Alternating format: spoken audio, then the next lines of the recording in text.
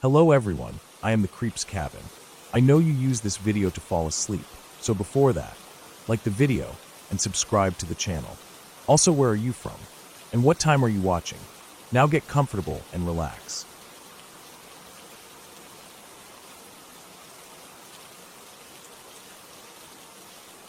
I grew up in a small town, a place where kids would often wander the streets and explore the woods without much worry. It wasn't like other towns where everyone was confined to their houses or had to constantly check in with their parents. Here, the streets were quiet, the town itself was close-knit, and we felt safe walking anywhere, even deep into the forest that bordered the town. My best friend, Charlie, and I spent most of our free time there, working on a secret hideout we'd been building over the past 2 years. It was a special place for us, hidden away in the trees, and we'd go there almost every day after school. Charlie had this dog, Max, a huge, scruffy mutt that was as loyal as could be. The dog would follow us everywhere, and he was a big part of our adventures. There was something comforting about the way Max would walk behind us, keeping an eye out like he was guarding us, even though he was just a dog. For the most part, the woods felt like a safe escape for us, a place where we could just be ourselves without anyone watching or judging. That day started like any other. We packed a small bag with snacks and drinks, ready for our usual trek to the hideout. Charlie had some new ideas for the fort, and I was eager to help him put them into action.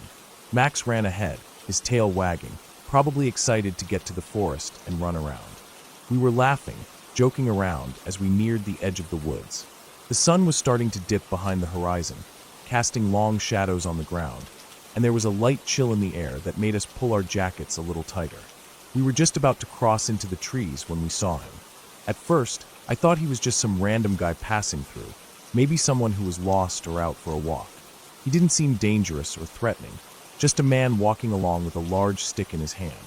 His clothes were filthy, caked in dirt and grime, and his hair was unkempt, like he hadn't bothered to shower or change in days. The smell hit me before I even realized what was going on, a sour, rank stench that made my stomach churn. But it wasn't until he squatted down, pulling his pants down with a groan, that I realized something was wrong. I froze, feeling a sudden wave of unease wash over me. He wasn't just taking a walk. He was doing something much worse. He was relieving himself right there on the ground, right in front of us, like he didn't even care that we were standing a few feet away. I could hear the sound of his business hitting the dirt, the squelching noise that made my stomach turn. Charlie, Max, and I stood there in complete shock, unable to move or say anything. I didn't even know how to process what I was seeing. Then the man stopped, as if he sensed we were watching. He turned around slowly, and his eyes met mine. There was a flash of recognition, like he hadn't noticed us before, but now knew exactly where we were. His expression shifted from casual to angry in an instant, his face contorting into a sneer. "What the fuck are you looking at?" he barked at us, his voice hoarse, almost like he hadn't spoken in days. The shock of the moment wore off, and panic set in. Without thinking, I turned and bolted into the trees, running as fast as my legs would carry me. My heart was pounding in my chest, and I could hear the sound of the man's footsteps behind me, growing louder with every second. I didn't dare look back, only pushing myself harder, weaving between the trees, my mind racing with fear. I had to make it to the hideout. It was the only place I knew I'd be safe. I didn't stop running until I reached the clearing where our hideout was. My legs burned, my breath coming in ragged gasps, but I forced myself to slow down, trying to steady my breathing. My hands were shaking uncontrollably as I crouched down behind the pile of old logs that made up the entrance to our fort. I could hear the sounds of the forest around me, the rustling of leaves and the distant calls of birds, but it all felt far away. My mind kept replaying the man's eyes, the anger on his face, and I couldn't shake the feeling that something terrible was going to happen. I sat there for a few minutes, trying to calm myself down. But as I began to regain some composure, a new realization hit me. Charlie wasn't here. I hadn't seen him since I turned to run, and I suddenly wondered if he had taken a different route. I tried to listen for any sound that might tell me where he was, but there was nothing, just the rustling of the wind in the trees. I couldn't wait any longer. I stood up slowly, brushing the dirt off my pants, and made my way back toward the direction where I'd last seen Charlie. I moved quietly, my footsteps barely making a sound on the forest floor. Max's barking echoed in my mind, and I felt a sudden pang of worry for the dog. If that guy had chased us, then maybe he had gotten to Charlie and Max. When I got close to the spot where Charlie and I had parted ways, I stopped. My stomach twisted into knots as I saw him. He was crouched down by a large rock, his hands covered in blood. It wasn't just a little bit of blood. His hands were completely soaked, dripping with it. My heart skipped a beat, and I ran over to him, panic surging through me. "Charlie, what happened? Are you okay?" I shouted, kneeling beside him, my voice trembling with fear. I didn't care about the blood. I just needed to know he was all right. Charlie didn't answer right away. His eyes were wide, his face pale, and he was shaking. It took a moment for him to process the words, and then he spoke, his voice barely a whisper. It's Max. The guy, he." Charlie trailed off, unable to finish the sentence. He looked over at the spot where he had been standing, and my eyes followed. There, lying on the ground, was Max. The dog was unrecognizable, a mangled mess of fur and blood. It looked like the man had gone into a frenzy, hitting Max with the stick over and over until the dog stopped moving. I could tell by the way the body was positioned that Max had fought back, but it had been no use. His fur was matted with blood, and the ground around him was soaked. It wasn't just a dog's death. It was something much more brutal, like the man had taken his time, making sure that Max couldn't get away. I felt sick to my stomach. I could barely breathe as I walked over to the dog, my mind struggling to comprehend what I was seeing. I could hear Charlie sobbing behind me, but I couldn't look at him. I couldn't stop staring at the dog's broken body, the mess that had once been our companion. Charlie finally stood up, wiping his face with his sleeve, and turned toward me. "We need to go. We need to get out of here." I didn't argue. I didn't know what else to say. We both knew what had happened was bad, but the worst part was that the man was still out there. Still somewhere in the woods, still angry, still dangerous. We needed to get back to town, to get help. I wasn't sure what we would say to Charlie's mom or the police, but I knew we couldn't just leave it like this.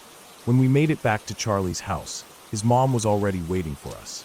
She looked up when we walked in, and her expression changed from confusion to concern the moment she saw Charlie's bloodied hands. "What happened?" she asked, her voice shaky. Charlie froze. I could see the way he was struggling to speak, the words stuck in his throat. He couldn't bring himself to say it, and I didn't blame him. I was the one who had to explain everything, to tell her what had happened in the woods, what we had seen, and what that man had done. Her face paled as I spoke, and when I finished, she grabbed the phone and dialed the police. The police arrived soon after, but they never found the man. They searched the woods, interviewed witnesses, and checked the town, but it was like he had vanished. No one knew who he was or where he had gone. They assumed he was just a drifter, some random crazy person passing through, but that didn't make it any less terrifying. The police told us to be careful, but it was obvious they didn't take it as seriously as they should have. They never found any leads. The man was gone, and we were left with the aftermath. It took Charlie years before he could talk about what had happened that day. The trauma of witnessing Max's death, of seeing the man's violence up close, was something that haunted him for a long time. I could see it in his eyes every time we talked about it. The guilt, the fear, the confusion.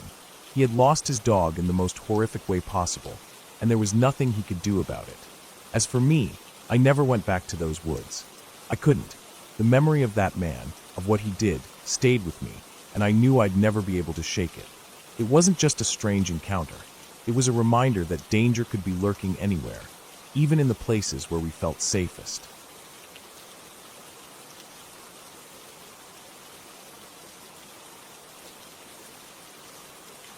The sun was starting to dip low when we finally reached the shelter. We had been hiking for most of the day, our legs sore from the steep climbs and long miles on the Appalachian Trail. The air had been thick with humidity, the kind that clings to your skin like a second layer, making every step feel heavier than the last.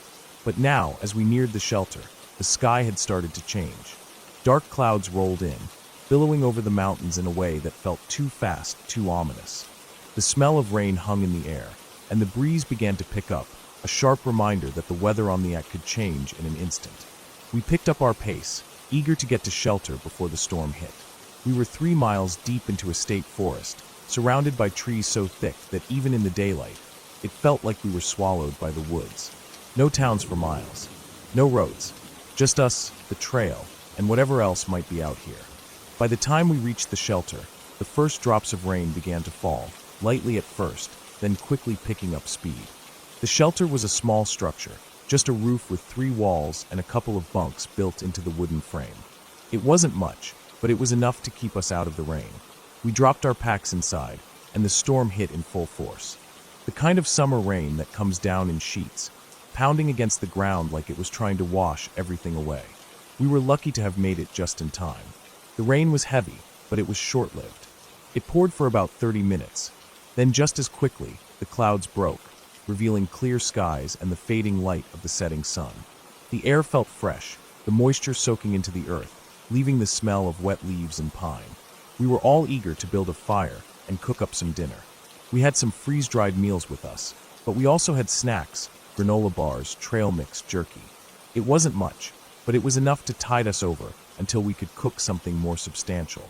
As we were gathering wood for the fire, I heard footsteps coming down the trail. I turned to the others, raising an eyebrow. "Someone else caught in the rain?" I asked, squinting toward the trail. The storm had passed, but the air was still thick with moisture, and it wasn't surprising that someone might be making their way down the trail after the downpour. Sure enough, just as I thought, a small dog appeared first, trotting down the trail toward us. A corgi. It came running straight at us, tail wagging like it had just found the best place on earth. It was dry, its fur hardly damp from the rain. Its paws were barely wet, which didn't make any sense. The rain had been heavy, and there was no way a dog could have avoided getting soaked unless it had been sheltered from the storm. We all looked at each other, confused. But the dog was harmless enough. It started begging for food as soon as it reached us, sniffing around for any scraps we might have dropped. We started tossing it bits of trail mix and jerky, trying to figure out where it had come from. But that was when the man appeared. He was a middle-aged guy, moving slowly down the trail. He wore blue jeans, a white t-shirt, and cowboy boots. No pack, no gear. Just walking down the trail like it was the most normal thing in the world. And the strangest part? He was dry. Not a speck of rain on him. His clothes, his boots, everything was bone dry, even though we'd just been caught in the downpour. It didn't make sense. There was no way someone could walk through that storm without getting soaked. Not even in the shelter of the trees. "Hey," he said, his voice sounding distant, like he wasn't really sure what to say. He seemed a little awkward, like he wasn't used to talking to strangers. He didn't make much conversation, just a quick hello before he started walking around the shelter, looking at the trees, the ground, the sky. It was like he was enjoying the view, but he didn't seem to care about the people who were there either. He didn't engage with us, not really. We just kind of watched him, trying to figure out what the hell was going on. The whole situation felt off. None of us said anything, but we were all thinking the same thing. This guy didn't belong here. He was out of place. Too calm. Too dry. The dog wasn't much better. It just sat there, staring at the man like it didn't have a care in the world. And then the guy did something else that made us all uneasy. He started calling for the dog. "Toby! Toby, come on, boy!" he shouted, his voice carrying through the trees. The dog didn't respond, not at all. It just sat there, looking up at him like it didn't hear a thing. We were all staring at the dog now, and that's when I noticed something strange. The dog was wearing a collar. A bright, Barbie pink collar. The kind of collar you'd expect to see on a little girl's dog. But there was no dog tag. Just the collar and a small metal ring hanging from it. No tags. No name. Nothing that told us where the dog had come from. The guy called for the dog a couple more times, but it didn't move. No reaction. Not even a wag of the tail. And then, just like that, the man turned and started walking back the way he came, calling the dog to follow him. The dog didn't even lift its head. "Toby, come on," the man repeated, his voice getting softer as he walked away. The dog stayed behind for a moment, just sitting there in the middle of the clearing. It didn't even look at us. It just sat there for a few minutes, and then, without warning, it stood up and walked away. It didn't follow the man. It didn't turn back to look. It just walked off into the woods in the opposite direction. We stood there, dumbfounded. The man disappeared down the trail, and we all exchanged glances. This was weird. There was no way around it. It didn't add up. None of it. We'd been hiking all day and hadn't seen a single person on the trail. No hikers. No tents. No shelters. Just the 4 of us, and now this guy out of nowhere. And the dog. The more we thought about it, the stranger it got. We tried calling the dog. "Toby. Hey, Toby." But it didn't respond. Not even a glance in our direction. We all looked at each other, our minds racing. Something wasn't right. We couldn't explain it, but we all had the same feeling. The guy hadn't seemed like he was just passing through. He hadn't seemed like someone who was lost. He hadn't seemed like someone who belonged on the trail at all. And the dog. It had a girl's collar, no tags, and it didn't respond to the name Toby. Not once. It was like the dog didn't even know the man, and yet it stayed with him. It was all wrong. We tried to shake it off, but none of us could. That night, after we'd set up our camp and tried to settle down, we couldn't stop thinking about it. We tried to convince ourselves that it was just a coincidence, that maybe we were overthinking it. But deep down, we all knew something wasn't right. We decided to take precautions. We set up noise traps with tin cans, strung together with paracord, around the shelter. We used the picnic table to block the front entrance, hoping to create some kind of barrier between us and whatever might be out there. We didn't sleep that night. Not really. We'd take turns watching out the front of the shelter, jumping at every noise, every little movement in the trees. We'd whisper to each other, making sure we were all still there. Every creak of wood, every shift in the wind, made us tense. Every time someone moved, we all jumped, hearts racing. At one point, Kurt had to get up to check outside.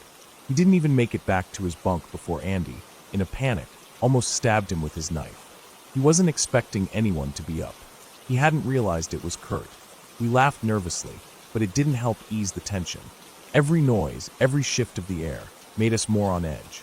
Even when Morgan had to pee and accidentally hit the string that triggered the cans, we all froze, thinking it was the man coming back. We were ready to jump into action, knives in hand, but thankfully Morgan yelled out, "It's me. It's just me." The rest of the night was a blur of tension and unease. We stayed awake, each of us thinking about the man and his dog, wondering if they were still out there, wondering if we were safe. When the sun finally rose, we cautiously took down the traps, silently agreeing that we weren't staying another night in that shelter. We left a note in the shelter's sign-in book, something about the man and the dog, though we didn't know exactly what to write. We just hoped someone else might read it and know that something strange had happened. We didn't follow the trail the next day. We diverted our path, heading towards a campground a few miles off the trail. We set up camp there, a quarter-mile from the trail, trying to keep as low a profile as possible. The next morning, we reached the campground's payphone and called for extraction. We were done. None of us have forgotten that night. Toby and the man. The dog that wasn't his. The man who shouldn't have been there. To this day, whenever we talk about it, we still can't explain what happened. But one thing is for sure, we never looked at the trail the same way again.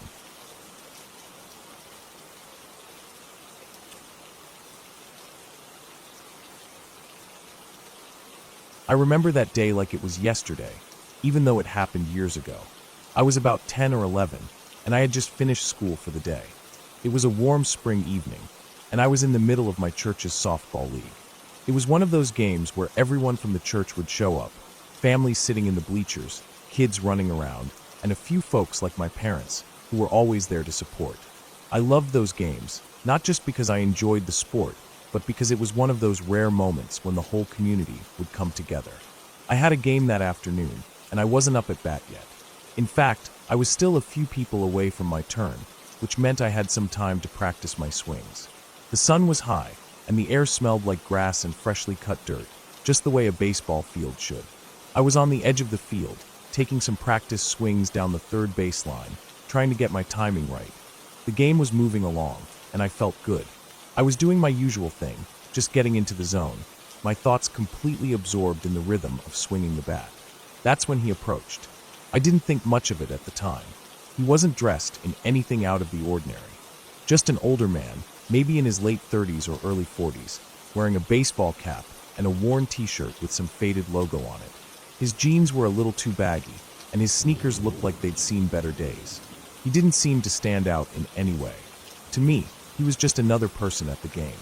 He walked up casually, not in a hurry, but like he was just looking for someone to talk to. He greeted me with a smile that, looking back, didn't seem entirely genuine, but at the time, I didn't think anything of it. He started with small talk, asking about the game, about which league we were in, things like that.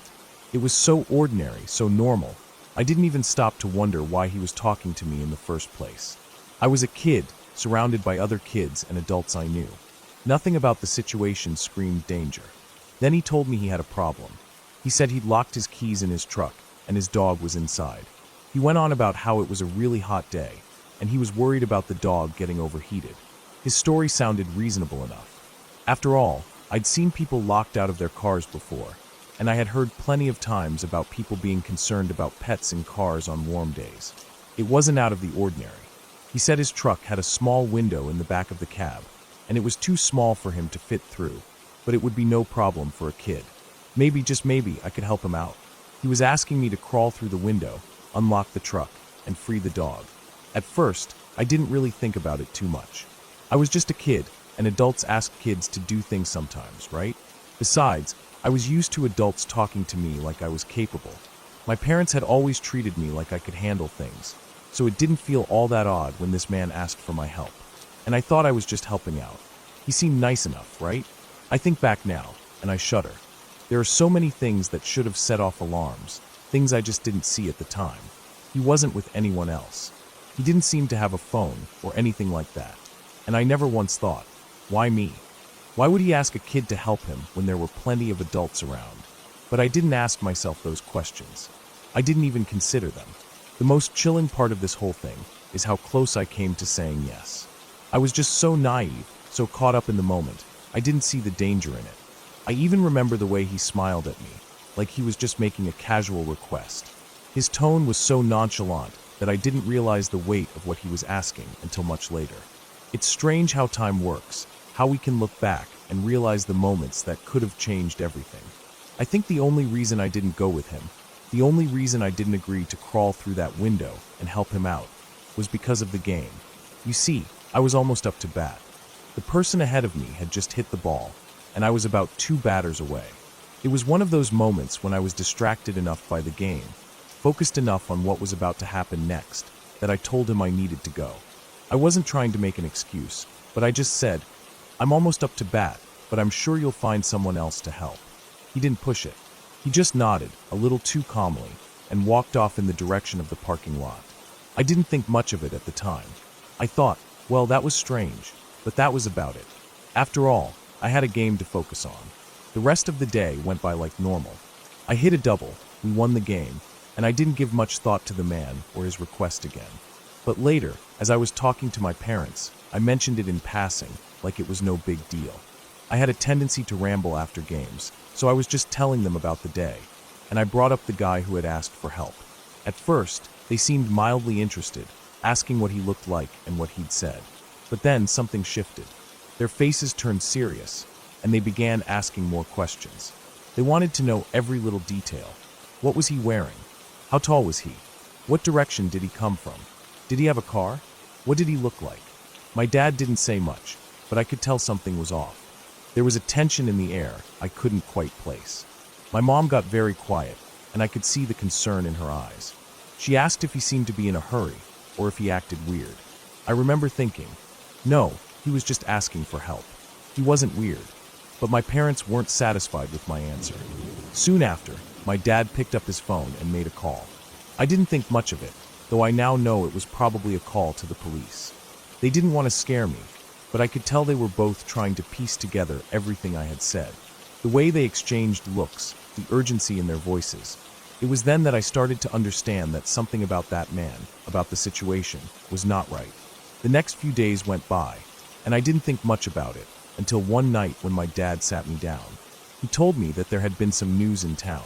A man had been arrested for attempted kidnapping in the same area, and the description matched the guy I had talked to. He said he wasn't sure if it was the same person, but it was a definite possibility. I remember feeling a chill run through me. I was old enough to understand then what had almost happened. I had been a kid, trusting and naive, talking to someone who was nothing like what he appeared. If I had said yes, if I had gone with him, things could have gone very differently. I don't like to think about it, but I often do. Years later, when I was in my 20s, that memory came up again. It wasn't something I'd thought about in a long time, but the realization of how close I had come to being in a terrible situation hit me like a ton of bricks. I thought about how, if it weren't for that baseball game, if I hadn't been distracted by that, I might not be here today. I thought about how easily that moment could have slipped away from me, how easily I could have walked right into a trap. The thing that haunts me the most isn't just how close I came to danger. It's the fact that, at that moment, I didn't realize how much danger I was actually in. If it wasn't for the distractions of the game, I would have been alone with that man. And I don't even want to think about what might have happened then. The man was arrested later for the same kinds of things I had heard about on the news. It turns out that my parents had kept an eye on him after I gave them the description. And that's when they found out that he had been doing this kind of thing in the area for a while. He had been targeting kids, and my parents had caught it just in time. I don't know what would have happened if I had gone with him, but I know that it would have been bad. I still think about that day from time to time. I can't help it. Sometimes, I wonder how many other kids were approached by him, how many others might have been in the same position I was in. And every time, I'm just thankful that I had that one small distraction, a baseball game, keeping me safe.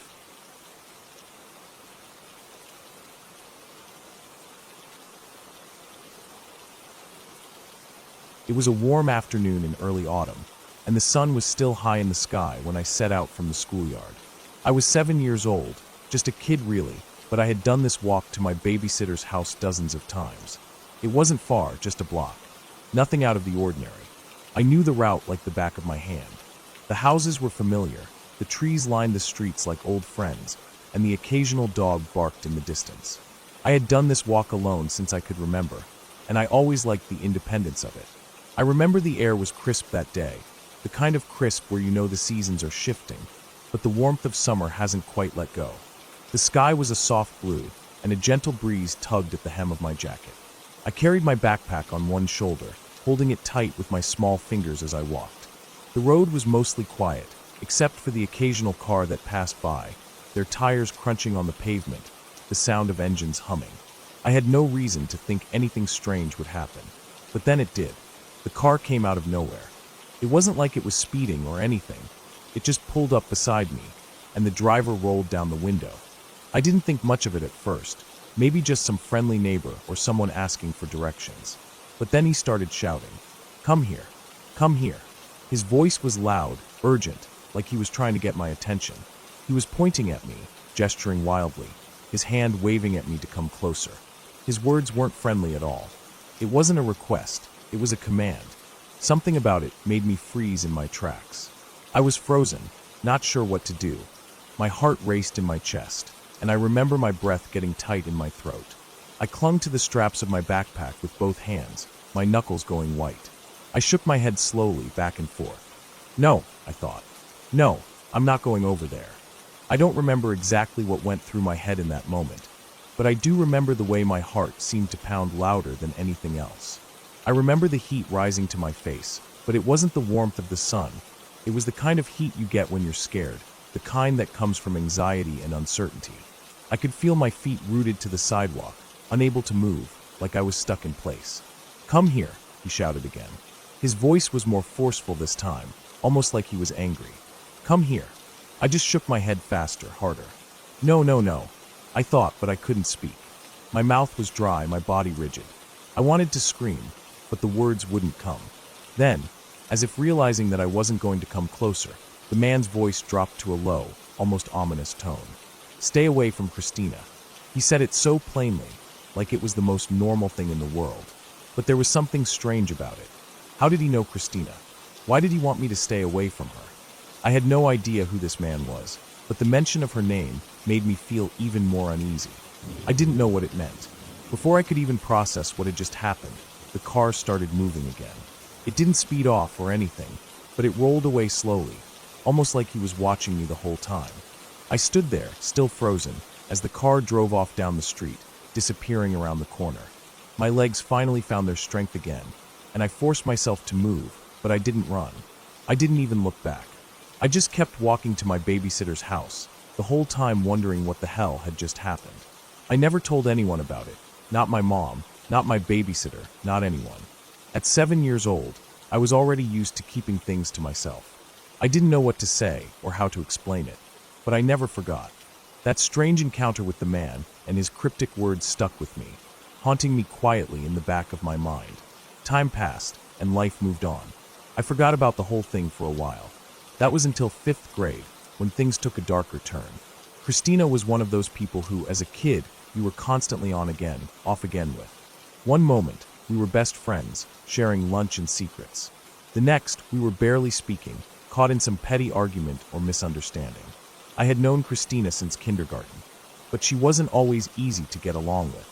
Sometimes she was sweet and fun, and other times she was mean, just like the other girl in our grade, who alternated between being my best friend and making my life miserable. One day during lunch in 5th grade, the other girl, let's call her Sarah, invited me to go with her to the pop machine in the back hall of the school. It wasn't anything special, just a chance to grab a soda. But I agreed, happy to hang out with her and get a break from the usual school routine. When we returned to class, I saw Christina waiting for me at my desk. "Your lunch was messed with," she said with a smile that didn't quite reach her eyes. "But don't worry, I brought it back for you." I didn't think much of it at the time, just the typical lunchtime drama. I sat down at my desk and opened my lunchbox, grabbing the can of pop I had brought. I took a sip and instantly felt something was wrong. It tasted off, chemically, like something wasn't right. I spat it out immediately, the taste lingering bitterly in my mouth, and I rushed to the water fountain to rinse it out.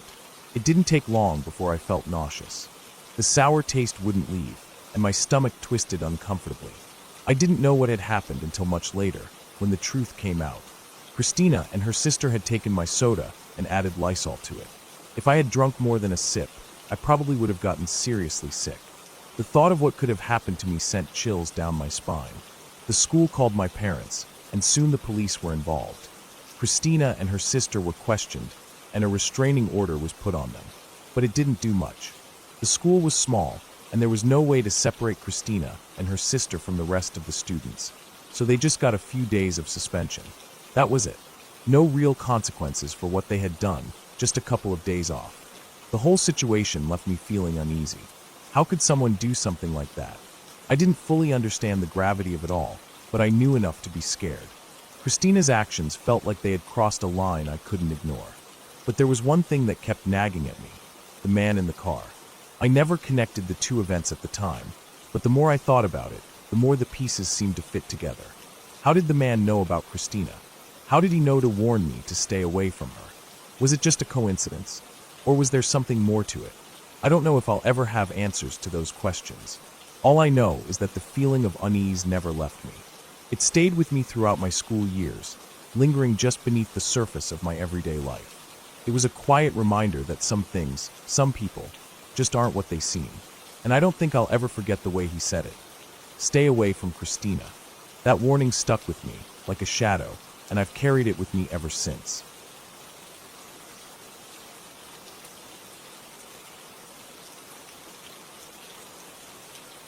I've thought about this a lot.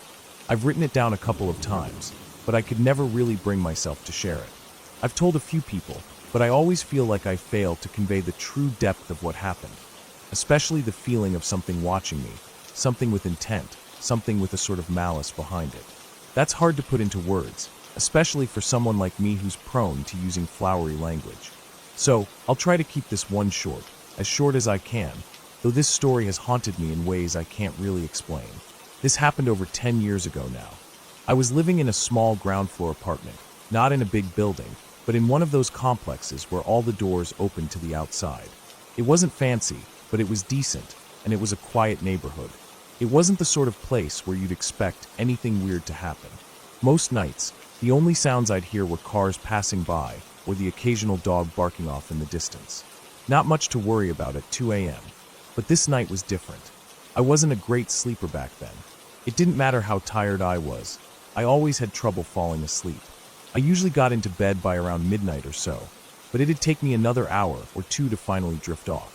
So, I was asleep by about 2 a.m. when I was jolted awake by a loud crash from the next room, the kitchen. I remember the sound in perfect clarity. It was sharp, loud, like something had been knocked off a counter, maybe a plate or a cup. But it wasn't like something that had simply fallen. No, this sound had a violence to it, like something heavy being thrown or slammed onto the floor. My heart skipped a beat as the noise sliced through the silence of the apartment. I laid there for a moment, trying to make sense of what had happened, but the first thing that came to my mind was that it was the cats. Maybe they had knocked something over. I had 2 cats at the time. They were both adults, well-adjusted and calm. They'd been with me for years, moved with me across states, survived long drives and noisy apartments. They weren't the type to get spooked easily. I tried to sit up, irritated that my peaceful sleep had been interrupted. But as I tried to pull back the blanket, I felt them, both of them, huddled against my hip. I froze. They weren't moving. They weren't squirming like they usually did when they wanted to get up or find a different spot. They were pressed against me, their fur cold, their bodies rigid. I reached down, and that's when I saw their eyes. Huge, dilated, wide as saucers, their ears flattened so far back that they almost disappeared into their fur. They were puffed up like they'd been electrocuted, but it wasn't just that. It was their eyes. The fear in their eyes hit me harder than the crash had. Now, I've lived through a lot of strange situations, and I've never seen my cats act like that before. They'd lived with loud noises, lived with people coming and going, lived with dogs in chaotic situations. They'd been through all of it and never reacted this way. But now, they were completely terrified. I remember feeling a tightness in my chest, a sense of unease creeping through me. But even then, I still thought it was just something silly, something that could be explained. Maybe a dish fell off the counter. Maybe they just got spooked by a noise outside. Maybe it was nothing, but something in me started to shift. The anger I had at being woken from my sleep started to fade, replaced by a creeping sense of caution. I knew I should stay in bed, but I couldn't shake the feeling that something was wrong, and I couldn't ignore the fear on my cats' faces. I swung my legs out of bed and stood up, my bare feet hitting the cold floor. The apartment was quiet again. The silence was almost deafening. The kind of silence where you feel like everything is holding its breath, waiting for you to move. I moved down the hall to the kitchen, almost instinctively flicking on the light as I passed. The moment the light clicked on, I immediately saw it, the dish drainer. It had been shoved across the kitchen, clear from where it had been placed on the counter. The thing was, it wasn't just casually knocked over. It was as if someone or something had thrown it with force. The bowl that had been on top of it was shattered on the floor, pieces scattered near the stove. The dish towel that had been half hanging off the edge of the sink was now lying directly in the center of the floor. I froze for a second, staring at the mess, trying to make sense of it. It wasn't just the mess, though. It was the way it had happened. The dish drainer had been launched across the kitchen. There was no way this could have been the result of my cats. Not in a million years. They were in my bed, huddled against me in fear. They couldn't have done this. I bent down, slowly picking up the dish rack. The mess was worse than it seemed at first. The bowl had broken on impact, its jagged edges sitting next to the stove. The plastic food container was on the other side of the room, like it had been thrown there too. I could still hear the crash in my head, but I didn't know what to make of it. I didn't know what to think. I gathered the broken pieces of ceramic and the plastic parts, tossing them into the dish rack. I didn't feel angry anymore. I wasn't irritated. I felt like I was floating in this strange state, just going through the motions, because that was what you do when something happens and you don't have an explanation for it. I didn't feel scared at that moment. I just felt disoriented and tired. I finished cleaning the mess up, turned off the kitchen light, and walked back to my bedroom. The cats had settled down, but they were still on edge, their eyes flicking back and forth toward the kitchen. I climbed back into bed, trying to put it all behind me. I remember feeling the weight of the blankets on my body, the chill of the air creeping in from the window. But my mind kept returning to the kitchen, the mess, the way the dish drainer had been flung across the room. It wasn't something that could just be written off as a simple accident. The more I thought about it, the more I realized how deeply unsettling it had been.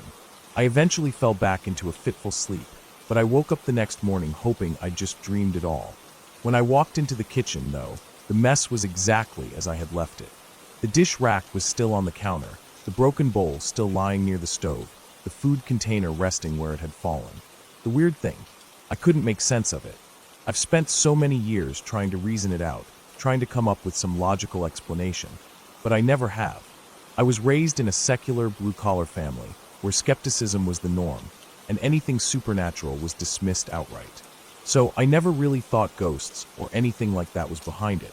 But even now, I can't shake the feeling that something had been there that night, something that caused my cats to panic, something that threw that dish rack across the kitchen. I didn't tell many people about this at first, mostly because it felt silly to even try to explain. But every time I think back to that moment, the crash, the way my cats looked, the mess, it feels like a dark weight. It's still with me, all these years later, and I don't think I'll ever forget it. It's not something that fits neatly into any explanation. It just happened, and there's no neat way to tie it all up. Some things don't have an easy answer. Some things don't have a name. But I'll never forget how I felt that night. How something unseen seemed to be watching. How that moment felt full of malice, like something had just been waiting for the right time to make its presence known.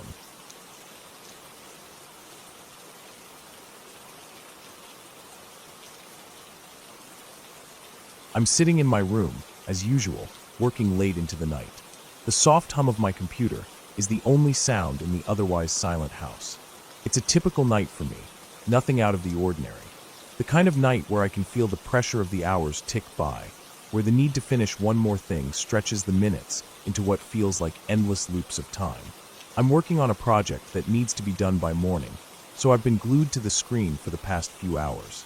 But as the minutes creep closer to the early hours of the morning, my bladder gives a sudden, sharp reminder that I need to take a break and go pee. It's not an emergency, but it's enough of a nudge to make me get up and step away from my computer. I stand up and stretch for a moment. My body aches from sitting for too long, and I let out a small sigh as I roll my shoulders. The house is dead quiet, just the way it always is when I stay here. It's familiar, comforting even.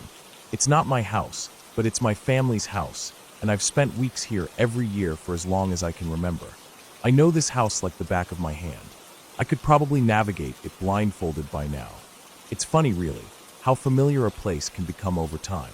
The way you can feel its layout in your bones, like a part of your body. I know exactly what to do to avoid waking anyone up. I've stayed here enough times to know the exact pattern of how to move through the house without making a sound. It's late, and I don't want to disturb anyone, especially not my family. I'm a guest here, and even though they're all in bed, I still don't want to be the one making noise at this hour. The hallway between my room and the bathroom isn't long, but it's a bit of a maze. There's a sort of left-handed U-turn that I have to navigate every time. I don't mind it. It's just how the house is laid out. It's simple, really. I've done this same trip 100 times. I head out the door, quietly pull it shut behind me, and step into the hallway. The first turn is a left, and then a few steps down the hall. Another left turn, and I'm facing the bathroom door. Everything is so automatic. No thinking involved. I can probably do it with my eyes closed, though of course I won't. The bathroom light flickers as I flip the switch, but it doesn't matter. I'm used to it. I do my business quickly, as I always do, trying not to make too much noise. The last thing I want is to wake someone up at this hour. The house is still quiet. Too quiet, almost. I turn off the light and step out into the hallway, back the way I came. Now, this is where it gets tricky. I've never had a problem before, but tonight something feels different. I don't know what it is.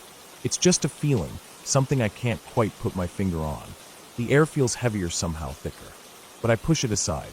It's just the hour, the stillness of the house. I've been working too hard. I'm just tired. That's all. I don't turn on the hallway light. That would defeat the purpose of trying to be quiet. Instead, I feel my way down the hall. One step, two steps, I take the first right turn, and I know exactly where I am. I'm almost back to my room now.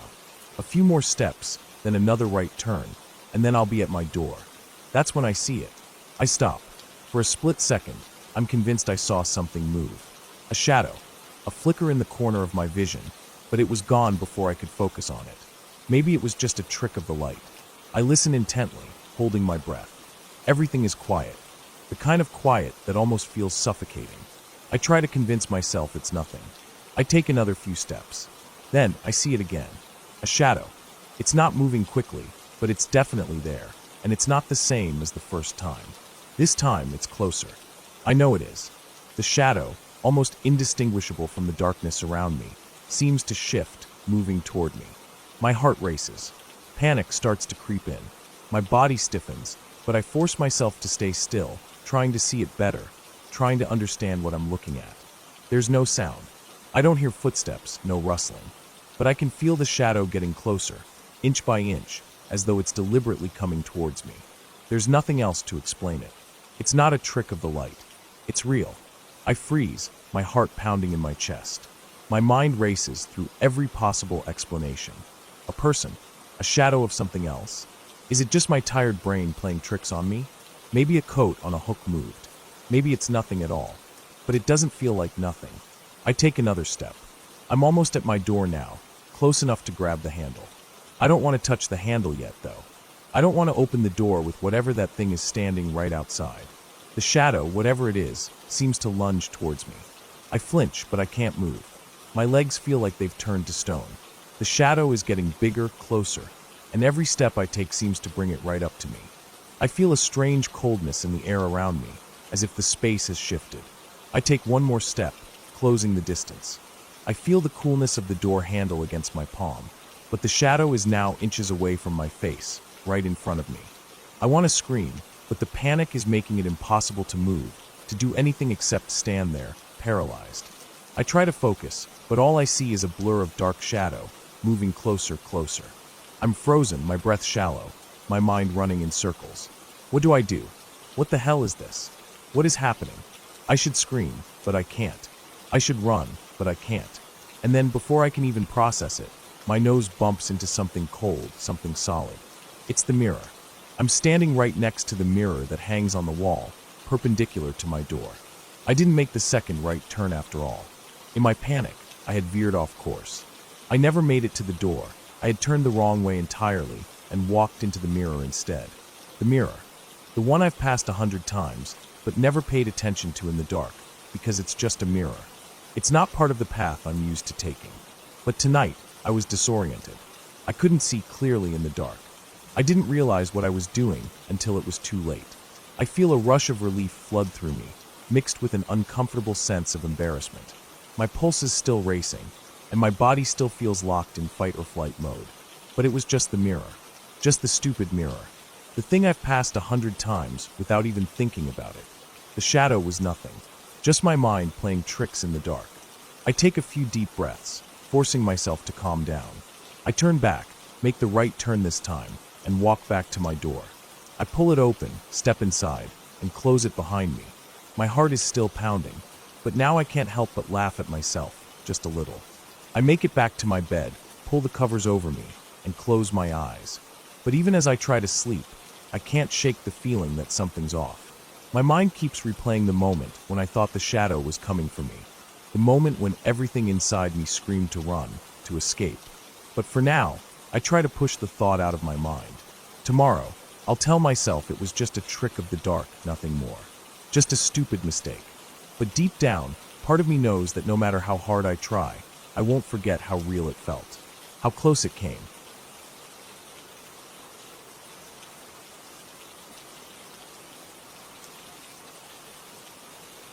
I was 4 years old when my life changed in a way I could never fully understand at the time. My father, stepmother, and baby brother were killed in a horrific highway accident, and I, by some twist of fate, was left behind. To this day, I can only piece together fragments of that day. Things I've heard from others and details I've tried to uncover through my own search for answers. But the memories that linger most are the ones I can't explain, the ones that don't make sense, even to me. We were living in Texas at the time, a small town in the West Texas region, just a few hours from Lubbock. My parents had split a while ago, and while my father and I weren't exactly close, I still spent time with him and his new family, at least when things weren't too complicated. But by the time of the crash, I had been away from him for a while, and I hadn't been around him or my stepmother enough to have a vivid memory of either of them. It's a strange thing, memory. It doesn't always work the way you expect it to. Most of what I know about that day comes from what others have told me or from things I've read. I've pieced together the story over the years, but there's a part of me that still doesn't feel like I fully understand it. The accident happened on Highway 84, a long stretch of road that runs between Lubbock and Abilene. It's the kind of highway you drive along for hours without seeing much of anything but flat fields, the occasional farmhouse, and the endless stretch of the road ahead. There was nothing particularly remarkable about that part of the highway. At least, not until that night. My father, stepmother, and baby brother were driving from Albuquerque, New Mexico, to Houston to pick me up. They were going to take me for a few months, give me a break from the daily grind of life in a broken family. I don't remember them leaving Albuquerque or anything leading up to that moment. All I know is that they were on their way to get me. According to what I've been told, they had stopped on the side of the highway near a small patch of trees. It was late in the evening, and my baby brother was throwing a fit in the back seat. My stepmother had gotten out of the car to check on him, to calm him down, and my father had gotten out with her. They were parked, the car on the shoulder of the road, just a few feet away from the main traffic lane. At the time, I didn't understand the dangers of being on the side of the highway, but now, as an adult, I can see it so clearly. They were vulnerable, exposed, in a place where the only thing that separated them from the fast-moving traffic was a few feet of shoulder. And that's exactly what cost them their lives. A semi-truck driver, who had been driving for far too long without rest, was coming down the hill toward them. He had been over his hours, his body exhausted, his focus slipping. It was late, the road was empty, and he wasn't paying attention to the shoulder. The truck veered off course, its massive tires screeching as it hit the parked car at around 70 miles per hour. The impact was immediate and violent. The truck slammed into the rear end of the car, sending it spinning out of control before it caught fire. The wreckage was unrecognizable. My father, my stepmother, and my baby brother never had a chance. The fire consumed everything. No one survived. Not even a trace of them remained. The only one left behind was the truck driver, who somehow walked away from the wreck. I never knew the full extent of it at the time, of course. I was just a kid, and I didn't understand the gravity of what had happened. My family had been taken from me, and I was left behind to face a world that was already too big and too confusing for someone so young. But even then, something inside me knew that life wasn't going to be the same anymore. Over the years, I grew up and tried to move on. I lived with relatives, and eventually, I ended up attending Texas Tech in Lubbock. I still remember the feeling of driving down the highway, passing the stretch of road where the accident had occurred. It was like a knot in my stomach every time, a sick feeling that I couldn't shake off. I would drive past it and wonder how many people actually knew what had happened there, how many knew that a family had been lost, that lives had been destroyed in an instant. It wasn't until much later, when I was an adult and had some free time, that I decided to do some research on the accident. I had to know more. I had to understand what had happened. The details of the crash were vague, but I wanted to find out more. I found an article online that seemed to reference the accident, a piece written by someone who had witnessed it. The person who wrote the article had lived in a house near the highway, and they remembered seeing the accident. They spoke about the family, my family, walking along the side of the highway after the crash. They didn't describe them as being injured or anything like that. No, they described them as continuing their journey, walking along the shoulder of the road, but never getting any closer to their destination. At first, I didn't understand. What did they mean? How could this person have seen my family walking after the crash? I couldn't make sense of it. The crash was so violent, so final. There was no way anyone could have survived, let alone been seen walking away from the wreckage. But the article was clear. This person had seen them.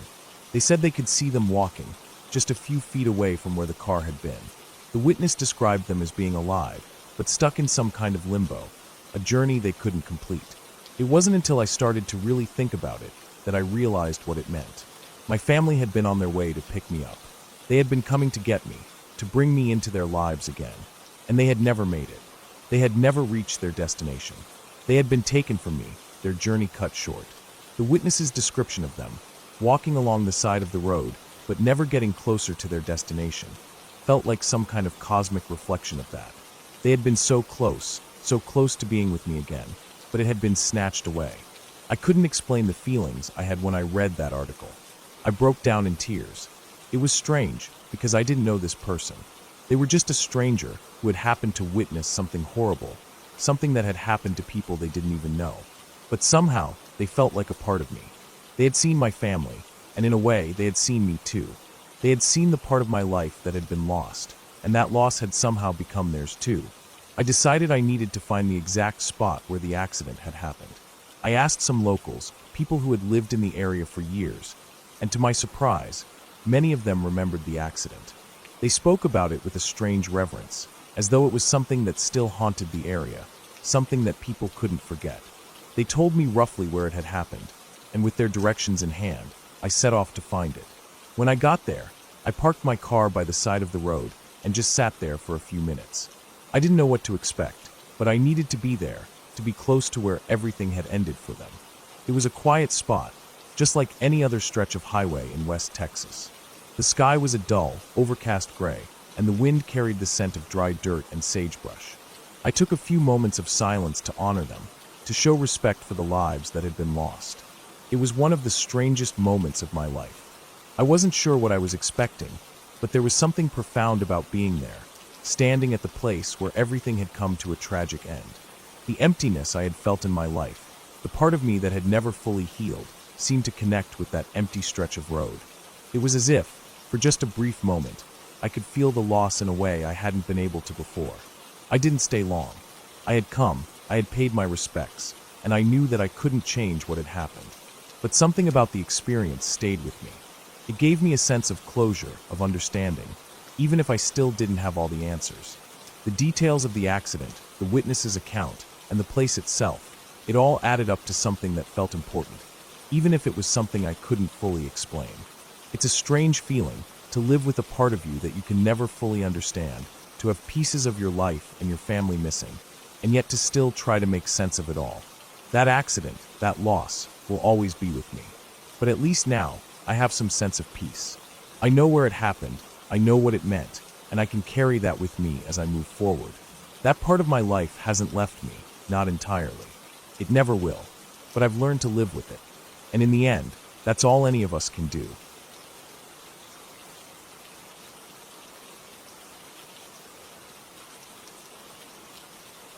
We had been planning this trip for months, but it was a simple one. Just 5 days.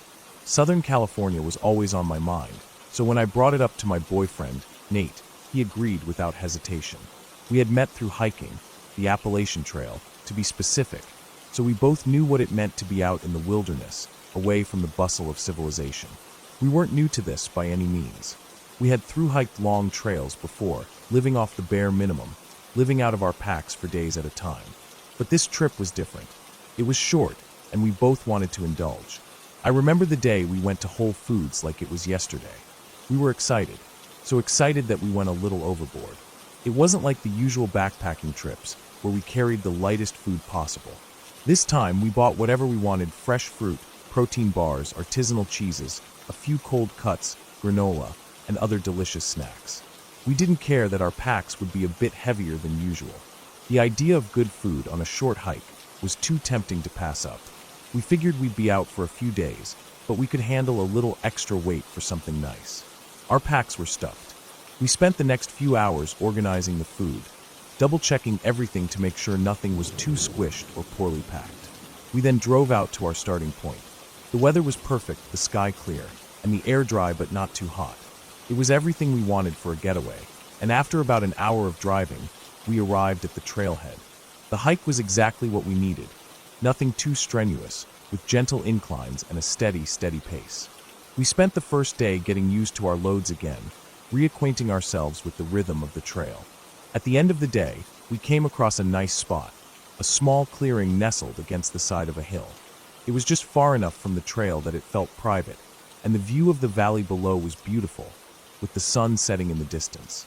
The last thing we wanted was to be near other people, so this secluded spot was perfect. The next day, we planned on hiking further, but the day was a little more relaxed.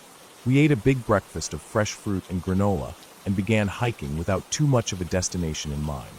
Around midday, we passed a dirt service road that led to some sort of utility area. There was a large trough nearby, presumably used to feed horses. The trough was big, heavy, and already overturned, so it looked like no one had been around in a while. We figured this was as good a spot as any to stash our food bags for the night. At the time, it seemed like a perfect choice. The trough was solid, heavy, and clearly not in use. It would be a great place to keep our food safe from any potential animals, especially bears. It was just far enough off the beaten path that we felt confident no one would stumble upon it. We shoved both of our food bags underneath the trough, arranging everything carefully to ensure nothing would fall out. We didn't really expect anyone else to be out here, especially so far from the nearest town. The trail was quiet, the only sounds coming from the wind and the distant rustling of the trees. That night, we settled into our tents and spent the evening talking, eating some of our trail mix, and enjoying the quiet. The sky was clear and full of stars, and it was one of those nights when everything felt peaceful. The sound of the wind through the trees was calming. We didn't think much about the food bags. They were safe where they were, and it was a simple, easy night in the wild. The next morning, we woke up early to continue our hike. The first thing on our minds was breakfast, so we grabbed our gear and walked over to where we had stashed the food. As we approached, I saw it immediately. Half of the food was gone. It didn't make sense. There were only 2 bags, and both had been packed to the brim. Now one was nearly empty. I felt my stomach drop, and my skin prickled with a creeping sense of unease. The food bags had been opened, but it wasn't like an animal had torn into them. The bags were neatly unzipped, and whoever took the food had done so selectively, only picking certain items. Some of the cheese was gone, some of the bars, and even a few of the fresh fruits. But not all of it. It was like someone had gone through and chosen what they wanted. I froze, looking around, trying to make sense of it. "Nate, what the hell?" I whispered. He didn't respond immediately, and I could see him standing still, scanning the area around us. His face looked pale. He wasn't as freaked out as I was, but I could see the concern in his eyes. He moved over to the other bag and checked it carefully. The damage was the same. It didn't take long for the realization to hit us both. This wasn't an animal. This wasn't a bear. No bear would pick out specific foods, and no bear would leave the bags so neatly disturbed. This was a person who had been watching us. And that thought made my stomach turn. I tried to think back. Had we seen anyone else? No. No one had passed us on the trail. We hadn't heard any cars or voices. We were miles from the nearest town, with no signs of anyone else being nearby. But that's when the thought hit me. The person must have been watching us. Maybe even from the road, or perhaps they had seen us from a distance as we set up camp. The idea of someone else being out here, near us, was unsettling. I felt a wave of panic, like someone had violated our space. We had been so sure we were alone, so certain that no one else would come this far into the wilderness. But now, someone had taken our food, rifled through our bags, and disappeared back into the woods. I wanted to think it was just a fluke, maybe a hunter passing through, or someone who was also hiking. But it didn't feel like that. The quiet was too heavy, too still. It felt like whoever had done this was watching us even now, hiding in the shadows, waiting for the right moment to approach. We stood there for a while, unsure of what to do next. Our food supply was decimated, and we weren't sure we could continue without it. We had enough for maybe another day, but we had planned for 5. This was supposed to be our break, a chance to relax and enjoy the outdoors without worrying about anything. Nate finally spoke up. "I think we should go back," he said, his voice low but firm. He was right. There was no reason to stay out here without enough food, and the thought of someone else being so close to our camp, possibly still watching us, made it feel unsafe. The idea of continuing the hike, knowing someone had been that close, felt wrong. We packed up quickly, trying to salvage what little we had left in the food bags. We didn't say much as we walked back toward the trailhead. I couldn't shake the feeling that someone was watching us, maybe following us. Every rustle in the bushes, every crack of a twig, made me jump. But we didn't see anyone. There were no footprints, no signs of another hiker or person on the trail. It was just us walking back. By the time we got to the trailhead, it felt like we had been out there for much longer than we actually had. I was relieved to finally see our car in the parking lot, but there was still a knot in my stomach. I couldn't stop thinking about the food and the feeling of being watched. We hadn't seen anyone, but the evidence was there. Someone had been out there, and they had taken what wasn't theirs. We drove home in silence, the air heavy with the tension of what had happened. I kept thinking about how easily we could have been in danger. We were experienced hikers, but we were also naive in thinking that we were far enough out that nothing like this would happen. We didn't talk about it much after that. It felt like one of those things you just had to move past, even if it left a lingering unease. We never found out who had taken our food or why, but we both knew one thing for certain. Next time, we'd be a lot more careful about where we left our things. The woods were no longer just peaceful. They were a reminder that you never really know who, or what, could be lurking in the shadows.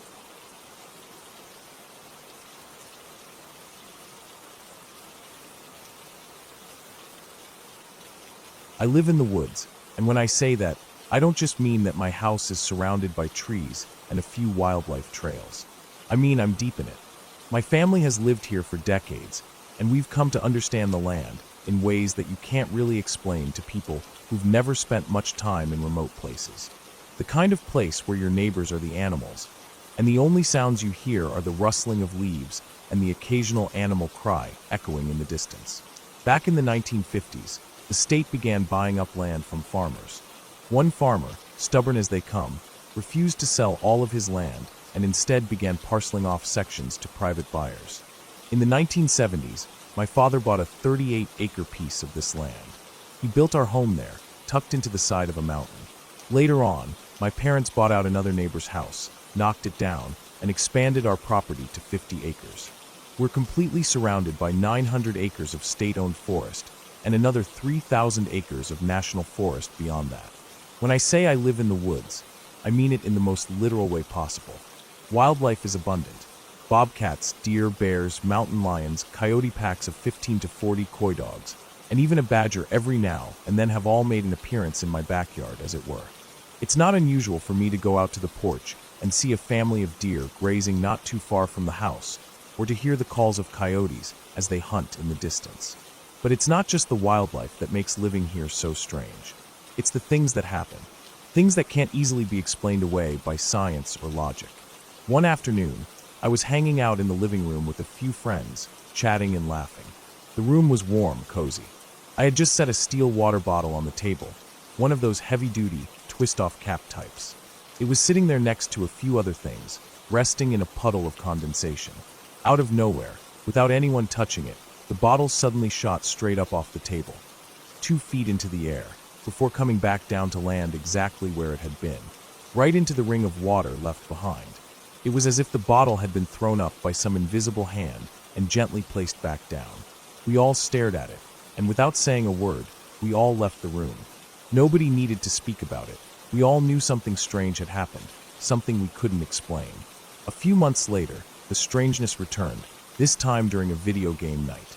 We were in the living room, the TV and game console blaring. The usual noise of people talking and the game's soundtrack filled the room.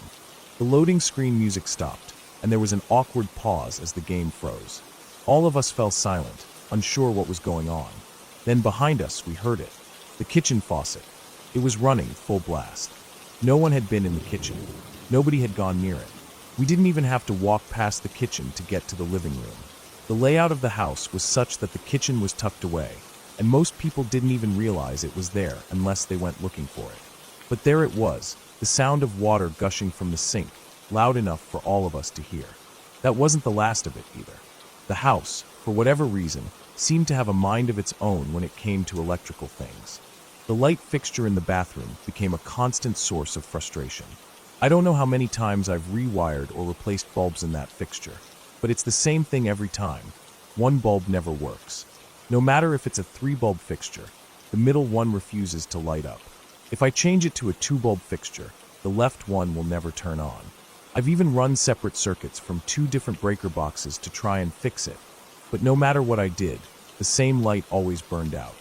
I've given up trying to fix it. It's just one of those things that, no matter how hard I try, I can't explain. Even stranger are the electronic devices in the house. Computers, TVs, stereos, whatever it is, it doesn't matter. They'll randomly switch on or off, often without any explanation. You could be sitting in the living room, not even near the TV, and suddenly the screen will light up on its own. Or you'll be walking away from a room, and the stereo will suddenly start blaring music. I've even had devices switch on when they were unplugged, or the batteries were out of the remote controls. It's as if something or someone is flipping switches when you're not looking. The woods around the house are no less strange.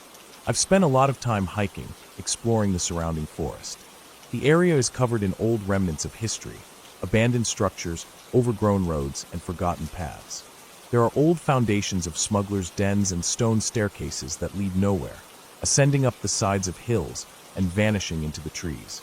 These relics are scattered throughout the forest, and the deeper you go, the more you find. It's not uncommon to come across unmarked graves, old shine shacks, and ruins from long-forgotten times. There's something eerie about it, walking through a place where people once lived, but now the only evidence of their existence is a crumbling stone wall or a half-buried rusted metal can. But for all the oddities, I've never felt truly threatened. It's not that I don't have a sense of caution or that I don't recognize the dangers that exist in the woods, wild animals, falling trees, or the risk of getting lost, but it's something else entirely. There's a presence, a sense that I'm not always alone. It's a feeling that I get sometimes when I'm out in the woods by myself, or even when I'm inside the house. There are moments when I just know that something's watching me, even if I can't see it. You get to know the land after a while, and you learn to trust your instincts. My instincts tell me that I'm being watched, even if I can't put my finger on exactly who or what is watching me. One night, a few years ago, I was out hiking on a trail that runs through our property. It's an old, overgrown path that loops around the ridge of the mountain and connects to several other hiking trails on state land. The trail is narrow, barely wide enough to fit one person, with dense underbrush on either side. I've hiked it many times, but that night, something felt different. I couldn't shake the feeling that someone, or something, was following me. I kept hearing branches snapping behind me, soft enough that it could have just been an animal, but too rhythmic to be random. I stopped a few times, straining my ears, but the noises would stop as soon as I did. Eventually, I quickened my pace, and the noise seemed to follow suit, matching my speed. It wasn't until I reached a clearing that I felt the full weight of the strange sensation. The clearing was small, surrounded by thick trees on three sides. The moonlight filtered through the branches, casting long shadows across the ground. I stood there, breathing heavily, trying to shake the eerie feeling creeping up my spine. Then, just as suddenly as it had begun, the feeling faded. The air felt lighter, and the hairs on the back of my neck lay flat again. I don't know why it stopped, but I knew something had been there, watching, waiting. The feeling didn't go away entirely. It lingered, just at the edge of my mind, like a shadow that wouldn't quite disappear. I came home that night, and everything felt off. The house was quiet, too quiet. The kind of quiet that fills you with unease, the kind of silence where every creak and groan of the house sounds amplified. I couldn't shake the feeling that whatever had been out there in the woods had followed me back. That's when I noticed the first sign. The faucet in the kitchen was on again, full blast. But this time, I knew I hadn't left it on. I checked the other faucets, nothing. Just the kitchen sink, running as if someone had left it on and forgotten. It wasn't the first time something like that had happened, but something about this felt different. I turned the water off, but the feeling didn't go away. I could still feel eyes on me. I'm not one to believe in ghosts or anything like that, but after a while, it becomes hard to ignore the strange events that happen around here. Maybe it's just the isolation, maybe it's just the land, but it feels like there's something here. Something that's been here long before I ever set foot on this property. Something that's never quite left. To this day, I still feel it. That strange sensation that I'm being watched. I've learned to live with it, as unsettling as it is. I've come to accept that I might never fully understand what's happening, but I also know that I can't deny it either. There's something about this place, this land, that doesn't let go. Maybe it's the remnants of all those who lived here before. Maybe it's something else entirely. But whatever it is, I've come to understand one thing for sure. This land is alive with stories, with history, with things that aren't easily explained. And I'm just another chapter in its strange, ongoing tale.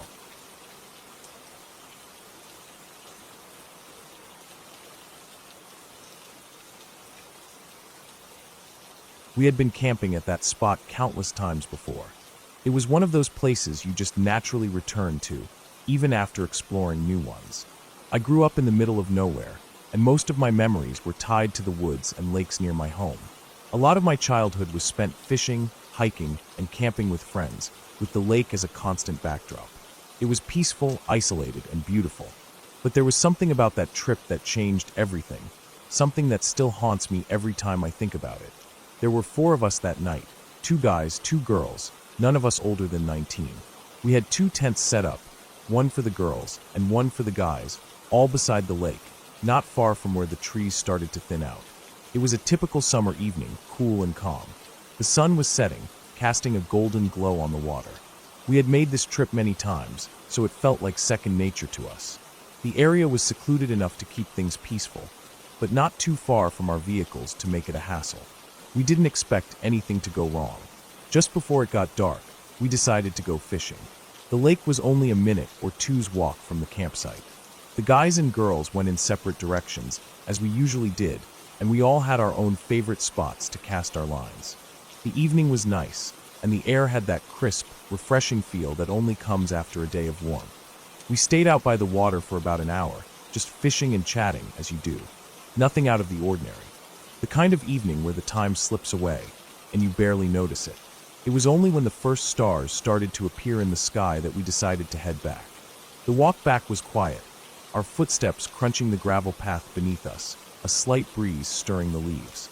The camp was supposed to be right there, just up ahead, near that familiar clearing by the lake. But as we neared, something felt off. I couldn't put my finger on it at first, but when we finally reached the clearing, everything hit me at once. The camp was gone. No tents, no coolers, no gear, not a trace of anything we had left behind. Nothing at all. The ground was bare, just dirt and grass, the faint impression of where the tents had been, but that was it. It looked like we had never even been there. The first thing that ran through my head was that maybe someone had come by and taken everything. It would make sense, right? Someone could have come while we were fishing, grabbed our stuff, and just left. But that didn't sit right with me. I looked around. There was only one way in and out of the spot we were camped, and we had been fishing in that very entrance. No one could have snuck in without us seeing them.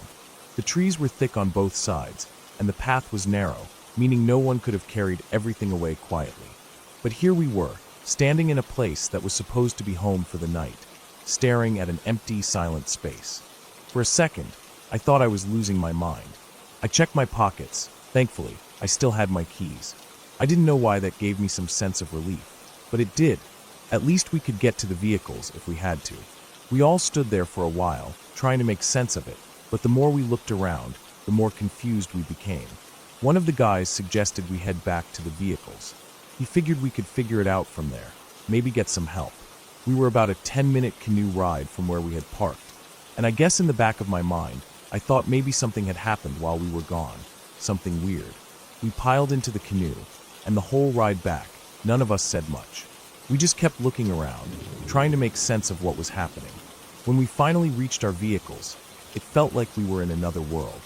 The lights from the trucks illuminated the area around us, and I remember how eerie everything felt, like we had crossed some invisible boundary into a strange reality. My mind was racing, and even though we had left in good spirits earlier that day, I couldn't shake the unsettling feeling creeping up my spine. The whole ride back to the campsite felt strange, too, as if the world had somehow shifted. We were all quiet, almost too quiet, each of us replaying the events in our heads, searching for some explanation. There were no tracks, no evidence of anyone else. No sign of struggle, but no sign of us either. Just emptiness. The next day, we went back. We had to know what had happened. Maybe we had just misremembered. Maybe the tents were never there. Maybe we had lost our minds. But no, everything was exactly the same. There was nothing. Nothing but dirt and rock. The ground where the tents had stood was perfectly undisturbed, and there was no sign of any of our gear. No marks in the dirt, no evidence of anything. The thing that really freaked me out, though, was the cliff. Right behind where we had camped, there was a 40-foot drop straight down, the kind of cliff that could leave you seriously injured if you went over it. We had all camped here many times before, but I had never thought about that drop. I never thought to consider the possibility that someone, could have been watching us from that height. That day, though, standing there, staring at the cliff, I couldn't shake the thought. I couldn't help but feel like we had been observed, like we were being toyed with. What I can't understand is how it all disappeared. Our stuff, our tents, our gear gone. It doesn't make sense. Even if someone had come by and taken it, there's no way they could have done so without leaving some trace. But there was nothing. No footprints, no broken branches, nothing. It was as if the land itself had swallowed it all. After that, we decided to leave. There was no reason to stay. We couldn't explain what had happened, and we didn't want to stick around to find out if it would happen again. The thought of being out there, with nothing to explain what had just occurred, made me feel more uncomfortable than I can explain. I've thought about that trip a lot since then. Over the years, I've tried to reason with myself, come up with logical explanations, but every time, I hit a wall. I don't know what happened, and I don't know what could have made all our things vanish like that. Sometimes, when I'm out camping, I find myself looking around, checking the cliffs, checking the path, trying to make sure I'm not being watched. I'm not sure if it's paranoia or if something really did happen that day, but either way, I don't think I'll ever forget it. And sometimes, when I'm alone in the woods, the memory of that empty campsite still haunts me. I'll never understand what happened, and maybe that's what scares me the most.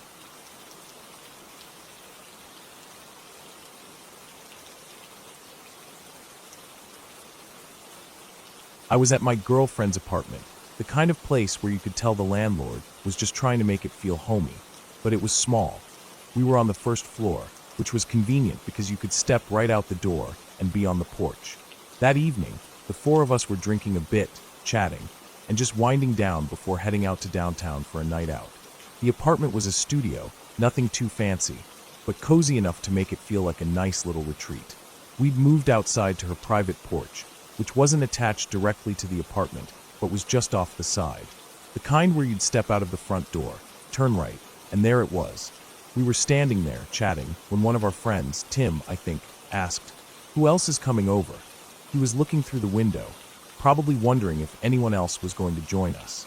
I turned to look into the apartment, just as Tim was looking through the blinds. What I saw instantly had my stomach drop. There was a guy in the apartment, standing near the kitchen.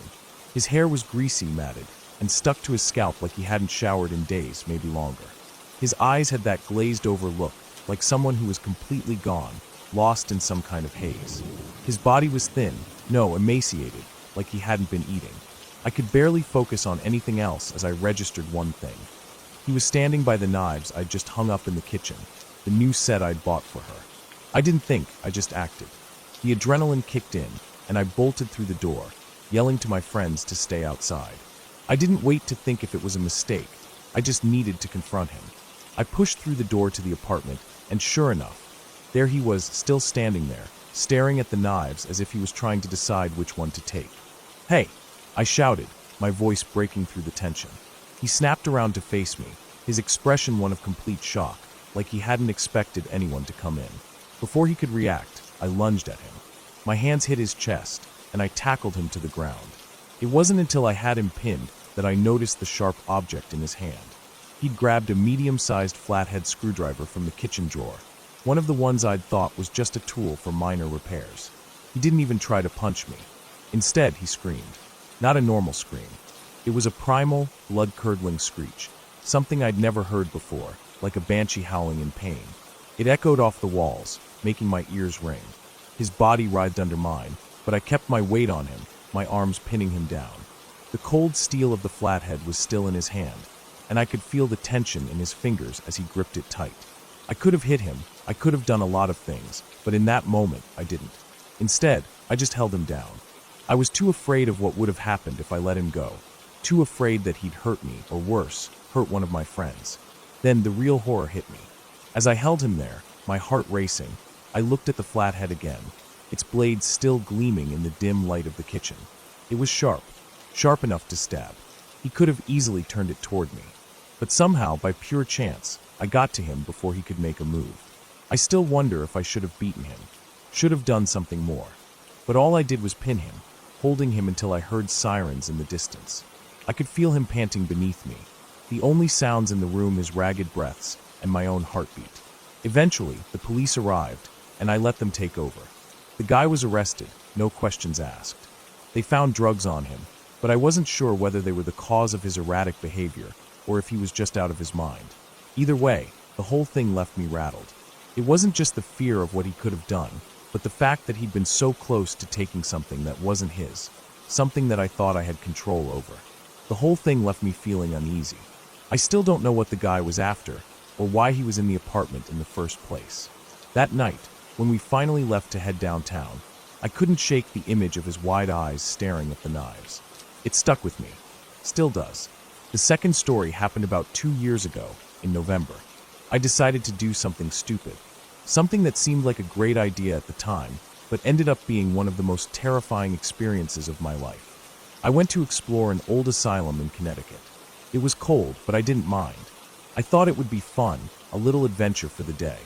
I'd been there before, but never alone. I guess I thought I could handle it. I didn't tell anyone I was going. The place was abandoned, a shell of what it once was, but it had this eerie charm to it. I had my flashlight, a camera, and a bottle of wine, and I was just walking through, taking my time. I was careful not to disturb anything, quietly moving through the overgrowth and the rotting building. The walls were peeling, windows broken, and the silence of the place felt like it had been there for years. As I moved deeper into the asylum, the floor creaked under my feet. The air was thick with dust and the smell of mildew. It was a kind of silence that felt heavy, like something was watching. But I ignored it. I kept moving, fascinated by the decay, the emptiness. I reached a hallway when I first heard it. At first, it was just a faint sound, footsteps maybe. It sounded like someone was running, but it didn't make any sense. I was alone. No one else was supposed to be there. I stopped in my tracks, listening carefully. The footsteps continued, getting closer and closer. Then it stopped, right behind me, just around the corner of the hallway. I called out, "Hello," in a friendly voice, thinking it might just be someone else exploring the place. Maybe another curious wanderer. But there was no answer. Just silence. Then I heard the laugh. It was a low, unsettling chuckle, like a grown man's laugh, but it didn't sound right. It was wrong. I can't explain it, but it felt off. It wasn't playful or carefree. It felt ominous. My stomach twisted and I froze. I turned slowly, scanning the hallway with my flashlight, but I didn't see anyone. Nothing moved. It was empty. I decided to move on, to ignore it. But then it happened again. That same sound, the running footsteps, but this time, the laugh came right after it. Close. Too close. It wasn't just some echo or distant noise. It felt like it was happening right beside me. The hairs on the back of my neck stood up. Something wasn't right. I walked faster, my heartbeat speeding up. I reached another floor, trying to focus on the task of just getting through the building. But the sounds continued. The running, the laugh. It was like the building itself was alive with this eerie presence, and I couldn't escape it. And then it happened. I was standing near a cracked wall when I saw it. A human eyeball. It wasn't just some normal eyeball. It was a bloodshot, wide open, staring at me through a crack in the wall. It blinked. Slowly. My flashlight hit it, and it just kept staring. That was the moment everything clicked. That was when I knew something was seriously wrong. I couldn't breathe. My entire body tensed, and my mind raced. I could feel the route to safety, to the nearest road, embedding itself in my brain, like my subconscious was trying to tell me to run. And then that laugh again, right beside me, as if it was in my ear. It was too much. I couldn't handle it anymore. I ran. I ran like I've never run before, ignoring the pain in my legs, the cold air biting at my skin. I didn't stop to think, didn't stop to check if anyone was behind me. I just ran. Out of that place. Through the hallways. Down the stairs. My heart pounding in my chest. Every sound magnified. Every creak in the building like a warning. I made it out. I didn't look back. I don't know what happened in there, or who, or what I heard. All I know is that I got out, and I haven't been back to that asylum since. Whatever was there, whatever it was that I felt, I don't want to know. Some things are better left unexplored. And that night, I learned the hard way.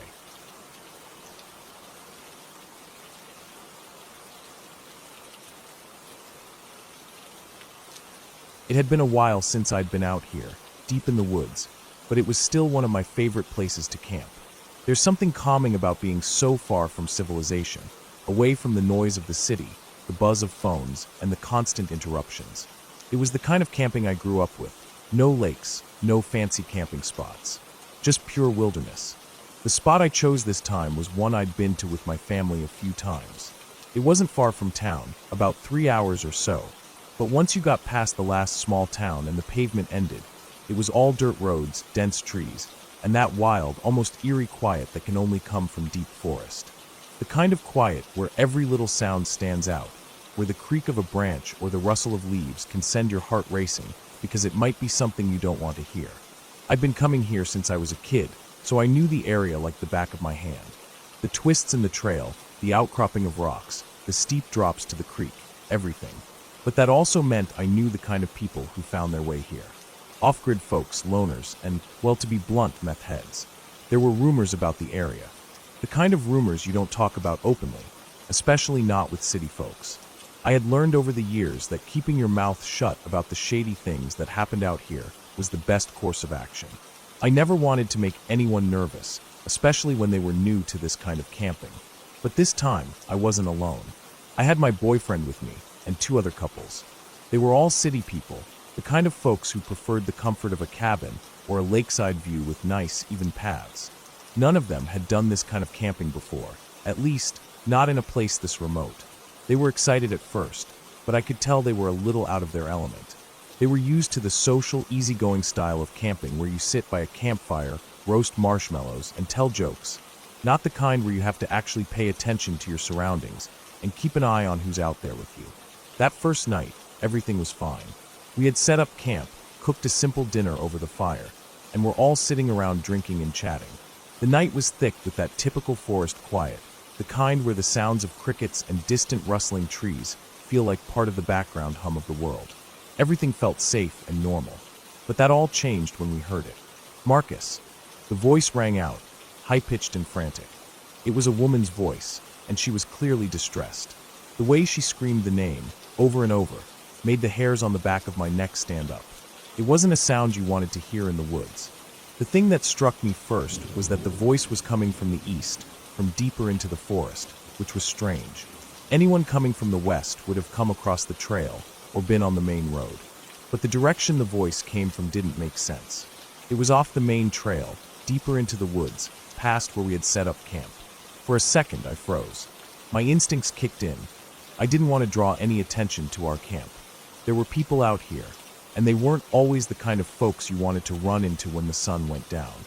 But then, one of our friends, Mark, who was clearly feeling a little too much of the drink, shouted back, "Pollo!" His voice rang out loud and carefree, not realizing the gravity of the situation. I felt a pang of panic. Why would he yell back?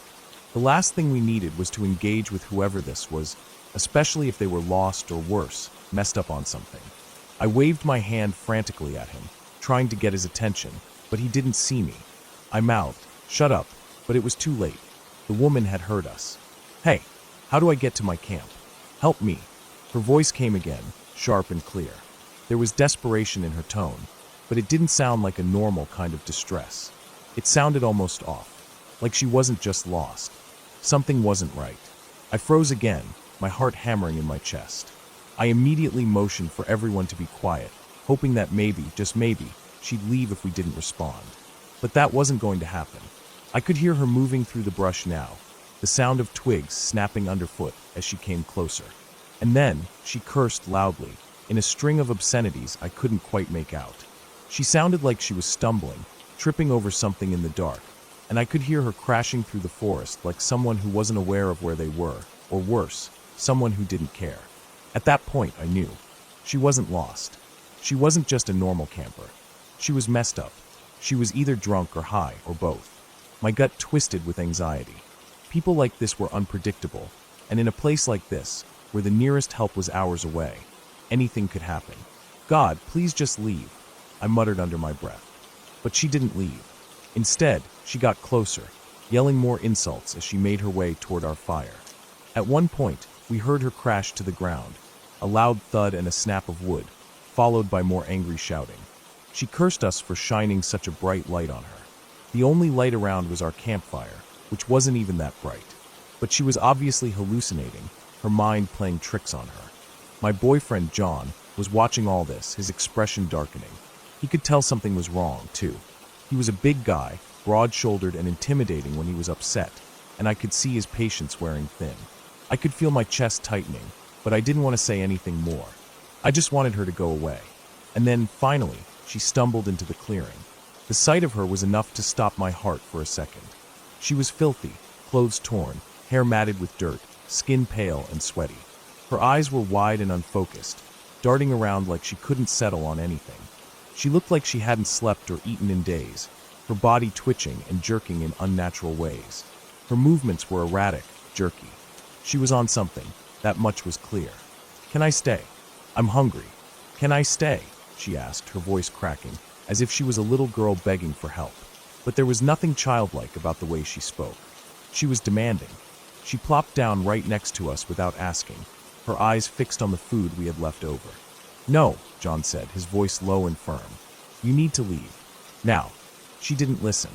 Instead, she just stared at him, her eyes flicking from his face to the ground, her mouth twitching.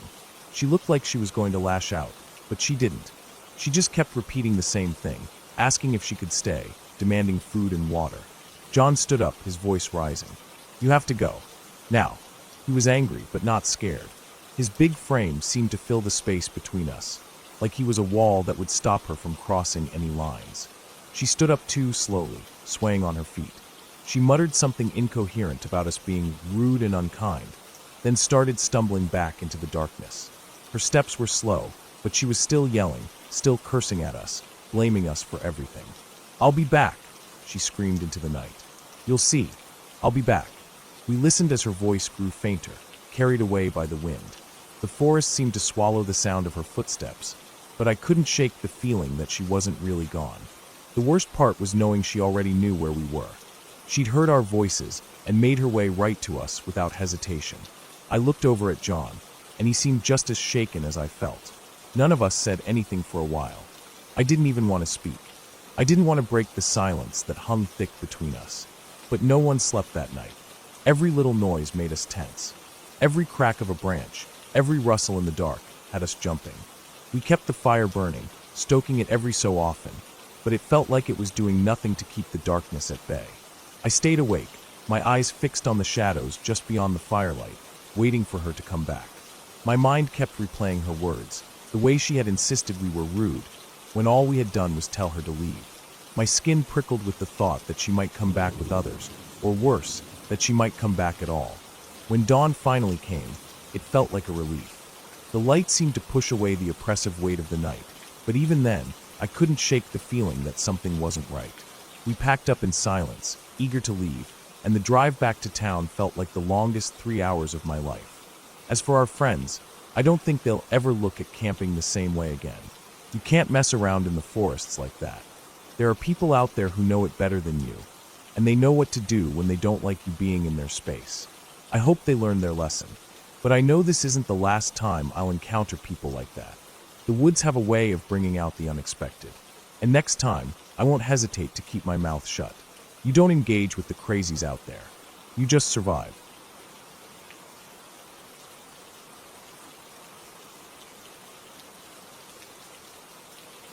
It was June 2013 when my best friend and I decided to take a trip along a bike trail that stretched for about 60 miles one way. We'd both been working long hours and figured this would be the perfect way to spend some time outdoors, away from our hectic lives. Plus, the fact that a guy we used to work with lived somewhere along the trail, and he was offering us a place to stay, made the whole trip sound even more appealing. He rented out cabins, and it seemed like a good way to break up the ride without having to camp out under the stars in the middle of nowhere. We had no idea what we were getting ourselves into. After about 30 to 40 miles into the trail, we finally arrived at the cabin. The place was a lot nicer than we expected, given the remoteness of the area. It had a TV, heating, AC, and even electricity. At first, it seemed like the perfect spot to rest, especially after the long bike ride. The only thing that could have been a problem was the weather. It was a stormy night, and by the time we arrived, the skies had opened up, pouring down rain and filling the air with the occasional rumble of thunder. We had barely gotten out of the rain when the power went out. Of course, the AC went off too, and the cabin grew uncomfortably warm quickly. Still, we weren't too worried. We had dinner at our host's house, just down the street from the cabin, and played cards with him and his wife. They were nice people, and we felt safe, sheltered from the storm outside. But there was something about the whole situation that made me uneasy. Maybe it was the isolation. Maybe it was the fact that the storm had knocked out the power so suddenly. But even after dinner, I couldn't shake the feeling that something wasn't right. We returned to the cabin after the meal. The storm was still going strong, and with the electricity out, it was darker than usual. The cabin was quiet, too quiet, except for the steady patter of rain on the roof and the occasional crack of thunder in the distance. We sat down on the couches and tried to make the best of it. We didn't want to just stare at the walls, but there wasn't much to do. We weren't in the mood for playing cards anymore, so we just sat there, trying to distract ourselves. That's when Scout, the man's dog, wandered in. He was a big, friendly mutt, and he immediately plopped down on the couch next to me, curling up in a ball. At first, I thought it was nice to have him there for company. He was warm and comforting, a distraction from the creeping unease that had settled over me. But then something weird happened. Scout kept raising his head and staring at the corner of the room. It wasn't like he was just casually glancing in that direction. His gaze was intense, fixed. His ears were perked, and I could feel the tension in his body. I could hear his breathing pick up a little, almost like he was on alert. I tried to ignore it at first. Maybe he was just hearing something outside, or maybe he was just a nervous dog. But then my friend, who had been sitting next to me, spoke up. She was quiet at first, but then she said my name, her voice full of nervous energy. "Hey, something's wrong," she said, her eyes wide. The speaker just moved. I froze. What? I didn't know what she meant at first, but when I looked over at the TV, I saw that one of the speakers above the TV, specifically the one closest to the corner of the room, had shifted. It wasn't just the usual settling of the house or anything. It had actually moved a couple of inches. The speaker, once angled slightly forward, was now facing more directly to the side, as though someone had nudged it. I glanced at Scout. His eyes were still locked on that corner, and his body was tense, stiff. I felt my heart rate pick up. It was like the air in the room had thickened, pressing in on me. It was harder to breathe. Something felt wrong, like the room wasn't as safe as it had been just moments before. Before I could say anything, we heard something upstairs. It wasn't clear what it was, just a faint sound, maybe a creak of floorboards or something falling. But it was enough to send us both scrambling to our feet. I didn't wait for my friend to say anything. I grabbed my jacket, and we rushed outside, bolting for the porch like something was chasing us. The moment we stepped out into the cold night air, I felt a bit better, like the weight had been lifted for a moment. But even though we were on the porch, sitting on the old rocking chairs, I couldn't shake the feeling of dread that still gripped me.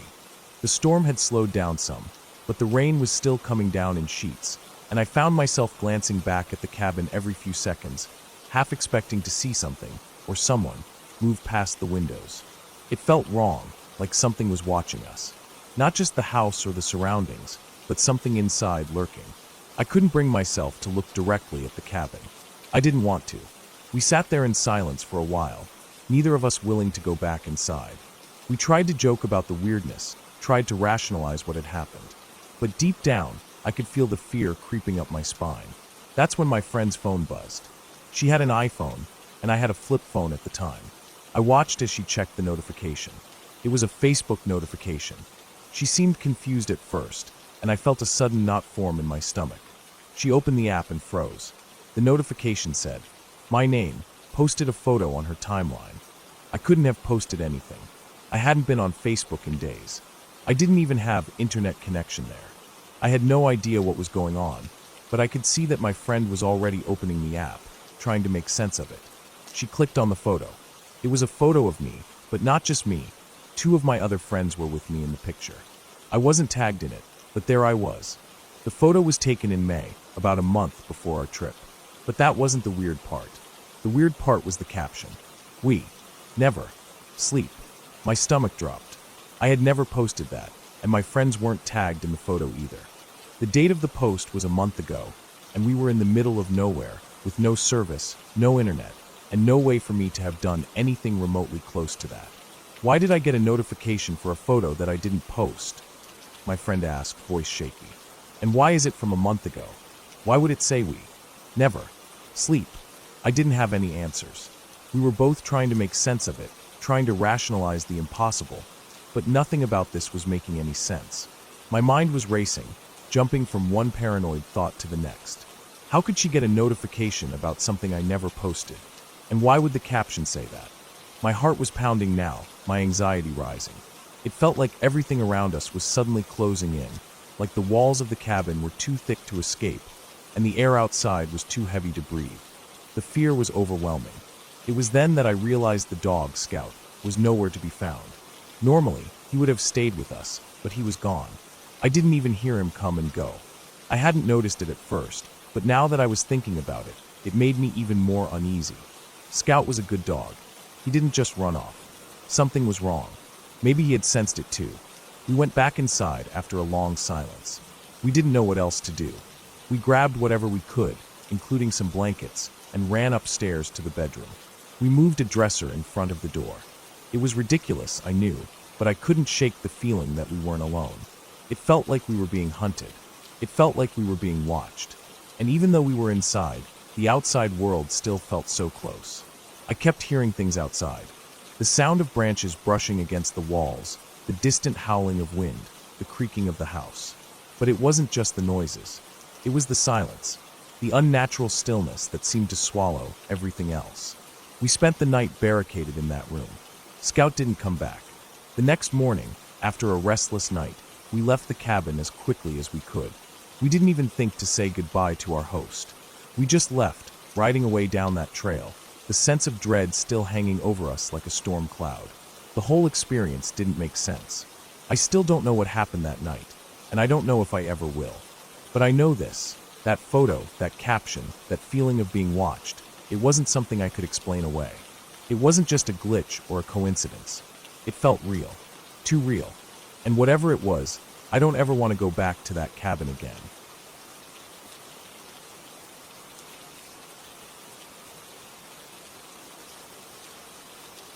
The morning started out like any other hike.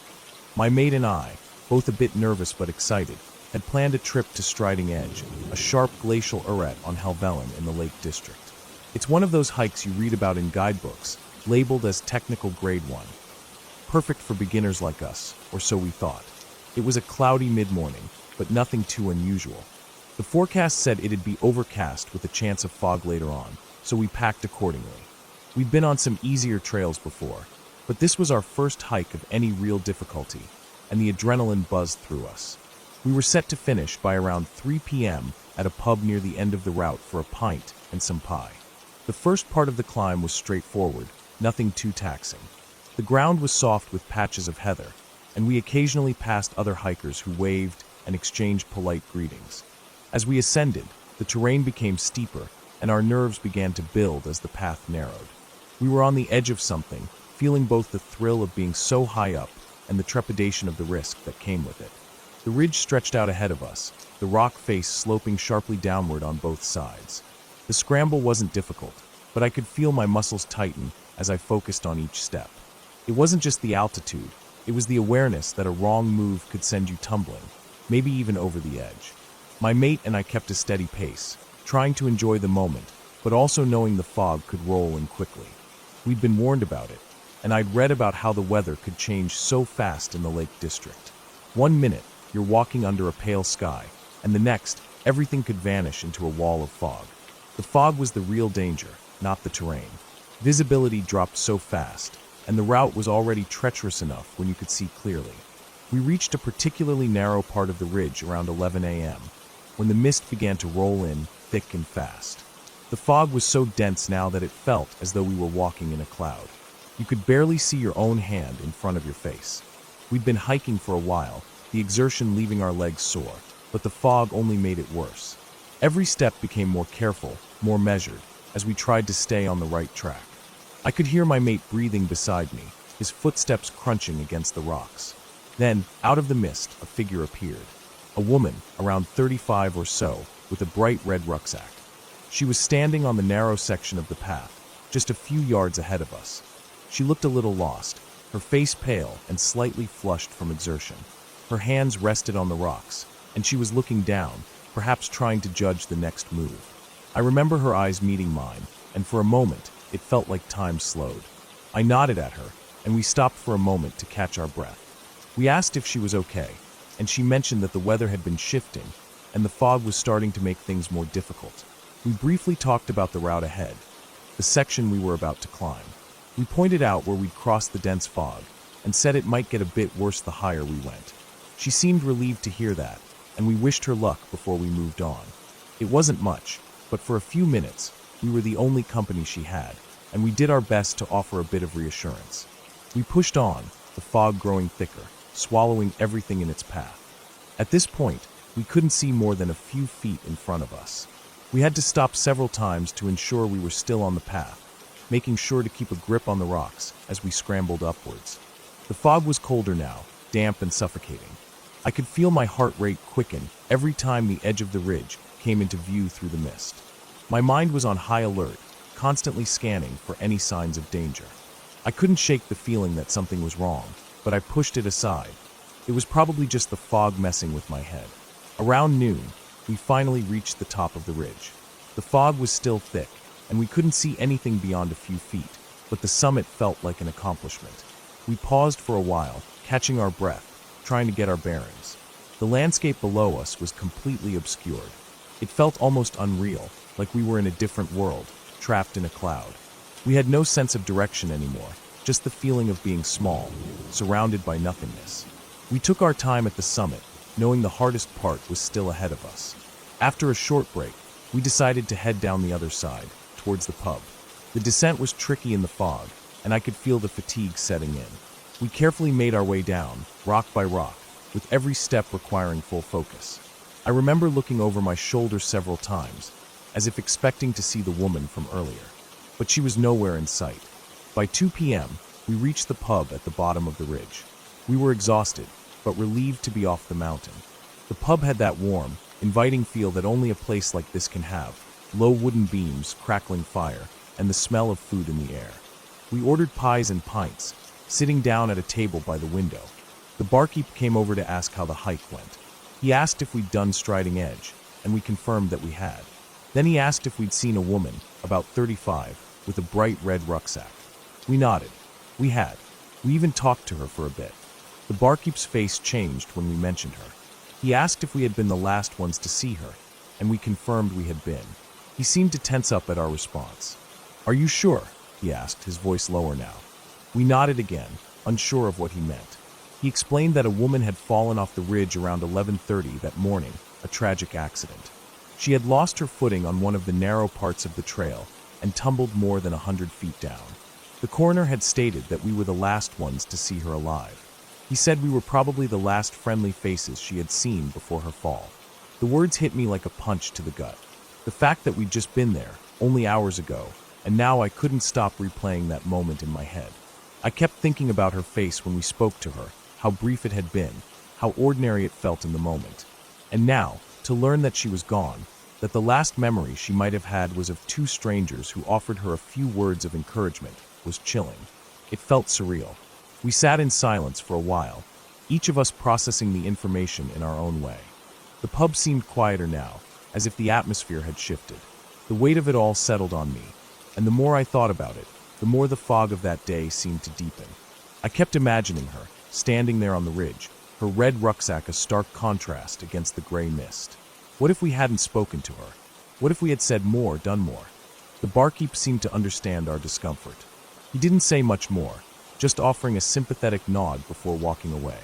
The conversation in the pub shifted to other topics, but my mind couldn't leave the mountain, couldn't shake the image of that woman, her face blurry in the fog. I kept wondering how many people had crossed her path that day, how many other hikers had noticed her, and if any of them had wondered, like I did, whether there was something more they could have done. It wasn't until later, after a few more pints, that the reality of what had happened fully settled in. The fog, the scrambling, the narrow path we had walked. None of it seemed as adventurous now. I couldn't help but think about the dangers of the mountain, how easy it was for someone to slip, to lose their footing on the sharp rocks. It wasn't just about getting lost in the fog. It was about the constant risk that came with being in such an unforgiving place. As we left the pub, I couldn't stop looking up at the ridge, even though it was hidden in the mist. I knew the woman's story would stay with me forever. There was nothing supernatural about it, no ghosts or spirits lurking in the fog, just a tragic accident. But the weight of it, the thought that we had been the last to see her alive, haunted me. The mountain, once a place of excitement and adventure, had become something more dangerous, something less predictable, and far less inviting. I realized, in that moment, how easily things could change, how quickly the world could shift from something beautiful and exciting to something dark and tragic. And it made me wonder how many times I'd brushed past danger without even realizing it.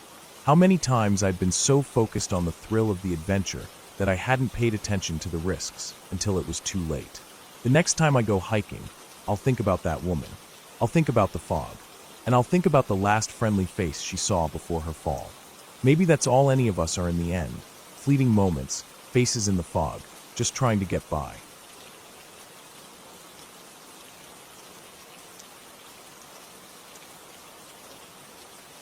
It was the late 1970s in East Texas, and my mom was just about 18 years old. It was a quiet, small town where everybody knew everybody else, and not much ever happened. At least, that's what she always used to say about it. But this particular night was different.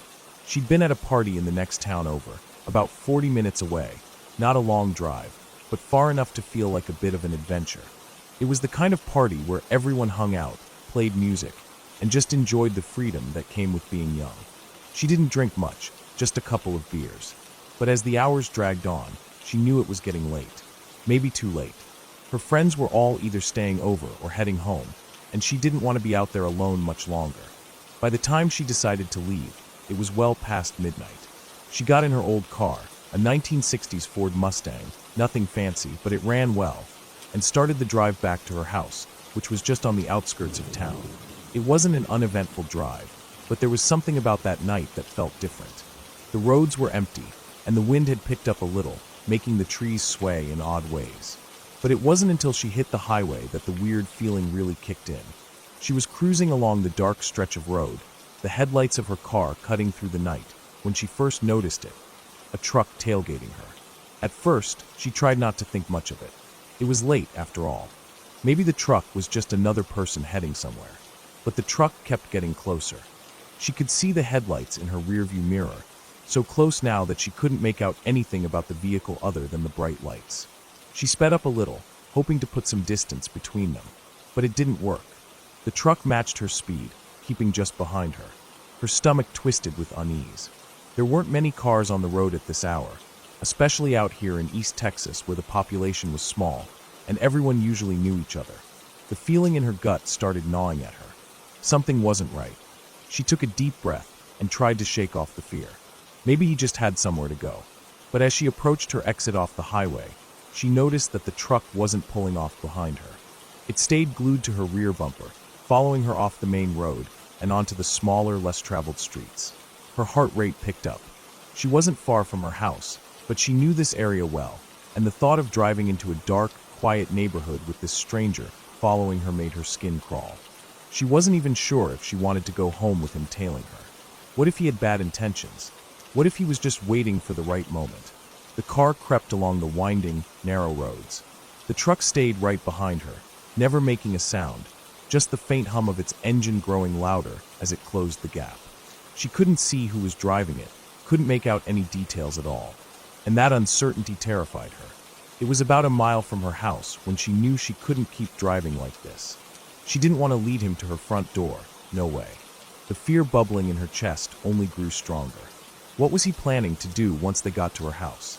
Her mind raced with all the worst-case scenarios. What if he was armed? What if he knew her route, her schedule?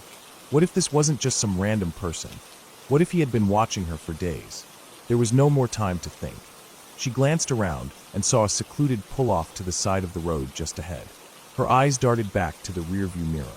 The truck was still right there, inches away from her bumper. As she turned the wheel to pull over, she felt a sense of relief that she wasn't going to take him home. But the relief was short-lived. The truck didn't pass her. Instead, it slowed and pulled up right behind her, stopping just a few feet away. The engine idled for a moment, and all she could hear was the thudding of her own heartbeat in her ears. The air felt thick with dread. She was stuck now, parked in the dark with a man she didn't know, and he wasn't leaving. 2 or 3 minutes passed. She wasn't sure exactly how long, but it felt like an eternity. The silence in the car was deafening, and the only movement was the faint flickering of the dashboard lights. Her hands were gripped tightly on the steering wheel, and her breath was shallow. She couldn't see anything. The truck's headlights made it impossible to make out anything beyond her own vehicle. But then, she heard the unmistakable sound of a door opening, followed by heavy footsteps crunching on the gravel road. The man was getting out. Her heart lurched in her chest. She turned her head just enough to look in the side mirror. She could make out a figure, tall, broad-shouldered, and he was holding something. It was hard to make out at first, but then the light caught it, and she realized it was a weapon, some kind of sharp object.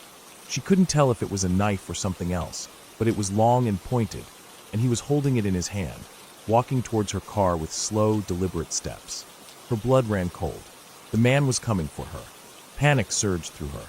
She quickly locked the doors, even though she knew it wouldn't make much of a difference if he decided to break a window or pull her out. Her mind was racing now, her fingers trembling as she reached for the gear shift. Her gaze flickered back to the mirror. The man was getting closer. She could see him now, just a few feet from her car. He was looking down at her window as he walked, so close she could almost feel his breath against the glass. She froze, not knowing what to do, but her instincts screamed at her to move. This was it. This was the moment. He was about to reach the door. With every muscle in her body tensed, she slammed her foot down on the gas pedal, the engine roaring to life as she shot forward. Tires screeched against the gravel as she tore down the road, the truck's headlights fading in her rearview mirror. She didn't stop. Not until she reached her house. Not until she was safe inside. her heart still hammering in her chest. When she got home, she called the police. But by the time they arrived, there was no sign of the truck. No evidence, no clues to who it was or what he had been planning. They told her it was probably just some random person, maybe even just a prank. But she didn't believe that. The fear she had felt was real. That night was real. My mom told me this story when I was about 16, and it stuck with me. I could tell it still shook her, even years later. She always told me to be careful when I went out, especially at night.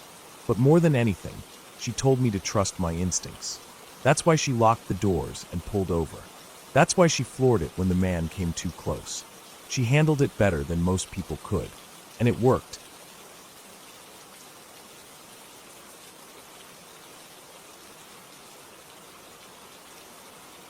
I was in 3rd grade when Mrs. Todd came into my life.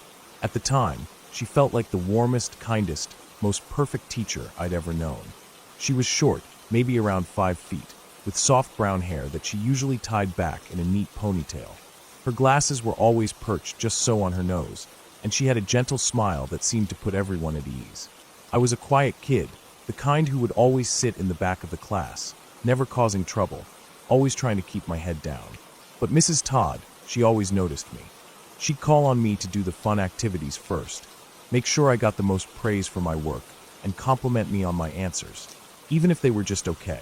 Her constant positivity was like a warm blanket around me, something that made me feel like I was always doing the right thing, always shining just a little bit more than anyone else in class. At the time, I thought she was maybe my favorite person in the world. I told my mom about her often, how nice she was, how she always smiled at me, how she made me feel special. I felt like I had a bond with her that no one else could understand. I had no idea back then how strange the situation was, how much it would haunt me years later. It was a Wednesday when it happened. I walked into the classroom that morning like I did every other day. We were all supposed to gather our things and sit at our desks, preparing for whatever the lesson was going to be. I opened the drawer of my desk to put my books and papers inside, and that's when I saw it. It was a Victoria's Secret magazine. It was just sitting there, folded up and crammed into the corner of the drawer, almost like it had been hidden quickly or carelessly. My heart dropped into my stomach. I froze, staring at it for a moment, wondering what the hell I was supposed to do. Who put it there? How did it get there? I thought about the fact that I would probably get in trouble for it, maybe even sent home. My first instinct was to close the drawer quickly and pretend I never saw it, but before I could do anything, the kid sitting next to me noticed my expression. "What's wrong?" he asked, whispering with a raised eyebrow. I didn't even know how to respond. I shook my head and pointed to the drawer. His eyes followed my finger, and when he saw the magazine, his face lit up with surprise. "Where did that come from?" he asked, his voice barely audible. "I don't know," I whispered back. It was just there when I opened my desk. My mind was racing. What was I supposed to say? I couldn't just tell Mrs. Todd I had found something like that in my desk. What if she thought I was the one who put it there? My heart started pounding. I was starting to panic, but before I could figure out what to do, Mrs. Todd walked over. Her soft footsteps echoed in the classroom as she approached, and I felt a lump form in my throat. "What's going on here?" she asked, her voice calm and warm, but there was something in her tone that made my stomach churn. I quickly pointed at the magazine. I don't know, Mrs. Todd," I said, my voice shaking. "It was in my desk when I sat down this morning." Her expression didn't change. She didn't seem upset, just curious. She looked at the magazine, then at me, and then at the kid sitting next to me. She raised an eyebrow, then smiled slightly, but there was something off about it. "Well," she said, "I think this might have been put here by your friend." She glanced at the kid next to me, then back at me. "You should tell him it's not okay to leave things like this in other people's desks, right?" I felt the heat of embarrassment rise in my chest. I stared at the magazine, trying to make sense of what was happening. It wasn't making sense. Why was she so sure it was him? Why wasn't she even considering the possibility that it was someone else who left it there? But she kept repeating it, over and over again, like a broken record. "It's your friend. He must have put it there." The more she said it, the more I started to believe her, even though I knew deep down it wasn't true. I glanced at the kid sitting next to me, his face a mixture of confusion and guilt. He wasn't saying anything. He just looked at me, his eyes wide, almost like he was waiting for me to say something. I felt a pressure building in my chest, the need to make it stop, to make the situation go away. "Okay," I said quietly, barely able to speak. I guess he could have put it there." Mrs. Todd smiled warmly at me, but the smile felt like a mask. "Good," she said, patting me on the shoulder. "That's a good choice. It's important to be honest, don't you think?" I nodded, but I couldn't shake the feeling that something wasn't right. The rest of the day passed in a blur. My head was spinning with confusion and guilt. Why did Mrs. Todd insist on blaming the other kid? I couldn't stop thinking about it.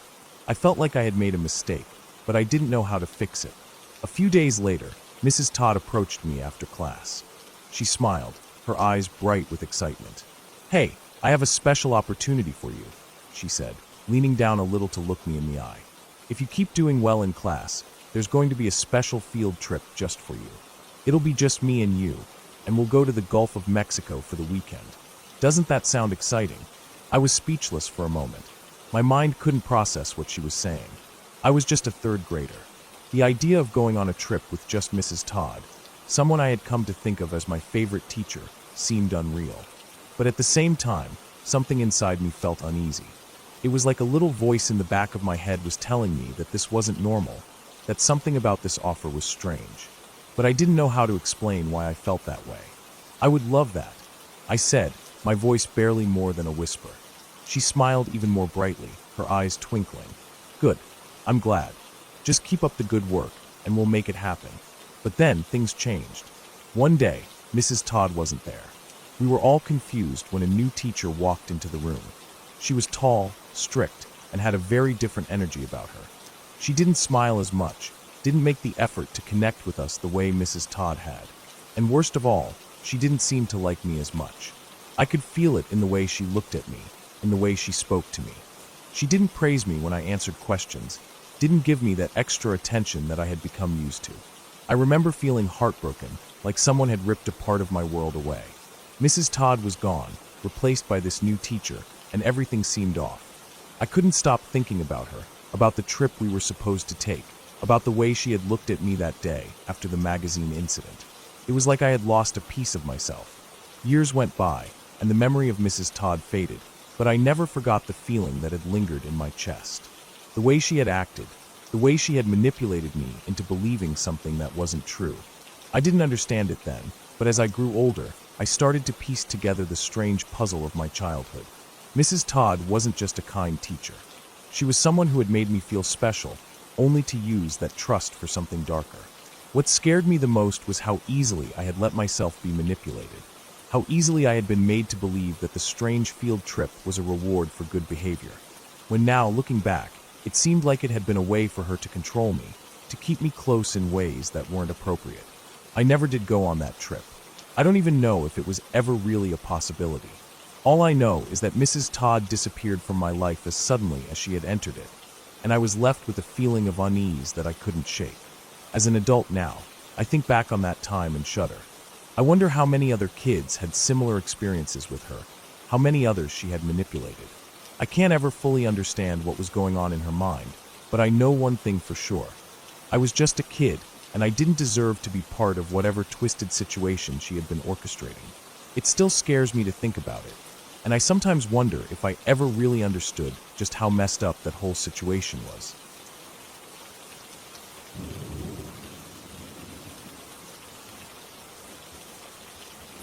I've never quite had an experience that made me question my own sanity like that day. I live in a small town on the high plains, nothing fancy. It's one of those places where everyone knows each other, and the air always smells like dust and the occasional rainstorm. People think it's out in the middle of nowhere, but there are still a couple thousand people around. Still, it's small enough that you don't see too many strangers. And I live right smack in town, just a few blocks from the main street. You wouldn't think much could happen here, but then again, you'd be wrong. I remember it was a quiet afternoon. The sun was shining, and it was warm in that dry, dusty way that makes everything look a little hazy. I was at home by myself. My parents were out running errands, and I'd been sitting on the couch, flicking through some channels on the TV, not really paying attention to anything. It was one of those days where I didn't feel like doing much. Now, if you're familiar with small-town life, you'll know how peaceful it can be. I've grown used to the little noises, birds chirping, wind blowing through the trees, the faint hum of distant traffic. But then I heard it. That unmistakable sound. My dog, Daisy, shooting out the screen door. It was a loud thwack as the door hit the frame, followed by her bark, sharp, high-pitched, and frantic. Daisy's a pretty small dog, but she's got a lot of energy and tends to go a little overboard on things. And there's this one squirrel that's her arch nemesis. I've never seen a dog more obsessed with a critter. She'd chase it up the tree in our backyard every chance she got. I could hear her barking out there, and I figured, great, she's going after that stupid squirrel again. But as I started heading out the door to bring her back inside, something about the way she was barking seemed off. It wasn't the usual excited, "I'm going to catch you" bark. It was more desperate, more urgent. So I threw on my shoes and walked outside, figuring I'd better get her before she caused some sort of chaos. When I stepped out, I saw her at the base of the big cottonwood tree in the backyard, barking furiously. But when I looked up to see the squirrel, that's when it hit me. This wasn't the squirrel she was after. There, about 15 feet up in the tree, was a bear. Not some far-off figure I could dismiss, but a big, dark shape, with its back pressed against the trunk, trying to find its way up higher. I froze for a second, staring up at the animal. It was huge, its fur matted and rough-looking in the sunlight. My heart was racing, and for a second, I thought I was seeing things. I looked down at Daisy, who was still barking like crazy. I don't know what she thought she was going to do, but she didn't seem fazed by the fact that she was barking at a bear. I mean, this wasn't a little black bear, either. This was a decent-sized adult bear, probably about 200 or 300 pounds of fur and muscle, and here my dog was acting like she was going to chase it down. I could already see how this was going to go badly. I had to act fast. I didn't want Daisy to get herself hurt, and I definitely didn't want to get anywhere near that bear. I slowly crept forward, moving cautiously so I wouldn't spook the bear. My first priority was getting Daisy back inside. She wasn't listening to me at all, of course. I had to be slow and careful. The last thing I wanted was for that bear to feel threatened and take off in a panic. So, I got as close as I could without disturbing the situation too much, just hoping I could grab Daisy by the collar before the bear noticed me. I reached out for her, barely a foot away from the base of the tree and the edge of the frantic dog. But of course, that's when everything went sideways. The bear must have gotten spooked. It didn't climb higher, it just turned and jumped down, straight from the tree. And it was coming down fast, closer than I thought it would. The bear almost landed on top of me. I could feel the rush of air from its fur as it came down, and I swear, I could almost feel the weight of it as it landed just a few feet from me. My heart shot up into my throat as I barely dodged to the side. I stumbled back, trying to get out of its way, and I was just waiting for it to turn on me. But it didn't. It bolted, scrambling away from the tree, clearly just trying to get away from the scene. Daisy, of course, wasn't letting up. She had gone full beast mode, chasing after the bear with all her might. I could barely process what was happening. My dog, a tiny thing by comparison, was chasing down a bear, and I was now in the middle of this chaotic mess. The bear was faster than I expected, but Daisy wasn't giving up. She was still barking like she was on some sort of mission to take down the bear, and it was starting to panic, running toward the back fence of our yard. But here's the thing about our backyard. It wasn't completely fenced in at the time. It was about 90% done. We were going to finish the last part that afternoon, so the bear was trapped in there, running in circles around the yard. I could see it getting more frantic, trying to find a way out, but all the exits were blocked, and it kept running into the fence. I started yelling, screaming at Daisy to get back, but she was too far gone in her chase to listen to me. I could feel panic bubbling up inside me. What if the bear got cornered? What if it turned on my dog? The bear was scared, and I could tell it didn't want to fight, but it was still big and powerful. All I could think about was what would happen if Daisy kept pushing it too hard and got too close. Those paws could do some serious damage. The bear was now running back and forth, the sound of its paws thudding against the dirt echoing in the air. And my dog was still there, barking and running after it like she was the one in charge. I sprinted across the yard, trying to get close enough to grab Daisy. My heart was pounding, and I could hear the bear snorting and huffing as it ran. Every second felt like it was dragging on forever. The bear was obviously just trying to get out of the yard, but it kept running in circles, its eyes wild with fear. Daisy was getting closer to it, still barking like she was trying to take it down, but I knew the bear was starting to tire. It had to. It was frantic, but it was running in a circle, trying to find an opening, and there was none. Finally, after what felt like an eternity, I was able to get close enough. I reached for Daisy, grabbed her by the collar, and pulled her away from the bear.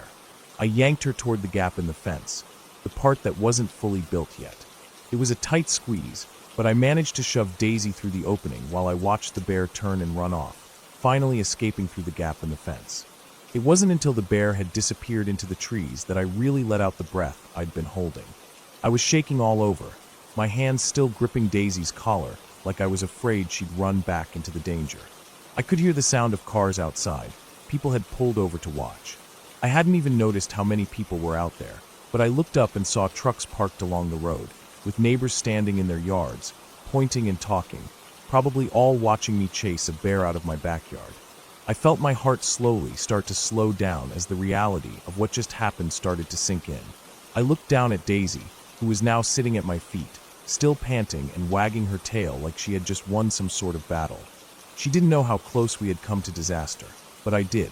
I looked around at the people watching, and for a second, I felt a bit embarrassed. But then I realized something. None of them would believe me if I told them what had just happened. A bear in the middle of town, in someone's backyard, being chased by a dog. It was something out of a strange, surreal movie, not real life. But it had happened, and I was grateful. Grateful that Daisy was safe. Grateful that the bear hadn't turned aggressive. And grateful that I hadn't had to face a very different, much worse outcome. The rest of the day was a blur. My parents came home to me pacing around the yard, trying to calm down, and I told them what had happened. They didn't believe me at first. I don't think anyone would have, but when they saw the bear tracks by the fence, they started to get it. I guess I'll never forget the look on the neighbors' faces when they saw the bear running away, though. It was a crazy, surreal experience that, even now, I'm not sure I fully understand. It could have been so much worse, and I'm just glad I didn't lose Daisy, or worse, have something happen to me. So yeah, that day was something I'll never forget. And if anyone ever tries to tell me that nothing ever happens in small towns, I'll have a story to tell them. Something I'll never live down, but one I'm damn glad I lived through.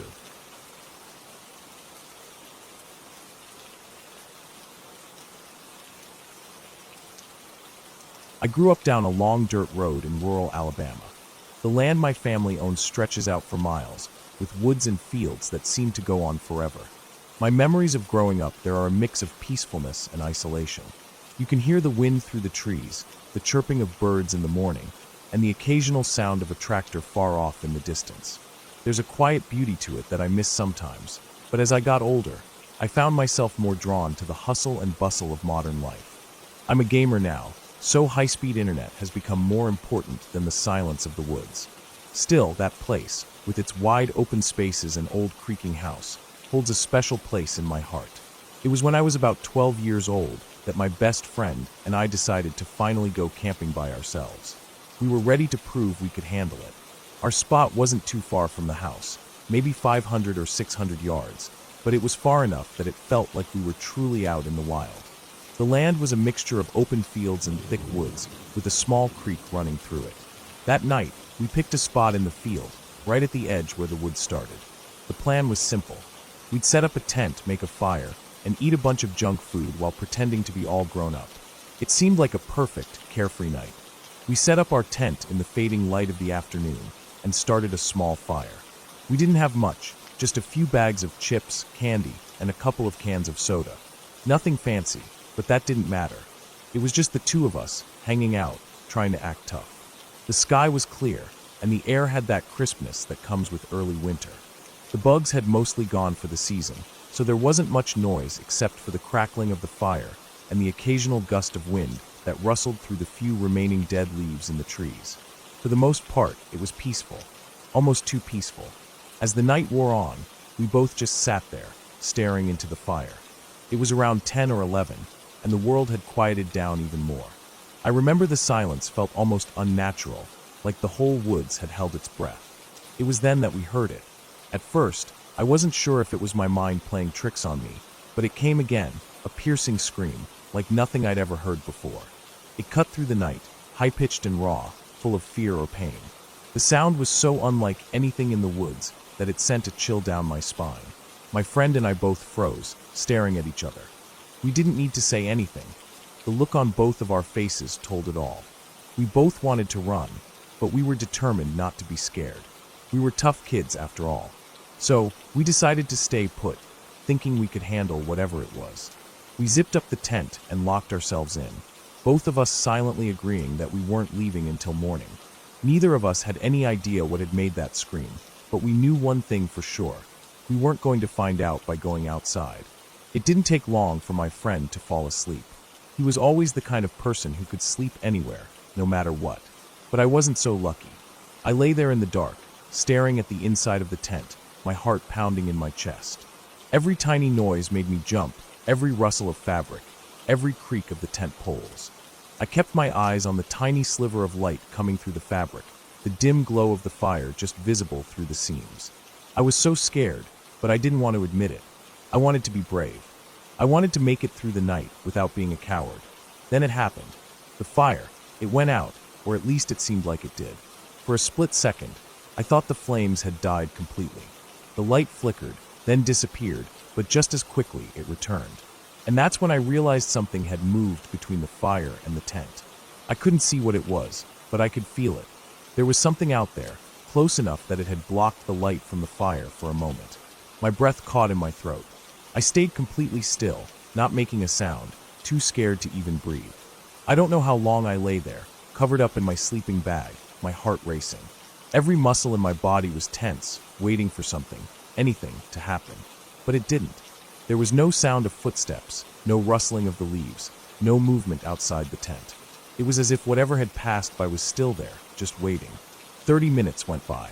I was starting to sweat under the covers, my skin sticking to the fabric of the sleeping bag. I needed to breathe, but I was too afraid to uncover myself. What if it was still out there? What if it was watching me? I couldn't stop thinking about that scream. It still echoed in my mind, sending waves of fear through me. Finally, after what felt like hours, I couldn't stand it anymore. I slowly pulled the sleeping bag off my head, letting the cool air hit my face. I opened my eyes and saw the faint glow of the fire, still barely alive, but enough to cast light through the thin fabric of the tent. But there was nothing else. No movement, no sound. The world outside was as quiet as it had been when we first set up the camp.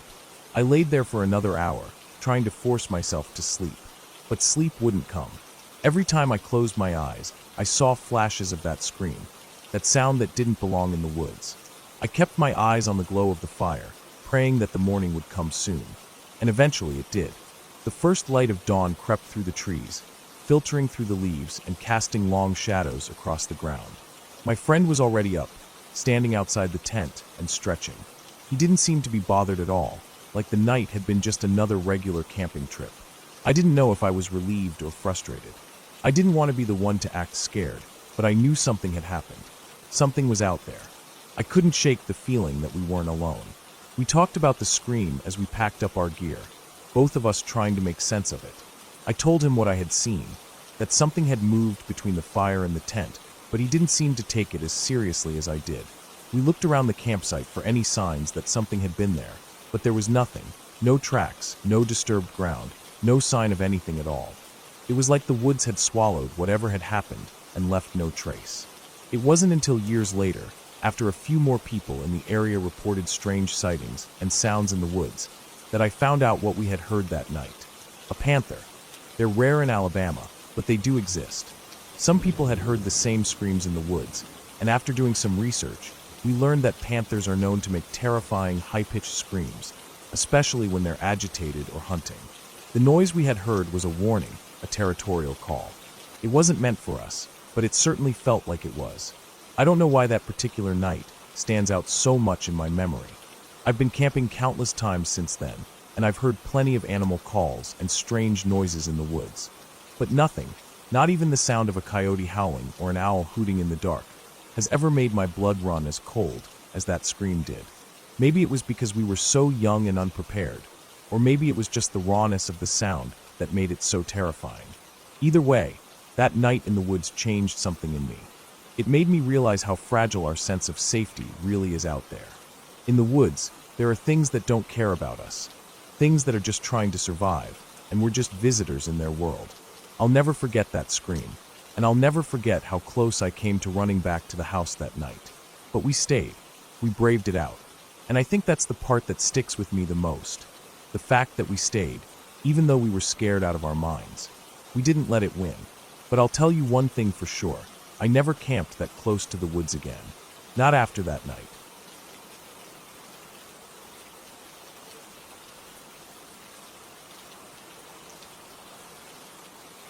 I used to work the overnight shift in an office building from 12 a.m. to 8 a.m.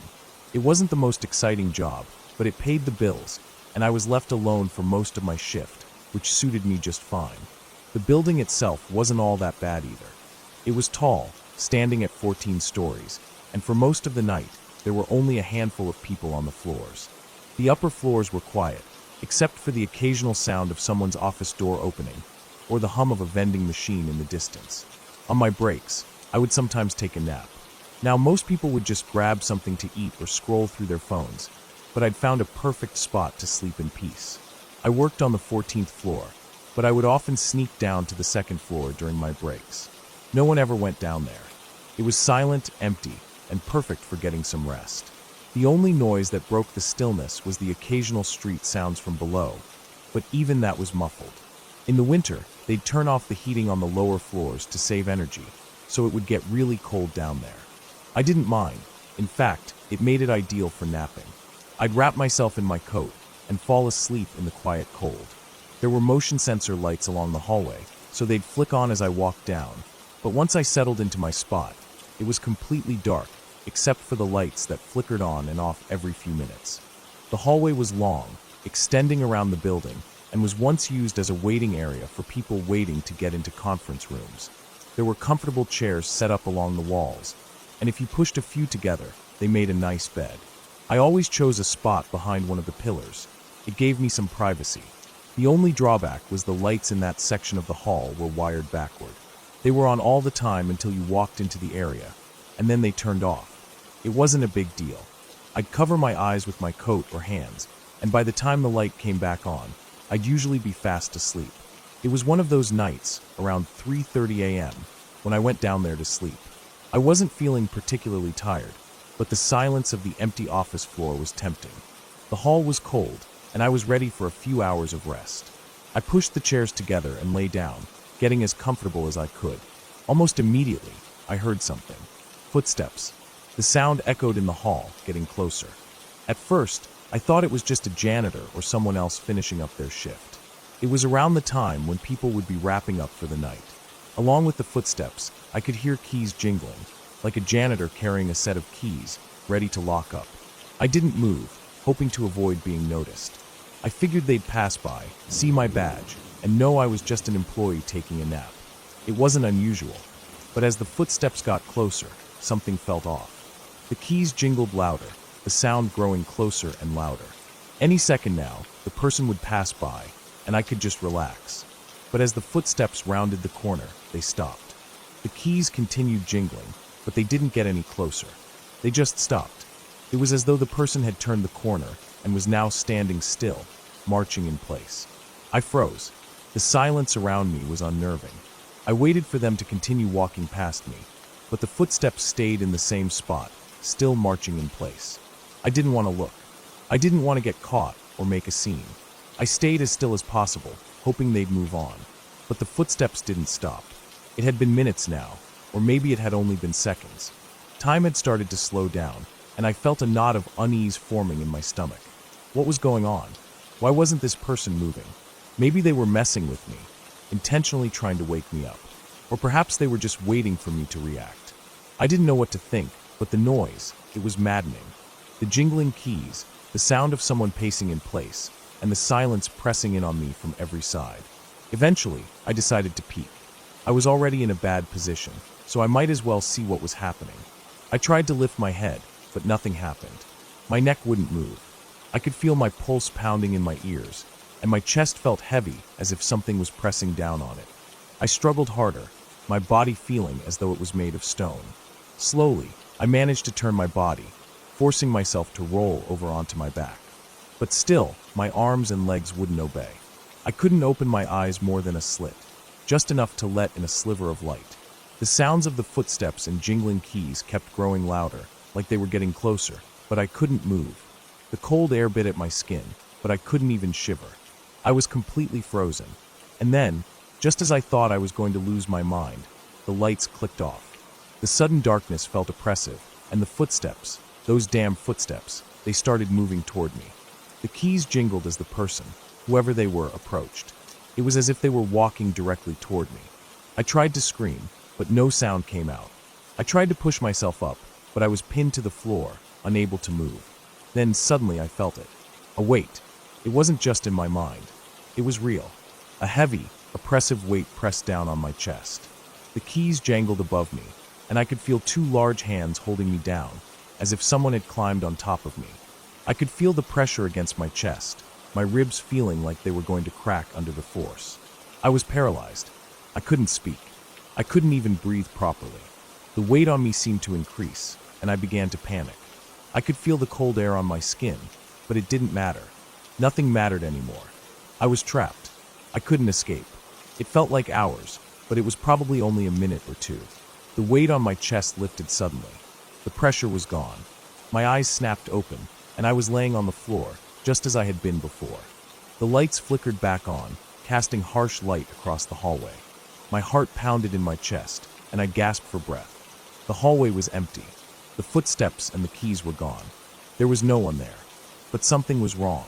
The chairs, the ones I'd carefully pushed together behind the pillar, were no longer in place. They had been moved, pushed away from the corner, into the middle of the hallway. The lights were still on, and the area around me felt off. I could hear a low hum in the background, like the sound of electrical equipment buzzing in the distance. My mind raced as I slowly sat up, looking around. I had been sleeping in the middle of the hall. The chairs weren't where I left them, and there was no explanation for it.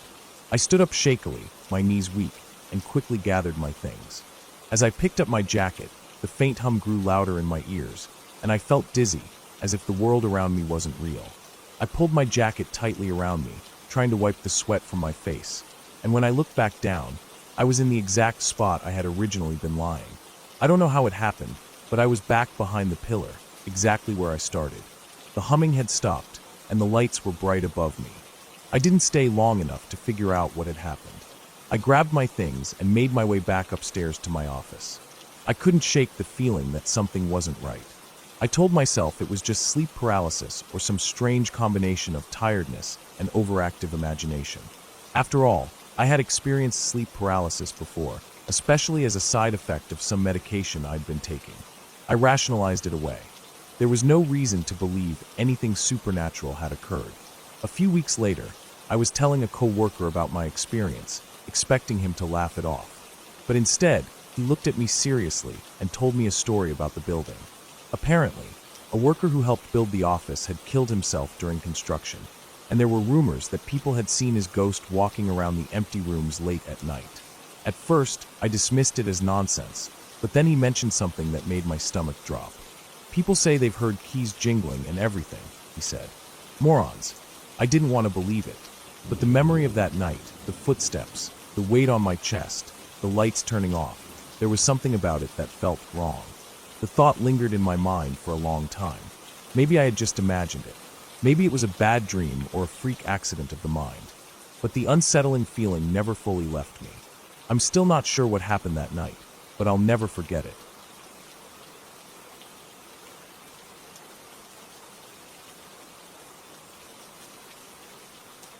I grew up in a small, quiet house at the edge of a sleepy town. It wasn't a grand place, but it was where I spent my childhood. Most kids had a sense of independence by the time they were teens, but for me, that was something I'd never known. From the moment I could walk, my mother and grandmother made it clear that the world outside was dangerous. I never had the chance to play outside with other children, visit friends, or go to family gatherings. If I tried to, they always found a reason to stop me. It wasn't just the usual rules. It felt like an obsession, an iron grip on my life that never loosened. I remember looking out the window of our small house, seeing other kids ride their bikes down the street or walk to the store.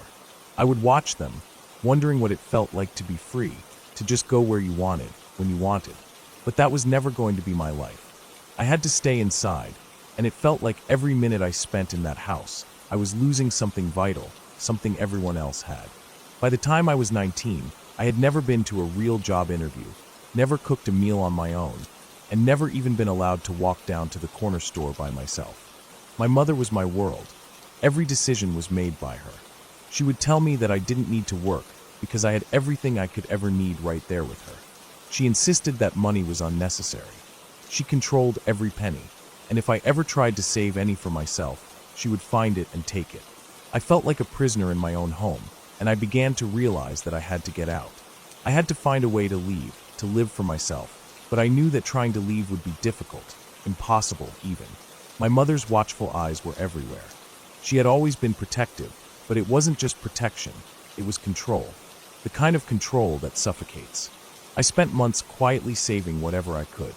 Laundry money, spare change, the few bills I managed to swipe from the couch cushions when she wasn't around. I had to keep it hidden in places she wouldn't find, behind books on a shelf, in the back of old photo albums, tucked under the floorboards in my room. I couldn't trust anyone. My mother had a way of making sure that any attempt to escape would fail. I knew she would come after me, but I was determined. Eventually, I had saved up enough for a bus ticket. My heart pounded in my chest when I realized that I could leave, that I could finally escape this prison she'd created for me. The day I packed my bags, my hands shook. I knew I had to act quickly. I threw a few clothes into a bag, grabbed the money I had saved, and made my way to the bus station. I couldn't tell anyone where I was going. I had no friends who would help me. My family would never understand. They had all been trained to see me as the problem, as someone who needed fixing, not someone who just needed freedom. But as I stepped out the door and onto the street, I was caught. My mother and grandmother were standing there, waiting for me.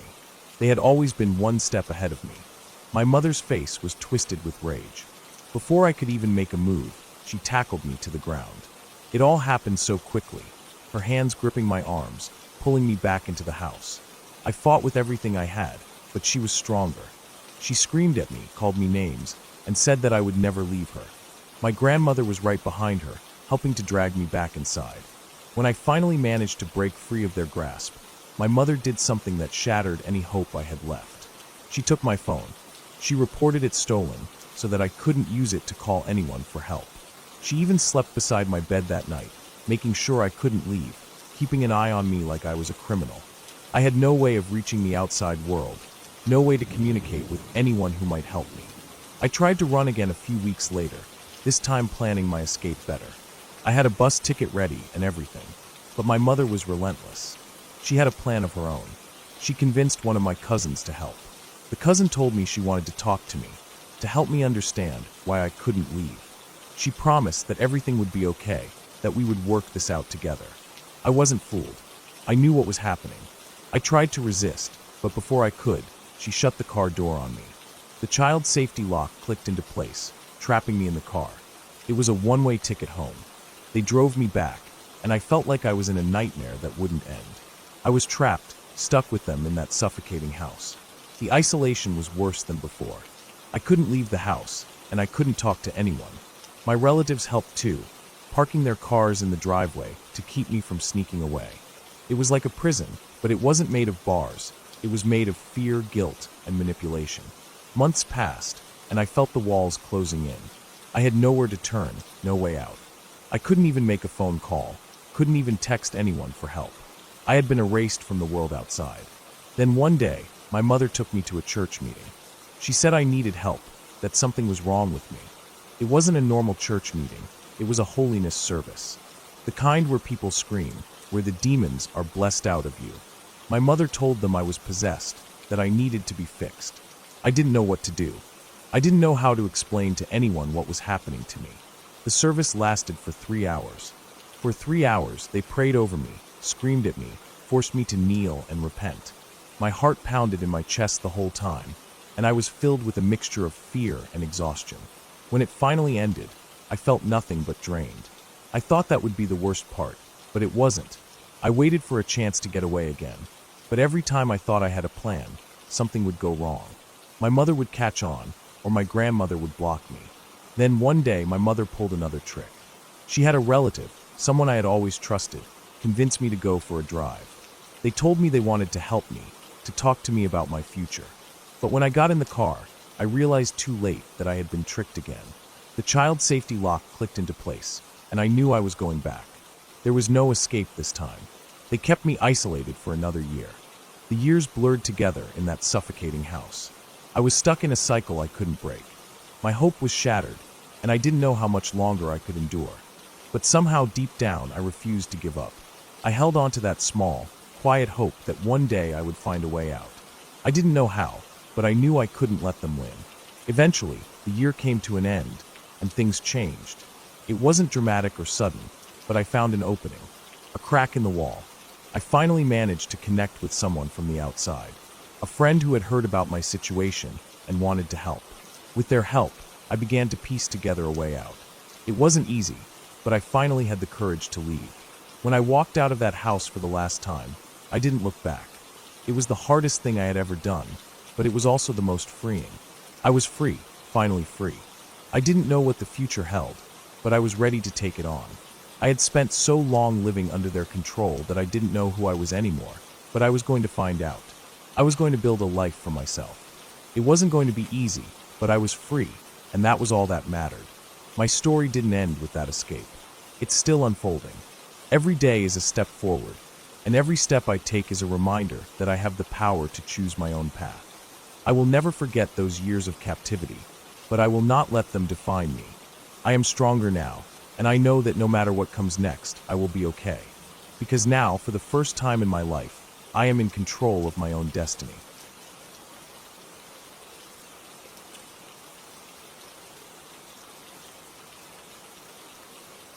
It was one of those nights when you don't really know what you're doing, but you're out there doing it anyway.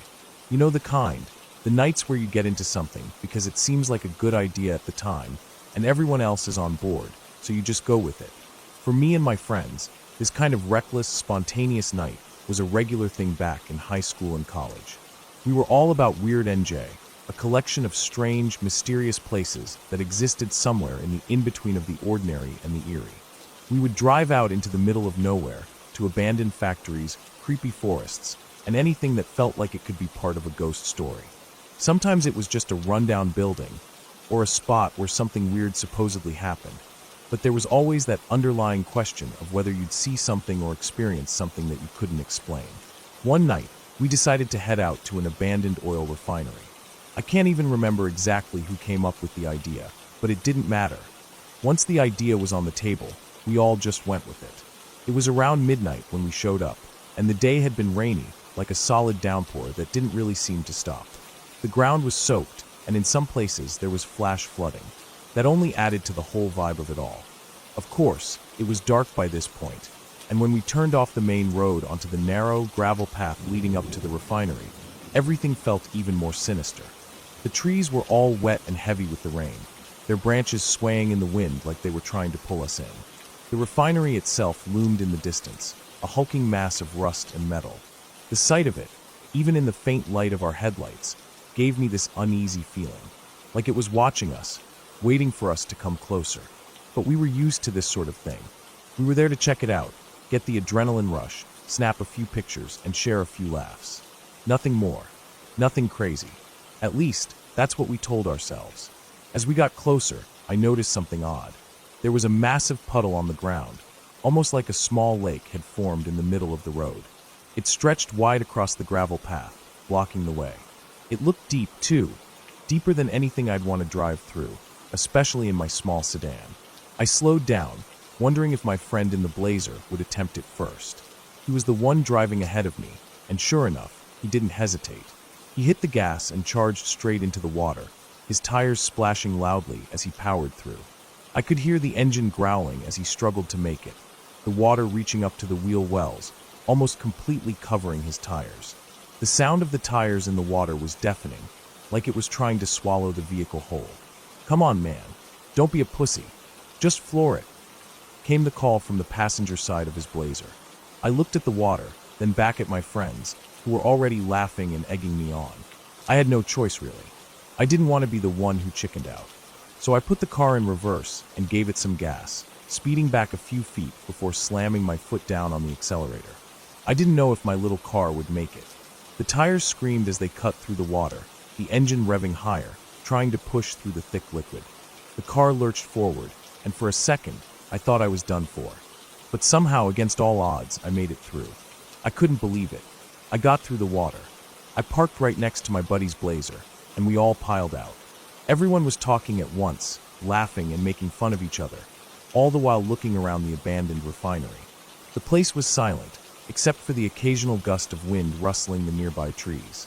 We spent the next hour poking around the area, peeking into broken windows, taking pictures of old machinery, and just soaking in the atmosphere.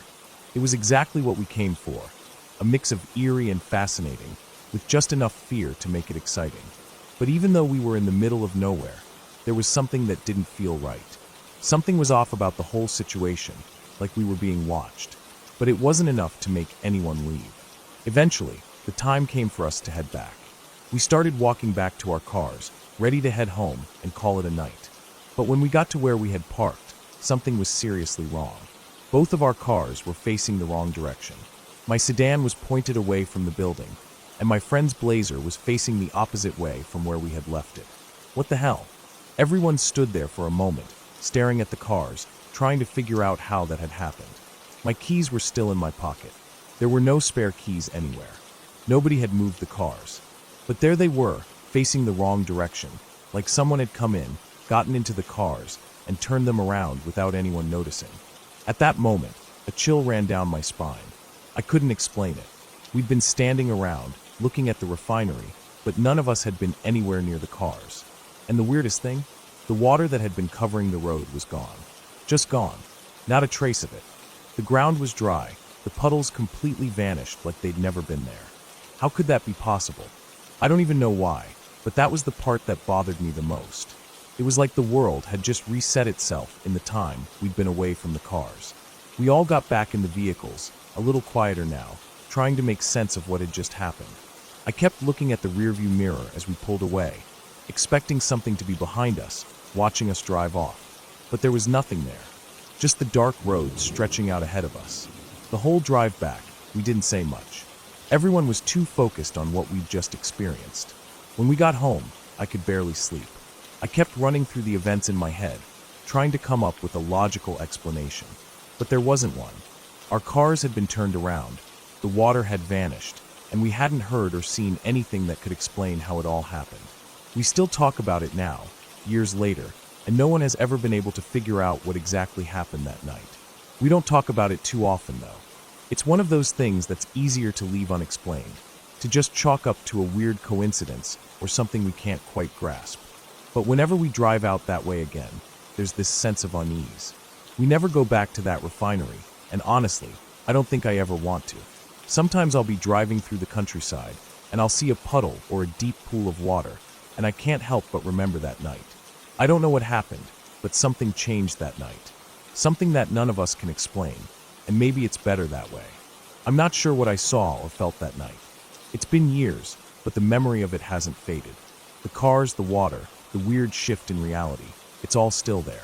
And I can't help but think that whatever it was, it's still out there, waiting for someone else to come along and ask the wrong questions.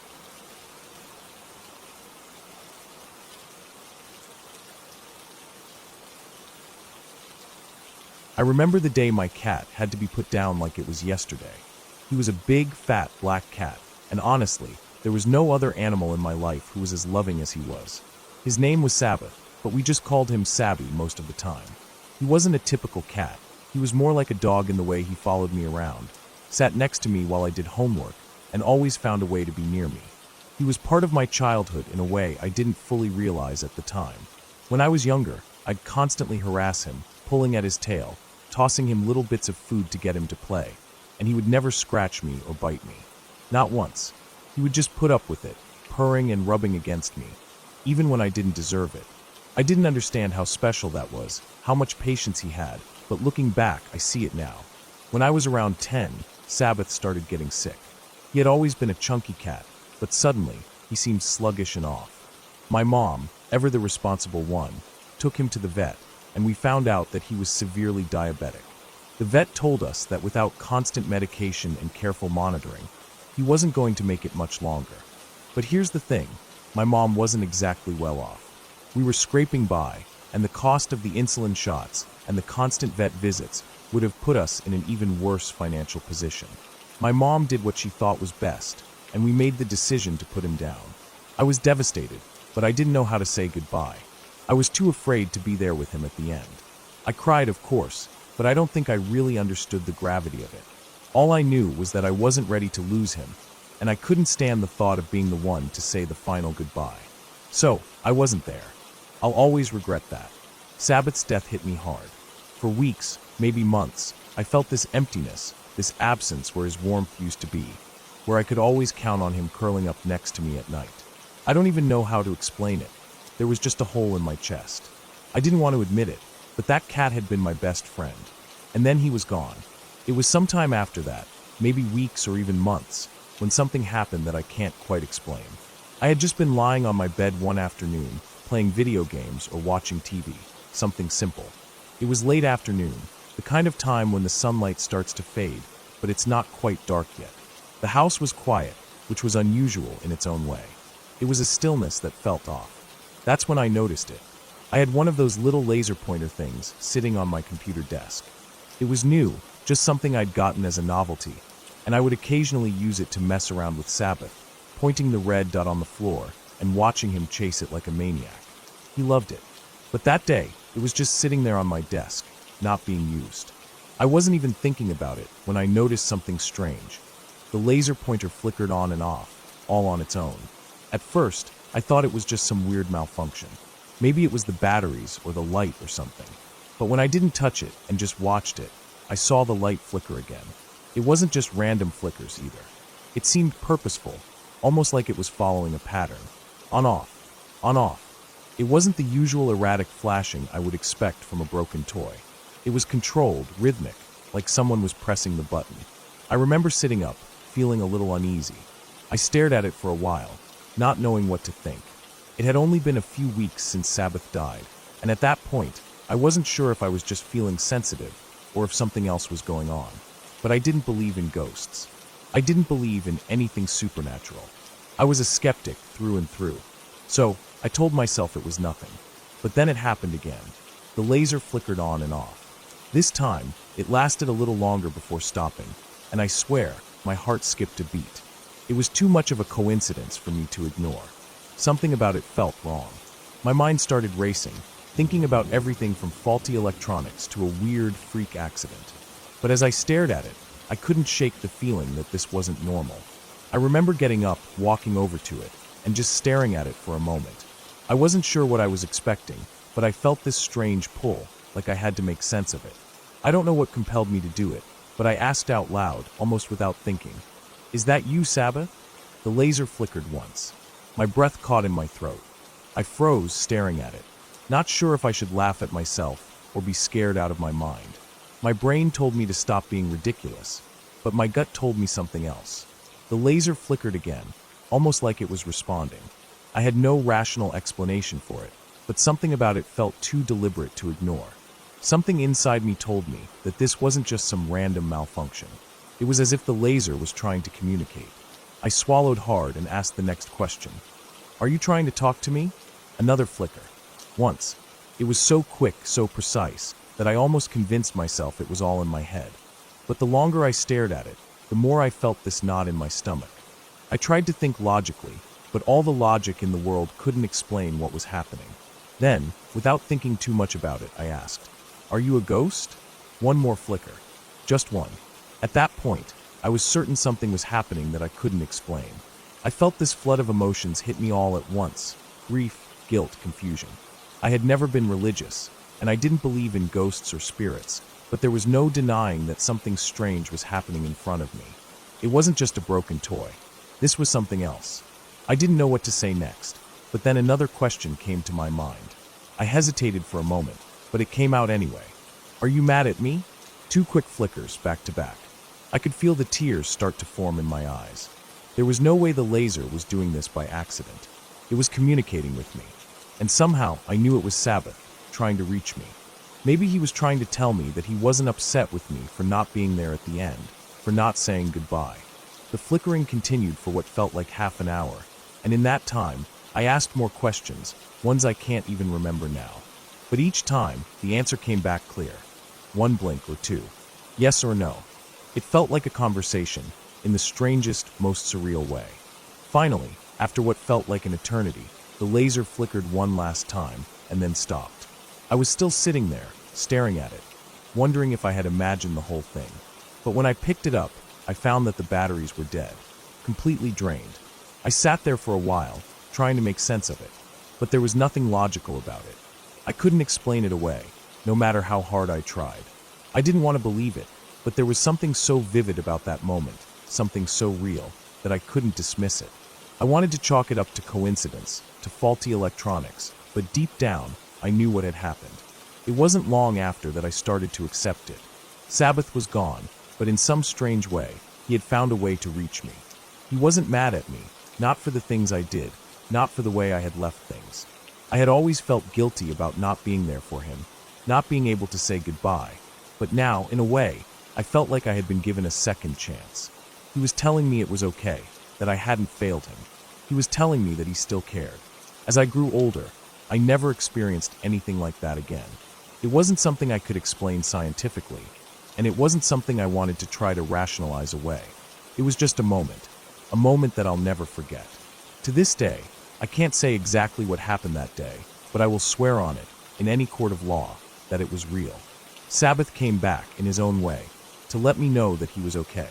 And maybe, just maybe, he wanted to make sure I was too.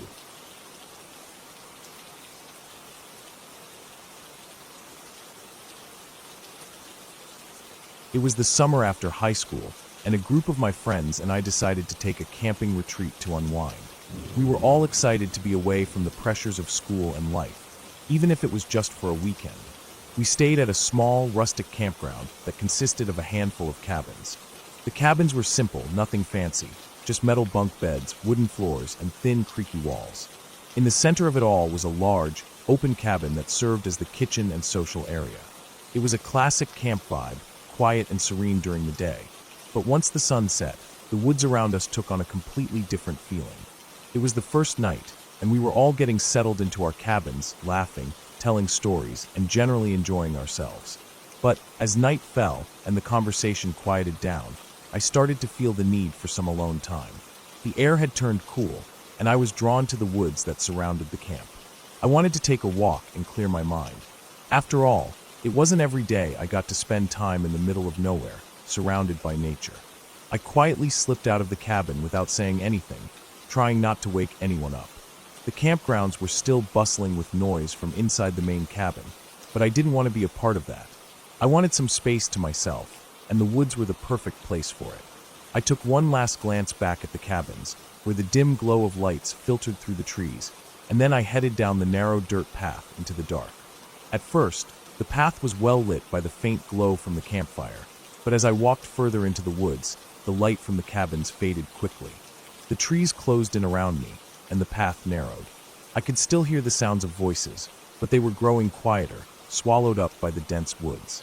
Soon, the only sound I could hear was my own footsteps crunching against the dirt. The night was calm, and the air smelled like fresh pine and earth. As I ventured deeper into the woods, I could feel the temperature drop, and the usual sounds of nature, chirping insects, distant owl calls, were now replaced by an eerie stillness. My eyes began to adjust to the darkness, the familiar shapes of trees and rocks taking on new, shadowy forms. I was used to walking in the woods at night, but there was something different about this place. It wasn't just the silence, it was the feeling that the woods were watching me somehow. I pushed the thought aside, shaking my head. I had always been a bit of an overthinker, and there was no reason for me to start imagining things. After what felt like a while, I realized I had walked far enough that I could no longer hear the sounds from the campground. It was just me and the woods now. I kept walking, following the path as it twisted and turned, not really sure where I was headed, but enjoying the solitude. I wasn't sure how long I had been walking, but it was dark, really dark now. The faint light from the cabins was long gone, and the only illumination came from the occasional sliver of moonlight that managed to break through the dense canopy of leaves above. The path had become harder to follow, but I kept going. I was enjoying the quiet, the stillness, the way everything felt distant from the world I was used to. I didn't care that I couldn't see much. I was used to hiking in the dark, after all. Then, out of nowhere, I stopped. I wasn't sure what made me pause, but something about the stillness of the woods shifted. It was as if the air itself had become heavier, denser, like the woods were holding their breath. My eyes darted around, trying to make out shapes in the dark. And that's when I saw it. Ahead of me, about 100 feet down the trail, there was something in the middle of the path. It wasn't moving, just standing there, perfectly still. My heart started to race, and I froze, not knowing whether to stay still or keep moving. It was hard to make out any details from where I was, but the shape was human-sized, maybe a little smaller. At first, I thought it was a person, someone who had wandered out here in the dark. But the longer I stared, the more uneasy I felt. There was something off about the figure, something that made my gut tighten with anxiety. I squinted, trying to see better, but the shape was still too far away to make out clearly. It looked like a person standing at the end of a small bridge that crossed over a tiny creek. I couldn't tell for sure, but something about the way it was standing made me feel uneasy. I didn't want to get closer. My instinct screamed at me to leave, to turn around and go back, but at the same time, my curiosity kept me rooted to the spot. I stayed still for a few moments, watching it. It wasn't moving. I couldn't hear any footsteps or rustling. It was almost like it wasn't real, like it was just a part of the night, a shape cast by my imagination. I knew I was probably overreacting, but that didn't stop my heart from thumping in my chest. It wasn't just the figure itself, it was the silence, the strange stillness of the woods around it. Everything felt wrong. Finally, I couldn't take it anymore. My mind made up for me. I turned around and started walking back the way I came, slowly at first, not wanting to draw attention to myself. I kept glancing over my shoulder, half expecting to see the figure moving toward me, but there was nothing. The woods stayed quiet. I quickened my pace, feeling like I was being watched, and didn't stop until I was back at the campground. When I finally got back to the camp, I was out of breath. My friends were still hanging around the main cabin, laughing and chatting. I didn't want to act like I'd seen something scary, but the image of that figure stayed with me. I casually mentioned it to them, just a little offhand comment, not wanting to freak anyone out. Of course, my friends were immediately intrigued, and before I knew it, they all wanted to go check it out for themselves. At first, I tried to talk them out of it, but I couldn't get out of it. I had seen something strange, and now they all wanted to see it too. I felt a weird mix of relief and unease as we all grouped up and started to head back into the woods. There were 5 of us, 3 guys, 2 girls, all determined to solve the mystery of what I had seen. I led the way, my heart still pounding from the earlier encounter, and we retraced the path I had walked. The woods seemed different now, like they were closing in around us. The moonlight barely broke through the branches above, and the trees loomed like dark sentinels. The atmosphere felt thick, and every step we took seemed louder than it should have been. It was quiet, almost too quiet, except for the soft crunch of our footsteps on the dirt. As we neared the spot where I had seen the figure, I felt that familiar tension in my chest again. My stomach was in knots, but I kept walking, hoping my nerves weren't showing too much. We stopped when we reached the bridge, the spot where I had seen the shape. We all stood there, just listening, looking out into the dark woods, but there was nothing, no movement, no strange figure. Everything was still. We all stood there for a moment, unsure of what to do next. Then, someone whispered that we should keep going, that we should get closer. A few others agreed. My gut told me not to go any further, but I didn't want to look like a coward. So I stepped forward, leading them back toward the spot where the figure had been standing. As we got closer, I could see it again, but it wasn't a person at all. It was an upright vacuum, stuck right in the middle of the path. Some idiot had left it there, just standing in the dark. The shape had looked so strange, so out of place in the woods, that our minds had turned it into something sinister. It was a simple household object, but in the complete blackness of the woods, with only the moonlight to guide us, it had looked like something much more terrifying.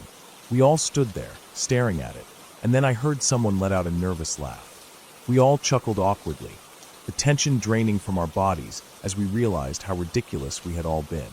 The fear that had gripped me earlier melted away, replaced with embarrassment. But even now, I can't shake the feeling that the woods had somehow played a part in it, shaping our imaginations and pushing us to see something that wasn't there. We turned around and walked back to the campground, all of us quiet as we made our way through the woods, the absurdity of the situation hanging heavy in the air. When we got back, no one spoke much about it again. The rest of the trip went by without incident, but that night stayed with me. That strange, unnerving feeling that had gripped me in the woods, the way my mind had filled in the blanks, made me realize how easily fear could distort reality. Sometimes, I wonder if the woods were more than just a backdrop to our fear, if they somehow made everything feel just a little more unsettling than it really was. I never figured out why the vacuum was out there, or if it had been placed there on purpose, but I still think about it. That night, in the dark, with our imaginations running wild, everything had felt so real, even when it wasn't. And that feeling has stuck with me.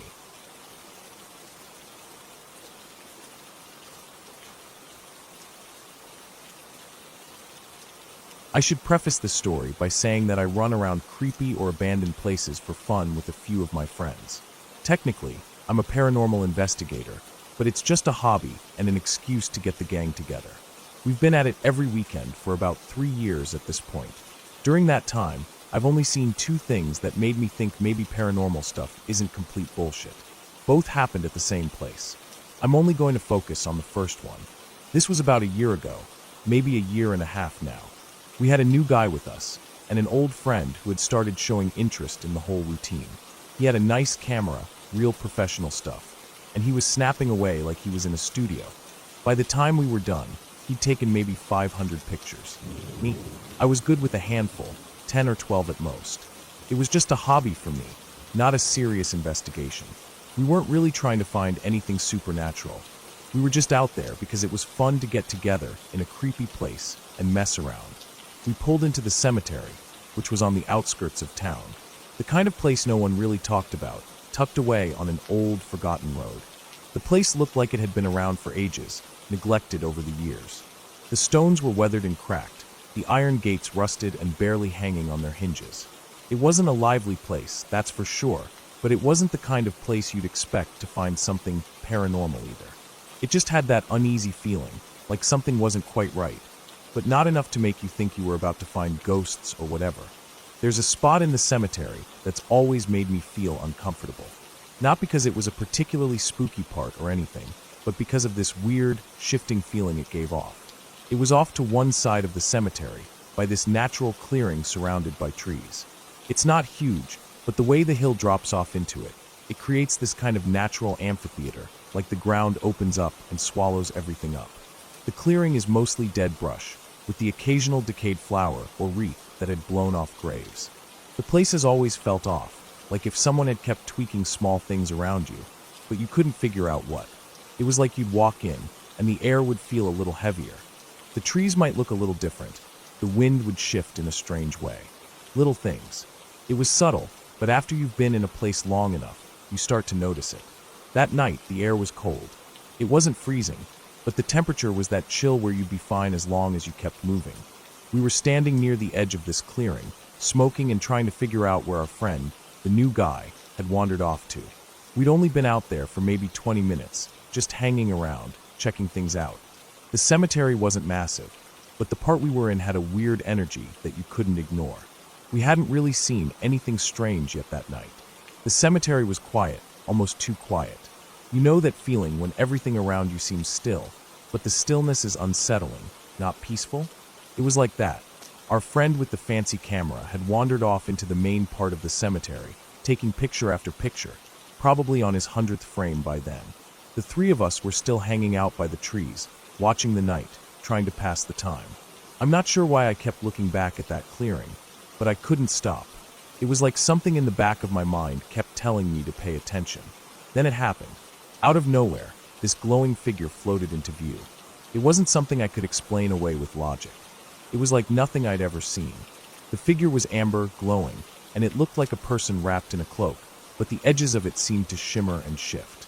It appeared out of one of the trees, crossed the clearing, and vanished into the next one on the other side. I could barely breathe. I didn't have time to think. I didn't even process it right away. It was just there, moving slowly, silently, like it didn't care who saw it. It was so strange. It didn't look like a person, not really, but it wasn't like anything else either. It was just glowing. I had my camera with me, and I swear I was holding it in my hands at the time, but I didn't even think to take a picture. I just stood there, staring at it, feeling like I was caught in a dream. It didn't last long, though. Maybe 5 seconds, 10 at most. The whole time, I was frozen, my mind racing. My heart was pounding in my chest, but I couldn't make my legs move. Before I could even think about snapping a shot, it was gone. Just like that, it was gone. I turned to my friends to say something, but when I looked at them, I realized something odd. None of them had seen the same thing I had. My buddy, standing to my left, didn't see a glowing figure at all. Instead, he saw what he described as static-like lines hanging in the air, almost like a glitch in reality. It wasn't a figure to him, but a mess of angry, distorted lines. And the new guy, he didn't see anything at all. He was still wandering around in the cemetery, completely oblivious. We didn't know what to make of it. I don't think I really believed in ghosts before that night, not in any real way. Sure, I'd heard stories and seen creepy movies, but this was different. This wasn't some half-lit shadow or a trick of the light. This was something else entirely, and it made my stomach twist in a way I couldn't explain. After a while, we all gathered near the main part of the cemetery. Our friend with the camera came back, showing us a bunch of the pictures he'd taken. There was nothing out of the ordinary. The shots were clear, crisp, normal. No glowing figures, no weird distortions, nothing. We didn't tell him about what we saw. Honestly, I don't know if I was trying to convince myself that it didn't happen, or if I just didn't want to seem insane. That night, we left shortly after. The whole time on the drive home, I kept replaying the scene in my head. Was it just a trick of the light? Maybe it was some kind of pressure change that made my brain see something that wasn't there. I've read about stuff like that. Neurotransmitters firing off in weird ways, pressure shifts messing with your brain. Maybe that's all it was. But something inside me wouldn't let go of the feeling. It didn't feel like a trick. It felt real. In the weeks that followed, I tried to brush it off. I went back to the cemetery a few times, but I never saw anything like that again. We kept coming back every weekend, but nothing happened. I figured I'd seen what I saw, and that was that. But then, there was that feeling in the clearing again, the way it seemed like the place was never quite the same. Even when I went there with a different group, when no one was talking about it, I felt it. That strange, shifting sensation, like the place was slightly out of sync with the rest of the world. I'm not sure if I'll ever get answers. I don't really care about ghosts or spirits anymore.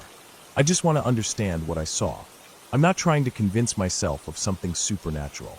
But there's something in that cemetery, something about it, that's always left me wondering. And it's something I'll probably never shake, no matter how many times I try to explain it away. There's a part of me that wants to go back, to get more answers, to prove to myself that what I saw was either real or just a fluke of my mind. But then there's another part of me that's scared to go back, because I don't know what else might be there. Maybe I saw something I wasn't supposed to see. Or maybe, just maybe, I saw something that wasn't supposed to be seen at all. And I'm not sure I want to know what happens if I see it again. But yeah, that was the first thing that happened. And I still don't have a good explanation for it. Maybe that's the scariest part of it all.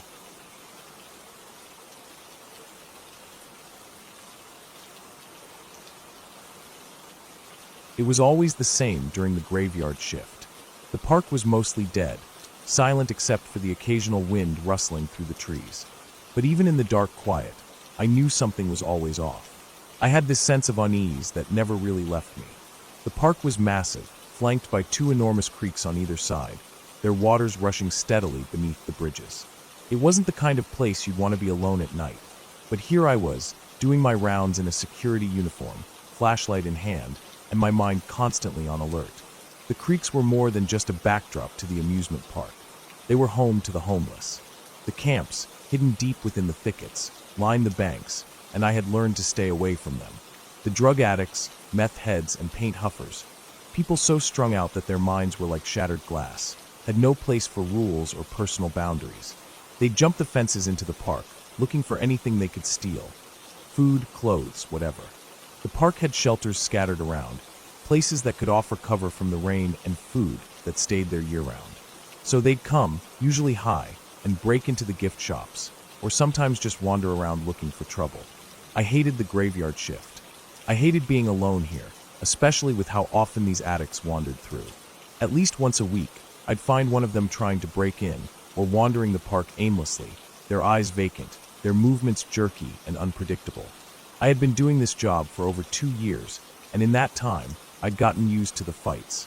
I'd have to defend myself more than once, mostly because I wasn't allowed to carry anything beyond my radio and handcuffs. No pepper spray, no tasers, just my bare hands. And when you're up against someone who's high on meth, or worse, huffing paint, the last thing you want is to go easy. But you couldn't always avoid it. Sometimes they'd gang up on me, coming at me from behind, or from two sides at once. They'd smell of sweat, chemicals, and something just wrong. It was like they weren't even human anymore, just these moving, incoherent shells of people. It was just past midnight when I first saw movement by the old carousel. The lights of the park were mostly off, save for a few security floodlights I left on in strategic areas, but they didn't cover everything. I stopped, squinting into the darkness. I was perched on one of the small bridges that crossed the creek, the water below making that low gurgling sound. The figure was stumbling, moving erratically, but there was something off about it. Not the typical aimless wandering. This guy seemed to be heading somewhere. I clicked my flashlight on, shining it toward him. His head snapped up, eyes wide and unblinking, his body stiff as if the light had startled him. But then he relaxed into a slow, deliberate walk. He didn't seem to care about being seen. My gut twisted. Not one of the regulars, I thought. I knew most of the faces by now. I made my way toward him, stepping quietly, trying to avoid the crunch of gravel underfoot. He didn't notice me until I was almost within arm's reach, at which point he lunged forward suddenly, without warning.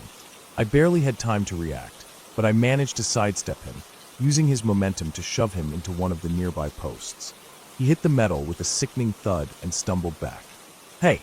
I shouted, taking a step back, but he wasn't listening. He just came at me again, thrashing with his arms, his fists wild and uncontrolled. He was high, no doubt about it. His pupils were dilated, and his movements were spastic, like he wasn't even aware of what he was doing. I dodged another swing, grabbed his wrist, and twisted it behind his back. The crack of his shoulder popping out of place made me wince, but I didn't have time to feel bad for him. I slammed him against the metal post again, and this time he went down. He wasn't knocked out, but he was groaning, crawling away from me, barely able to keep his balance. "Stay down," I ordered, but it was no use. The guy wasn't listening. He tried to get back to his feet, but I moved quickly, snapping the cuffs around his wrists. The metal clicked shut, and for a brief second, I thought he might give up. But then, out of the corner of my eye, I saw another figure, then another, approaching from the dark. Two more of them. I didn't have a choice. I spun around, ready to take on both of them. They were just as messed up as the first one, eyes wide, hands twitching as they approached. One of them was taller, lankier, while the other was shorter but broader. I didn't hesitate. The taller one lunged first, but I was ready this time. I sidestepped, grabbed his shoulder, and threw him to the ground.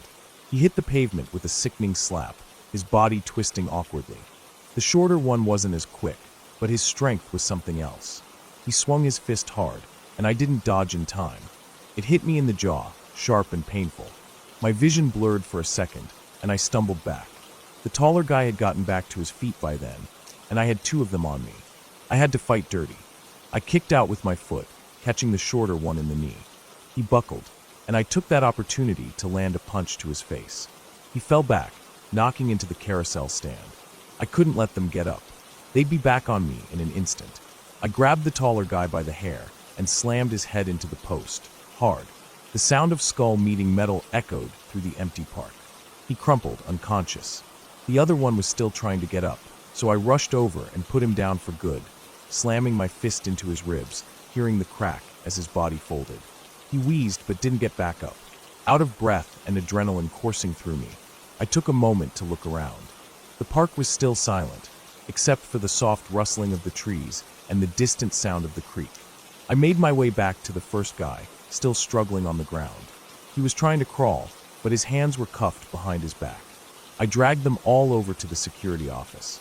They were out cold now, but it didn't matter. I had to get them in, get them off the property, and pray that they wouldn't be back in the morning. As I made my way to the security office, I kept my head down. I wasn't scared, not anymore. But I knew how easy it was for things to get out of hand. A fight here, a scuffle there. And with the park so empty, so quiet, it always felt like the danger could come from anywhere. I radioed in, told the dispatcher I had 3 in custody, and they sent a team to pick them up. I sat in the security office, rubbing my jaw, still sore from the punch. My hands were shaking, but I managed to calm myself down. By the time the sun was starting to rise, the park was starting to wake up again. The sky lightened, and the first group of early risers came in, their kids in tow, ready for a day at the park. The addicts were gone, carted off by the police. They'd probably be back next week, or the week after. It was an endless cycle, one I couldn't break. The park would always be there, a safe haven for them, a place they'd come to when they had nowhere else to go. I just had to keep doing my job.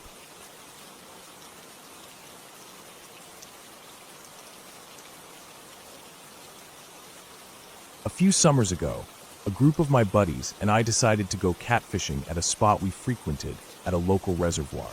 It was just a typical weekend outing for us, nothing special.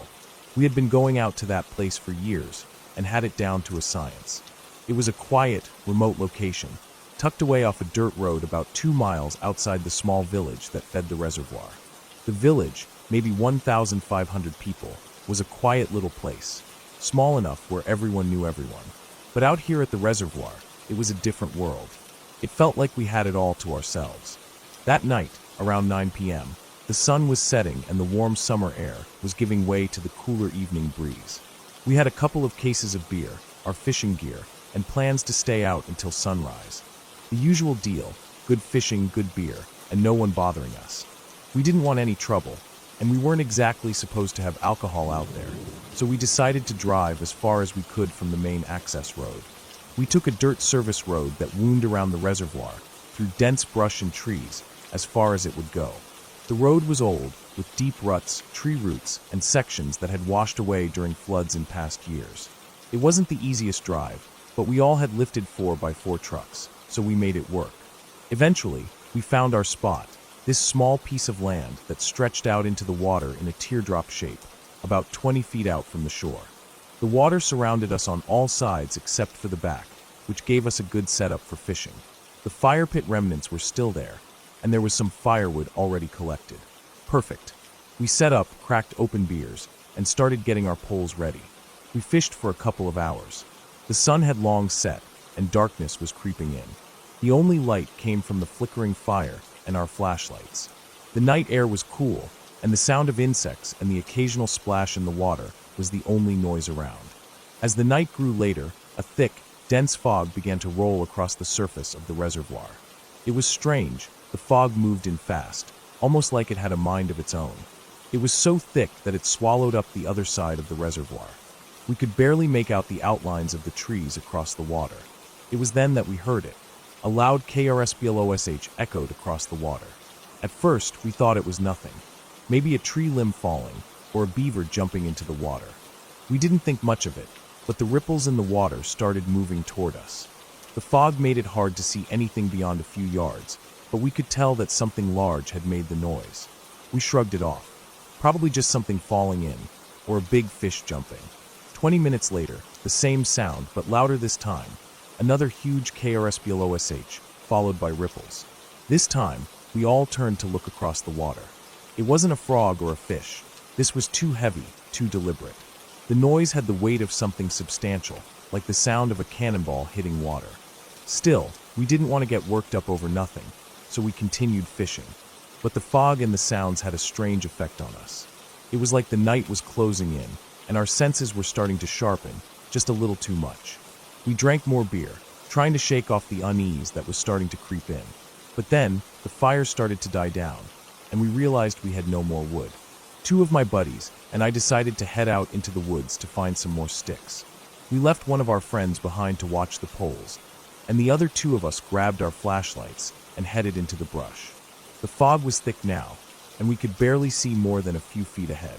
It was like walking through a cloud. The further we walked, the quieter it became. The air felt heavier, and the sounds of the night, the chirping insects, the rustling leaves, faded out. It felt wrong. But we kept going, searching for branches, and we didn't say much, trying to focus on finding something to burn. We split up, each of us going in different directions to cover more ground. I didn't get far before I came across something strange. Lying just a few feet off the trail was a white jacket, a pair of rubber boots, and a clown mask. I remember picking up the mask, holding it for a second, and laughing. We had all heard the stupid stories about the creepy clowns that had been popping up all over social media and the news, people dressing up and scaring people in the woods or on trails. I figured it was just some kids who had been out here and left their junk behind. No big deal. We laughed it off, grabbed the stuff, and headed back to the fire. When we returned, we threw the wood we'd found on the fire, and everything seemed to settle down for a while. We fished some more, the fog continuing to thicken around us. But as the night wore on, something changed. We heard it again, twigs breaking, loud, in the woods across the water. It was followed by another huge KRSBLOSH. By now, we were all pretty unnerved. It was clear that something, or someone was out there. There was no mistaking the sound. We called out across the water, trying to get a response. Hey, if you're out there, we're just fishing. We're not here to cause trouble. Come hang out. We called out again, and then again, but nothing came back except the sound of the fog pressing in and the ripples from the water. My buddies were starting to get spooked. I could see it in their eyes. This wasn't just fog and drunken confusion anymore. They were looking over their shoulders, their gazes darting into the shadows across the water. We kept hearing things, more twigs breaking, a rustling sound, something moving, but nothing visible. The air was thick with tension. That's when the drunk courage kicked in. You know the kind, right? The kind of courage you only get after a few too many beers. I said, screw it. We're gonna go see what the hell this is. Someone's messing with us. My buddies hesitated, but I convinced 2 of them to follow me. The other 2 stayed behind to watch the poles. We grabbed our flashlights and trekked into the woods, moving cautiously. The fog was so dense we could barely see where we were going. As we made our way along the edge of the reservoir, I noticed things that were off. Bits of trash scattered across the ground. Saplings that had been cut down. More trash. And then the footprints. Barefoot prints. A lot of them. Fresh. Odd, considering we were miles from any main road. And the only people who ever came out here were us and the occasional fishermen. Whoever was out here didn't have shoes on. And there was no way they could have gotten here easily.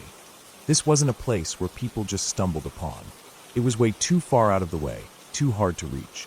My heart started racing, and I waved my flashlight around, trying to stay calm. That's when I saw it, a tent. It wasn't far from the trail we were following, and it wasn't a normal camping tent. It looked old, covered in moss, and was surrounded by piles of trash. The smell hit us next, decaying food, stale cigarettes, and something else I couldn't quite put my finger on. But the worst part? The propane tanks. There had to be 15 or 20 of them. 5-gallon tanks. Just sitting there in a pile, half hidden by the overgrowth.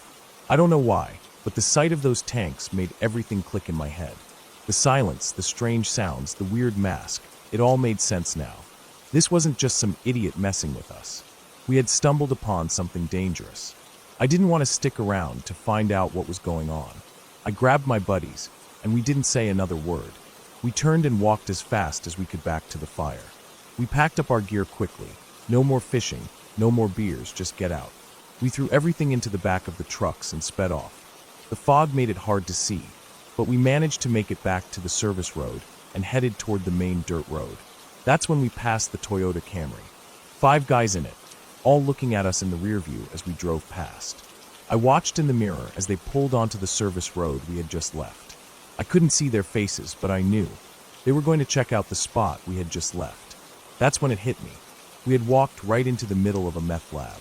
Those propane tanks, they were for cooking. The creepy noises, the people throwing things in the water to scare us. It was all to keep us away from their operation. I'm not sure when exactly they realized we were onto them, but I'm glad we left when we did. I have no idea what would have happened if we had stayed longer. Maybe they would have tried to scare us off again. Maybe worse. We got out of there just in time. I'm still not sure if those guys in the Camry were waiting for us to leave so they could confront us, or if they just wanted to make sure we were gone. Either way, it's a night I'll never forget. And I never went back to that reservoir again.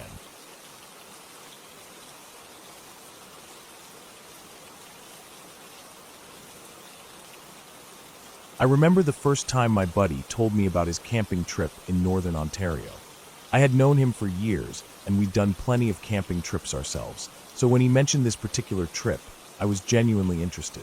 He was usually a practical guy, the type who didn't easily get spooked or drawn into stories of strange happenings. So, when he started telling me what went down on that trip, I had to take it seriously. It all started about a decade ago. It was him and one other guy, just 2 friends heading out to camp for a long weekend. They didn't have a big group with them. They liked it that way. The area was remote, up north near Lake Superior, with dense forests and untouched wilderness surrounding them. They had been there before, so they knew the lay of the land, the kind of spot that most people would pass by without a second glance. a peaceful place, or so they thought. They arrived in the afternoon, set up camp beside a small creek, and immediately set to work. They didn't have much gear, just enough to stay comfortable for a couple of days. They caught a bunch of fish, and after cleaning them, they fried some up for dinner. A simple meal, but good. After eating, they hung the rest of the fish up in the trees, like they always did, to keep them safe from animals during the night.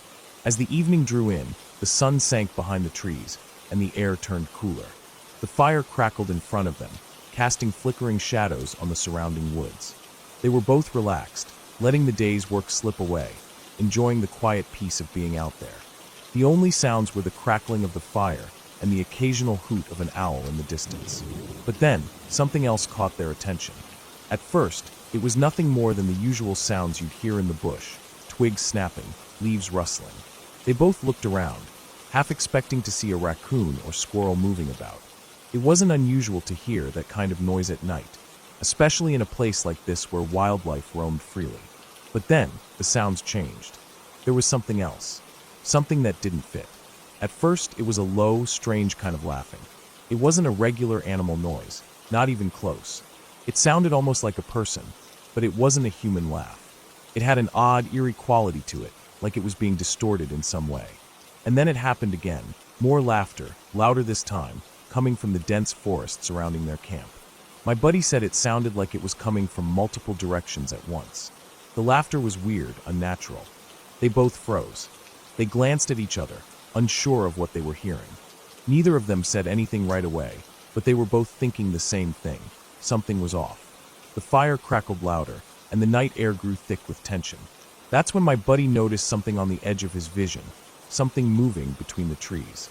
It wasn't just the shifting shadows from the fire. This was something else. He turned his head slightly, trying not to make it obvious, and saw what he could only describe as a little Spider-Man. He didn't know how else to explain it. The thing was small, almost child-sized, but it wasn't a child. It was hunched over, with long arms and legs, moving quickly, almost crawling between the trees in a way that seemed too fast to be natural. It wasn't a person, at least not like any person they'd ever seen. He couldn't fully make it out, just the outline of a figure, distorted by the firelight and the shadows of the trees. But it was enough to make his heart start racing. He wasn't sure if his mind was playing tricks on him, but the sense that something wasn't right was undeniable. His camping partner saw it too. They locked eyes for a second, both of them too stunned to speak.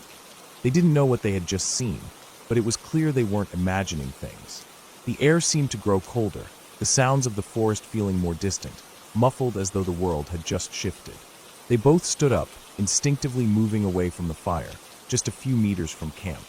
They didn't know why they did it, whether it was the strange figure or the unsettling sounds, but they felt the need to get some distance.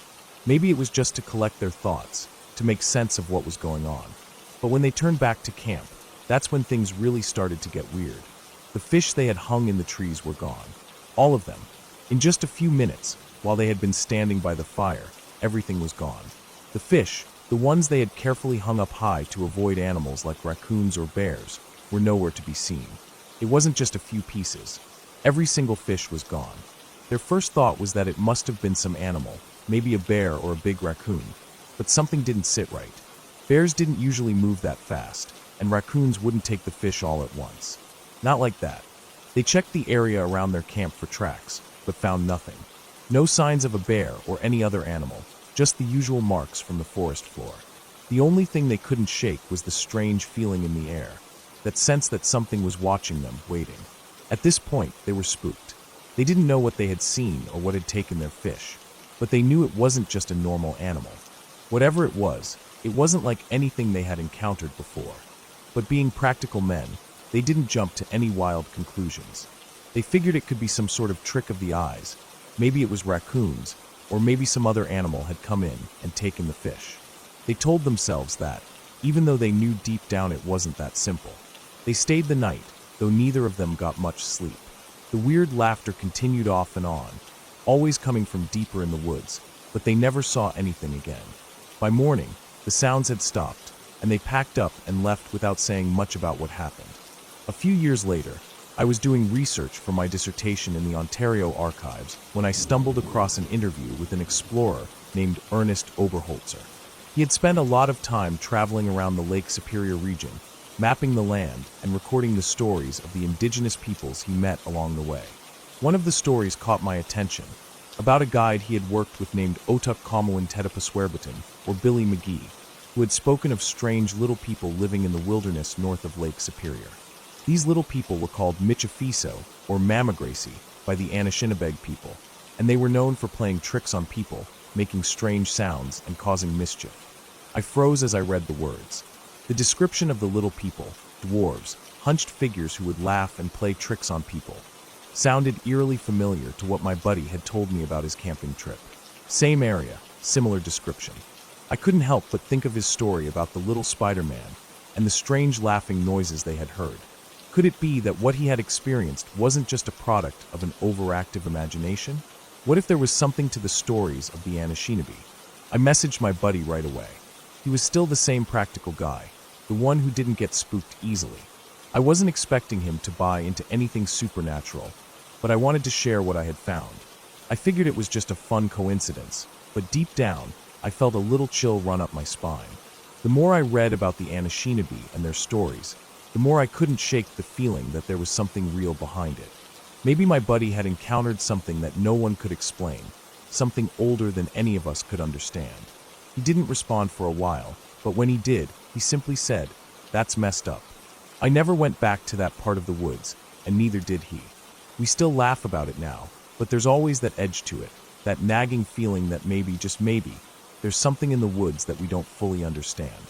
Something that has been there long before we were, playing its tricks and hiding in the shadows, waiting for the right moment to make itself known again.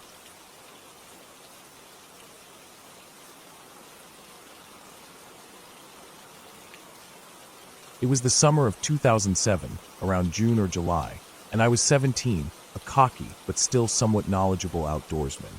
My family had a cabin up in northwest Wisconsin, tucked into the woods, a place that had been my second home for years. Growing up, I had spent countless hours hunting, camping, and hiking in those woods. I knew every trail, every clearing, every twist and turn of the landscape. It was a place that felt familiar, safe even, as long as you stuck to the rules. Stay near the cabin at night, don't stray too far from the bonfire, and always keep an eye out for the wildlife, bears, wolves, cougars. In the daytime, the forest was alive with the usual sounds of birds and squirrels. But come nightfall, it was a different story. There was something unsettling about the way the trees seemed to close in around the cabin, and the sense that something or someone was always watching from just beyond the edge of the tree line. On that particular day, I was with my cousin, who was a year younger than me and not quite as seasoned in the woods as I was. He was eager to show off his new airsoft gun, so we decided to have a little battle in the woods. I slipped into my full woodland camo, knowing it would give me a tactical advantage. My cousin, however, wasn't as prepared. He wasn't wearing anything that blended into the surroundings, but that didn't stop him from charging into the woods like it was a real battle. We made our way up the ATV trail, which wound its way through the thick forest. The trail was a little overgrown, but still clearly visible, a strip of dirt and grass cutting through the wilderness. We didn't get too far, maybe 200 meters or so, before we started to tire and decided to take a break at the edge of a clearing. We stood there, catching our breath, talking about how the battle was going, me teasing him about his lack of stealth, when something strange happened. I had always been the kind of person who trusted my instincts in the wild, and something about the silence around us felt off. I froze mid-sentence and whispered to my cousin, "We're being watched." He stopped talking, his body tensing as he scanned the tree line. The air felt thicker, and the usual sounds of birds and rustling leaves had disappeared. That was when I realized the woods were dead silent, and that unnerving feeling crept over me like a cold wave. My eyes darted to the edge of the clearing, searching the shadows. I felt my pulse quicken. Something wasn't right. At first, I didn't see anything, but then I did. It was hard to describe. At first, I thought it was just a trick of the light, a shadow between the trees. But as I focused, I saw it clearly. The thing was crouched low to the ground, hiding in the shadows of a thick tree, its body unnaturally still, but its eyes locked onto my cousin unblinking. It wasn't a bear. It wasn't a wolf. It was something else entirely. My heart slammed in my chest. I could see its teeth, huge, sharp teeth, glistening white in the dim light. It was panting, its breath shallow and quick, its body covered in reddish-brown fur that blended with the earth. Its head was large, like a wolf's, but its shape was all wrong. Its posture was all wrong. It was crouched, yes, but it was standing on two legs, hunched over, with long, clawed arms gripping the tree like it was using it for support. The thing was nearly as tall as I was when it was crouched, but I had the sinking feeling that it could stand upright at any moment and tower over me. It didn't look like a wolf walking on two legs like I had heard about in stories. It looked natural, like it was built to move that way. I whispered to my cousin, my voice trembling, "We need to go. Now." My cousin didn't need any further urging. His eyes locked onto the creature, and the next thing I knew, he was sprinting, bolting through the woods. I turned to follow him, but I couldn't help but glance back at the creature. That was when it moved. Slowly at first, like it was testing the ground, and then, without warning, it stood upright. It was huge, easily 7 feet tall, with broad shoulders and thick limbs. Its body was more muscular than any wolf I had ever seen. It wasn't just big, it was unnatural, like something that shouldn't exist in this world. It let out a low growl, a sound that made my blood run cold. I knew it was coming for us. I ran as fast as I could, my heart pounding in my chest. The sound of twigs snapping underfoot was drowned out by the thundering of my own footsteps and the loud crashing noise of the creature behind us.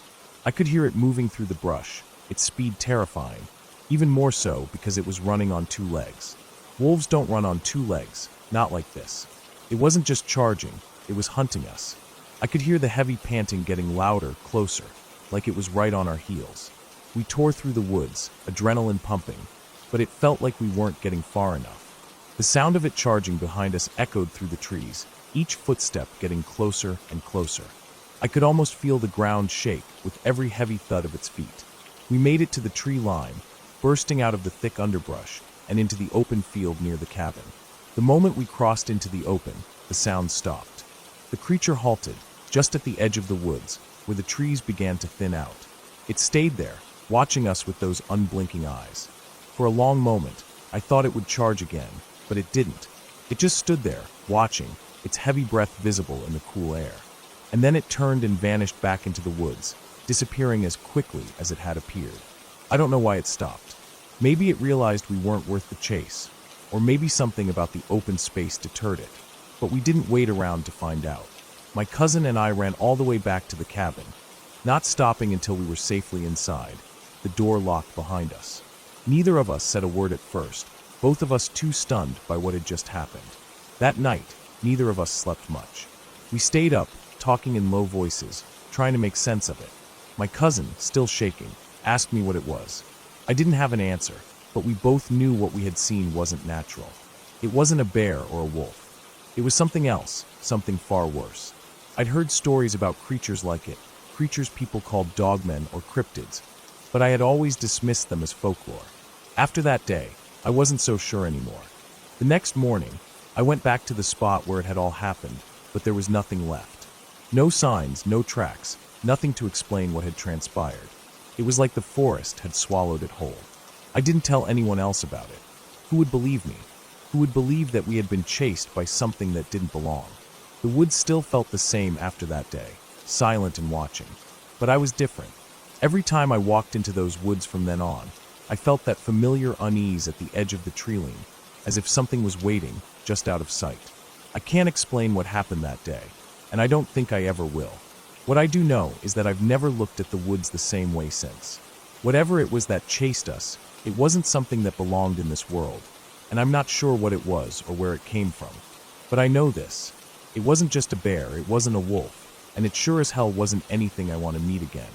And I don't think I'll ever forget the sound of its claws scraping against the tree as it watched us, or the feeling of its eyes on the back of my neck as I ran for my life. I don't know what it was, but I know it wasn't human, and it wasn't a normal animal.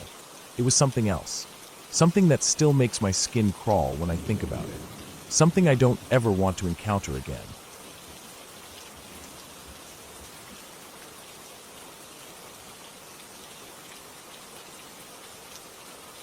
It was one of those trips I'd been looking forward to for weeks.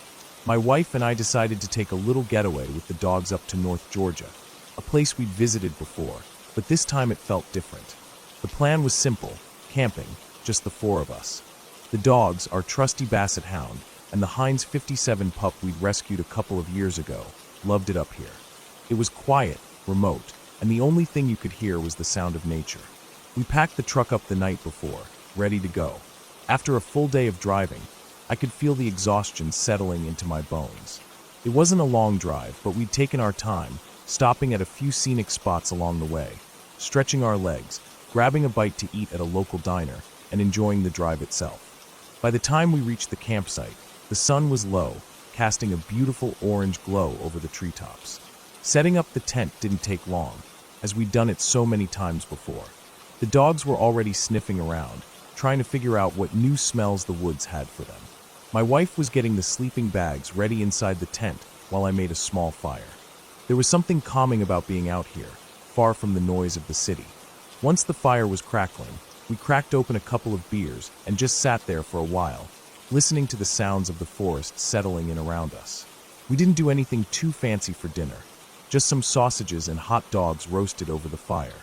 We ate, talked, laughed, and shared stories like we always did when we came out here. The dogs, as usual, were content to lounge near the fire, occasionally getting up to investigate something in the woods.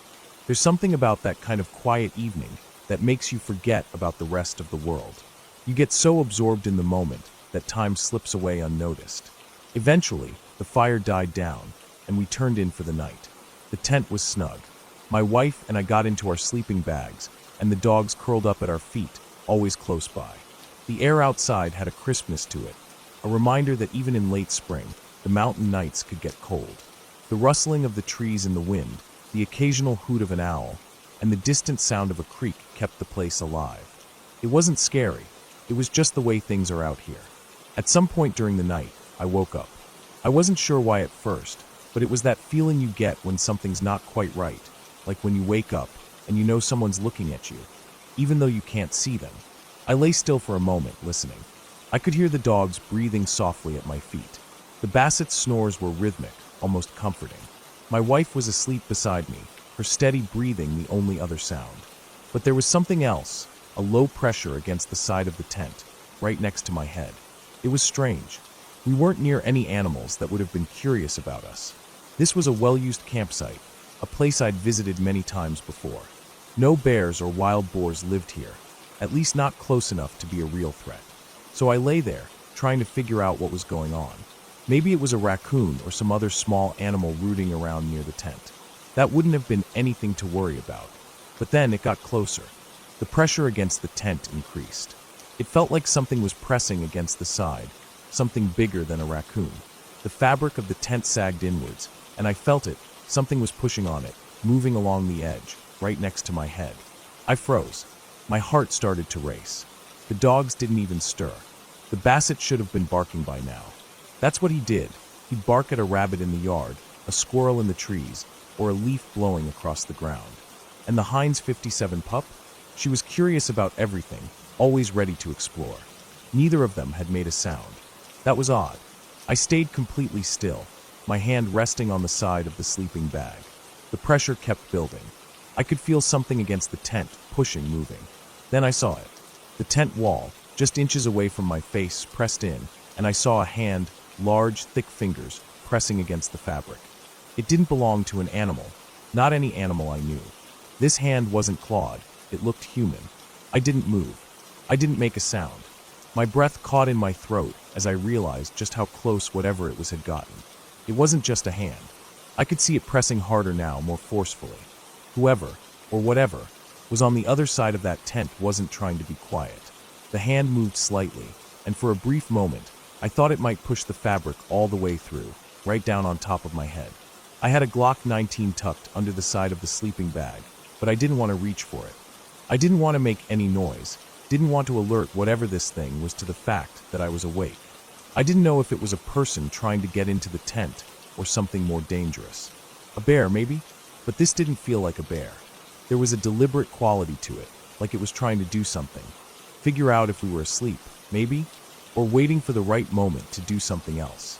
I pressed back on the side of the tent, just enough to let whatever was on the other side know that I knew it was there. As soon as I did, the hand disappeared. It didn't pull away gently, like a person might. It was almost like it just left, vanishing into the darkness outside. I lay there for what felt like forever, my heart hammering in my chest. I wanted to get up, to investigate, to make sure we were safe. But I couldn't move. My brain was screaming at me to stay still. I kept thinking about the hand, how it didn't feel right. No bear had ever done something like that. No wild animal would push on the tent like that, with such purpose. When the sun finally began to creep over the trees, I felt a rush of relief. The darkness was over.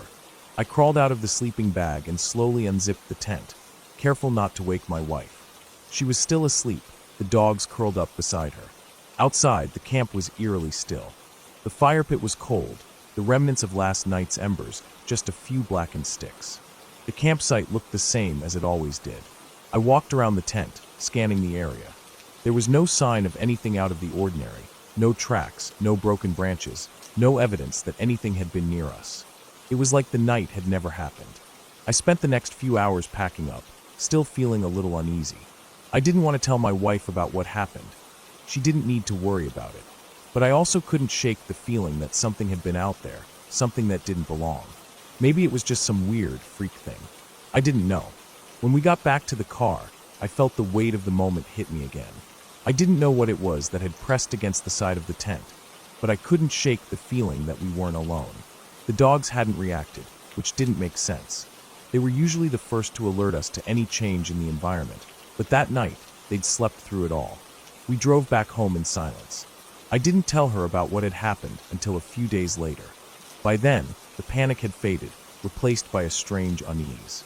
Maybe it was nothing. Maybe it was just my imagination playing tricks on me. But I couldn't forget the hand, the pressure against the tent, the silence of the dogs, the feeling of being watched. I've camped a lot in those hills since then, but I've never had an experience like that again. Maybe it was a person, maybe a bear. Whatever it was gone as soon as the sun came up. But the memory still lingers. It reminds me that sometimes, in the wilderness, you can't always see what's out there.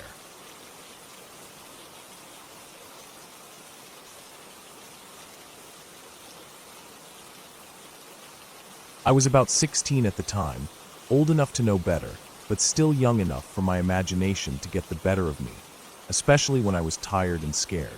I'd been going on family camping trips for as long as I could remember. This was one of those yearly traditions.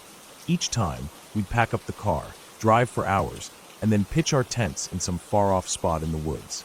We'd always find a place far from other campers, trying to make the experience feel like we were alone in the world, surrounded by nothing but trees and wilderness.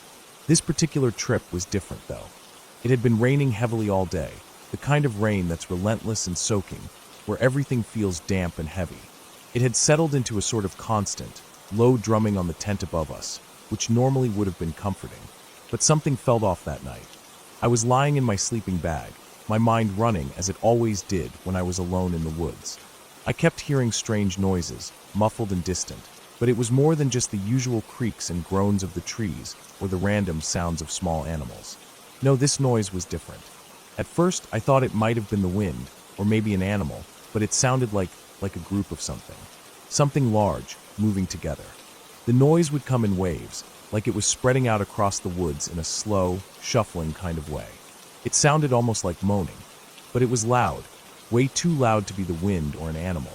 I remember staring into the dark, trying to make sense of it. It didn't help that it was raining, and the sound of it made everything feel more intense, like I was trapped in some kind of heavy, oppressive atmosphere. Every time the noise came, it sent a chill down my spine. It wasn't like an animal's cry or anything familiar. This felt more sinister. I don't know how else to explain it. But the more I heard it, the more my mind ran wild. My thoughts went straight to the worst-case scenario. Zombies. I had watched one too many horror movies. That was the only explanation that seemed to fit. The moaning was too strange, too unnatural. It was like a mass of people, or maybe something worse, moving slowly in the night. My heart raced. I kept imagining the figures emerging from the rain, their twisted forms limping through the dark, drawn to our camp, unaware of the heavy pounding in my chest. I tried to shake it off, but the noise came again, louder this time, closer to the tent. I could hear it cutting through the rain. It sounded like it was right outside, just beyond the edge of our little camp. It wasn't just one voice anymore. It was a chorus of low, groaning sounds that made my skin crawl. My breath caught in my throat. I couldn't take it anymore. I shook my mom awake, her figure barely visible in the dark of the tent. I didn't want to sound crazy, but I had to know if she had heard it too. "Mom," I whispered urgently. "Mom, did you hear that?" She mumbled, half asleep, clearly not getting what I was trying to say. "What? What do you mean?" she asked groggily, rolling over to face me. "There's something out there," I said, my voice rising just a bit. "I keep hearing this moaning. It sounds like a lot of people, or something." She groaned and rolled over, muttering about how I should stop being so dramatic and go back to sleep. "It's probably just the rain, honey. Go back to bed." But I couldn't. I kept listening, my heart pounding faster. The moaning noise came again, louder this time, and I could have sworn it was closer. I could hear the unmistakable shuffle of something heavy moving through the brush. It sounded like a whole group of them, not just one. It was so unsettling that I couldn't help but think the worst. Zombies, some kind of horrible, monstrous thing that only came out in the rain. I shook her again, more forcefully this time. "Mom, please, you have to hear this. It's so loud. It's not normal." She sat up, clearly irritated now, but I could see the concern in her eyes. Okay, she said, wiping sleep from her eyes. "I'm listening." For a moment, we just lay there in silence, listening to the rain pattering on the tent. And then it came again, that same low, eerie moan. This time, it sounded closer than ever, echoing through the woods in a steady, rhythmic pattern. She sighed, clearly annoyed. "Damn it, I swear, it's just cows. They're moo-ing to stay together. Go back to sleep already." "Cows." I blinked, processing her words slowly. "Cows. I had never thought of that. I mean, yeah, there were cows on the property where we camped, but I never thought about them wandering out here, especially not in the middle of the night. But the noise, it was so strange. It didn't sound like cows, at least not to me. Still, the possibility made sense. We were camping on land that bordered some farmland, so it wasn't completely out of the realm of possibility that the sound was coming from the cows. I felt stupid for not thinking of that earlier, but my mind had jumped to the worst conclusion: zombies. I still couldn't shake the feeling that something was off, but I didn't want to admit that I had let my imagination run wild. But just like that, the moaning stopped. There was nothing but the steady hum of rain hitting the tent. I waited a few more moments, straining to hear any more sounds. But nothing came. I almost felt like I had imagined it all, or that it had been some bizarre trick of the wind. I couldn't believe how foolish I had been, worrying about zombies in the middle of nowhere. I felt a flush of embarrassment creep over me. Okay, I said, pulling my sleeping bag up around me. "I'll go back to sleep." I heard my mom muttering something under her breath, probably about how ridiculous I was being, but she didn't seem worried anymore. She lay back down, and after a few minutes, I heard her breathing slow and even out as she drifted back to sleep. But I couldn't. I lay there in the dark, listening. The silence was almost too perfect, and the stillness of the forest pressed in on me. Despite the rain outside, despite the fact that everything had gone quiet, I couldn't shake the feeling that something was out there. It wasn't until the next morning, when the sky had cleared and the world outside the tent was bright and wet with the aftermath of the storm, that I realized just how wrong I had been. I had spent the whole night terrified of something that was completely normal. Cows. Just cows. I should have recognized the sound. They were low, grunting animals that often mooed when they were trying to stick together or looking for each other. It made sense now. I went outside, still a little embarrassed by my fear, and sure enough, I saw them, cows, just beyond the trees, grazing in the morning fog. Their long bodies and heavy movements made them look far bigger than I'd remembered, and the sound of their moaning seemed oddly fitting now. They weren't moaning in the way I had imagined at all, but it was a sound I could now identify with no problem. I had been so certain that something unnatural was out there, but in reality, it was just the familiar sound of livestock, carrying on with their usual routines. I laughed at myself for even thinking it might have been zombies. What a ridiculous thought. But in that moment, as I looked out over the fog-covered field and heard the low moaning of the cows in the distance, I couldn't help but feel a sense of relief mixed with a lingering feeling of unease. I guess it wasn't so much the noise itself that had scared me, but the fear of the unknown. Sometimes, it's easy to let your imagination take over, especially when you're in the dark and alone, surrounded by the quiet of nature. And that night, when the moaning echoed through the woods, I let it get the best of me. Still, I learned something that night. The world doesn't always match the fear inside your head. Sometimes, the monsters you imagine are just cows in the distance. And sometimes, even the scariest noises can be explained by something completely ordinary. It was a lesson I would never forget, even if I still occasionally heard the faintest moan in the woods. After all, every now and then, a cow might just surprise you.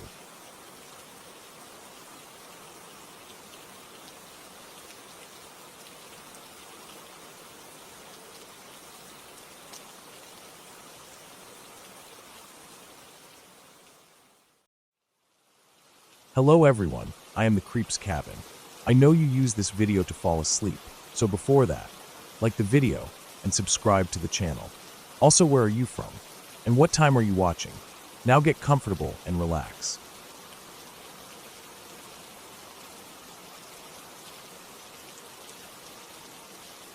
It was an ordinary evening, or at least it seemed like one. I was 20 years old, just finishing up a long shift at my part-time job and heading home to relax. I had this old car, not a fancy one, but reliable enough. A bit worn out, but it had one feature that made me feel slightly better about driving it. When you turned off the ignition, the doors would automatically unlock.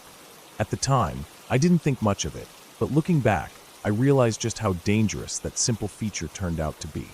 I pulled into the gas station on the edge of a suburban neighborhood, one of those places where you don't expect anything unusual to happen. It was a nice area, clean, quiet. I grabbed the gas pump and started filling up, absent-mindedly glancing at the street as cars passed by. It was a typical weekday evening. No one seemed out of the ordinary. The sun had just set, casting a soft glow on the pavement, and I thought I'd be on my way in just a few minutes. As I was finishing up, I grabbed the nozzle and hung it back up, looking around at the cars around me, my mind wandering, thinking about what I was going to do when I got home. I didn't notice her at first, just a shadowy figure walking toward me. The next thing I knew, the passenger door to my car swung open, and a woman climbed in. She was older than me, maybe in her 40s, but she looked disheveled, as if she'd been through something. Her clothes were a bit worn, and her hair was tangled and greasy. But what really caught my attention was the way she moved. It was quick, almost frantic. Before I could react, she was sitting there, right beside me, her presence filling up the space in the small car. "Can you drive me to the church down the road? I need to catch the bus," she said, her voice flat, but urgent. I froze, my heart instantly pounding. I wasn't used to strangers just getting into my car like this, especially not in broad daylight. I glanced at her, confused, unsure of what to do. It took a moment for my brain to catch up to the situation, but my gut was already telling me that something wasn't right. "No, sorry," I said, my voice shaky as I put my hands on the steering wheel, trying to figure out how to get out of this situation. She didn't take no for an answer. "You're definitely taking me there," she said, and there was something in her voice, something cold, demanding. My heart skipped a beat. I felt a knot in my stomach. I started to turn the car on, still unsure if this woman was going to get out or not. But she didn't. Instead, she shifted her weight in the seat, and I noticed her right hand was buried deep inside the pocket of her jacket. "I really don't have time," I said, trying to stay calm, but my voice was shaky. I was too small to fight back if things went wrong. The situation was already escalating, and the more I tried to brush it off, the more she pressed. "I'm not asking," she snapped, leaning in closer. Her face was a mask of frustration, her eyes wide and unblinking. "Take me there now." Something about the way she said it, the way she seemed so sure of herself, made my stomach churn. I was no tough person, and the fear that had already settled in my chest grew deeper. I didn't know if she had a weapon, or if she was just mentally unstable. I didn't know anything about her, but I could feel that the tension in the air was thick, like something dangerous was waiting to happen. I couldn't risk angering her. As much as I wanted to say no, the thought of what she might do if I didn't do what she wanted terrified me. I sighed, my nerves overwhelming me, and started the car. "Fine, I'll take you." She didn't say anything after that, and for a moment, I thought maybe she'd settled down. But as I pulled out of the gas station, she began chanting, almost singing, to herself. The words were muffled at first, but I could hear the rhythm. It sounded like gospel, and her voice rose with every verse. She was so loud, I could barely hear myself think, and I had to keep my eyes on the road as I drove, my palms sweating on the wheel. I drove down the street, taking the familiar turns I usually did when I was heading home, but now everything felt different, unfamiliar in a way that made my skin crawl.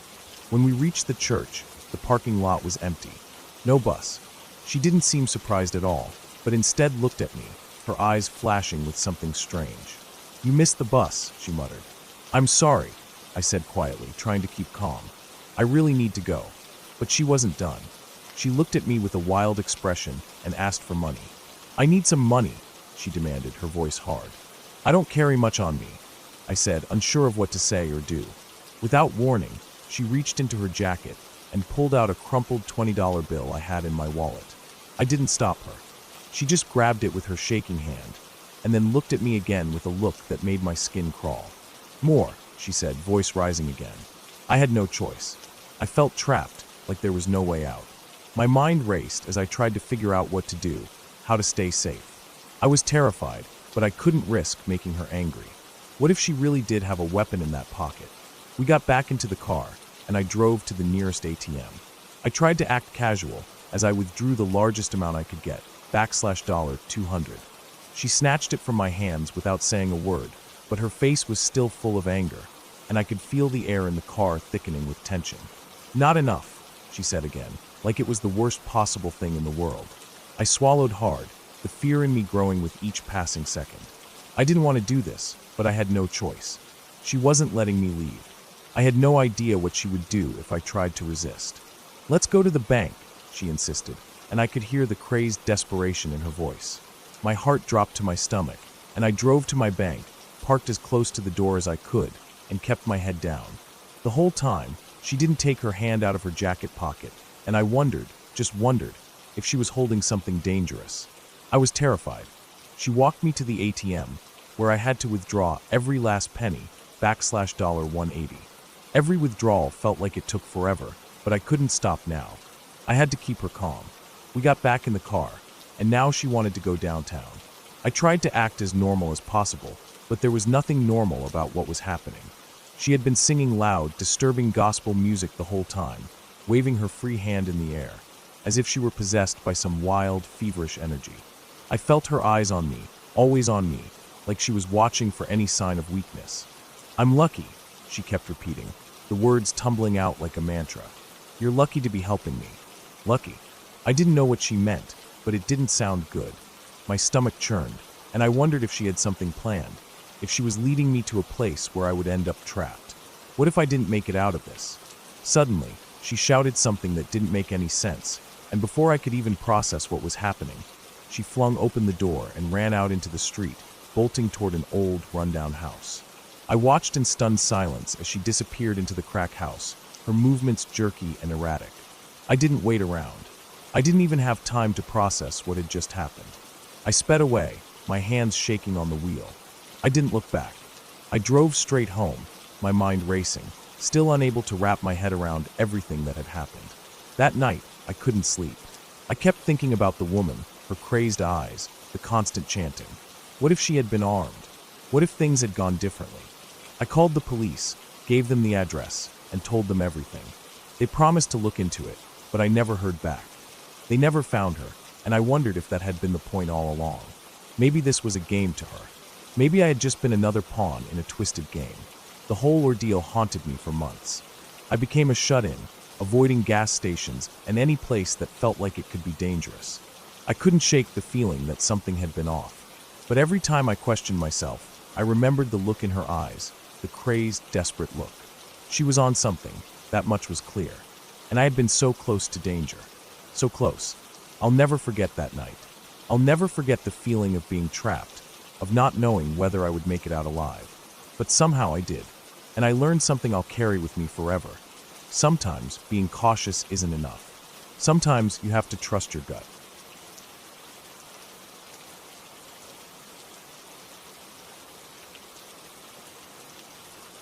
I'm not sure what to say about this. It's been 2 years now, and even though I've told this story 100 times to friends and family, the memories still don't seem to make sense. It's like there's a part of me that wants to forget what happened, but another part that feels like I need to remember it in detail. I think, for me, it's not just the tragedy of what happened, but the weirdness of how everything unfolded after that day. The whole thing still feels surreal in a way I can't really explain. So, let me start from the beginning. I'm from Placentia, a quiet part of Orange County, CA, where people mostly live normal, peaceful lives. You know, typical suburban stuff. Everyone knows everyone else, and the town feels like it has this comforting, familiar vibe. My high school, which was a short bike ride from my house, was no different. I remember the first time I walked through its gates, how big the school seemed, with its massive campus and open spaces. But for all its size, the school had a very small town feel. You could walk across the entire campus in 10 minutes, and everyone knew each other. Everyone was friendly. There was a sense of warmth in the air that made it feel like the kind of place where nothing terrible could ever happen. At least, that's what I thought before March 2nd, 2015. I was a junior at the time, just turning 16, with everything that comes with being that age. The worries about grades, the excitement about freedom, the constant back and forth about what I wanted to do with my life. And in the middle of all that, I had my classes and teachers. A lot of people liked our high school because we had a pretty impressive digital media arts program, animation, video production, photography, that kind of thing. I remember being in those classes when I was a freshman, and even though they were tough, they were fun. The photography class was one of my favorites, mostly because of Mrs. Jacobson, the teacher. She was one of those people everyone seemed to like. Short, chubby, with a smile that could light up a room. She had this bubbly personality, and she was always so upbeat. She was the kind of person who would randomly start singing in the middle of class, and nobody would mind because she had that kind of presence that made you feel like everything was okay. She was the kind of teacher who could joke around with students, but also had this deep well of kindness that you could feel when you spoke to her. But even with all of that, there was something about her that never fully felt right. I think people who deal with a lot of pain tend to have a way of hiding it behind smiles, and I think Mrs. Jacobson was one of those people. I didn't know the full details back then, but I'd later find out that her father had taken his own life years before. I think it was hard for her to talk about, but she did once during class. She told us how her dad had seemed perfectly fine on the outside, but inside he was struggling with something that ultimately led him to drive out into the desert and end his life with a shotgun. His body was found days later, with a note. I don't think any of us knew how to react when she shared that. Mrs. Jacobson tried to brush it off, but you could tell it haunted her. That's the thing about grief. It never really leaves. It becomes part of you, embedded deep in your bones. I had no idea at the time how close she was to the edge. Maybe I didn't want to know. And honestly, I'm still not sure how it all happened. I wish I could explain it better. But the truth is that the day everything went wrong didn't make any sense at all. March 2nd, 2015 started like any normal day. The sun was out, and it was a typical chilly morning in Southern California. I got on my bike, like I did every morning, and pedaled to school. The air was crisp, but not cold enough to really notice. I remember locking my bike up in the usual spot near the bike racks, and then walking across the campus to my first class, animation. It was one of those classes I looked forward to every day because it was fun, but also because I didn't have to stress about homework or deadlines too much. Most of the time, I'd finish my assignments early and spend the rest of the class messing around on the computer, making random stuff just for the hell of it. I walked into the animation classroom and sat down at my usual computer. Everything seemed normal at first. A few of my friends were there already, just goofing off, and the room had that same quiet as you get when students are working, but not really paying attention to each other. Mrs. Jacobson's classroom was right next door, and we could hear some of the photography students chatting in the hallway. It wasn't anything unusual. Sometimes, a few of them would wander into our class for a few minutes to ask for help with something, or just to kill time. I didn't think much of it when I noticed a few students standing outside the door to Mrs. Jacobson's class, waiting for her to come. Teachers sometimes run late, so it wasn't weird to see them standing there. I remember putting on my headphones and zoning out, diving into a game of Google Pac-Man. Then, about 20 minutes in, the door to our classroom opened, and a few of the photography students walked in, looking confused. They came up to my animation teacher and asked him to unlock the door to their class because Mrs. Jacobson still hadn't shown up. They seemed a little anxious, but not too much. It was still early, after all. No one thought anything was wrong. A few minutes later, I heard a scream. A scream like I've never heard in my life. It wasn't like a scream of someone getting scared. It was different. It was raw, full of agony, the kind of scream that feels like it's coming from someone who is just at the end of their rope. My head shot up, and everyone in the room froze.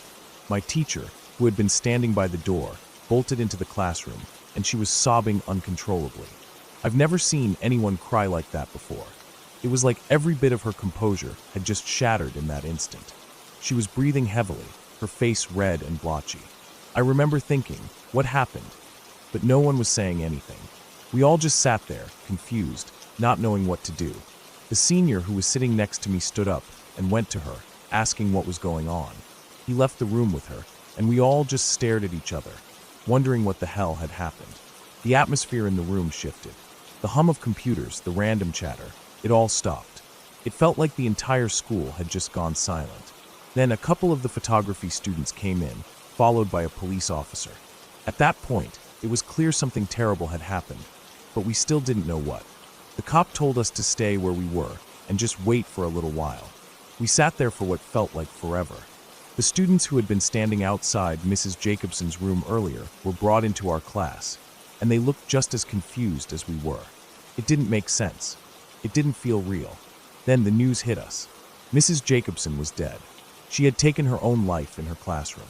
I don't think anyone in the room could fully process what that meant. 1 minute, she was the bubbly teacher who brightened our mornings, and the next minute she was gone. It didn't seem possible. I remember feeling numb. Everything just felt off.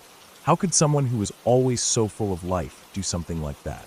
How could someone who had been so kind to all of us be in that kind of pain and not show it? It didn't make sense. We were all moved to the theatron, and then to the gym, where everyone gathered, students, teachers, and staff. It felt like we were in some sort of limbo. No one knew what to say or do. I remember feeling like I wanted to escape, to get out of there, but I couldn't. It was like I was trapped in this terrible moment, and I couldn't wake up from it. The principal eventually came on the loudspeaker to confirm what had happened, and he told us that the school was going to be dismissed. But no one left immediately. We all just stood there, hugging each other, trying to make sense of what we had just learned. When my dad finally showed up to pick me and my sister up from school, the rain had started pouring down. The windshield wipers couldn't keep up with the downpour. It was a fitting backdrop for how I felt. It was like the whole world had just shifted. It was a strange, hollow feeling. I didn't know what to say to anyone. It felt like we were all in this weird dream, but none of us could wake up.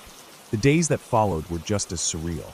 The local news stations showed up to interview students. It felt like the whole world was watching us. It felt wrong to be part of something that had gone so public. But it was real.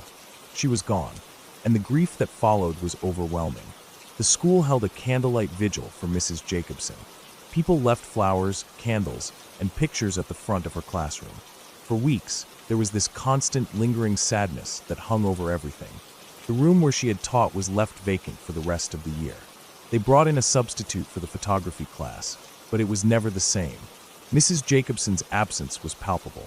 No one could fill the hole she left behind. The school tried to move on, but it was hard. Even after months, we couldn't really get back to normal. There were moments of normalcy, sure, but the shadow of that day never really lifted. We all learned to live with it, but we didn't forget. It was always there, lurking in the background. I don't know why I'm telling this story. I guess part of me still feels like I need to. I want people to understand how fragile life can be, how quickly things can change, and how sometimes the people who seem the happiest are the ones who need the most help. Mrs. Jacobson was someone I admired, someone who always made the classroom feel safe. And yet, she was silently battling her own demons. I don't think anyone could have known the depth of her pain. Maybe if we had known, things could have been different. But we didn't. We were left with nothing but questions, and that feeling of emptiness still hasn't left me. It's been 2 years now, but the memories are as fresh as ever. The rain, the screams, the silence after it all. I don't think I'll ever forget it.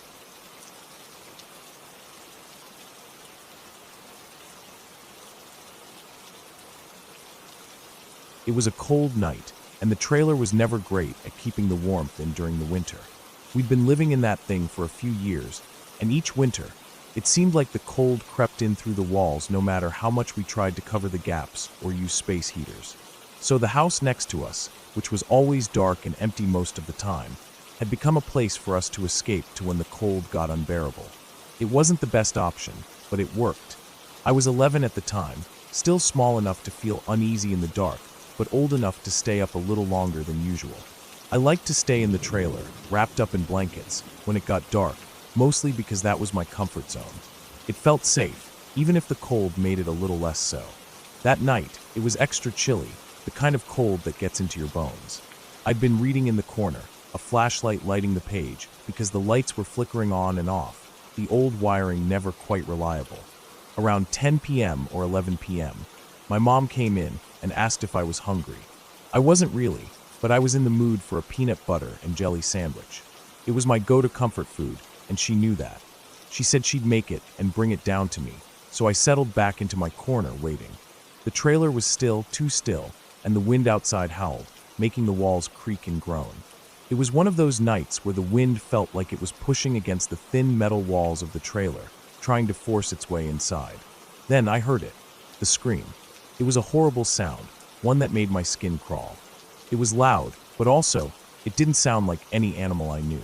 It wasn't like a coyote or a mountain lion. It was a shriek, raw and sharp, like something in pain or enraged, coming from just outside the trailer. My heart skipped a beat. I froze, not knowing whether to stay still or run. The sound hung in the air for what felt like forever, echoing off the walls of the trailer. Before I could fully process what had just happened, the lights flickered again and then went out completely. Everything was pitch black. The only sounds were the howling wind outside and the odd creaks of the trailer.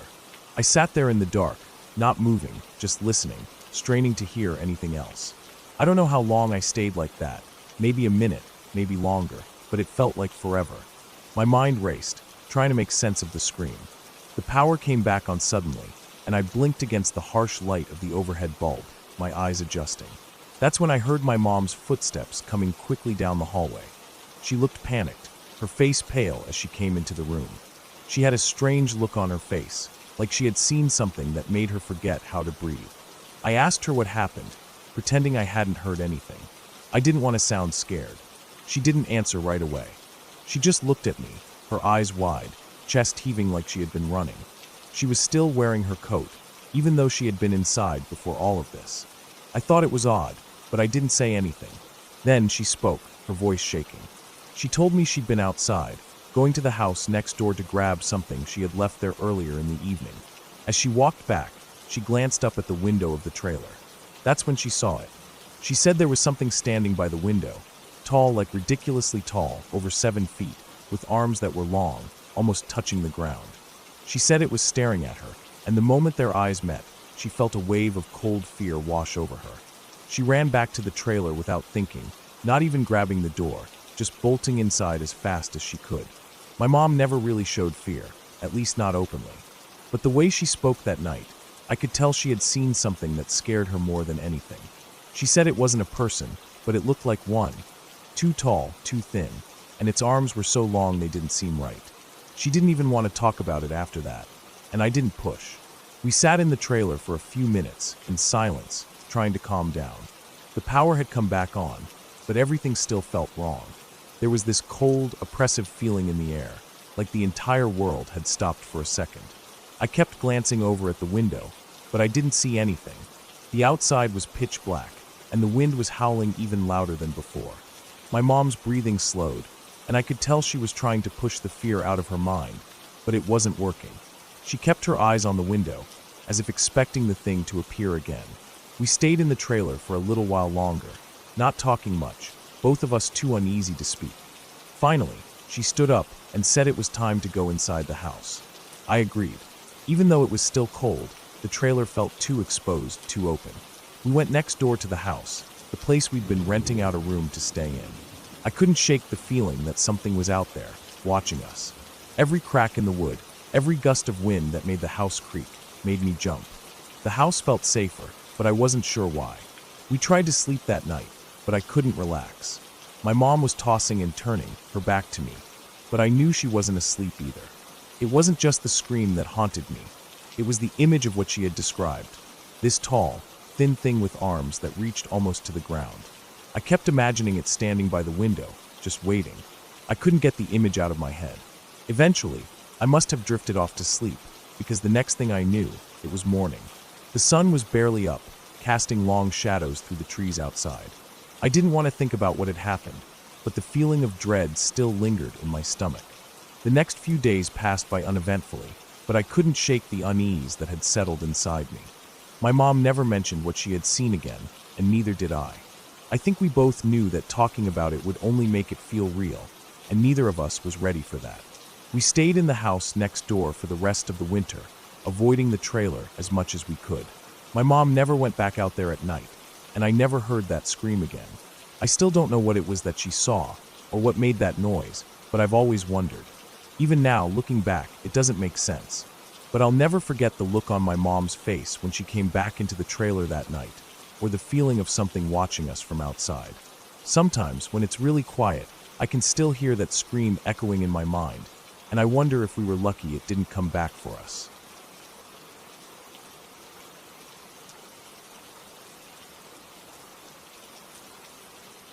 I grew up not too far from Clinton Road.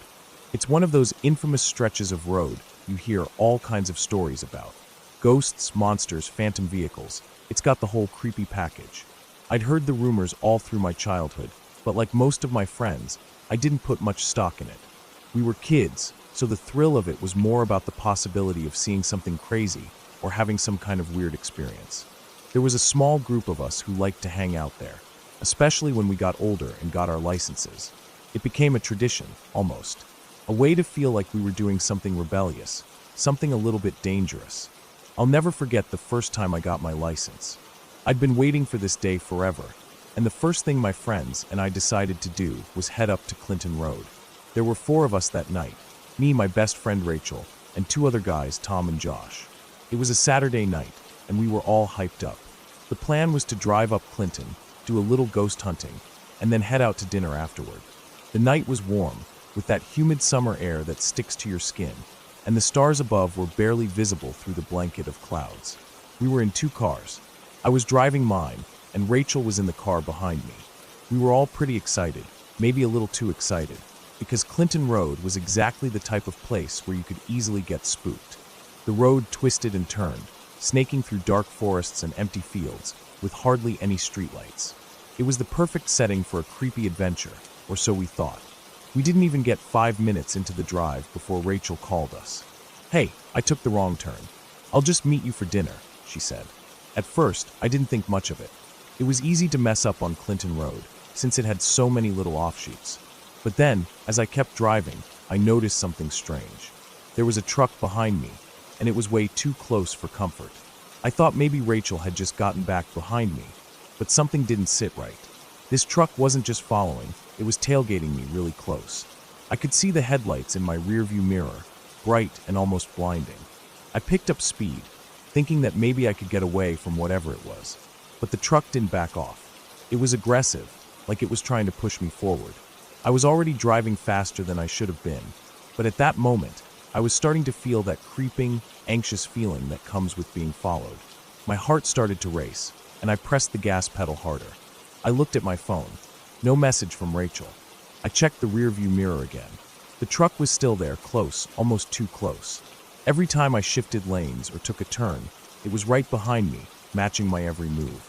The sound of the engine behind me was loud, like it was trying to drown out the sound of my own car. It felt like we were in a race. I was just trying to get away from whatever it was, but it was almost like the truck was deliberately making sure it stayed behind me. I glanced at the road ahead. Clinton was winding, with no shoulders or places to pull over. It was just miles and miles of isolation. And in that isolation, I started to feel like something was really wrong. I looked back one more time. The truck was gone, just like that. I didn't see it anymore, and there was no way it could have turned off the road because there weren't any intersections for a long stretch.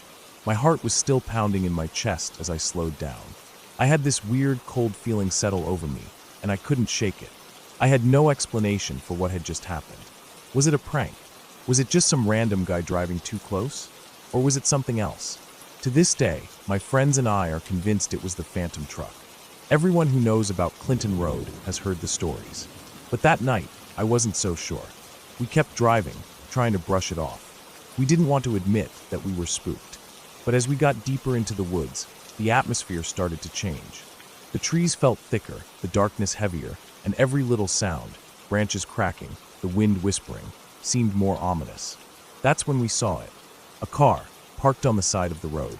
It was a hatchback, the kind that looked like it had been left there for a while. The trunk was wide open, and there was a stain on the road, dark and almost black, that seemed to trail from the car across the road and into the woods. None of us wanted to stop, but it was hard not to look. The stain on the road looked fresh, like it had been there only a few hours. We couldn't figure out what it was.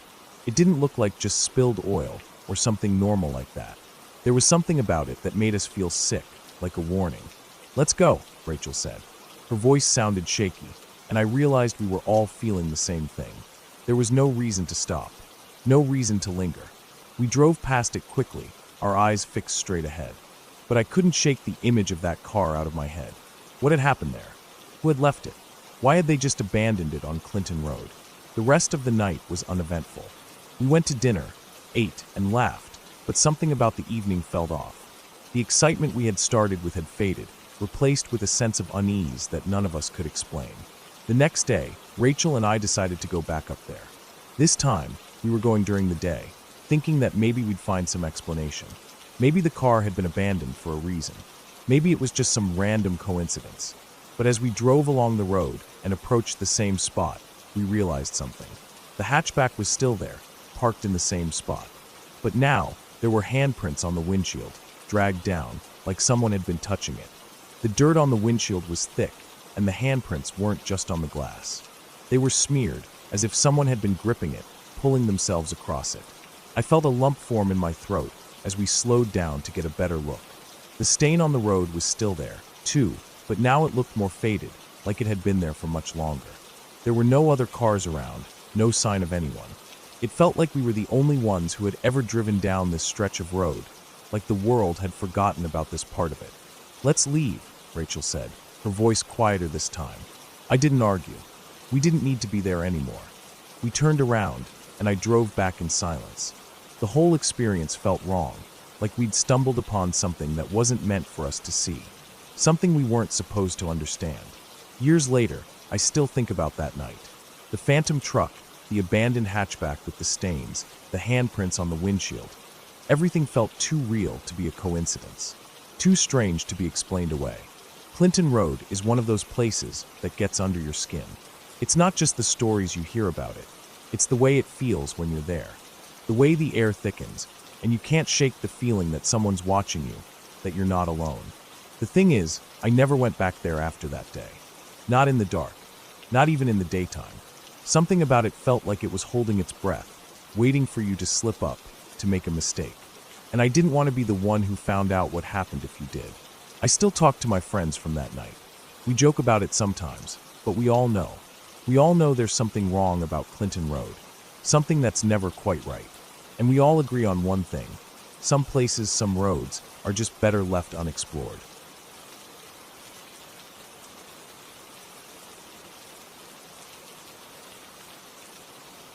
I was around 6 years old, maybe just about to turn 7. It was one of those warm, dry holidays where everything felt slow and lazy. The kind where your parents are happy to sit around talking for hours and you, being the youngest, just wander around looking for something to do. My family had driven out to visit my grandparents, who lived way out in the country. Not on a farm exactly, but they had a lot of land behind their house.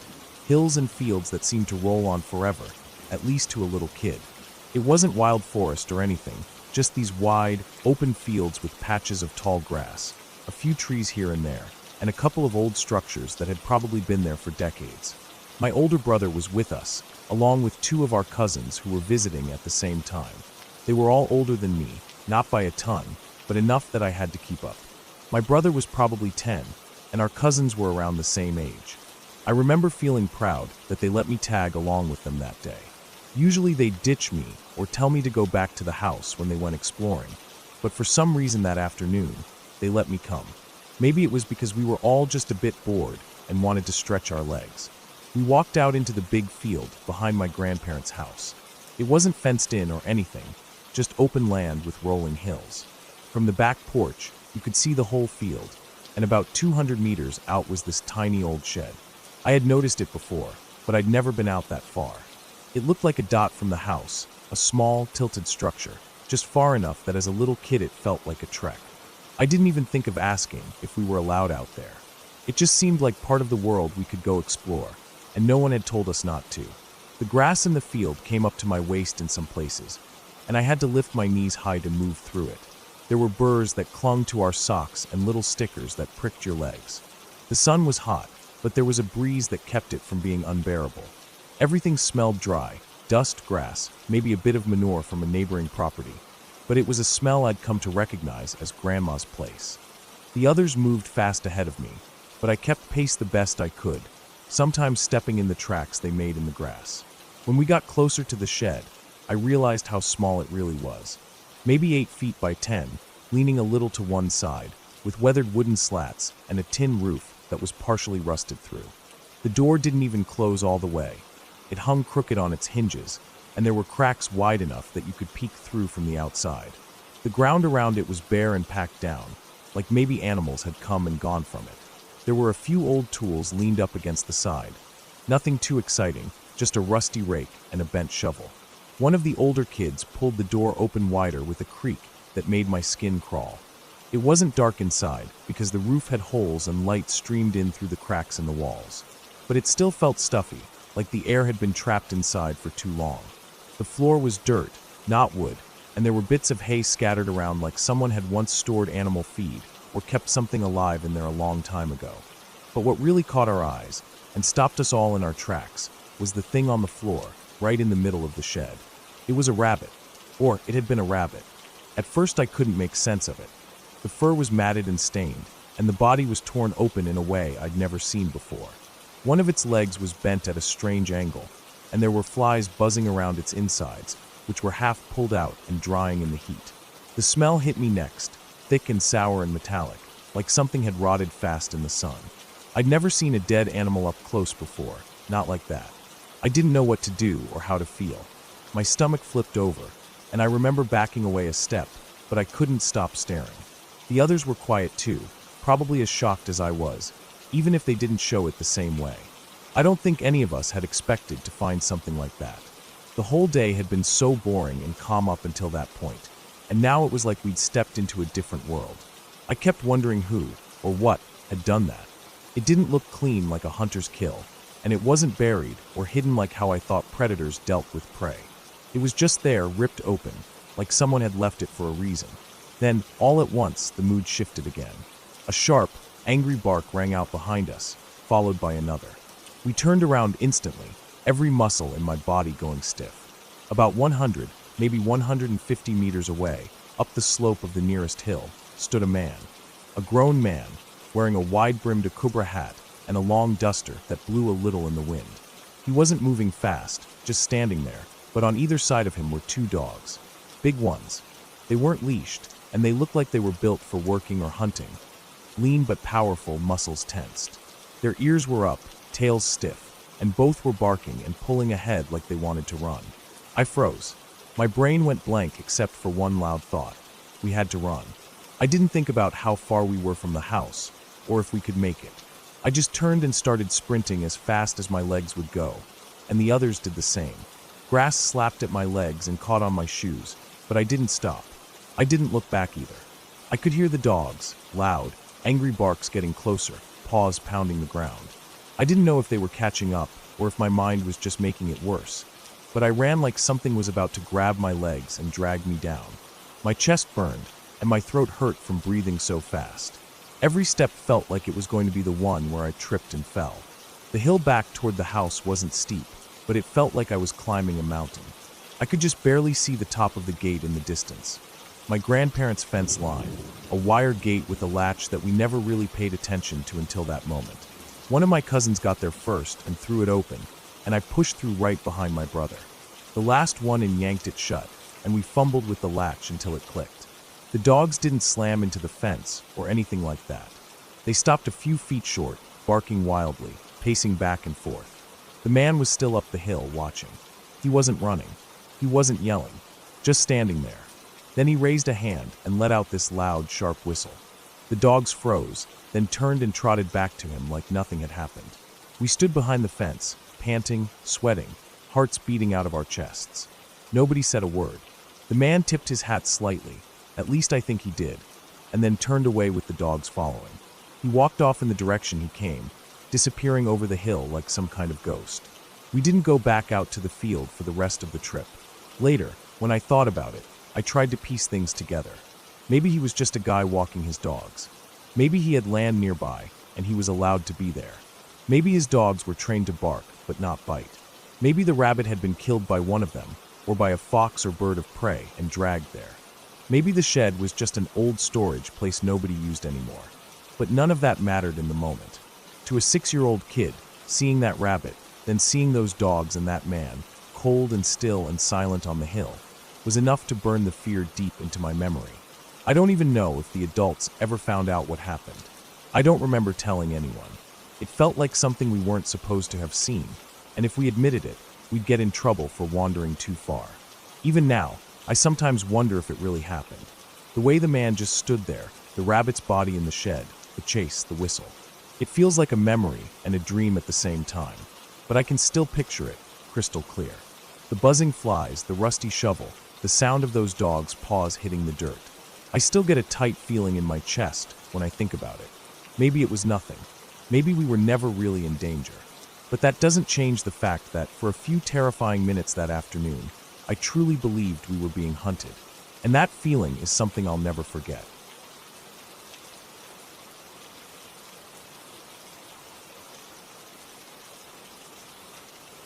The house we lived in wasn't anything special at first glance.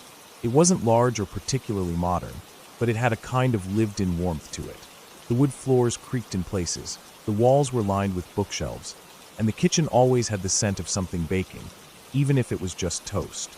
We had moved in when I was young, and my parents had kept it since. It was old, but it had character, something my dad always liked. But everything felt different when my stepbrother and stepsister's father, Dave, moved in. At that point, I was in my late teens, old enough to be aware of the tension in the air, but young enough to still be somewhat naive. My dad's decision to invite Dave to live with us came out of nowhere, at least from my perspective. I knew Dave was sick. I had known for a while. He had secondary lung cancer, and things weren't looking good. The doctors had said there wasn't much hope left. The treatments were no longer working, and he was barely hanging on. I knew he was family, but I didn't understand the full gravity of the situation. I didn't realize what it meant to have someone, especially an ex-husband of my stepmom, come and live with us in those last weeks. I don't think any of us did. At first, Dave stayed mostly quiet. He was a reserved man, with thick, curly hair that had turned gray way too early, and a face that always seemed worn out, like it had lived too many hard years. He was thin from the chemotherapy, his body looking fragile against the bulk of his old, faded clothes. My step-siblings, whose memories of him were already clouded by time and distance, didn't know how to act around him. They were awkward with him, even as he tried to bond with them during the days when he was feeling okay. The few times I saw them together, there was a sense of longing, something unspoken in the way they would sit quietly, as if unsure of how to be around their father in the state he was in. My dad wasn't one to show much emotion. He was a man of logic, of reason. He had always been skeptical about everything, especially anything that could be considered supernatural. Growing up, he was always the one to dismiss stories of ghosts or spirits. I could remember being a kid, listening to him explain how everything could be explained scientifically. There was always a rational reason for everything, and I believed him back then. I didn't believe in ghosts, and neither did he. But when Dave moved in, things started to shift in a way I couldn't have expected. It started subtly at first, with little things my dad would mention in passing. "I saw her again today," he'd say, sitting in his favorite chair after a long day of work. He never explained who she was, just that he saw her. At first, I didn't think much of it.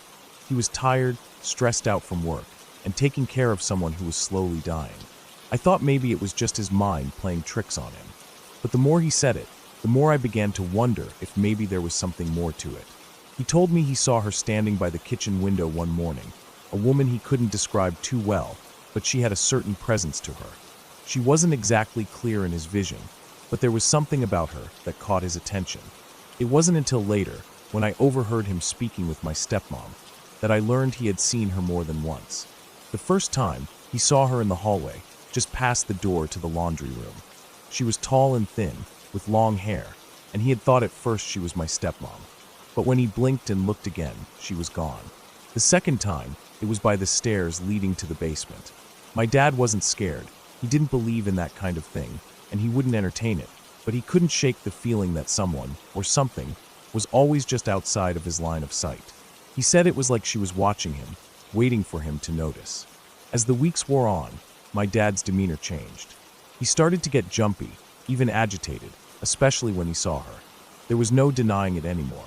He would see her, standing in the corner of the living room, or pacing outside the window at night, her shadow casting an eerie outline against the dark. He never spoke about it directly to me, but I could tell he was unnerved. And when I saw him in the mornings, after one of these episodes, he looked drained, worn out in a way that wasn't just physical fatigue. I tried to ignore it. I told myself it was just stress, just the toll that living with someone so sick can take on you. My dad had always been healthy, active. He didn't seem like the kind of person who would let himself get overwhelmed by these things. But as time went on, I couldn't help but notice how unsettled he seemed. The woman he kept seeing never seemed to be threatening, but she was undeniably real to him. And the fact that he was so sure of it made me question things I had never questioned before. The worst moment came just a day before Dave passed. My dad had gone outside early in the morning, and I remember being in the kitchen when he came back inside, looking like he had seen a ghost. I didn't say anything, but I could tell something had happened. He had seen her again, but this time, she was standing in the driveway. He described her as holding something, maybe a suitcase or a bag, but he couldn't tell for sure. She wasn't looking at him, just standing there, as if she were waiting for something or someone. When Dave passed the next day, the air in the house seemed to grow heavier.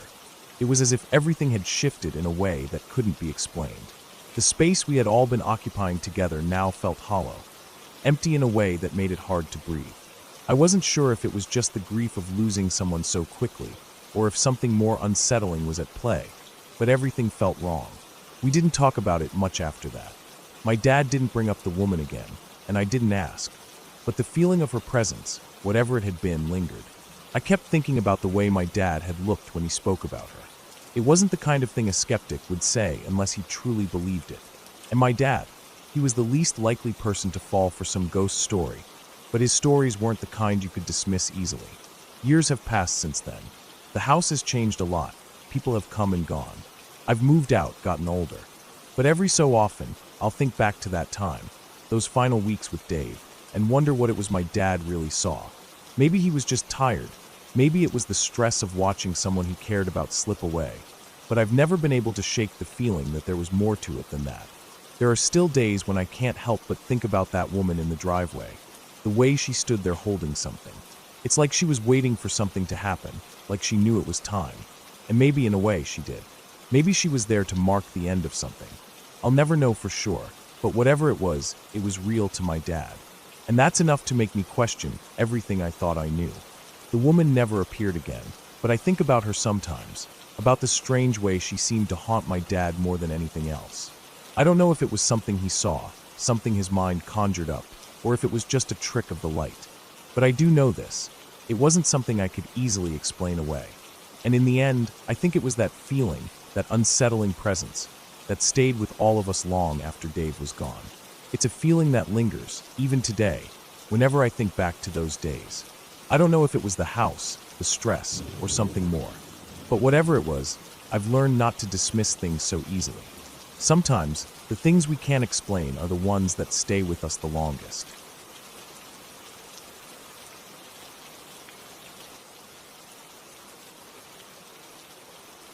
This happened 4 years ago, and even now, I still can't fully explain what went on. Sometimes I can talk about it like it's no big deal, like it was just a weird thing that happened to me. But on some nights when I can't sleep, it comes back in flashes, heavy, dense, dark flashes, like I'm drowning in shadows. I've been to a few counselors since, trying to make sense of it, trying to stop it from repeating in my head. It hasn't worked completely, but it helps to talk about it, or in this case, write it down. In 2012, I moved into a one-bedroom apartment in Skelmersdale. It wasn't the poshest flat in the city, but to me, it was perfect. It was my dream city, my dream destination. Some people have exotic beaches or big cities on their dream list. Me, I always loved Skelmersdale. I liked how it felt like a place people overlooked, and yet it had its own rhythm. I moved there to chase a strange ambition, to become a professional croquet player. Sounds odd, I know, but I was obsessed. I had been playing since I was a teenager, and I was finally good enough to compete. I was going to train, enter regional tournaments, and see how far I could get. The flat was on the second floor of a 3-story building. There were 5 other units in the complex, but I hardly ever saw my neighbors. Most of them were quiet and kept to themselves. I didn't mind. I had just enough furniture to be comfortable. A couch, a small TV, a fridge covered in alphabet magnets from a charity shop, a fold-up dining table, and a firm but clean mattress on the bedroom floor. It was about 5 days before Halloween. I had just come back from a croquet match. Nothing major, just a friendly local one. It was around 12:30 p.m., so technically early afternoon, but the weather that day was heavy and gray. The clouds had built up like a ceiling ready to fall, and the wind carried that weird autumn smell, the one that makes you think of wet leaves, bonfires, and damp wool. I remember walking up the stairs, my bag slung over my shoulder, exhausted but content. I was thinking about warming up some leftover pasta and putting my feet up. When I opened the door, something felt off. The apartment was too quiet. And not just quiet in the normal way. It was heavy, like the silence had weight. I didn't hear the usual low hum of the fridge or the distant traffic from outside. It felt like the walls had absorbed all the sound. And the darkness, it wasn't like anything I'd seen before. The curtains were open, but no light came in. The street lights from the car park outside should have been shining through, but the room was pitch black, like someone had painted over the windows. I even walked over and checked the curtains again, pulling them wider. Nothing changed. My hand looked gray and blurred in the gloom. I figured it must have been a power issue, maybe something wrong with the bulbs, or maybe my eyes were adjusting slower than usual. I didn't feel scared exactly, just disoriented. I fumbled toward the fridge, thinking I'd grab a snack and turn on the lamp next to the couch. That's when I noticed the magnets on the fridge. They had been rearranged. Before, they were just scattered letters, some of them spelling random nonsense, or stuck in little patterns from when I was bored and played with them. Now they formed a sentence. Halloween night, night de la fright. It was weird. I stared at it for a few seconds. I wasn't sure if I was supposed to feel amused or creeped out. I figured it was a joke. Maybe my croquet partner had stopped by. He liked to mess around with spooky pranks in October. Last year, he mailed me a postcard that just said, "You're next." And when I called him, he laughed for 10 minutes straight. I brushed it off and figured he'd come by while I was out and had a laugh at my expense. I even smiled a bit, grabbed a yogurt from the fridge, and sat on the couch with my legs crossed. The TV wasn't working, of course, but I scrolled through my phone until I got tired and went to bed. The next day passed without incident. I went to work, nothing glamorous, just part-time admin at a logistics firm, and trained for a few hours in the afternoon. My body was tired. My clothes clung to me from the humidity that blanketed the city all day. It felt like walking through soup. I went to a small takeaway joint after practice, ate a doner kebab with fries, and caught the bus home. It was nearly midnight when I got back. As soon as I stepped inside the apartment, I felt it again. That same pressure, that weird silence. The darkness had returned, thicker than ever. It wasn't just dim. It was heavy, like walking into a dark room with a blindfold on. It felt like the air was denser, like I was underwater. I flicked on the light. Nothing.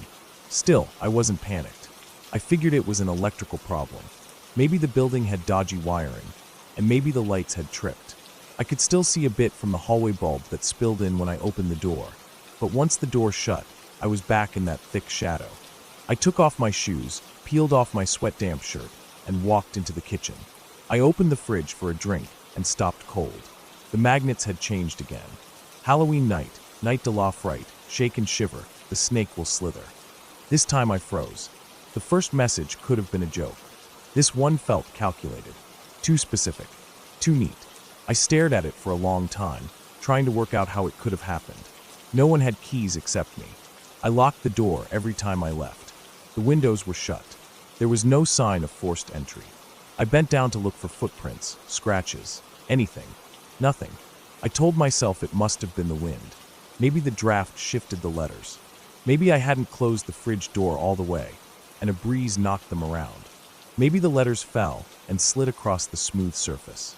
But as soon as I thought it, I knew I was lying to myself. The sentence was too clean, too well formed. Not one letter out of place. I wiped my forehead. I was sweating more now, even though the air inside was cool. I told myself I was tired, that I was reading too much into it. I grabbed a drink, went to bed, and put my headphones on. I barely slept. Over the next few days, things continued. I started noticing little shifts in the flat. Not big things, just enough to catch my attention. The rug in the hallway would be off-center. The bathroom tap would be dripping, even though I was sure I had turned it off. My toiletries would be slightly moved. The milk in the fridge was open when I hadn't touched it. I began to second-guess everything. I asked the landlord if anyone else had keys to the apartment. He said no, only me. I asked if the maintenance guys had come in. He said they hadn't. I didn't push it, but I knew I was starting to look paranoid. Then came October 30th. I came home from training, same time as always. Around midnight. The air was sticky again. I remember wiping the back of my neck as I opened the door. My arms were sore, my legs aching from drills. I just wanted to shower and sleep. As I entered the flat, something felt different. The air was cooler, but not in a refreshing way. It felt stale, like it had been sealed up for days. There was a faint, unpleasant smell, like rotten fruit or damp clothes. I sniffed around, trying to find the source, but it just seemed to hang in the air. I walked to the fridge and stopped dead. The magnets now filled the entire fridge door. Halloween night. Night de la fright. Shake and shiver, the snake will slither. Dragons and witches, spiders and ditches. Glowing pumpkins, smelly trumping. Devils and goblins, the ghosts are Sabanji. Ghosts and monsters, beetles and lobsters. Dragons in the night, they'll give you such a fright. Now you're mean. I'm FRENKNSTN. Gross green SLIME. I think it's Tyin. That you die thire. Happy Halloween. Mwahahohahohahohahohaha. My legs went numb. I didn't move. I didn't breathe. I just stood there, staring at it. It looked like a child's poem. A stupid, messy Halloween rhyme. But it wasn't funny. It was terrifying. Because I hadn't done it. And no one else could have. Then I heard something behind me. The creak of the floorboards. The sound of someone breathing. I turned around fast, and there was a figure, tall, dressed in black, wearing a white ghost mask. Just standing there. I don't remember anything after that. I woke up in the hospital the next day. They told me I had fainted. I was found unconscious on the floor of my apartment by a neighbor who heard a loud thump. They called an ambulance. I was uninjured, no sign of struggle, no cuts, no bruises. My pulse was normal, my brain scans were clear. They chalked it up to exhaustion, stress, maybe dehydration. It was Halloween night. When I got discharged, I went home. I was scared but felt silly. Maybe it really was stress. Maybe I had imagined the figure. Maybe my brain was playing tricks. I tried to settle in, to just go about the night. I made toast. I sat on the couch. Then the phone rang. I picked it up. No one spoke. And then, faintly, Halloween night, night de la fright. I dropped the phone. I grabbed my bag, my keys, and ran. I didn't stop running until I got to the police station. I told them everything. They checked the apartment. No one inside. No sign of forced entry. No fingerprints except mine. No hidden cameras. Nothing. Every Halloween since, I sleep at the station. I don't care what people think. I don't care if I look mad. Because whoever, or whatever, did that never got caught. And I still don't know how they got in. Or how they knew the poem. Or why they chose me. But I know this. Someone was there. Someone was in that apartment. Someone was watching me, changing things, building up to that moment. And I don't ever want to be there if they come back.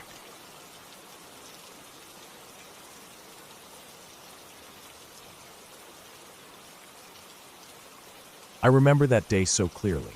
I was 19, just starting to find my footing in the world. I had just moved back home from a temporary job out of town. It had been a long day, and I was looking forward to a quiet evening with my family and my cats. At that point, I was living in a modest house on the outskirts of town.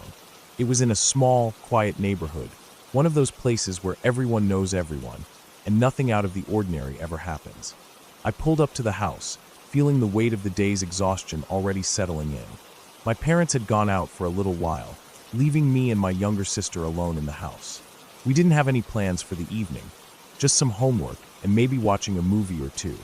My sister was with her friend, so I was alone when I arrived home. When I walked through the front door, something felt off right away. It was strange, the kind of feeling you can't quite put into words. The air felt too still, like the house had been holding its breath. The first thing I noticed was the silence. Normally, when I got home, The house would be filled with the sound of the cats moving around, playing, or begging for food. But today there was nothing. It was too quiet. I stepped further into the house, calling out for the cats.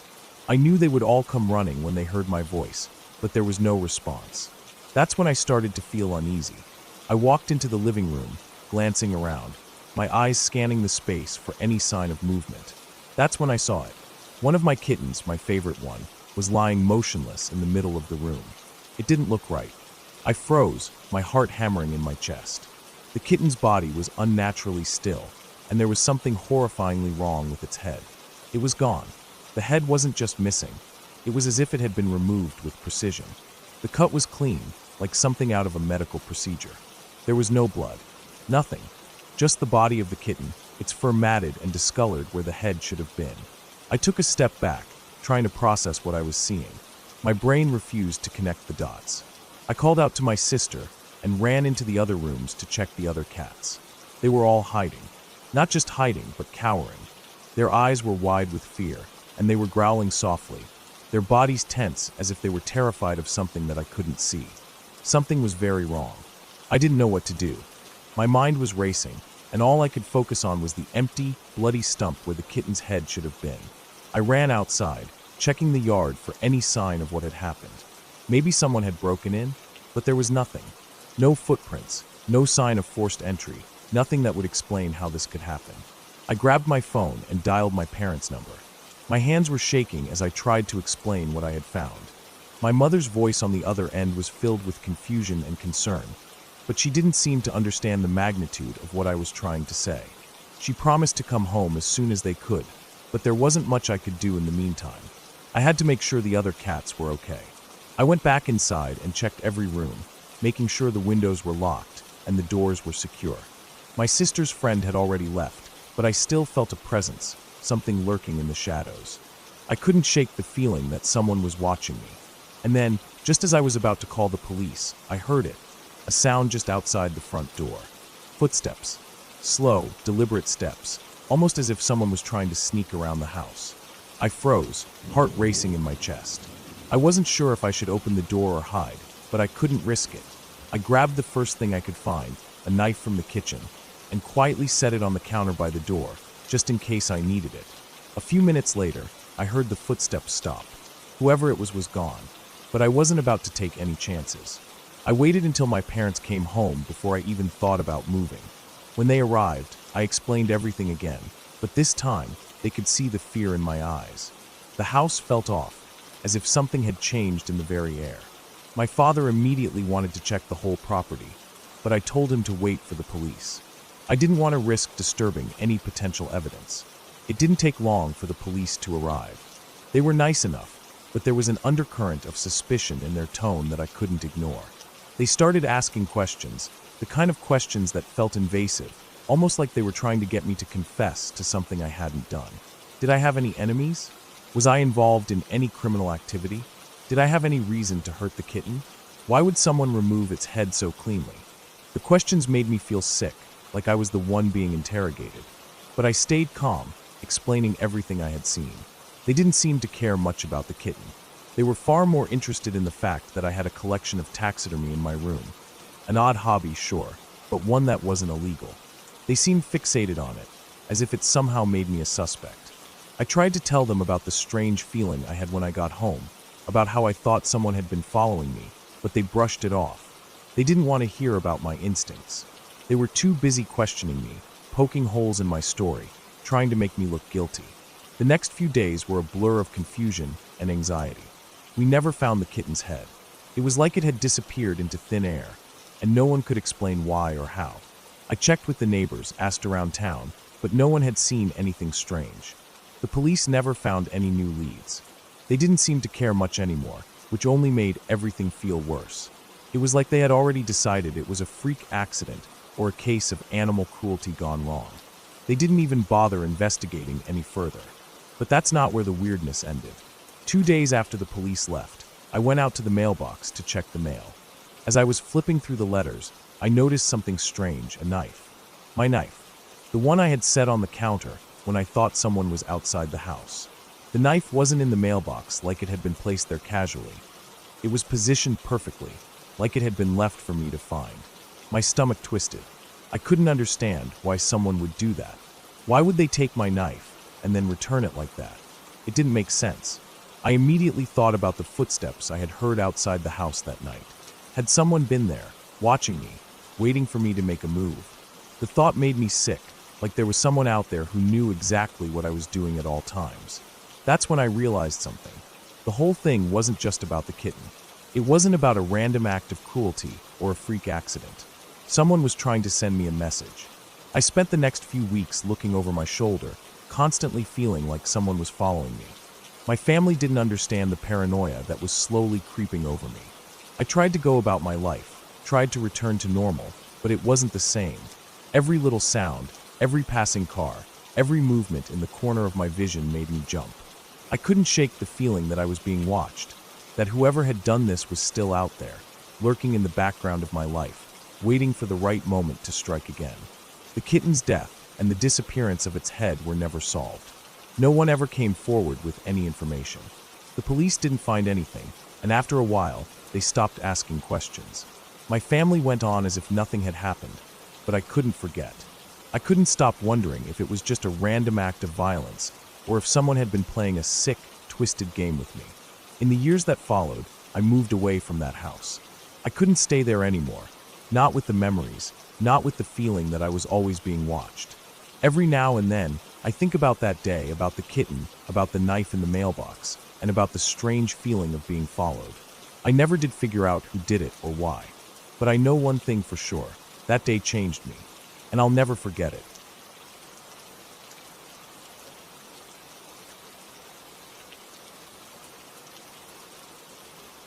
I used to live in Utah, not far from the infamous Skinwalker Ranch. It wasn't exactly on the reservation, but it was close enough to feel its strange presence, even if you didn't believe in the rumors or myths about the place. My family had just moved there, and to be honest, I didn't know much about the area when we first settled in. It was a small town, quiet and isolated, which I thought was just part of the charm. But there was always something off about it.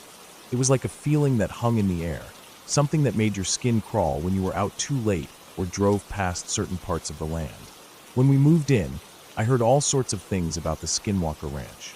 Some people said it was run by the military back in the day, but I had no idea if that was true. All I knew was that it was one of those places you didn't mess with. It was fenced off, and there were roadblocks with armed guards that would stop anyone who tried to get too close. My dad, being the adventurous type, didn't seem to think much of these warnings. He thought it would be funny to take me and my mom out to the roadblocks one night. To him, it was just another way to stir up some excitement. I didn't realize how dangerous it might be at the time. I was still a minor, and I didn't think we'd get into trouble. It just sounded like a cool adventure. So we all piled into my dad's flat green Jeep, the one with the star logo on the side from his best friend's body shop. It was a sturdy, old thing, and even though it wasn't anything special to look at, it felt like the perfect car for an impromptu adventure. My dad hyped it up as we drove out there. He told us that no one would ever dare stop us, that we'd just turn around and head back once we'd seen enough, no harm done. As we drove out to the roadblocks, the sun had already set, and the sky was darkening quickly. The road seemed to stretch on forever, and I couldn't help but feel a sense of unease creeping in. There were no streetlights out here, no houses, no signs of life, just empty land and hills that looked almost too quiet. As we got closer to the site, my dad started telling stories he'd heard about strange lights in the sky, mysterious disappearances, and people who dared to venture too close and never returned. Of course, I was intrigued. I'd always been into scary stuff, especially anything involving the paranormal. It sounded like the perfect thrill. When we finally reached the roadblocks, my dad slowed down, then stopped. The moment the Jeep came to a halt, bright spotlights turned on and blazed through the windows, blinding us for a moment. We weren't alone. It felt like we had stepped into some kind of trap. My heart pounded in my chest, but my dad just chuckled. He thought it was all part of the fun. I, on the other hand, was starting to feel a little uneasy. We stayed there for what felt like forever. Dogs began barking in the distance, their growls growing louder. My dad didn't seem worried, though. He was still grinning. But then something strange happened. As soon as the spotlight hit the star logo on the side of the Jeep, the lights suddenly turned off. The barking dogs fell silent. There was an eerie stillness in the air, and the sense of unease I'd felt earlier seemed to intensify. We stayed there a little longer, hoping someone would come up to the car, but no one did. It was like they had vanished. Finally, my dad decided it was time to leave. He put the Jeep in reverse, and we made our way back. We laughed about how strange everything had felt, and joked about how it could have gone wrong if we had stayed much longer. I didn't think much of it at the time, but as we drove back home, I couldn't shake the feeling that we had been watched by something that wasn't human. That night, after we got back to the house, I went straight to bed. My room was in the basement, a walkout that had a door leading directly outside. It was a cozy room, but sometimes, when the wind howled outside or the trees creaked in the dark, it felt a little too isolated. I had a parakeet named Kai, who kept me company when I was alone. I loved that little bird. He was blue, with bright feathers and a loud chirp that always made me feel better. But that night, something was different. I was just starting to fall asleep when I heard Kai making a ruckus in his cage. He was squawking and chattering loudly, almost like he was in pain. It was strange. He usually wasn't like that. I tried to ignore it at first, but it only got worse. His screeching grew louder, and he was flapping his wings violently against the bars. It was so unnerving that I decided to do something about it. I got up and went to his cage, wrapping him up in a blanket, hoping it would calm him down. I thought maybe he was scared of the dark or just unsettled by something outside. But no matter what I did, he wouldn't stop. Frustrated and tired, I decided to move him to the den, which was just outside my room and had the same walkout door. I figured it might be quieter in there, and maybe he'd settle down. After I put him in the den, I went back to bed, exhausted. I finally fell asleep, but it wasn't a peaceful rest. I kept dreaming of the spotlights and the barking dogs, and I couldn't shake the feeling that something was wrong. When I woke up the next morning, I groggily got dressed and made my way to the den to check on Kai. I expected to hear his usual chirping, but there was nothing. The cage was wide open, and Kai was gone. My heart dropped. I looked around the room, thinking maybe he had just flown out of the cage, but there was no sign of him. I asked my brother, the only other person in the basement, if he had let Kai out. He was still asleep and hadn't touched the bird.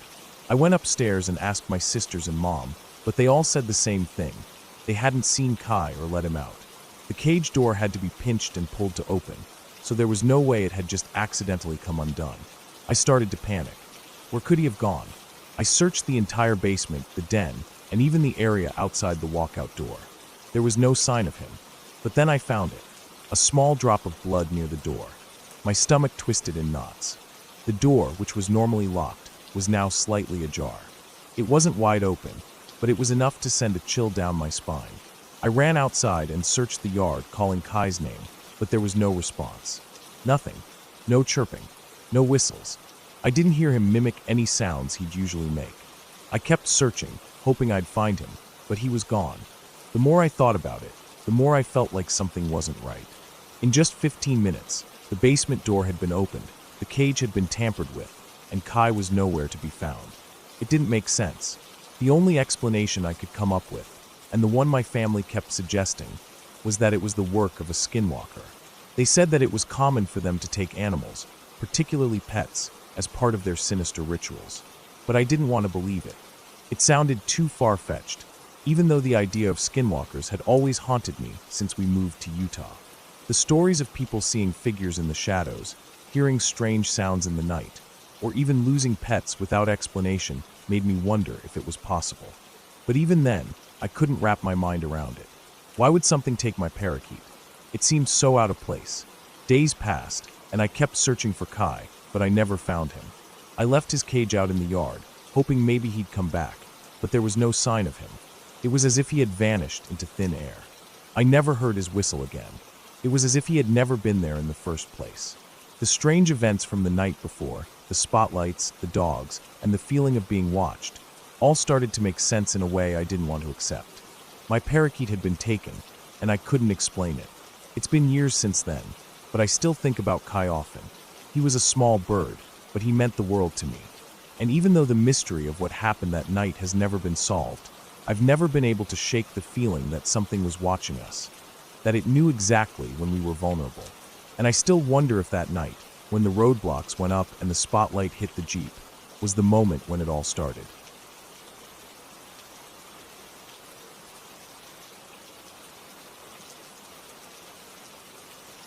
I never liked that house. From the day we moved in, it felt off, like something about it didn't want to be lived in. It was a rental in an older part of town, 2 stories, with worn-out floors and a draft that always seemed to come from the wrong direction. The neighbors kept to themselves. The landlord was polite enough, but weirdly distant. She barely made eye contact when we signed the lease, like she was ashamed of something, but didn't want to talk about it. I didn't think much of it at first. Old houses creak, they make noises, and I figured I'd just get used to it. She didn't tell us about her husband until a few months in. It slipped out casually when she came by to check on a leak under the kitchen sink. Something about how he used to love this room. And then, without even blinking, she added, "He passed away here a few years ago." I asked how, and she just said, "He took his own life." It was hard. Then she changed the subject and acted like she hadn't just dropped that into the conversation, like she was talking about the weather. I didn't press it. What was I supposed to say? I was maybe 19 then, still kind of learning how to live outside my parents' house. I thought I was being mature by not reacting too much, but I should have paid more attention to how casually she said it, like it was just another part of the house. Things didn't start getting weird right away. It wasn't like the moment I knew someone had died there. I started hearing footsteps or whatever. It was slower than that. Subtle. Stuff that was easy to brush off. A flickering light. Something falling off a shelf that had been perfectly stable for weeks. I thought it was me being clumsy, or the house settling, or maybe even a rat or a mouse in the walls. It was a few months in when something happened I couldn't really explain away. I was up late one night, playing video games with a friend. We were both in the living room, sitting on opposite ends of the couch, screens lit up, controllers in hand, not even talking much except to react to the game. It was around 3 a.m., the kind of hour where the world gets quiet in a way that feels unnatural, like even the air is asleep. I caught something out of the corner of my eye. Just a blur. A fast, dark blur that darted across the room near the hallway entrance. I didn't react at first. I told myself it was my imagination, a shadow from the screen, something dumb. I didn't even pause the game. Then my friend stopped playing. He looked over toward the same spot. His eyes kind of squinted like he was trying to focus on something that had already moved. He didn't say anything, but his controller slowly lowered into his lap. I didn't even want to ask, but I had to. "You saw that too, right?" He nodded, slow and stiff. That was it.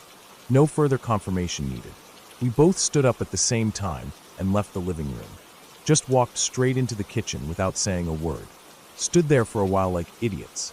Like being surrounded by tile and cold appliances somehow made us safer. I didn't sleep well that night. After that, I started noticing more things. The house was always cold, even in summer. The living room especially. It felt like walking into a basement, even though we were on the ground floor. Sometimes I'd wake up with this heavy pressure on my chest like I hadn't been breathing properly. I blamed my mattress. There was one night when I was home alone. Everyone else had gone out of town for the weekend, visiting family or something. I didn't want to go, had some dumb excuse about work and wanting the place to myself. It was late again. I was in my room on my laptop, probably watching something pointless. The lights were off except for a small desk lamp. The house was quiet. I didn't have headphones in, so I could still hear everything. Then I heard something from the kitchen. Not just a bump or a creak. Something louder. A soda can being thrown.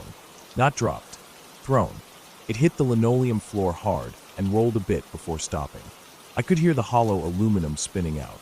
I sat frozen for a second. Told myself maybe it was a can on the counter that had somehow tipped over. Maybe vibrations from the fridge kicked it off. I knew that didn't make sense, but I told myself that anyway. And then I got up. Stupidly. I got up and walked toward the kitchen like a character in a horror movie who hasn't read the script. I stepped in, lights still off, using the little bit of hallway light to see. The can was on the floor near the fridge. Upright. No dents. Just sitting there. I didn't have time to process anything else because from the far corner of the room, between the trash can and the cabinet, I heard a hiss. Not a mechanical sound. A deliberate, angry hiss. I froze. Every part of my body went still like my own muscles didn't trust me anymore. The corner was pitch black. I couldn't see anything in there. Just this feeling. A tight, low pressure, like something was crouched in the dark watching me. I backed out slowly. Didn't turn my back. Left the can where it was. I slept with the lights on that night. If you can even call it sleep. But the worst thing, the one that still makes my skin crawl, didn't even happen in the moment. It was weeks later. I was cleaning out my phone, trying to delete photos and make room for more storage. Just scrolling through random screenshots, blurry selfies, food pics. Then I saw one that didn't belong. It was a photo of me, asleep on the couch in the living room. From the angle, it was clear the picture was taken from the kitchen doorway. You could see the side of my face, the blanket I had over me, the TV screen still on in the background. There was no one else in the house that day. I remembered the day because I had taken a nap after school, before doing anything else. I was completely alone. I even checked the metadata on the photo. The timestamp matched. It was taken in that exact window of time when no one else was home. There was no app glitch, no accidental timer shot, no remote camera, just a photo of me, taken by someone, or something, standing there while I was dead asleep and completely unaware. I stared at that picture for so long. I zoomed in on every corner, every shadow. I couldn't see anything in the background. Nothing weird. No faces in the reflection. Just me sleeping. But the fact that it existed at all was enough to make my blood run cold. I deleted it immediately. I don't know why. I wish I hadn't. Maybe part of me didn't want proof. Maybe I just wanted to pretend it didn't happen. After that, I refused to be alone in the house anymore. I started staying out late, sleeping over at friends' places, finding excuses to avoid being there when no one else was around. I didn't tell my family the full story, just bits and pieces. They probably thought I was being dramatic. But I knew. Something was off about that place. And not in some haunted, floating object, ghost in the mirror kind of way. Something real, tangible, like someone else had a key and knew our routines. Like maybe the landlord's husband hadn't been the only one who spent too much time in that house. Or maybe his death had left behind something worse than just a memory. Eventually, we moved. My parents said it was for money reasons, but I didn't care. I packed faster than I ever had in my life. Threw things in boxes without labeling them. I didn't want to spend one more night there than I had to. The day we left, I walked through the house one last time. Every room. Just to make sure we didn't leave anything behind. The rooms felt emptier than they should have. Like they were glad we were leaving. I locked the front door and didn't look back. I don't think about it often anymore. But sometimes when I'm scrolling through old pictures, I hesitate. I feel my heart rate pick up just a little. Like I'm scared I'll find something again. A photo I didn't take. A moment I didn't know happened. Some piece of time I thought belonged only to me, but didn't. I still don't know who, or what, took that picture of me. I don't need to know. What matters is that it happened. That someone was there. And that they haven't been back since we left. At least, I don't think they have.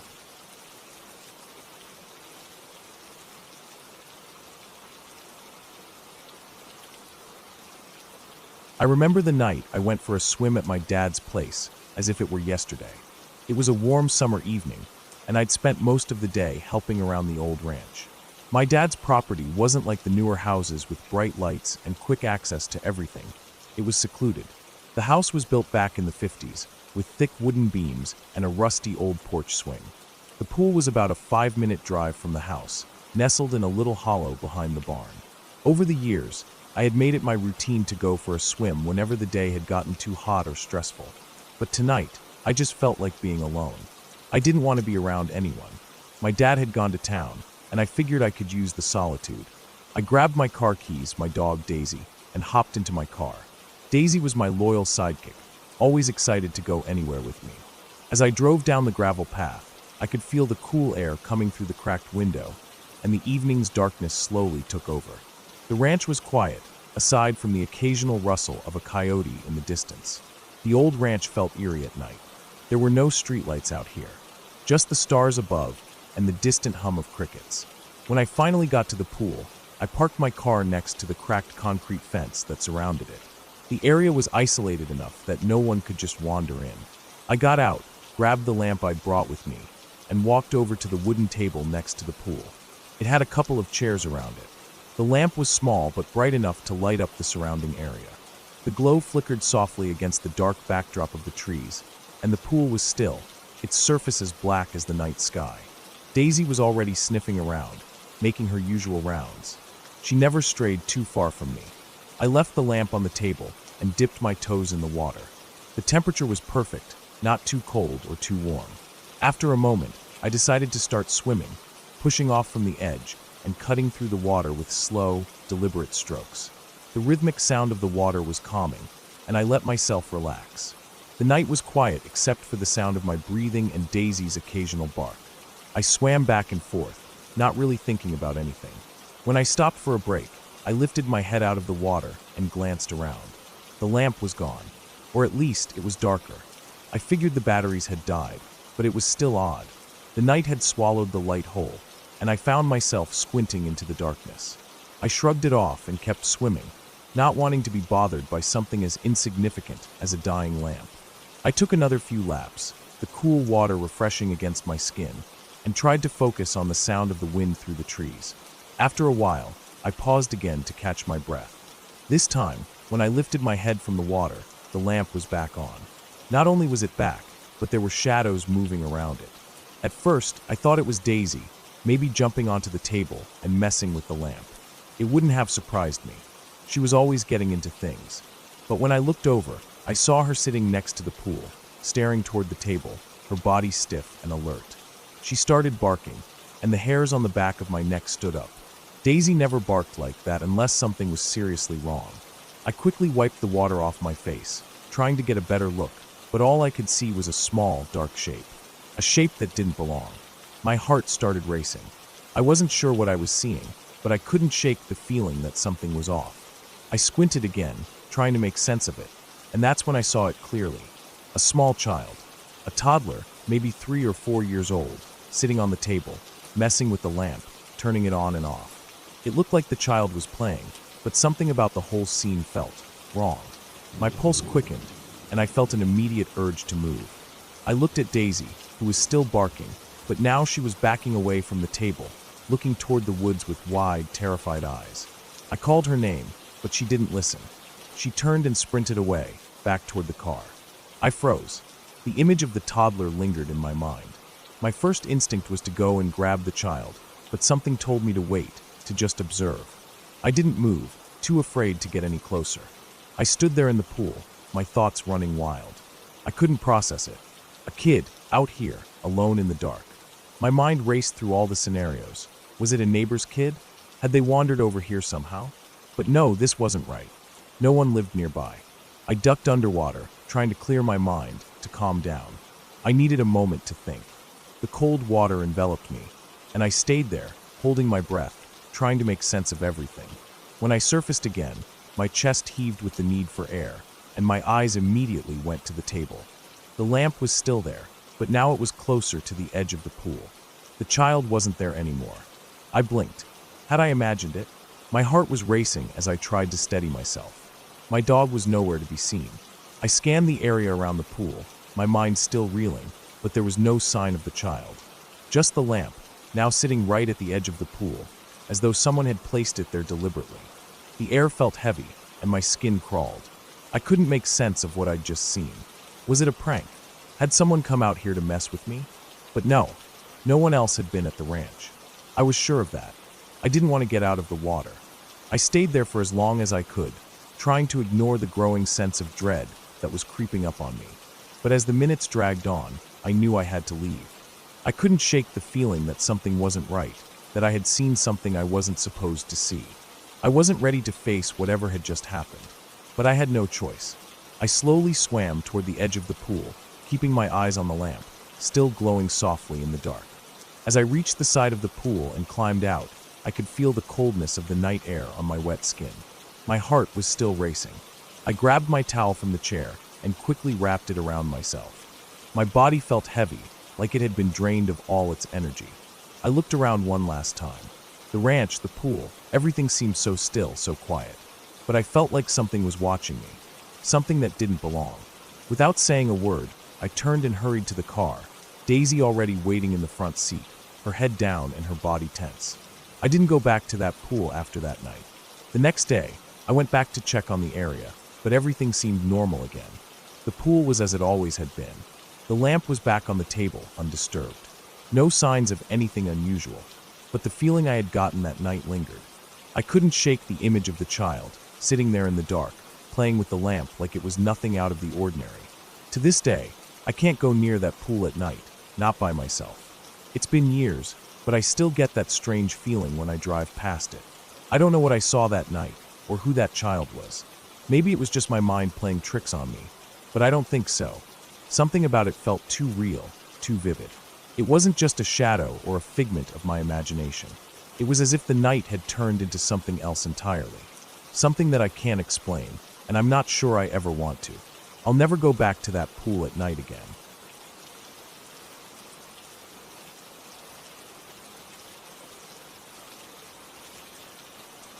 That story truly gave me chills, and I can feel that strange weight in the air just by thinking about it.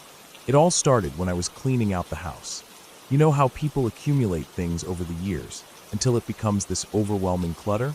Well, in our case, it was more than just normal stuff. There were piles of old furniture, knickknacks, random things that we never used or looked at.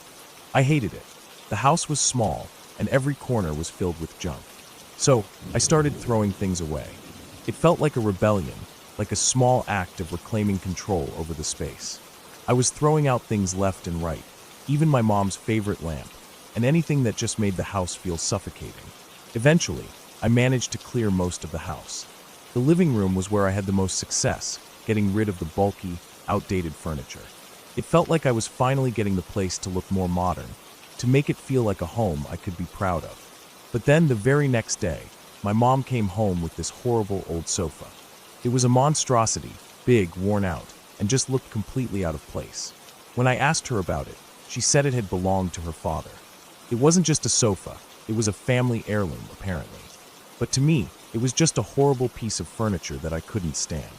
I didn't want to get into an argument about it, but I was determined to get rid of that sofa, no matter what. I figured that it was my house too, and if I didn't like something, it was my right to get rid of it. But I had no idea what kind of effect that sofa would have on me. A few days later, I found myself home alone with my girlfriend at the time. We were just hanging out, and I was showing her around the house. Everything was dark, with the lights off, giving it a creepy feel. She was one of those people who claimed to be really sensitive to energies, like she could feel things that others couldn't. Honestly, I didn't take her seriously at all. I thought it was all just nonsense. So, to prove a point, I decided to set the mood, turn on only one light in the living room, and leave the rest of the house dark, just to mess with her a bit. I sat her down on the cursed sofa and went off to grab something from another room. I remember she was pretty freaked out, but I wasn't concerned. When I came back to the living room, though, I found her frozen, staring at the sofa with tears in her eyes. She wasn't saying anything, just crying and visibly terrified. I tried to get her to talk, but she just shook her head, refusing to explain what was wrong. We didn't stay long after that. I didn't take it seriously at the time, but looking back, I should have known something wasn't right. What happened after that was the start of everything. It wasn't instant, but over the next few days, I began to notice something strange happening to me. I'd find myself losing time, almost like I'd black out or fall asleep without realizing it. It wasn't like I was intentionally going to sleep, but I'd be sitting somewhere, talking to someone, and then I'd just wake up in the same spot, but hours had passed. I'd find myself back on that cursed sofa, the very one I hated. At first, I didn't think much of it. I assumed I was just tired, maybe stressed. But then things started getting weirder. I began to have vivid dreams, or maybe they were more like nightmares. It felt like I was in a constant state of half sleep, never really awake, but never fully asleep either. One of the first things I experienced was sleep paralysis, which was terrifying. I couldn't move, couldn't speak, but I was wide awake, trapped in my own body. It felt like the room was closing in on me, and I could see shadows moving in the dark. But then, there was something else. Every time I had sleep paralysis, I started seeing her. She was always there, standing at the top of the stairs, just watching me. She wasn't scary at first, not like a horror movie villain, but just unsettling. A pale woman in a white dress, the kind that looked like something you'd wear to bed, nothing fancy or out of the ordinary. Her black hair was long, and she never moved, just stood there, looking down at me. I couldn't move to look at her closely, but I could see her standing there in the same spot, over and over again. The first few times, I didn't really panic. It wasn't until she started moving closer that I realized something was wrong. Each time I woke up, she had gotten a little bit closer to me. I couldn't explain it. It felt like I was caught in some kind of nightmare loop. She'd just get closer, closer, until one night, She was standing right by the sofa. That's when everything really hit me. I remember the fourth time it happened. It was the worst. I didn't even realize at first that it wasn't my sister standing there. I was half asleep, but then I noticed her standing over me. I thought it was Natalie, my sister, at first. But then something felt off. She wasn't talking like Natalie would. She wasn't acting like Natalie. I tried to ask her to come closer, to look at her face, and that's when things escalated. She made this noise like she was annoyed, almost a hiss, and then she touched my back. The touch wasn't gentle. It was like fingers digging into my skin, hard, almost like she was scratching me. The pain was unbelievable, like she was pulling something from deep inside me. I screamed, or at least I tried to, but nothing came out. I woke up in a cold sweat, at 3 a.m., alone on the sofa, my back burning with pain. When I reached behind me, I could feel the scratch. It was huge, like someone had clawed at me with sharp nails. It wasn't just a surface wound, it felt deep, like it was coming from inside. My mind raced, trying to find a logical explanation, but there was nothing. My arms were stretched out too far to have scratched myself. I ran to my bedroom, terrified, and saw the scratch in the mirror. It was bleeding a little, but not enough to be from a surface cut. It burned, like it was being torched from the inside. The worst part was that it didn't end there. The dreams kept coming, each one more intense than the last. I saw her 7 times, always in the same place, always in the same position. But the last time was the most bizarre. I found myself in some kind of dream where I was a priest or a reporter, I'm not sure which, and I was with a man investigating something strange. We ended up at this woman's house. She seemed ordinary at first, just a regular lady living alone. She talked to us about how everyone in the village thought she was strange, but she didn't mind. But then things started to feel off when I saw a strange book in her library. I knew I shouldn't have looked at it, but my curiosity got the better of me. I opened it, and it was her journal. What I read made my blood run cold. She had been married, and then she discovered her husband was having an affair with her childhood best friend. The anger, the betrayal, it all made sense. But what didn't make sense was that she had somehow summoned a devil. Not for her soul, but for her body. The deal was that she'd let the devil use her body for 5 years, in exchange for ending the affair. The deal sounded crazy, but she wrote about it like it was real. And then the worst part, she wrote that she woke up 5 years later with no memory of what had happened during that time, only a deep, terrible feeling that something was horribly wrong. I couldn't stop reading. I needed to know what happened. But as I turned the pages, I realized I was in too deep. The last entry was a drawing of her face, but it wasn't a normal portrait. It was distorted, ugly, monstrous. It was like she knew something had changed inside her. Just as I finished reading, she came back. The woman stood in the doorway, staring at us with eyes that felt empty, hollow. "I only asked you for this," she said, and then in an instant she was gone, disappeared into thin air. I panicked. I ran, but as I looked behind me, there she was again, standing right there. But this time, she had the same face as the drawing. I woke up with a start, my heart racing, only to find myself once again in sleep paralysis. And there she was, crying. She sat next to me, tears streaming down her face. Her words were a whisper. "I'm sorry. I'm so sorry. Please forgive me. I don't know what happened next." I was terrified, but all I could manage to say was, "I forgive you." The next thing I knew, I woke up, and it was 3 a.m., just like the others. And that was the last time I ever saw her. I've told this story to a few people, and it's always the same reaction. Complete silence, and a look of pure terror in their eyes. But the real kicker came when I told my ex-girlfriend about it. She turned pale, and then she asked, "Was she like your height?" Pale, with long black hair and a white dress. My blood ran cold because I had never described her that way. I had never told her any of the details. And yet, she knew exactly what I had seen. It was then that she told me something that made everything fall into place. She had seen the woman too. The day we went to the house, she had seen her, standing in the dark, watching me. When I went upstairs, she followed me, walking silently behind me until I came back down. That's when I realized it wasn't just my imagination. It wasn't a dream. Something had happened, something that neither of us fully understood.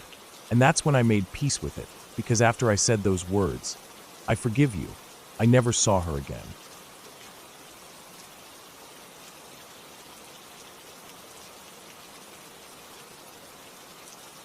It It started like any normal evening scrolling through the internet. I had stumbled across a random thread on a website I wasn't familiar with, somewhere on the edge of my usual browsing habits. The website wasn't something I'd usually spend much time on, but that night I had a bit of extra time, and the curiosity of a strange thread pulled me in. It was about a woman who was having some health problems. Her throat had been swelling for weeks, and it was really starting to bother her. She talked about feeling constant discomfort, like there was something lodged in her throat, and the pressure would build up throughout the day. There were headaches too, and she started getting really fatigued. She'd been to the doctor multiple times, but the visits never seemed to help. Each time, the doctor would prescribe some form of treatment, antibiotics, throat lozenges, even some painkillers, but nothing worked. The swelling wouldn't go down. In fact, it only seemed to get worse. I remember reading her posts, and it wasn't just the medical details that stood out to me, but how she wrote them. She was frustrated, but there was an undertone of desperation in her words.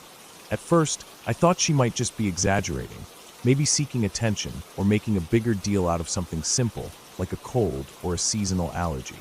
But as the posts went on, something about it began to feel more real, and that started to make me uneasy. She described how her throat would swell up every night, almost like clockwork, and she started to have trouble swallowing. Along with the swelling, she had these frequent headaches that would sometimes last for hours, and her energy levels were so low that she barely left her house. When she did, she felt drained, and the smallest things seemed to tire her out. It was as if the life was being sucked out of her slowly. She seemed to be spiraling down, and the more she posted, the more I found myself reading. Her doctors couldn't help her, and at some point, she gave up on them. She started taking over-the-counter medication to try to manage the symptoms herself. Some days, it would feel a little better, but by the evening, she'd be back in the same miserable state. She was stuck in a cycle of trying different home remedies, desperate for some kind of relief. And yet, nothing worked. A few weeks into her posts, she mentioned how lonely she felt. With her health deteriorating and no one around to help, she asked a friend to come stay with her. She didn't want to be alone anymore, and I understood why. As her health continued to decline, it must have felt unbearable to be by herself. The loneliness, the constant discomfort, it had to have been overwhelming. Her friend came over, but at first, she didn't really believe the woman's claims. She thought maybe it was just stress or anxiety that was making her feel sick, but after spending a few days with her, even her friend couldn't ignore it anymore. The swelling in the woman's throat was more than just a minor issue. It was a real problem. And soon, her friend started showing the same symptoms.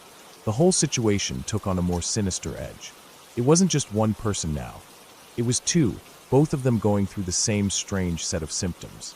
And the thread kept growing longer as more people chimed in, trying to offer advice, theories, or suggestions. There were discussions about food allergies, viruses, even autoimmune diseases. But no one seemed to have any concrete answers. Everyone was guessing, just trying to help, but the woman's condition wasn't improving. If anything, it was getting worse. There was a point when the woman posted a picture of her throat, trying to prove how bad it had gotten. I wasn't sure what I was expecting, but the photo she uploaded definitely wasn't what I thought it would be. She had been talking about her throat swelling to the point where it was almost unrecognizable. But the picture didn't show anything abnormal at all. There was no swelling, no redness, nothing that looked remotely concerning. Her skin looked perfectly smooth, no sign of inflammation or irritation. It didn't make sense.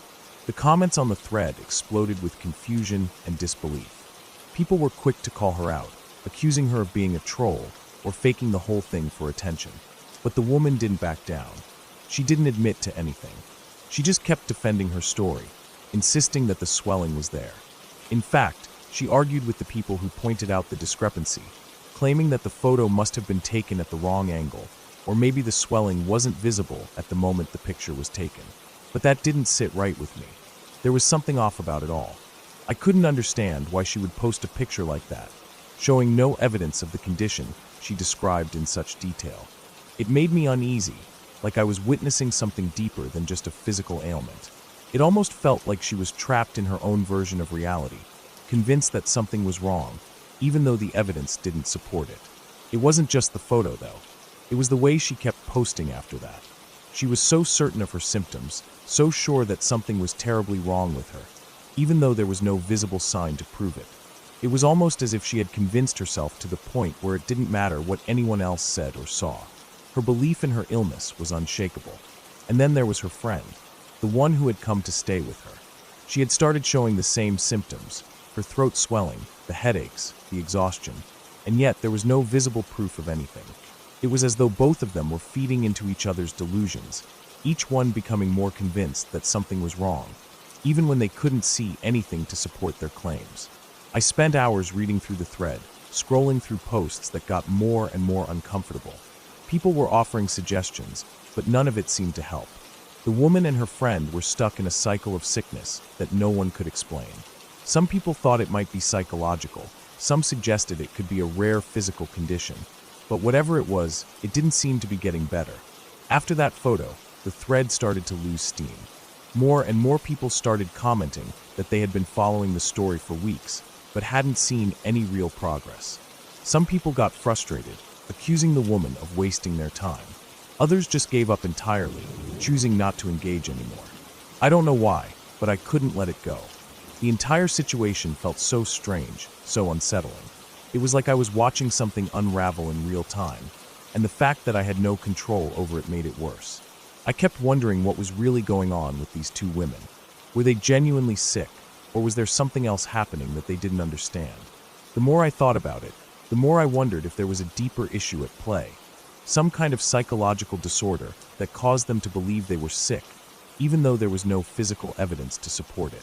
I couldn't help but think about the people who have illnesses that are hard to diagnose, or worse, illnesses that only exist in their minds. Was this some kind of rare mental condition that made them feel ill even when they were perfectly fine? Eventually, I stopped reading the thread. I couldn't stomach it anymore. I had seen enough. The whole thing had become too unsettling, too real in a way that I didn't know how to process. I didn't know what happened to the woman or her friend, and I never went back to check. Part of me was afraid of what I might find, or worse, the feeling that I was somehow involved in their delusion just by reading their posts. It's been a few years now, but I still remember that thread. It's still something I think about every once in a while, especially when I come across stories about people who are convinced they're sick, but can't get a diagnosis. I'll never forget the way the woman defended herself, how sure she was that she was suffering, even when there was nothing to prove it. It was creepy, not because it was supernatural or out of the ordinary, but because it felt so real, and yet so disconnected from reality at the same time. It was a strange reminder of how fragile our minds can be, how easily we can convince ourselves of something that isn't true, and how unsettling it can be to witness someone else go through it without being able to help. I guess that's the part that stuck with me the most. The feeling of being so close to someone's delusion, seeing it unfold right in front of you, but being powerless to stop it.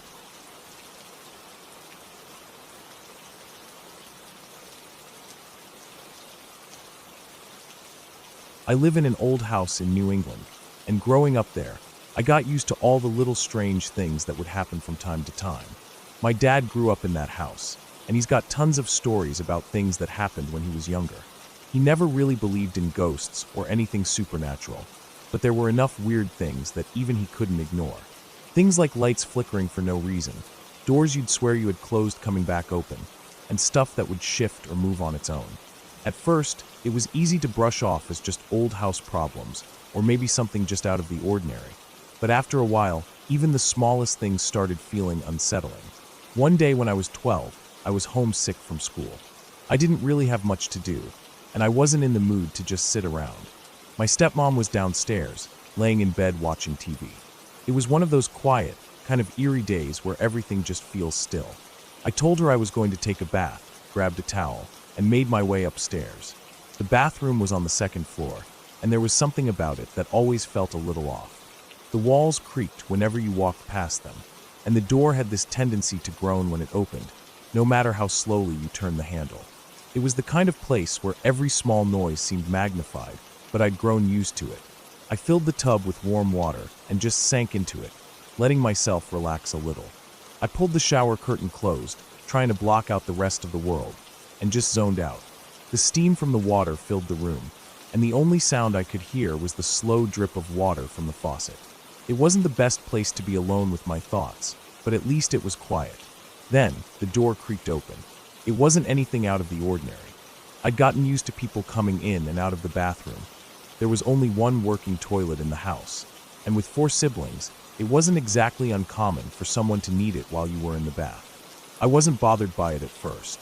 I thought it was my stepmom, probably rushing to use the bathroom since she was downstairs and probably tired of waiting for me to finish. The door opened wide enough for me to feel the draft of air, and I heard footsteps, slow, deliberate steps, like someone walking into the room. I even heard the sound of something shifting, like clothes rustling. I didn't think much of it, but then the shower curtain moved. It wasn't like someone had grabbed it and pulled it back. It was more like a breeze, something light, but enough for me to feel the air shift. I figured my stepmom was probably trying to get around the bathroom to use the toilet. It wasn't unusual to feel someone's presence when they walked past, especially in the narrow bathroom, but it was strange that I didn't hear the toilet seat lift. I would have heard it, right? It's that distinct sound of the lid shifting, the scrape of the plastic against the porcelain. So I pulled the shower curtain back, half expecting to see her standing there, maybe with that look of hurry up that she sometimes got. But when I looked out, nobody was there. The door was wide open, but no one was in the bathroom. I froze for a second. My heart started pounding, and that cold, gnawing feeling crept up my spine. It was that gut reaction, that immediate feeling that something wasn't right. My mind raced, trying to figure out what had just happened. I definitely felt someone there. I could still hear the faint sound of footsteps, and the air had shifted. It couldn't have been my imagination. I got out of the tub, the water sloshing as I hastily grabbed my towel, trying to shake off the unease. I don't know why, but I felt like I needed to confirm where everyone was. I hurried downstairs, my wet feet making soft slapping sounds against the wooden floor. The whole time, my mind was replaying what had just happened upstairs, the strange feeling of someone walking into the room without making a sound, but I couldn't figure it out. When I reached the bottom of the stairs, I looked over to the living room where my stepmom was. She was still in bed, exactly where she had been when I left. The TV was still on, and she hadn't moved a muscle. I felt a wave of panic wash over me. I'd heard the footsteps, the sound of movement, and I could have sworn someone had been right there in the bathroom. But it wasn't her, and it definitely wasn't anyone else in the house. I didn't know what to think, but I knew I didn't want to be upstairs alone anymore. I tried to play it off. It didn't make sense. My brain kept telling me I was just imagining things, but the feeling was still there, lingering in the back of my mind. But as I stood there, staring at my stepmom, still half wrapped in my towel, I realized something else. She hadn't moved. She hadn't gone upstairs. She'd stayed exactly where she was. I didn't want to say anything right away. I couldn't. I just stood there for a moment, trying to figure out what to do. I didn't want to sound crazy, but something felt wrong. My heart was still racing, and I couldn't shake the feeling that I'd just experienced something I couldn't explain. I had no idea if anyone would believe me, or if it even mattered. But I couldn't just go back upstairs without knowing for sure what happened. I walked slowly back to the bathroom, trying to calm myself down. The house was eerily quiet again, just like it always was. The flickering lights, the creaking wood, the little things that you'd notice if you were paying attention. I couldn't let myself get lost in it, not now. I had to figure out what had just happened, why I felt so sure that someone had been in that bathroom with me. I opened the bathroom door again. The air felt different this time, thicker somehow, but nothing had changed. The tub was empty, the shower curtain still hanging where I'd left it. The only thing that seemed out of place was the door, which was now closed all the way, even though I hadn't closed it when I'd left. It was one of those little things, easy to ignore if you weren't looking for them, but it made my stomach twist. Had I really closed it? Had someone else? I couldn't tell. For the next few weeks, I kept a close eye on everything. More things started happening, little things, like lights flickering at night when no one was around, doors opening on their own when you were sure you had closed them, and stuff that just seemed to shift in the corners of the rooms. The weird thing was it never really bothered anyone else as much as it bothered me. I had 4 siblings, and with everyone always in and out of the house, it was easy to ignore things that happened when you were alone. Or maybe it was just that we all had grown used to it. We'd all grown up in this house, and it was part of life there. But I couldn't stop thinking about that day in the bathroom. I never talked about it, not to my stepmom, not to anyone. I didn't want to sound insane, and maybe deep down, I wasn't sure what had happened myself. Maybe I had imagined it. But every time I went into that bathroom after, I couldn't shake the feeling that someone else had been there. That sense of movement, the brush of air, the footsteps, it felt too real to ignore. A few years later, when I was older, I asked my dad about the house. He never really talked about it unless I pressed him, but when I finally did, he didn't seem surprised at all. He told me that the house had always been strange like that. It wasn't just the things that happened to him when he was younger, but things that he'd witnessed later, even after we moved in. It wasn't ghosts, he said. It was just the house, old and creaky, settling into itself. And yet, there was something in his voice when he said it. Something like he knew exactly what I was talking about. Maybe it was the old wood. Maybe it was the way houses shift and settle over time. Or maybe, just maybe, there was something more to it than that. But either way, I stopped asking. I didn't want to know what was really going on. I didn't want to think about the fact that maybe the house itself had its own secrets, ones that no one was willing to admit. And after a while, I got used to the little things, the creaks, the flickering lights, the things that moved on their own. I lived with it like everyone else. After all, it was just the house. It had always been this way. It probably always would be. But every time I walked past that bathroom, I couldn't help but remember that day. I still wonder what really happened. And though I'm not sure I'll ever have an answer, I know one thing for sure. Some things in that house will always remain a mystery.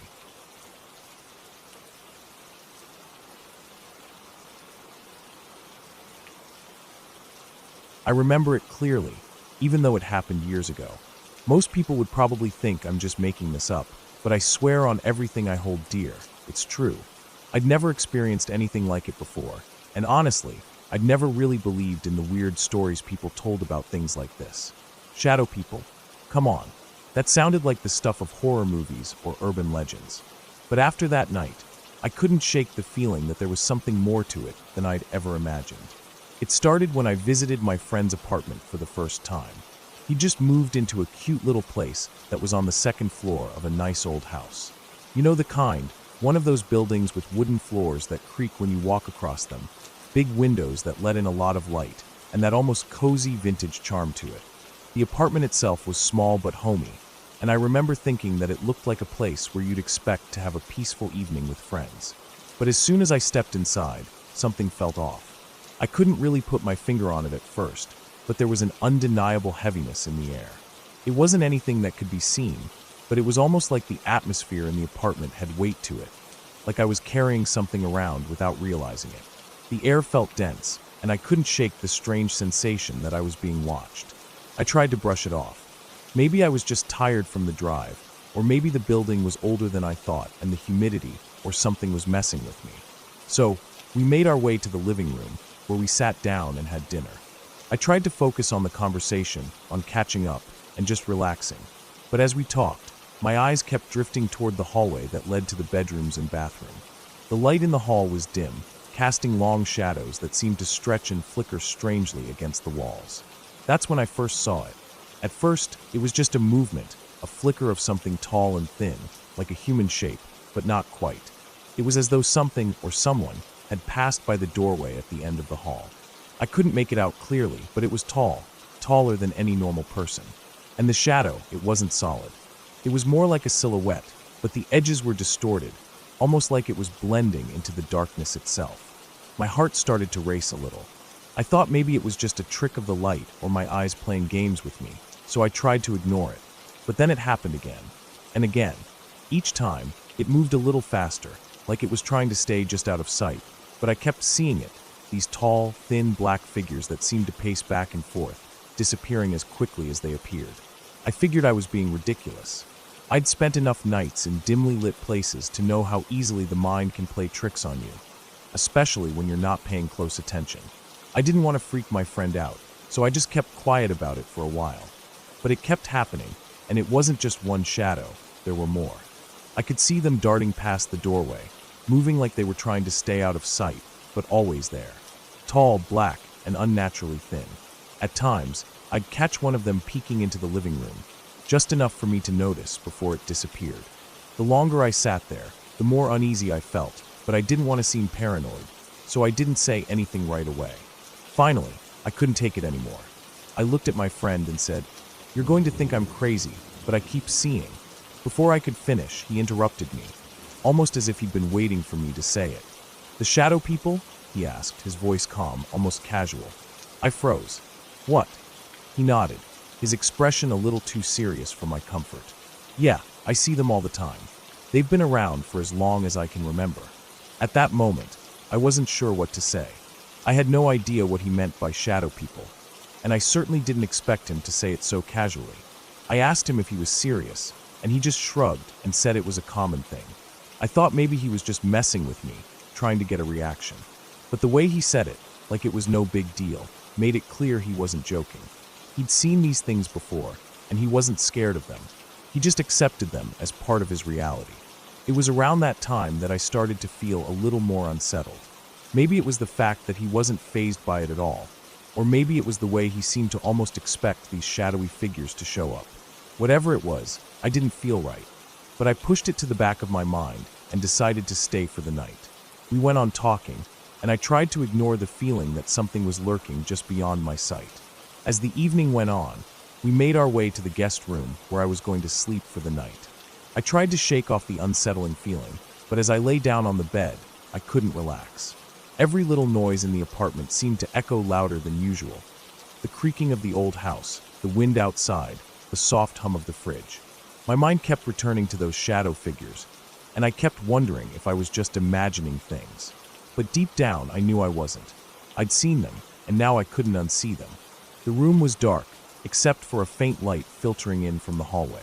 My eyes kept darting to the door, half expecting one of those black, tall shapes to appear in the doorway, just like they had earlier. I tried to convince myself that I was just tired, that my mind was playing tricks on me after all the strange things I'd seen. But then I saw it. At the foot of the bed, just beyond the edge of the blankets, there was a figure standing there. Tall, dark, and skinny. It didn't move at first, just stood there like it was waiting for me to notice it. My heart jumped into my throat, and I felt a cold sweat break out on my skin. I squeezed my eyes shut, hoping that if I ignored it, it would go away. But it didn't. The figure was still there, and I could feel its presence, like it was waiting for me to do something. I was terrified, frozen in place. I told myself that it wasn't real, that I was just imagining it, but the feeling in the room told me otherwise. The heaviness, that oppressive weight, was back, pressing down on me, making it harder to breathe. Without thinking, I whispered aloud, "Leave me alone." I didn't even know why I said it, but the words slipped out before I could stop them. And then I did something I never thought I'd do. I said the Lord's Prayer. I wasn't religious, not at all, but in that moment, it just felt like the right thing to do. I didn't know if it would work, but I was desperate. I said it out loud, my voice shaky as I stumbled through the words, praying to whatever force might be out there that I would be left in peace. The moment I finished the prayer, I felt it. The weight lifted, the air cleared, and the presence that had been there was gone. I opened my eyes, and the figure was no longer at the foot of my bed. I blinked a few times, almost in disbelief, and then I looked around the room. Everything was normal. There were no shadows, no figures, just the quiet stillness of the room. I didn't sleep much that night. I kept my eyes open, listening for any sign that those shadow people might come back. But nothing happened. I didn't see them again while I stayed there, and I didn't tell my friend what had happened in the guest room. I wasn't sure how he'd react, and I didn't want to sound like I was losing my mind. The next morning, I left early. I didn't even stay for breakfast, just packed up my things, said goodbye, and left. I didn't want to be around that apartment anymore. The heaviness, the shadows, it was all too much for me. I never went back to visit my friend there. I couldn't. Years have passed since then, and I've heard similar stories from other people. They call them shadow people, and from what I've gathered, they're not just figments of imagination. There's something more, something real, even if we don't fully understand them. But whatever they are, I hope I never see them again. That night changed something in me. Now, whenever I hear someone talk about seeing shadow people, I can't help but remember that feeling, the weight in the air, and the terror of knowing something was watching me. I may not be able to explain it, but I know what I saw, and I'll never forget it.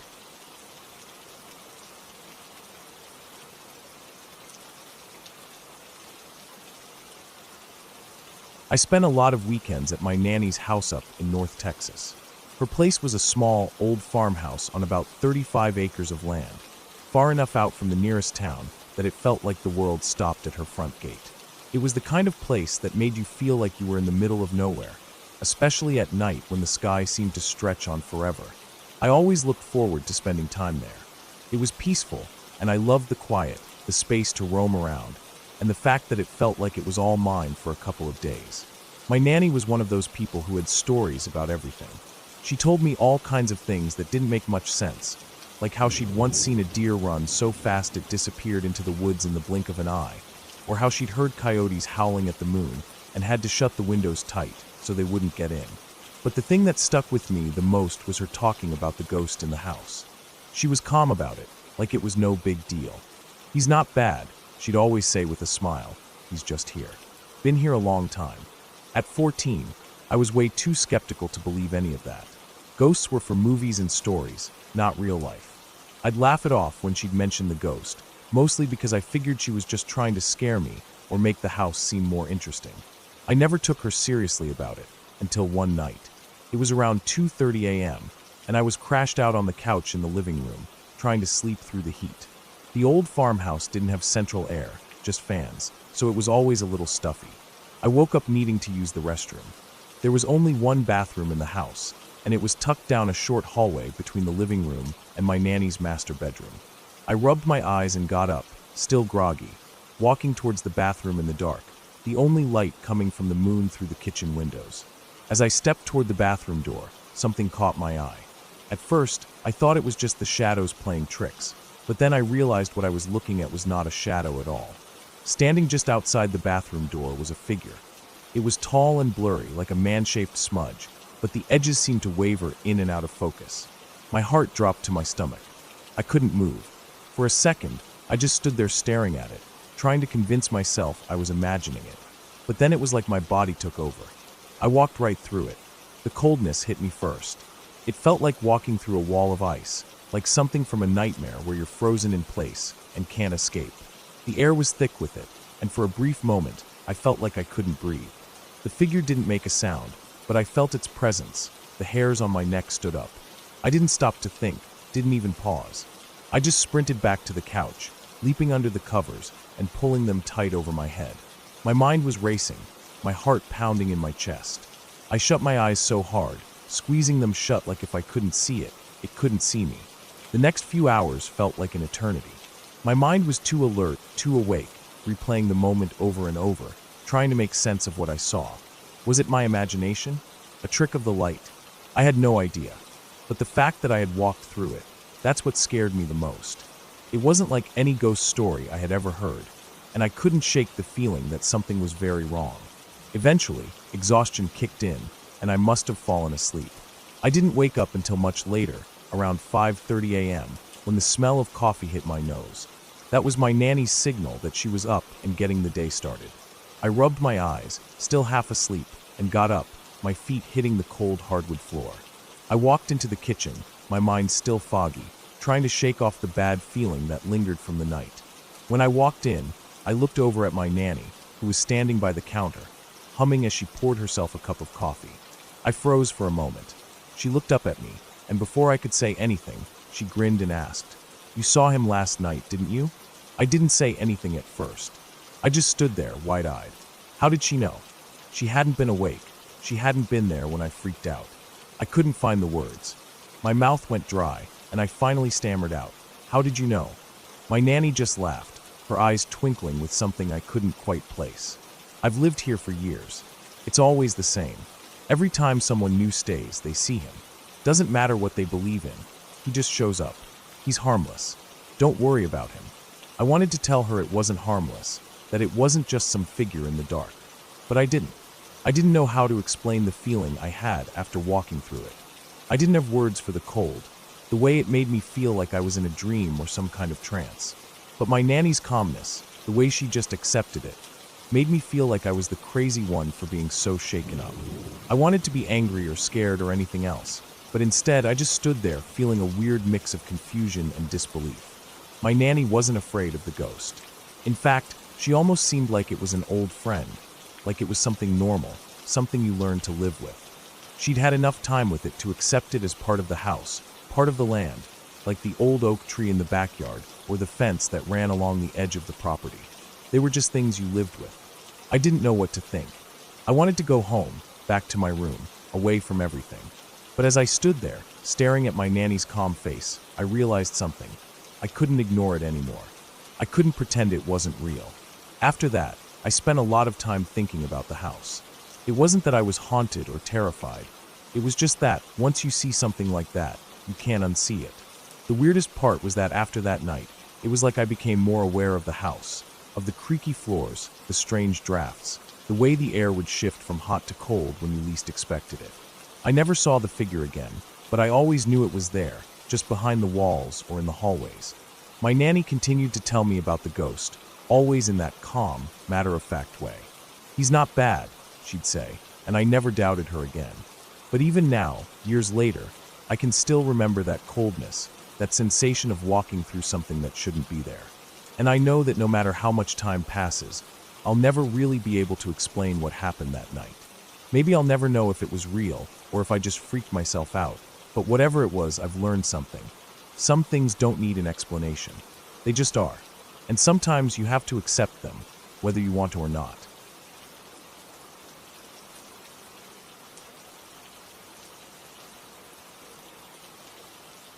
When I was around 11 years old, we lived in a mobile home with my mom and 2 sisters.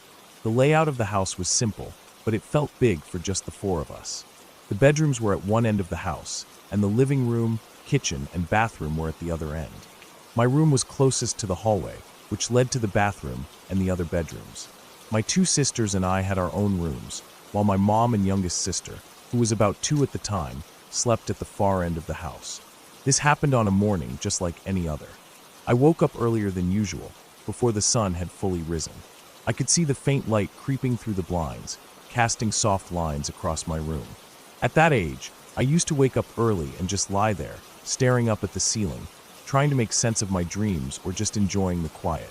I thought I was the only one awake that morning. The house was still and peaceful, the kind of silence that you could almost feel in your bones. But then, I heard something. It started with a sound I was familiar with, the scrape of a chair against the kitchen floor.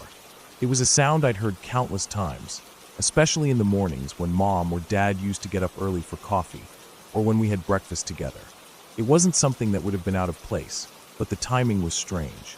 It was still really early, and I didn't expect anyone to be awake yet, especially not my mom, who usually slept in a little longer. I listened more intently, and the sounds didn't stop. There were footsteps, light but deliberate, moving from the kitchen toward the living room. It was the sound of someone walking across the floor in a pair of slippers, or maybe bare feet. They didn't sound rushed, just casual, like whoever it was moving around the house like they had every right to. Then I heard it, the strum of a guitar. At first, it sounded accidental, like someone had walked into it without realizing it was there. The guitar had been left on the living room floor the day before, so my youngest sister could play with it. I'd seen her strumming it off and on, but it was odd to hear the guitar making noise now, especially so early in the morning. The guitar didn't stop at just one strum. I could hear the person, or whoever it was, shuffling around, their footsteps continuing through the living room, past the guitar, and down the hallway toward where our bedrooms were. The sound echoed in the quiet house, the footfalls muffled by the carpet, but clear enough that I could picture the person walking in my mind. It wasn't my mom. She always walked with a certain rhythm. This was different, more careless, like they didn't have a care in the world. I lay still in bed, not sure what to make of it. I kept thinking that it had to be my mom. She was probably up early for some reason.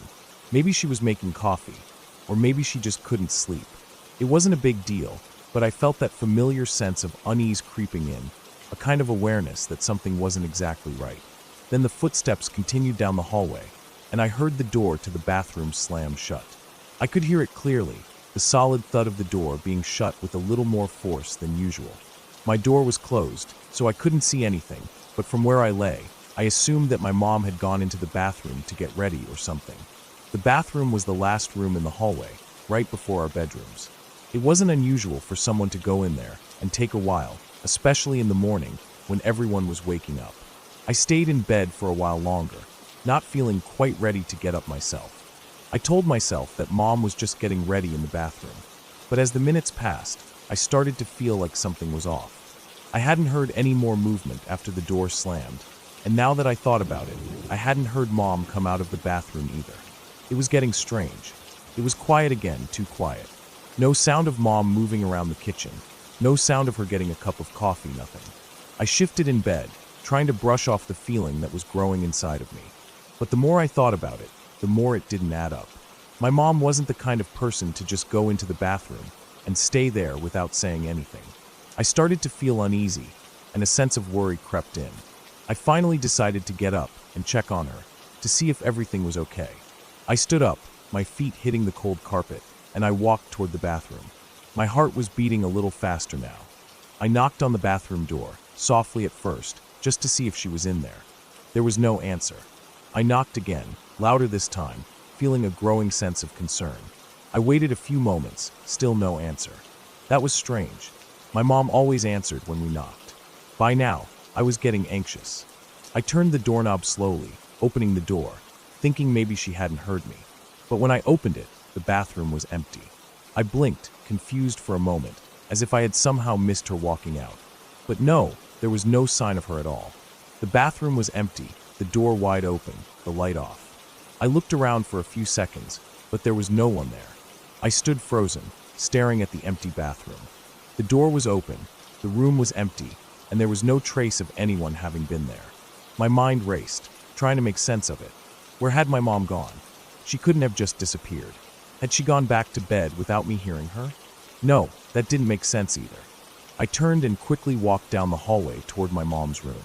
I knocked lightly on her door, but there was no answer. I opened it slowly, just a crack, and peered inside. My mom and my youngest sister were still asleep, just like they had been when I woke up earlier.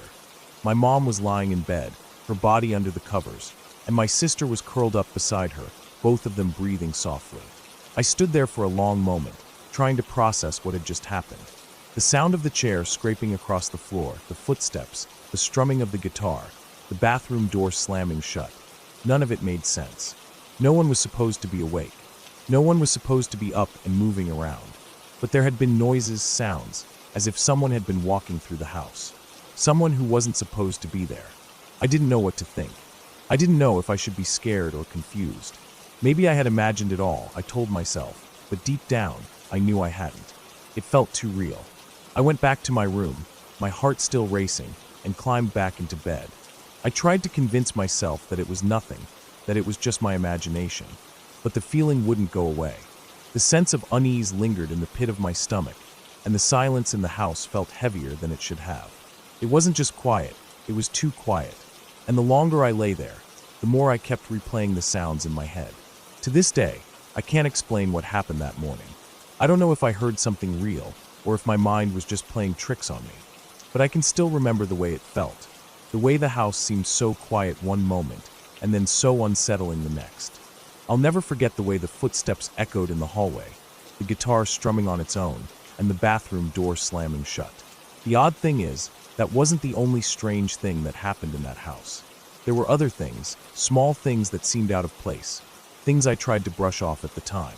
But that morning, the feeling of not being alone in the house stayed with me for a long time. Even now, years later, when I think back on it, I still don't know what to make of it. Maybe it was just my imagination running wild, or maybe there was something more to it. All I know is, whatever it was, it scared the hell out of me.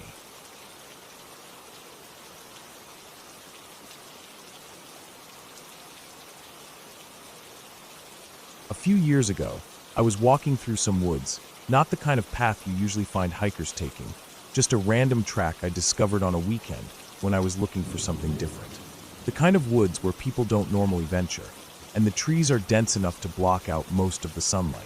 It wasn't far from my house, but it felt like a whole different world out there, quiet, secluded, and untouched. I wasn't exactly sure why I went off the beaten track that day. Maybe I was looking for some time alone, or maybe I was just bored, trying to break away from the usual routine. The forest was thick with undergrowth, brambles, and tangled roots, and the air was still, except for the occasional rustling of leaves from a light breeze. It was one of those days where the air smelled fresh, earthy, like rain had recently fallen. But then, about an hour into my walk, I started to notice something strange. There was this overpowering, sickly sweet smell wafting through the trees, almost like something rotting, but it was masked by an artificial sweetness like old, decaying fruit or spoiled perfume. It wasn't something I'd ever smelled before, but it was strong enough to make my stomach churn. Being curious, I couldn't help myself. I started walking toward it, following the smell like a trail. The deeper I went into the woods, the stronger it got. Eventually, I came across a patch of brambles, thick with vines and leaves. I pushed them aside, and that's when I saw it. At first, it was hard to make out what it was. It was almost like a shape sitting slumped in the undergrowth, barely visible through the dense brush. But the smell hit me harder now. It was nauseating. I pulled back some more of the undergrowth, and that's when I saw him. This man sitting there, slumped against a tree, surrounded by flies. His skin was an unnatural shade of green and black, swollen like he'd been left out in the sun for far too long. His clothes were torn, and there were bits of his flesh that had rotted away, exposing the muscle underneath. His body was covered in small, crawling insects, flies, beetles, maggots. I could hear them even before I saw them, buzzing around the decaying flesh. I froze for a moment, my heart racing. There was no way this guy could still be alive. The smell alone told me that. But the sight of him, his open eyes glazed over, the empty expression on his face, it hit me harder than I expected. I wasn't sure what to do. I stood there for a few moments, staring at him. The whole situation felt surreal, like it wasn't real, like I was trapped in some kind of horrible dream. I knew I should call the police, but I couldn't move. It was like my body had gone into shock. Finally, I snapped out of it and pulled my phone from my pocket, dialing the emergency number. The operator answered quickly, and I told them what I'd found. They asked me where I was, and I gave them the best directions I could, though I knew they weren't the clearest. The woods weren't exactly well traveled, and it wasn't like there were street signs out here. I'd have to wait for them to figure out where I was. The operator was calm, telling me to stay by the body and not to touch anything. Wait with the body until the police arrive, she said. I don't think I really understood what she meant by that. I just stood there, staring at the body, feeling like I was in some sort of nightmare. The woods had turned unnervingly quiet, and all I could hear was the buzz of flies around the decaying corpse. I sat down on the ground, trying to steady my breathing, but my mind was racing. Why was he out here? How long had he been here? He looked like he had been dead for days, maybe even longer. I couldn't understand why no one had noticed. Surely, someone must have been looking for him. I glanced at my watch. The police were taking their time. It felt like hours had passed, but I knew it hadn't been long. The sky had begun to darken, and the temperature dropped. I had no idea how long it would take them to arrive. All I knew was that I was stuck out here with a dead body, alone in the dark, in the middle of the woods. I couldn't stop looking at him. The body had been exposed to the elements for so long that it was hard to even tell what he looked like when he was alive. There was nothing to indicate his identity. No wallet, no ID, no visible signs that he had been a person like me, once full of life. Now he was just a lifeless thing, rotting in the woods. His expression was frozen in time, though his body was anything but still. I kept seeing the twitching movement of the flies as they landed on his skin and crawled along his flesh. As the minutes stretched into what felt like hours, my mind started to wander. I started imagining what he might have been like in life, though the gruesome sight before me made it hard to form any kind of clear picture. I thought of his family, if he had any. Were they still looking for him? What had led him to this place, to take his life out here, alone in the woods? I heard a rustling in the trees, and my heart skipped a beat. I quickly looked around, hoping it was the police arriving. But no, it was just a small animal, a deer maybe, moving through the underbrush. I breathed a sigh of relief, but it didn't last long. The reality of the situation settled in again, and the solitude was almost unbearable. As it got darker, the air felt heavier, colder. I started shivering, not from the cold but from the nerves, from the dread. I kept looking over at the body, my stomach doing flips every time my gaze landed on him. I tried not to think about the fact that I was alone with a dead man in the middle of nowhere. My mind kept playing tricks on me. I started hearing things, the sound of movement just beyond the trees, the faint crack of a branch breaking. It felt like someone was watching me. The sound of sirens finally cut through the silence, distant but growing louder. I felt a wave of relief wash over me. The police were almost here. But even as I heard them coming closer, I felt a strange unease in my gut. I wasn't sure what I expected. Maybe some sense of safety, but I didn't feel safe. Not with the dead man lying in front of me. Not with the dark pressing in around us. It was as though the forest itself was closing in, and I was trapped in its grip. By the time the police arrived, it was nearly pitch black. They came in from the main path, and I waved them down. 2 officers approached, their flashlights sweeping over the ground. I led them to the body, feeling a strange mix of relief and dread. As soon as they saw the body, they went into action, one of them kneeling down to inspect it while the other kept a hand on his radio, calling for backup. They asked me a few questions, but I was too shaken to answer them clearly. I just told them what I had found, how I had called them, and waited here. After a while, the officers confirmed what I had already suspected. The man had committed suicide. They couldn't tell how long he'd been there, but it had been a while. They explained that he'd probably been dead for several days, maybe even a week. The police took over, securing the area, calling for the coroner to come out. I just stood there, feeling like I was in a fog, disconnected from everything. The world around me felt unreal. The man's death, the whole situation, it was all too much. The whole experience stuck with me long after I left the woods. I had trouble sleeping for days. Every time I closed my eyes, I saw his face again, twisted in that vacant expression. In my dreams, he started talking to me. His voice was a whisper at first, then it grew louder, angry, accusing. He blamed me for disturbing his final resting place, for being the one to find him. In my dreams, he told me to leave him alone, that I should have just walked away. And worse still, he told me I needed to end it, that I needed to die. At first, I thought it was just my imagination, but it felt so real. I woke up in a cold sweat, heart racing, the voice still echoing in my head. It happened again and again, night after night, each dream more vivid, more disturbing. It wasn't just the anger in his voice that terrified me. It was the way he seemed to know everything about me. His words felt like they were coming from somewhere deep inside, as if he was calling from a place that wasn't just in my dreams. I tried to shake it off, to convince myself it was just stress, just my mind playing tricks on me. But the dreams didn't stop. For months, I couldn't escape them. They haunted me. The man, the body, the smell, it all felt so real. Eventually, the dreams began to fade. The voice didn't speak to me as much, but I could still feel it lurking in the back of my mind. I couldn't shake the feeling that somehow, I was still connected to that moment in the woods, to that dead man whose face I could never forget. It's been a while since it happened, but sometimes, when the night is too quiet and my mind drifts, I wonder if it's ever truly gone. Maybe that man still lingers somewhere in my thoughts, in my dreams. Every now and then, when I wake up in the dark, I think I hear him, his voice faint and distant, calling me once more. And tonight, as I sit here, typing this, I feel that same unease creeping back in. I know he'll be back in my dreams. I'm sure of it.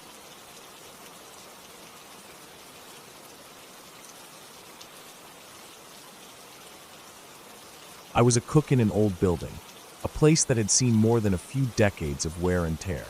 At the time, I was in my late 20s, fresh to the kitchen life, still getting used to the hours, the heat, and the smell of grease that clung to everything. The restaurant had been open for over 20 years, a small, successful institution in the neighborhood. It wasn't much, just a little place tucked between 2 other buildings on a quiet street. But it had its regulars, people who had been coming since the place opened, and the kind of charm that you don't find in a flashy, modern restaurant. The building itself was old, clearly not built to be a restaurant. It had that lopsided feeling you get when you're inside something that's been around too long. The basement, where we stored stuff, was damp and musty, the walls crooked like they were leaning in toward you. It was the kind of place that made you want to keep your eyes down and your back against the wall. The basement wasn't big, but it felt tight and uncomfortable, especially when you were alone down there. But of course, I spent a lot of time down there. It was where we kept extra towels, cleaning supplies, and whatever else we needed for the restaurant. It wasn't a bad job, though. At least at first it didn't seem bad. I remember my morning routine like it was yesterday. I'd clock in, pull my apron on, and then take a few minutes to just get my head together. I had a lot to do, and I wanted to be ready for the day.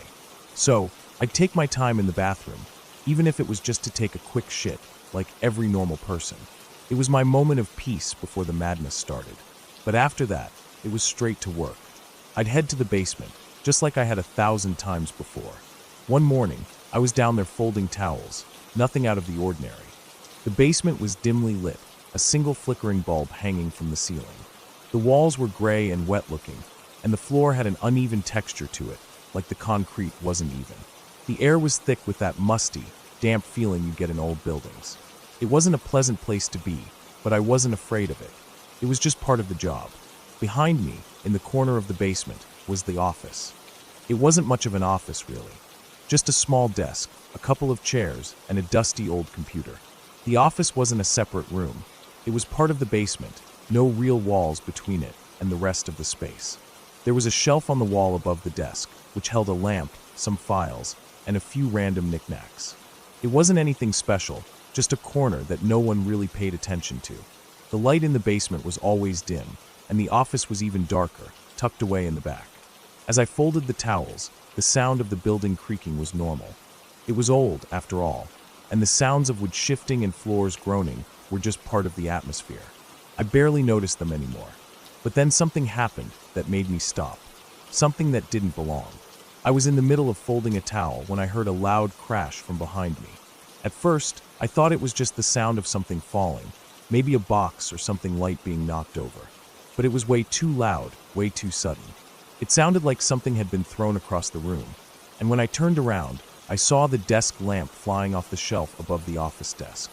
It hit the computer, knocking it over, and then the phone on the desk fell off the hook and landed on the floor with a sharp, unsettling clatter. I froze for a moment. My heart raced, and I felt that cold trickle of sweat down the back of my neck. The room was silent except for the sound of my own breathing and the occasional drip of water somewhere in the walls. But the weirdest part? I was alone. No one else was in the building yet. It was just me in the basement, staring at the mess in front of me. I stood there, not sure what to do. I thought maybe it was just some freak accident, like the lamp had fallen on its own or the desk had shifted somehow. But deep down, I knew that wasn't the case. There was something off about the whole thing. Something wrong. I didn't move right away. I stood there for a few seconds, my eyes darting around the basement. The lamp was on the floor, the computer was knocked sideways, and the phone was still off the hook. The office was dark, and there was no one else in the room. I could feel my heart thumping in my chest. I don't know what I thought was going to happen, but I felt like something wasn't right, something that had been building up for a while. I didn't have the guts to go over to the desk right away. Instead, I turned back to the towels I was folding, trying to shake the feeling of dread creeping up my spine. I was trying to convince myself it was nothing, just some random accident or my imagination playing tricks on me. But as I kept folding, I couldn't shake the feeling that I wasn't alone. The air felt heavier, the space around me seemed to close in a little more. It wasn't a feeling I could explain, but I felt it in my bones. And then, as I was folding another towel, I heard it. A soft creak. It came from the office, and it was followed by a faint, almost imperceptible scraping sound. I knew I hadn't moved anything in the office. The creaking grew louder, and then I heard it again. This time a louder thud, followed by the sound of something dragging across the floor. It was coming from the direction of the desk, and my stomach sank. I didn't want to look, but I couldn't help it. Slowly, I turned around, my eyes fixing on the dark corner of the basement. The office was just ahead, but it felt miles away. The shelf above the desk was empty now, the lamp no longer there. The desk was still a mess, but the computer had shifted to a new position, now angled at a strange tilt. The phone was still on the floor. That's when I saw it. At first, it was just a flicker, a shadow in the corner of my eye. I couldn't be sure what it was, but it moved in a way that didn't seem right, like something was shifting in the dark. I blinked, and when I looked again, it was gone. But I knew it hadn't just been my imagination.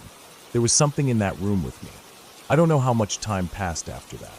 I stood there frozen, barely breathing, listening to the silence in the basement. My mind was racing. I thought about going upstairs to check on the rest of the staff, but something kept me rooted to the spot. It was as if my body was telling me that if I moved, if I went anywhere near that office, something terrible would happen. So I just stood there, staring into the shadows, waiting for something, anything, to happen. But nothing did. The noises stopped. The office was still. The lamp wasn't moving, and the computer wasn't making any more strange noises. The basement was quiet again, just the occasional creak of the building settling. But I knew something had changed. The air felt different now, colder, heavier. I left the basement as quickly as I could after that. I couldn't stay down there any longer. I had to get out of there, to get some fresh air, and just calm myself down. I didn't tell anyone about what happened at first. I didn't want to seem crazy, and I didn't think anyone would believe me anyway. But from that day on, every time I went down to the basement, I felt it. That weight. that sense of something watching me, waiting for me. I couldn't explain what happened that day. There was no logical explanation for the lamp flying off the shelf, for the noises I heard, or for the feeling that something was there with me. But I knew I wasn't just imagining it. Something had happened, and I wasn't alone in that basement. I had to keep going back to work, had to keep opening the restaurant, but every time I stepped into that basement, I felt it again. That cold, suffocating presence. I couldn't shake it, no matter how hard I tried. It's been years now, and I still think about that day. I still don't know what it was. Maybe it was a freak accident. Maybe it wasn't. But every time I pass by that old building now, I can't help but remember the feeling of being watched, of something lingering in the dark corners of that basement. The place has been closed for a while, but in my mind, I can still hear the creaks and thuds echoing through the walls. I can still feel it, as if whatever was there is still waiting, still watching.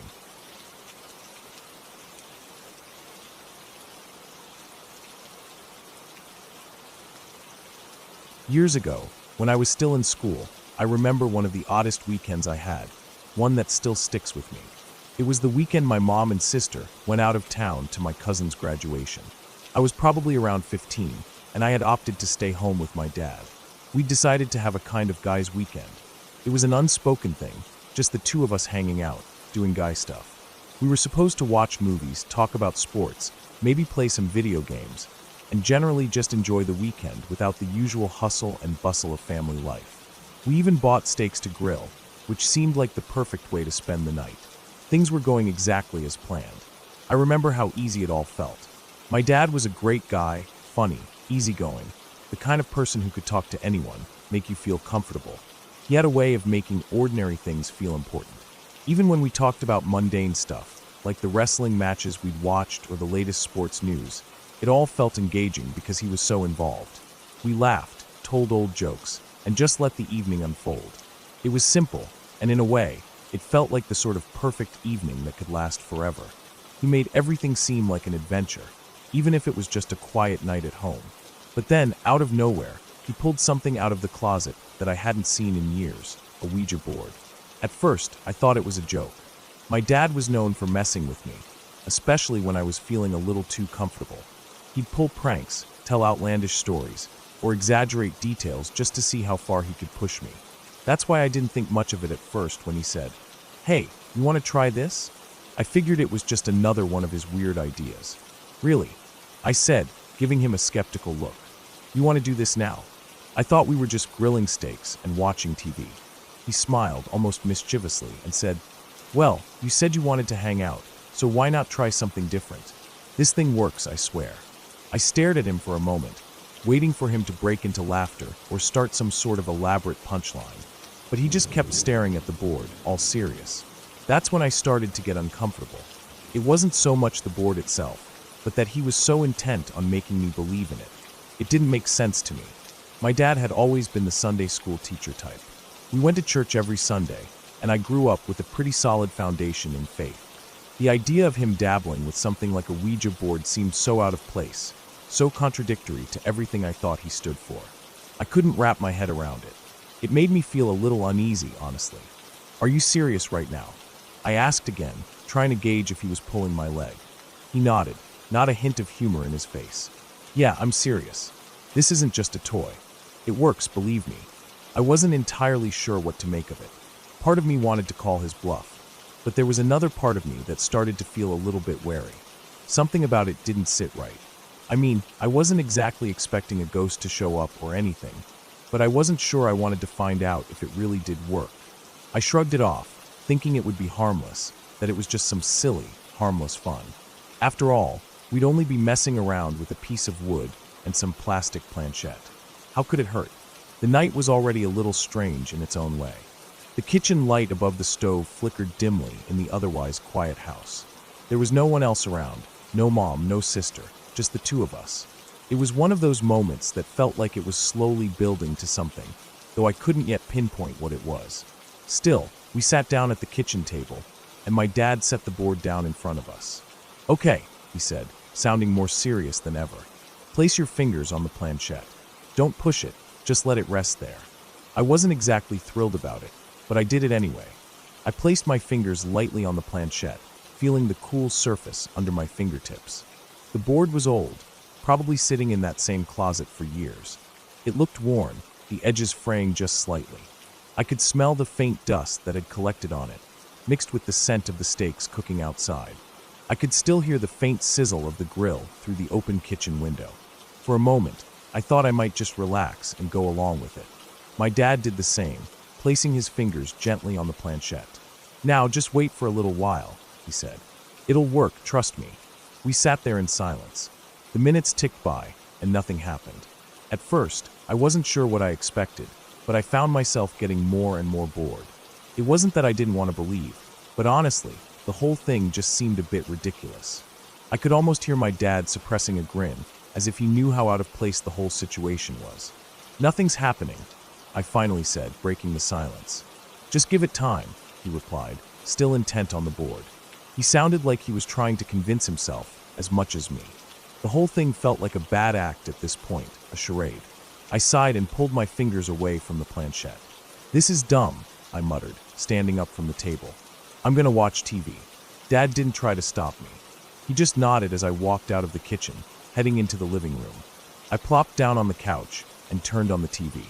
I half-watched a show, but mostly I found myself thinking about what my dad had said. Why was he so adamant about this thing working?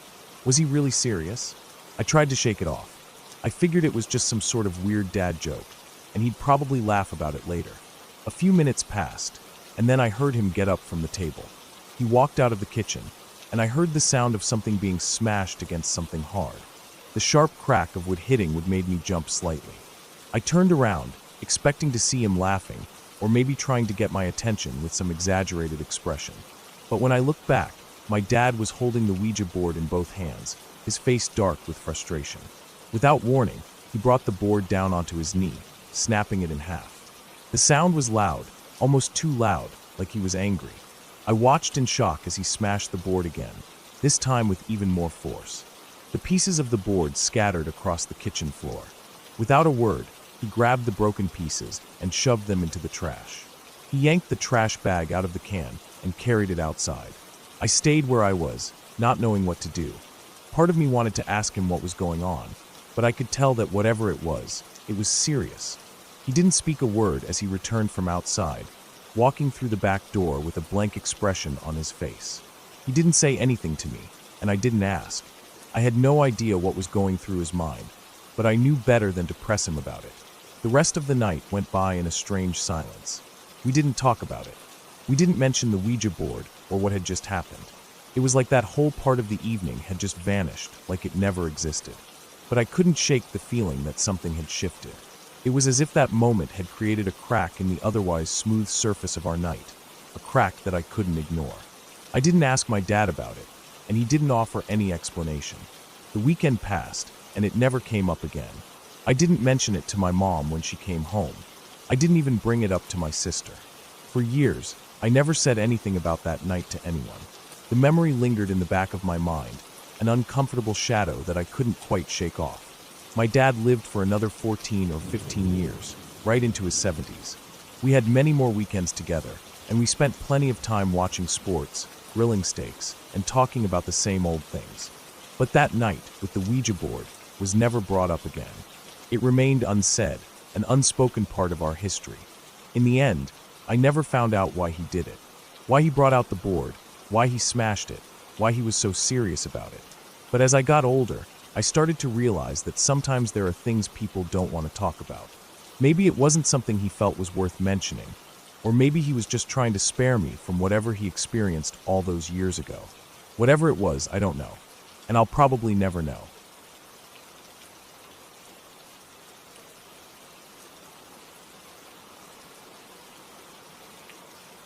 We moved into the big blue house when I was about 8. It wasn't just any house. It was one of those older homes that had that worn-down charm, the kind you could tell had seen decades of life, but still had this almost magical feel to it. We were excited about the new space, the backyard, the fresh air. But there was one thing that stood out right away, the back door.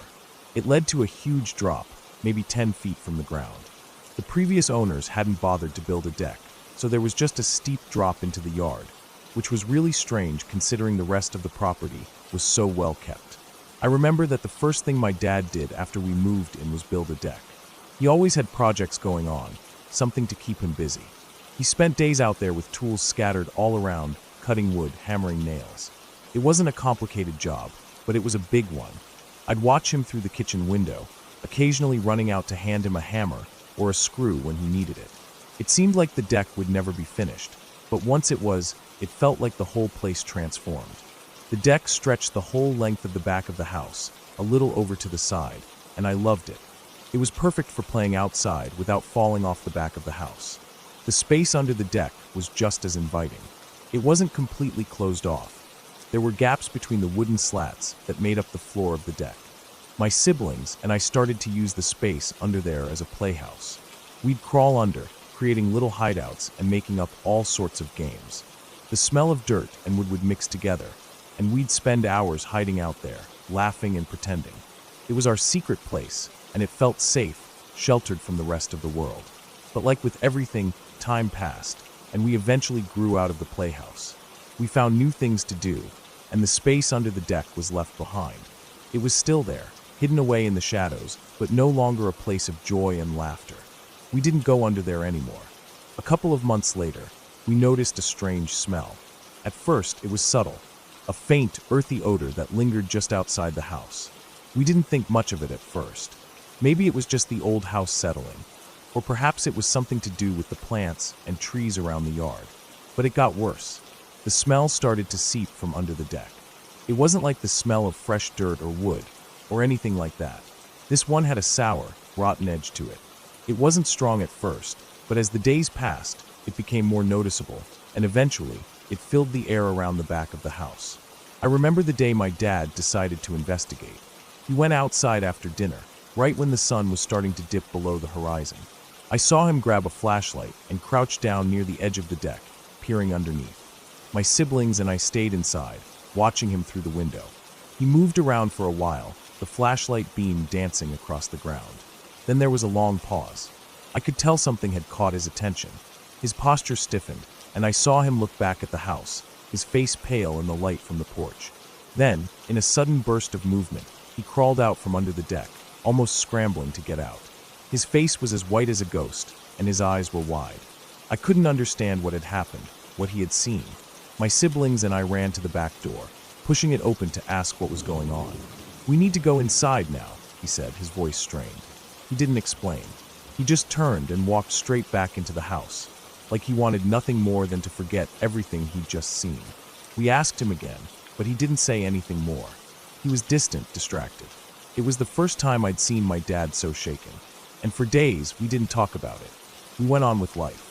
But that strange smell continued to linger around the house. I could never really shake the feeling that something was off, though no one mentioned it again. It became a kind of silent understanding, a thing no one brought up. We'd walk past the back door, and I could almost feel the weight of that unspoken knowledge in the air. Years passed. We grew older, and eventually, we all moved out of the house, but the memory of that place always stuck with me. It was only recently that I asked my dad about it. We were sitting at the kitchen table, just the two of us, a cup of coffee in front of each of us. The house was empty now, the rooms silent as we sat there. I brought it up casually, like it was no big deal. "Hey, remember that smell under the deck, when we first moved in?" I asked. "What was that all about?" He went quiet for a moment, staring at the table, before slowly looking up at me. He seemed to be choosing his words carefully. "A man," he said, his voice low. "There was a man under the deck. His hands, they were cut off. The police said he bled out from the wounds." My heart dropped. My mind raced, trying to comprehend what he was saying. What do you mean?" I asked, my voice shaking slightly. "The smell," he continued, his face hardening. "It wasn't something we could just ignore. The body, it was there for a while. The police said it was too late. By the time they found him, he'd already died from blood loss. His eyes seemed distant, like he was seeing something far away, something he couldn't forget." "Why didn't you say anything?" I asked, my voice barely above a whisper. I could barely understand the weight of what he was telling me. "What was there to say?" he replied, his voice heavy. "There wasn't anything anyone could do. We didn't know. And once we found out, I didn't want to say anything. There was no need to stir things up. It was a closed case. He was just a man who ended up in the wrong place." There was a long pause. I sat there, trying to make sense of everything. That space under the deck, the smell, my dad's reaction, it all made sense now, in the worst possible way. But some questions still lingered. How did the man end up there? What had happened to him before he ended up dying under our house? I don't think I'll ever fully understand what happened. And maybe that's for the best. Some things you just don't need to know. But I'll never forget the way my dad looked that day. His face pale as he crawled out from under the deck. I'll never forget that smell. And I'll never forget the feeling that something unspeakable had happened just beneath our feet, hiding in the shadows. Now, when I drive past the old house, I can't help but look at the deck. It's still there, still standing tall, though it's no longer the same. The gaps under the deck have been filled in, and it no longer looks like a place for kids to hide away. It's just a deck now, just part of the house. But I know the truth of what's beneath it, and I don't think I'll ever look at that house the same way again.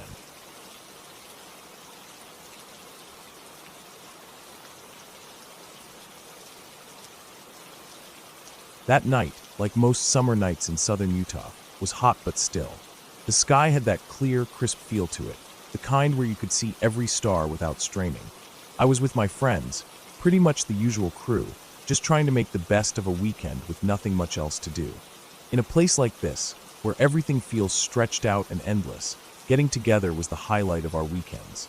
The air around here always felt kind of dry, and the silence was thick, no real distractions, no noise except for what we made. Usually, we'd drive out to some spot we all knew well. You know, a favorite camping spot off one of the nearby canyons, or up past some of the rock formations where we could light a fire, play guitar, and just hang out. But tonight, everything felt a little off. Every usual spot we had was taken, and as we passed through each one, we could see other trucks and tents set up, people doing exactly what we wanted to do. We weren't in the mood to hang out with anyone else, so we decided to head a little further south. About 30 minutes south of our usual spots, we pulled off the highway into this open, scrubby field. It was one of those places that seemed empty, but not quite desolate, like a forgotten stretch of land between the hills. The land was flat with a few scattered bushes, and the air had that crispness of the desert at night. Cold enough to feel a chill, but not too cold to stop you from sitting outside. It was peaceful, but it also felt isolated. There weren't any houses for miles, just the highway to the east and the mountains off to the west. At first, everything seemed fine. The headlights of the truck illuminated the surrounding area, casting long shadows over the dirt and scrub. We piled into the back of the truck bed with blankets and coolers. The plan was simple, no fire tonight. We weren't in the mood to bother with all that, so we just wanted to hang back and look at the stars. The sky was perfectly clear, and we could see the Milky Way stretched across the dark horizon. There wasn't a cloud in sight. As usual, we started talking about random things. Music, stuff we had done that week, stupid plans we might never actually do. But after a while, the conversation shifted, and I don't even remember how it happened. It was one of those nights where everything kind of melts together, and you can't even recall exactly what sparked it. I think someone mentioned skinwalkers, something from the Native American folklore that always seemed to pop up when we were sitting around in the middle of nowhere. One of us, probably Mark, started talking about skinwalkers, wendigos, and all that other creepy stuff, and we all fell into it. Everyone seemed intrigued, but it also felt like we were trying to spook each other. We'd been there for about an hour when my friend Sarah had to pee. She was always a bit hesitant about going off into the wilderness alone, and I could tell she wasn't thrilled about walking away from the group in the dark. So, I went with her. We both knew the drill. If you needed to go to the bathroom, there was one tree out in the field that we'd use as a marker, and no one ever strayed too far. It was about 20 feet away from the truck, but it felt like a mile when the only light came from the few faint stars above. Neither of us had great flashlights. My phone didn't have much battery, and hers had no flashlight app. So, we had to be careful as we made our way through the scrub, stepping over rocks and avoiding patches of prickly pear cacti that seemed to pop up out of nowhere. The darkness around us was thick, but the air was cool. The whole time we walked, there was a kind of unsettling quiet, where you could hear every rustle of the bushes, every scuff of our feet in the dirt. I don't know what it was, but there was something about that night that felt different.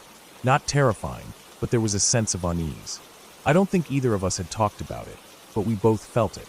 There was something wrong, something in the air, though neither of us would admit it to the other. We did our business quickly, trying not to make noise, because it just felt like something was watching us. I'm not sure what I thought it was. Maybe it was just the nerves that had started to build after we talked about skinwalkers and wendigos. Maybe it was the silence that surrounded us, the kind of quiet you only get in places like this, where the only noise is the wind or the occasional animal. When we finished, we started making our way back to the truck. As we neared the spot where the truck was parked, something caught our attention, a sound out in the distance by the base of the mountains. At first, I thought it was just the wind or some animal, but then I heard it again. It was soft at first, like a giggle, but not a human giggle, something higher pitched, more like a shriek, like someone was trying to laugh but couldn't quite do it right. It stopped us both in our tracks. We didn't say anything for a second, just stood there in the darkness, staring out toward the mountains. It wasn't something I could explain, but it didn't sound right. It didn't sound like any of the people we'd met out here. It was just wrong. Who's messing around? I called out, my voice carrying in the still night air. I figured it had to be one of our friends, but we hadn't heard any car doors, no movement from the truck. I glanced over at Sarah. She was wide-eyed, looking in the direction of the sound. It wasn't long before we heard another voice. This one was deeper, almost as if it was slowed down, distorted. It didn't sound like anything we could recognize. It came from the opposite direction, just off to our left. Both of us froze. It was like our bodies knew something before our minds did. Without saying a word, we started running. We didn't look back, didn't hesitate, just sprinted toward the truck, desperate to get back to the safety of the group. The closer we got to the truck, the faster we ran, until we were both out of breath. We reached the truck bed, and there they were, Mark, Mike, Jenny, and everyone else, sitting in the back, just like we'd left them. You guys trying to mess with us? Sarah and I asked in unison, out of breath and completely shaken. But they all just stared at us, confused. What are you talking about? We've been here the whole time, Mark said. We looked at each other, then back at them. There was no way they had moved. No way they could have made it to where we were without us hearing them. But they all insisted they hadn't gone anywhere. So, we started accusing each other. They thought we were just trying to mess with them, and we thought they were trying to scare us. But deep down, none of us could shake the feeling that something wasn't right. Then, all of us remembered something that made our blood run cold. We had been talking about skinwalkers, wendigos, and spirits, and it hit us. You're not supposed to talk about that stuff. It attracts them. We had been laughing it off, but now now it felt too real. Without saying much, we all agreed it was time to leave. No more messing around. We piled into the trucks, the mood suddenly serious. The engine started, and we were all silent as we backed out of the spot and turned onto the road. The headlights cut through the darkness, and as we pulled away, something caught our attention, the tree. The one we had used as the bathroom marker. In the harsh light, we saw something standing in front of it. It was huge, at least 8 feet tall. It had the shape of something like a horse, but on 2 legs. For a moment, we all just stared at it, too stunned to move. The thing didn't seem to be moving at all, just standing there, facing us. But the second the headlights hit it, it was gone, just vanished. There wasn't any time to make sense of it, no time to process what we'd just seen. We all screamed at once and slammed the gas pedal to the floor, spinning out and nearly crashing into each other as we all scrambled to get out of there. None of us spoke for the rest of the drive back, and after that night, we didn't go anywhere near that spot again. Every weekend after that, we made sure to stick to the designated campsites, the ones we knew were safe. Because whatever we saw that night, it wasn't something we were ready to face again.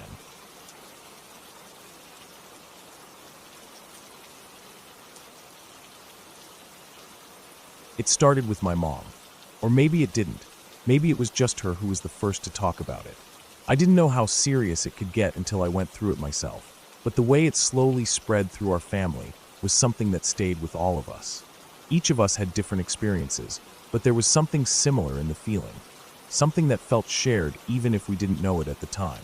We lived in a small house just outside the city, not rural but quiet enough. 1 story, 3 bedrooms, nothing out of the ordinary. My mom slept in her room at the end of the hall. My sister and I shared the room across from hers, and my uncle, he only visited from time to time, stayed in the guest room next to the kitchen. The first time my mom mentioned something, she didn't describe it like a bad dream.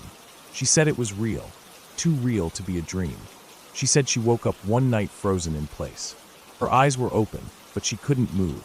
She could see the edge of her room in the dark, the way the dim light from the street lamp outside her window lit up the dresser and cast soft shadows against the wall. But she couldn't turn her head, couldn't blink, couldn't scream. And then she felt a presence near her. Close, right next to her head. She said it wasn't like someone just standing near the bed. It was like they were leaning in, so close she could feel breath on her skin. And she heard a voice, a low, raspy whisper in her ear over and over again, asking her the same thing. "Where are your kids? Where are your kids? Where are your kids?" She said the whisper wasn't fast or loud, just slow and steady and constant. The more she tried to move, the more panicked she became. It wasn't just fear, it was like being buried alive in her own body. Eventually, she broke out of it, screaming and crying, and sat up in bed shaking. She didn't tell anyone at first, just stayed quiet about it for a while, hoping it was a one-time thing. But she never forgot how real it felt. She swore it wasn't a dream. Then it was my sister. It happened in the middle of the night, while we were both asleep in our room. She told me about it in the morning, pale and a little shaky, like she hadn't slept at all. She said she'd woken up, but couldn't move. Not her arms, not her legs, not even her neck. Just her eyes. She said it felt like something heavy was pressing down on her chest, like a pile of bricks pinning her to the bed. Her breath came short and shallow. It felt like she was suffocating. She said the strangest part was that she could see me. I was asleep in the same room, just a few feet away in my own bed. She could see me out of the corner of her eye, and she said she tried to scream, to get my attention, but no sound came out. She just laid there, paralyzed, feeling like something was crushing her. Eventually, the pressure let go, and she gasped and sat up crying. I hadn't heard or seen a thing. When she told me, I didn't know what to say. I believed her. She looked serious, scared even. But I hadn't experienced it, so I couldn't understand it. Not really. My uncle was next. He stayed over one weekend, sleeping in the guest room. I was up late, watching TV in the living room when I heard something strange. A kind of muffled, panicked noise, like someone trying to talk with a pillow over their face. Then I heard it again, louder, more like a scream. I jumped up and ran to the guest room. My uncle was thrashing in the bed, sweating and making this awful choking sound. My mom came running too, and we tried shaking him, calling his name. He finally shot up, gasping for breath, drenched in sweat, eyes wide like he'd seen something horrible. We asked him what happened, but he just shook his head. He never told us. He wouldn't talk about it. After that, it felt like a pattern. It didn't happen all the time, not even every week. But it wasn't just one person anymore. And every time it happened to someone new, it was just a little more disturbing. Then it happened to me. And to this day, I wish it hadn't. I had fallen asleep on the couch in the living room. I remember because I'd been watching something late, probably some old movie, and I didn't feel like going to my room. It was quiet in the house, lights off except for the dim glow of the TV. I must have drifted off sometime after midnight. At first, everything was dark. Then I opened my eyes. I wasn't dreaming. I was completely aware of everything around me. I could see the ceiling, the shape of the fan blades above me, the darkened edges of the room. I could even hear the low hum of the refrigerator down the hall in the kitchen. But I couldn't move. At first, I thought maybe I was just groggy, still waking up. But when I tried to shift my arm or turn my head, nothing happened. It was like my brain was sending the signal, but nothing responded. Panic crept in slowly. I could feel my heart beating faster, my chest rising and falling with sharp, tight breaths. But my limbs stayed frozen. Then I heard it. At first it sounded far away, like someone screaming in the distance. But not just any scream. It was a woman's scream, raw, bloody, and loud. Painful. Full of something I can only describe as pure terror. And it got closer. It didn't feel like something outside. It didn't feel like a noise from the street or someone in another room. It felt like it was inside my head, like it was coming from deep inside my ears, like it was echoing through my skull. The scream got louder and louder, and with it came this unbearable ringing in my ears. It felt like a fire alarm had gone off inside my brain. I wanted to move. I needed to move. Every part of me screamed for it, but nothing worked. And worse, there was something else. Something in that moment, something I couldn't see or explain, was pushing against me. Not a physical touch, not something in the room, but a pressure, like something trying to get in. Not through the door, not from outside, but into me, into my head, into my body. It was like something else was in that noise, hidden inside that scream, trying to take over. And I couldn't stop it. I don't know how long it lasted. Time didn't feel real. But I remember the one thing that saved me was the tiniest sound from the real world. A sound that cut through the scream like a blade. My mom. She'd heard me grunting from the couch, soft, panicked noises I didn't even know I was making. She came into the room and saw me lying there, eyes wide, twitching, trying to move. She shook me. I could feel her hands, but I was still stuck. Then I felt something else, something sharp across my cheek. It felt like a scratch, like nails dragging across my skin, burning and sudden. And then I gasped, sat up, and the scream vanished. The room was silent. My chest heaved, and I was soaked in sweat. My mom was right there, wide-eyed, asking if I was okay. I nodded, but I wasn't. I was far from okay. We turned on all the lights that night and sat in the kitchen for hours. I couldn't stop shaking. My mom stayed with me, made me drink water, held my hand even though I didn't say much. There was a red mark on my cheek where I felt the scratch, faint but real. The next morning, I tried to explain it, but there were no words that fit. It sounded crazy even to me. And yet, I knew it was real. We started doing some research after that. Not into ghosts or demons or anything like that. We didn't want fairy tales. We wanted answers. Real ones. That's when we found it. Sleep paralysis. It matched everything. The inability to move, the hyper-awareness, the terrifying hallucinations, both auditory and visual. The crushing weight, the sounds, the feeling of a presence. It was all part of a well-documented condition. Not common, but not rare either. Some people only experience it once in their lives. Others more often. And it could run in families. It didn't make it feel better, exactly. But it gave it a name. It gave us something to hold on to. Something that made us feel like we weren't going insane. We learned that it often happened when people were extremely stressed, sleep-deprived, or going through changes in routine. All things we had in common during those months.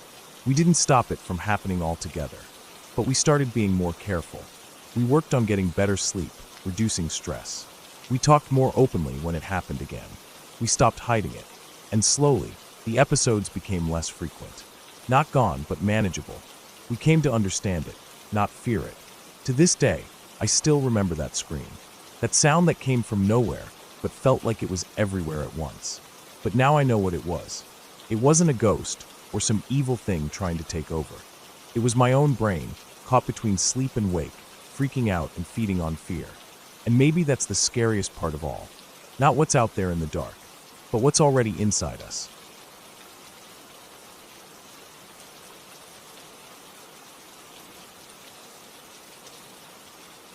It had been a long, exhausting day. The funeral, the emotional toll of everything, the drive back home from out of state. I was hoping to make it back as quickly as possible, but as soon as we hit the highway, things started to go wrong. It wasn't the kind of trip where everything was going to go smoothly, I guess. I had my kids with me, 2 young ones, and I couldn't help but feel the weight of it all pressing down on me. Losing a loved one is never easy, but being stuck on the road with a car that refused to start, that felt like the final insult. My husband couldn't come with me. He couldn't get off work at the last minute, so I had to do this alone. Except I wasn't really alone. I had brought my neighbor along because, frankly, I didn't want to deal with all this by myself. The kids were already upset about the funeral, and I didn't want to add to their stress with this unexpected setback. My neighbor, Ted, had been across the street for years, but he had a knack for showing up when things went wrong. I thought it was just good fortune when I called him to help, but as the trip wore on, I quickly learned just how wrong I was. The closer we got to the Illinois border, the more Ted seemed to push my buttons, and by the time we pulled off the interstate with the engine sputtering to a stop, we were barely speaking to each other. "I told you not to drive this car on such a long trip," he muttered under his breath. But it wasn't like I hadn't known that already. It had been my own decision to take the car. I couldn't deal with the tension anymore, so I snapped back. It wasn't even about the car anymore. It was everything. The exhaustion, the frustration with my husband being stuck at work, my kids being upset. Ted's voice seemed to set off something in me, and before I knew it, we were screaming at each other by the side of the road. He kept blaming me for the situation, and I couldn't understand why he wasn't trying to help more. I limped away from the scene, the sharp pain in my foot sending waves of discomfort up my leg. The wound wasn't deep, but it sure as hell hurt. It had happened earlier in the trip, and now it felt like a cruel joke. My foot had been stabbed by something sharp, a stray piece of metal that I hadn't noticed on the ground. I was already tired, and walking in the heat with a wound didn't make things better. But I couldn't stay in the car arguing with him, so I started walking toward the nearest gas station. Maybe I could get directions, maybe someone could help. The heat of the day was still hanging in the air, the asphalt radiating waves of warmth. My foot throbbed with each step, and it was hard to keep moving, but I had no choice. I had to keep going. I walked past semi-trucks, big rigs idling, their engines growling in the background, sending clouds of exhaust into the air. It felt like the world was too big, and I was so small, so helpless. When I finally made it to the gas station, the lady at the counter seemed kind enough. I asked her for directions to the nearest town and a car parts store, trying to mask the fact that I was on edge and still limping. Her directions, however, made no sense. She gave me directions that would have sent me in the opposite direction of where I needed to go. But I didn't know better, so I started walking the way she'd told me to. The pain in my foot was only getting worse. I was sweating by now, and the realization that I might be truly lost started creeping into my mind. I was scared. I was alone. My kids were back at that gas station, and I was on the side of a highway in the middle of nowhere with no real idea where I was going. The whole situation felt wrong. I wanted to turn back, but there was no turning back. Then, out of nowhere, a car screeched to a halt right next to me. My heart skipped a beat as I looked up, expecting to see someone familiar. But the person in the driver's seat was a woman, and there was something about the way she looked at me that made my stomach churn. She rolled down her window and asked if I needed a ride. At that moment, I knew I didn't want to get in her car. Something in her voice, her eyes, it felt off. It wasn't just a gut feeling. It was like everything in me screamed to stay away. "I'm fine," I said quickly, stepping back. But she wasn't hearing it. She leaned out the window, her smile growing wide, and insisted that I get in. She kept pushing, saying things like, "You can't walk in your condition. It's not safe out here." The way she said safe felt threatening, as if she knew something I didn't. "I'm okay, really," I said again, my voice shaking a little. But the more I resisted, the more pushy she became. "You're on your own then," she said, slamming her brakes and speeding off. I could feel the tension in my chest as she disappeared into the distance. Something about that whole exchange left me cold. I stood there, frozen for a moment, just trying to process what had just happened. The moment she sped off, a new fear settled over me. I had felt it before, but now it was undeniable. That woman had made me feel unsafe. Her urgency, the way she wouldn't let me go, everything about it had been wrong. I had no idea who she was or what her intentions had been, but I was convinced she was up to something. I didn't know what to do. I was still standing there, trying to gather my thoughts, when a truck pulled up beside me. This time, I didn't hesitate. I opened the door before the driver had a chance to say anything. The man in the pickup truck looked like he was in his 40s, not too old, but not young either. He had a calm demeanor, and I could see the concern in his eyes when he saw the look on my face. "I saw that lady stop, and I thought maybe it was your boyfriend or something," he said, eyeing me carefully. "It seemed like you two were arguing." No, I said quickly. It was a woman, and I didn't feel safe with her. She made me feel like something was wrong. The man nodded, a serious expression settling on his face. I figured as much. You can never be too sure around here. I explained what had happened, how I had been walking to get directions, how my car had broken down, how I'd been arguing with Ted back at the station. I could tell that the man was trying to understand, but was also trying to keep calm. I didn't blame him. I was scared, and he was just a stranger helping me out. We didn't talk much as he drove, but I kept my hand near the door handle the entire time. I couldn't shake the feeling that something wasn't right, but I knew I couldn't turn back. Not now. The man pulled into the gas station, and I told him I'd be fine, that I could walk back to my car once I got the part. He hesitated for a moment, but eventually agreed, letting me out. I thanked him profusely. It wasn't much, but I was grateful he had stopped when he did. I walked back to my car, feeling like a weight had been lifted off my chest. The starter had gone out, just as I suspected. It wasn't an easy fix, but at least it was manageable. Ted was sitting in the car with the kids when I returned, looking irritated but relieved. The kids were fine, oblivious to what had happened. As I drove home that night, I couldn't shake the feeling that something had been watching me, something dark, just waiting for the right moment. I kept looking in my rearview mirror, half expecting to see the woman's car speeding up behind me, but it never came. I eventually made it back home, safe and sound. The car was fixed, the kids were fine, and the creepy lady never showed up again. But I knew I'd never forget that feeling of fear, the strange unease that had followed me on that lonely stretch of road.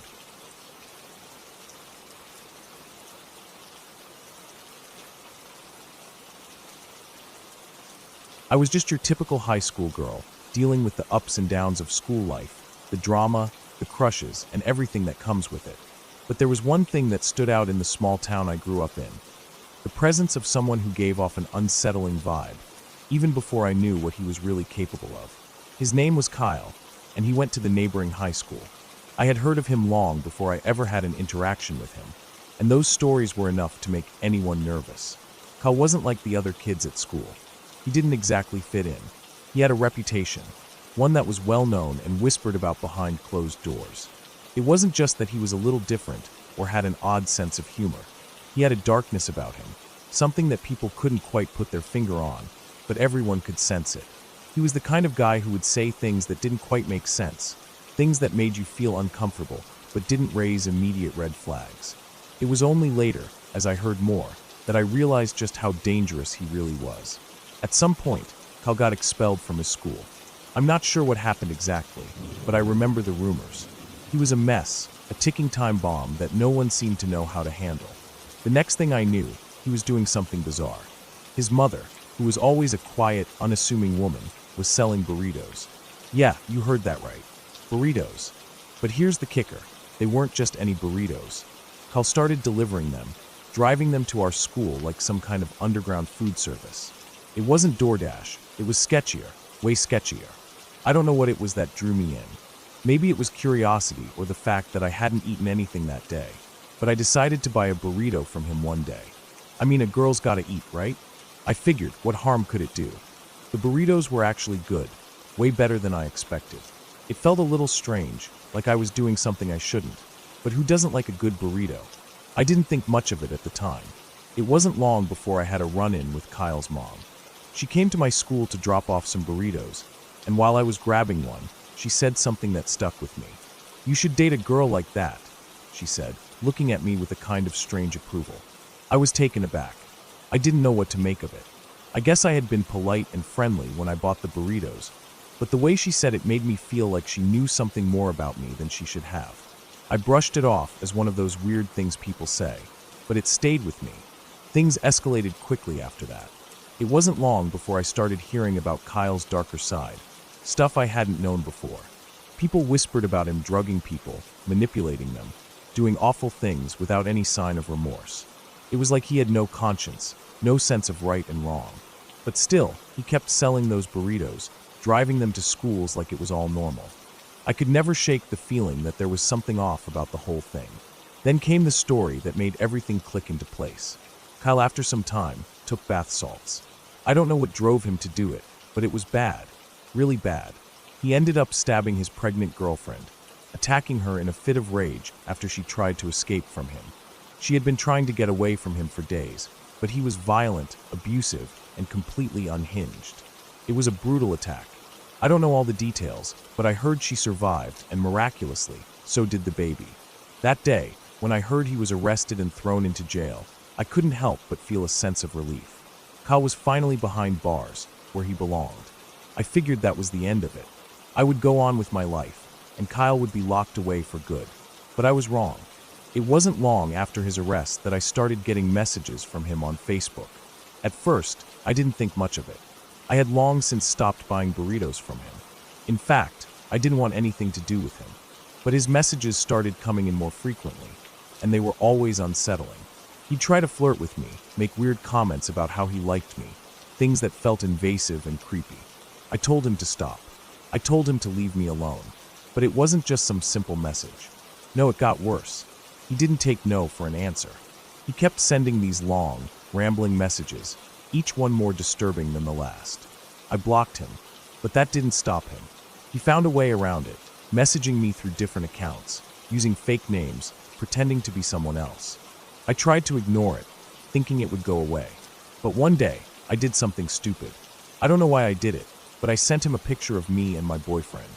I wanted to show him that I was with someone, that he had no chance with me. I guess I thought that would get the message across. I was wrong. The next message I got from him was horrifying. He told me he was going to have one of his friends Photoshop his head onto the photo of me and my boyfriend, and then print it out. He said he was going to show it to everyone at the prison, tell them that I was his girlfriend, that we were together. It was like he was trying to make his sick fantasy come true, and I was caught in the middle of it. I didn't know what to do. I felt trapped. This wasn't just some annoying guy hitting on me anymore. It was something much darker. I tried calling the prison, hoping to report that Kyle had access to a phone, that he was using it to harass me. I don't know if anything came of it, if they investigated or took any action, but the thought that he had so much control from inside a prison cell made me sick. It made me feel like I wasn't safe, like no place was safe from him. As the days passed, I stayed vigilant. I told my boyfriend about the messages, and we both kept a close eye on my social media accounts. I made sure to lock everything down, changing my privacy settings and deleting anyone I didn't trust. But even then, the unease never went away. Kyle's words haunted me. The fact that he could so easily cross boundaries, that he could harass me from behind bars, made me feel like I was always looking over my shoulder. Eventually, Kyle's messages stopped coming. I'm not sure why, but I think maybe the reality of his situation set in. Maybe he realized that no one was buying into his delusions. Or maybe he just moved on to someone else, looking for another target to fixate on. I'll never know. What I do know is that the feeling of dread he left behind lingered for a long time. I still think about it, every now and then, about how easily someone can cross the line, how someone who seems so harmless at first can turn into a monster, about how close I came to being one of his victims, just another name in a long list of people he hurt. But the thing that sticks with me the most is how much people like him can hide in plain sight, how he could go from selling burritos to stabbing someone, and how the rest of us just stood by, not knowing how to stop him. In the end, I never heard from him again. He faded into the background of my life, locked away in prison where he couldn't reach me. But the lesson he taught me has stayed with me forever. Trust your instincts, and never let anyone like that into your life. Some people are just broken, and no matter what you do, you can't fix them. You can only protect yourself from them. And that's exactly what I did. Got away, stayed away, and never looked back. I'm safe now, and he's still behind bars where he belongs. But I'll never forget what it felt like living under that shadow, knowing that someone like Kyle was out there, lurking, always watching. And I know that if I had made just one different choice, if I had let my guard down even a little, I might not have made it out the other side unscathed.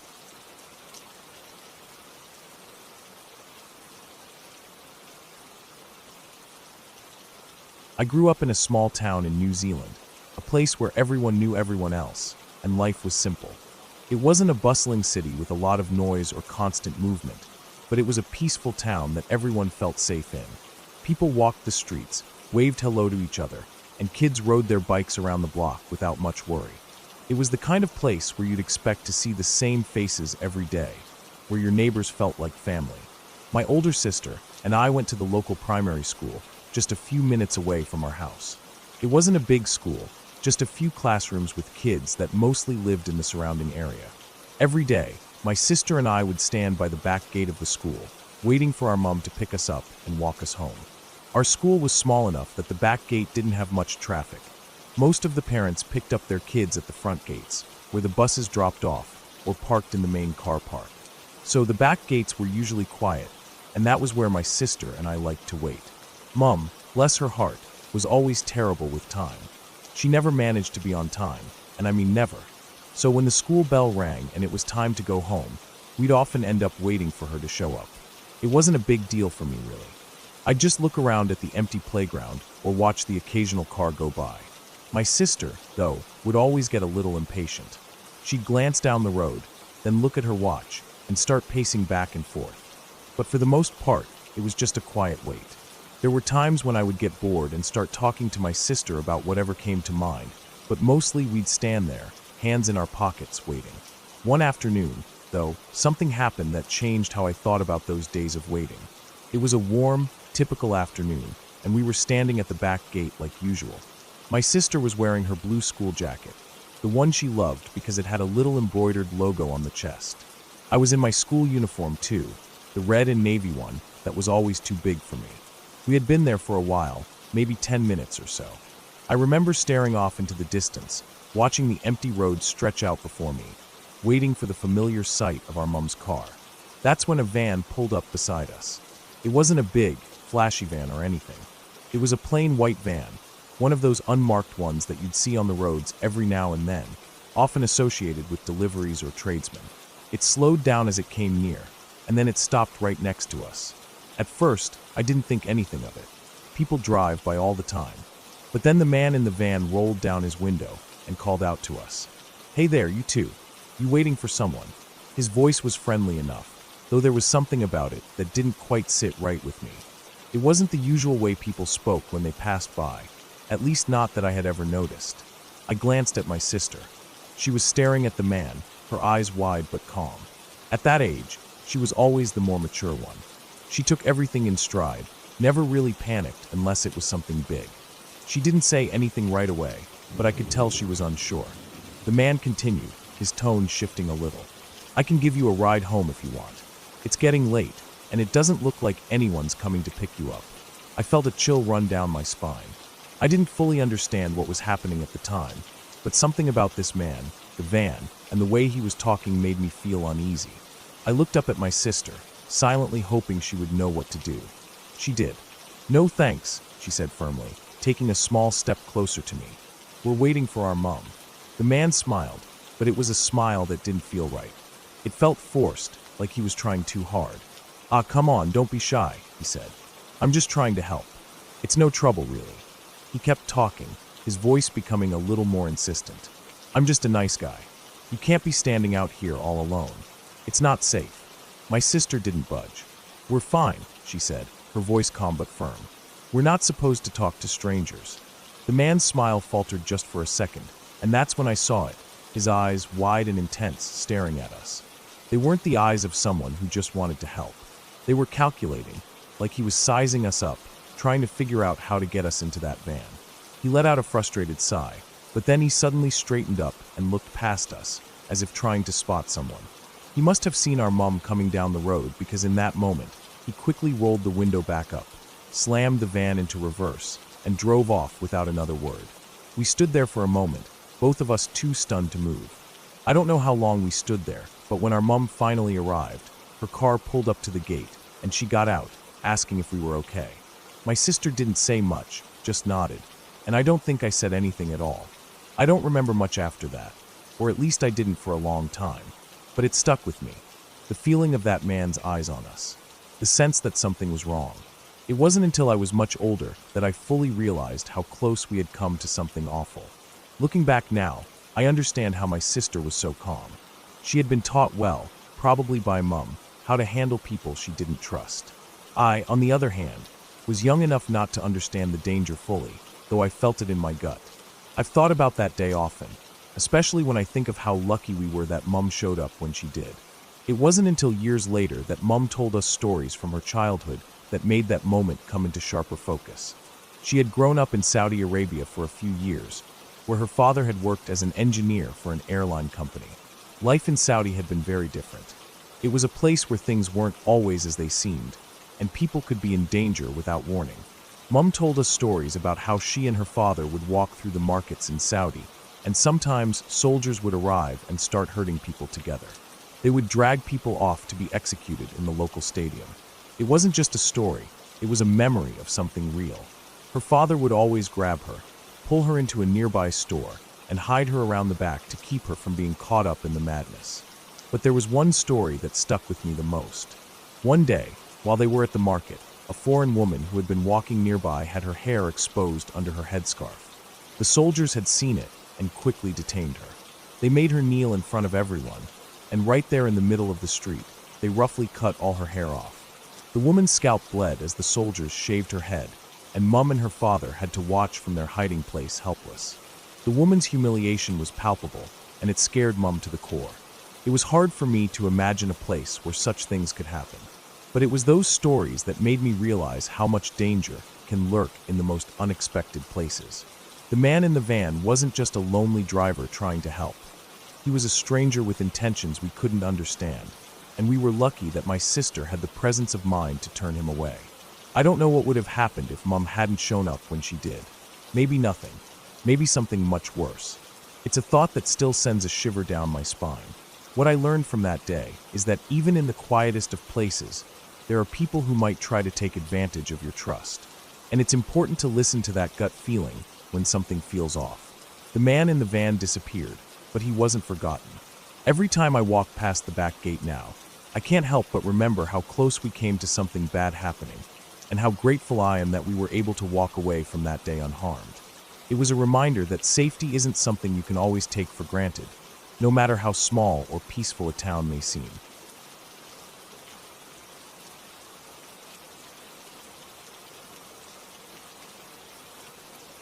I can't stop shaking. My hands are still trembling as I type this, and my heart won't slow down. It's been about 30 minutes since it happened, and I'm still trying to process everything.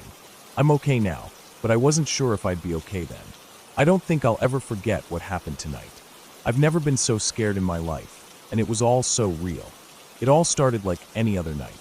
My girlfriend and I were hanging out, just driving around and having some quiet time.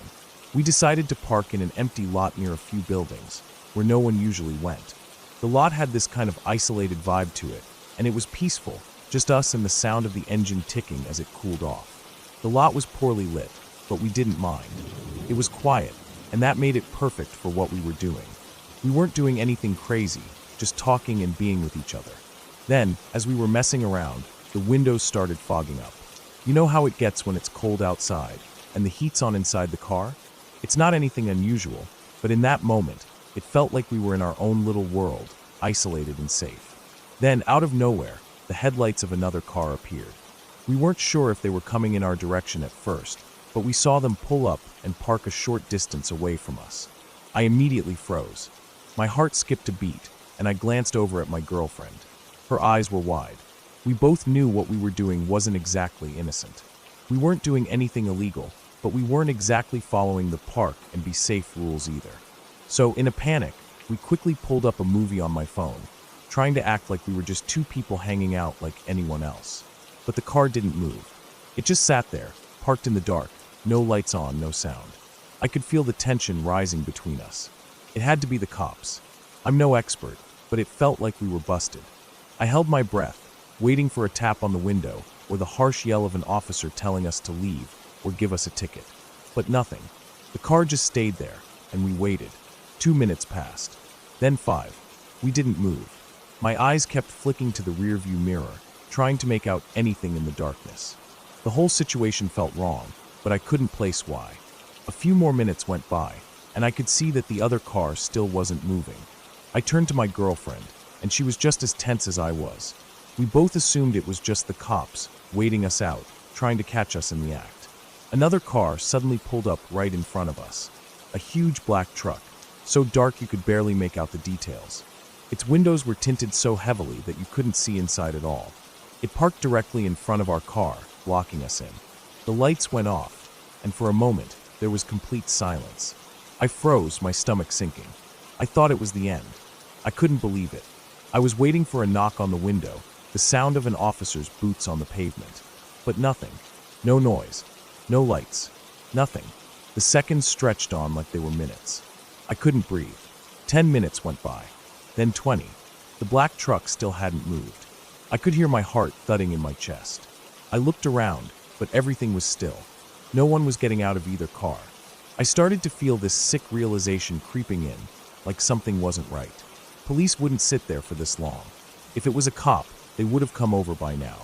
I glanced over at my girlfriend again, her face pale in the dim light, eyes wide. She was scared too. I knew it. I could feel it in the air. Something was wrong. And that's when it hit me. These weren't police cars. Neither of the vehicles had any identifying marks. No stickers, no sirens, no lights. Nothing. Just these two huge, black, unmarked vehicles sitting in the dark, watching us. I could feel my pulse start to race. This was bad. This wasn't a simple traffic stop. I could feel the danger in my bones. I kept telling myself, stay calm. It's okay. Just wait it out. Maybe they'll leave. But they didn't. They just sat there. I had no idea what to do. Should I drive off? Should I confront them? I didn't know. The air in the car felt thick, almost suffocating. My mind was racing with thoughts I didn't want to entertain. What if these weren't cops? What if we were about to be in serious danger? The thought of being stuck in that parking lot, with nowhere to go and no way to defend ourselves, sent a wave of cold dread down my spine. I'm a big guy, but I've never fought anyone. I wouldn't stand a chance if these guys were here for the wrong reasons. The car felt smaller, tighter, the space closing in on me. I checked the time. 30 minutes had passed.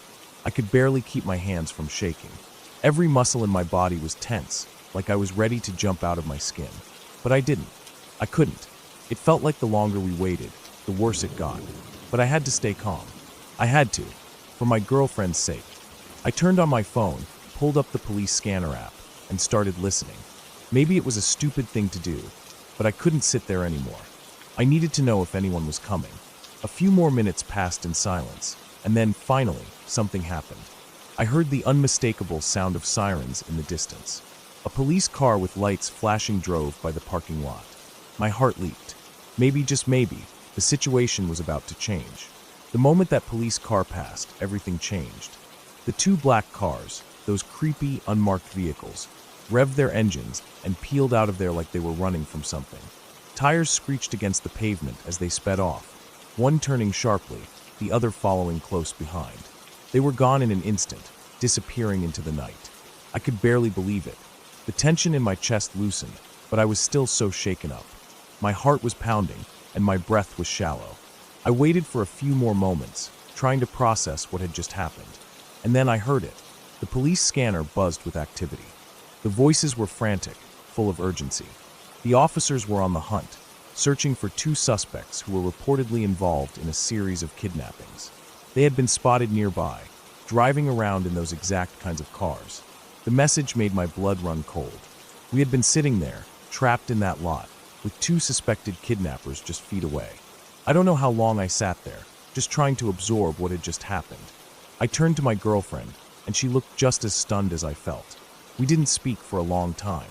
I didn't have the words. All I could do was pull out of the parking lot and drive.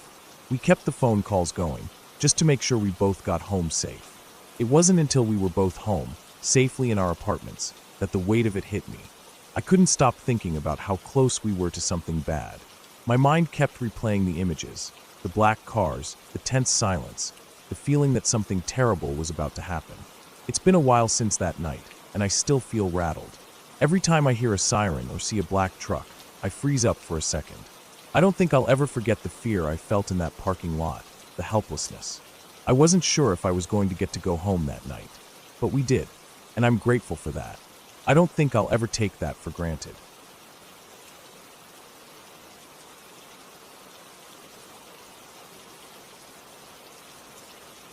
It was my friend Matt's first year in college, and he was back on break for the summer. He and I had always been close, so when he said he was home for a while, I was excited to catch up. After a few days of just hanging out, Matt suggested we go to his mom's place.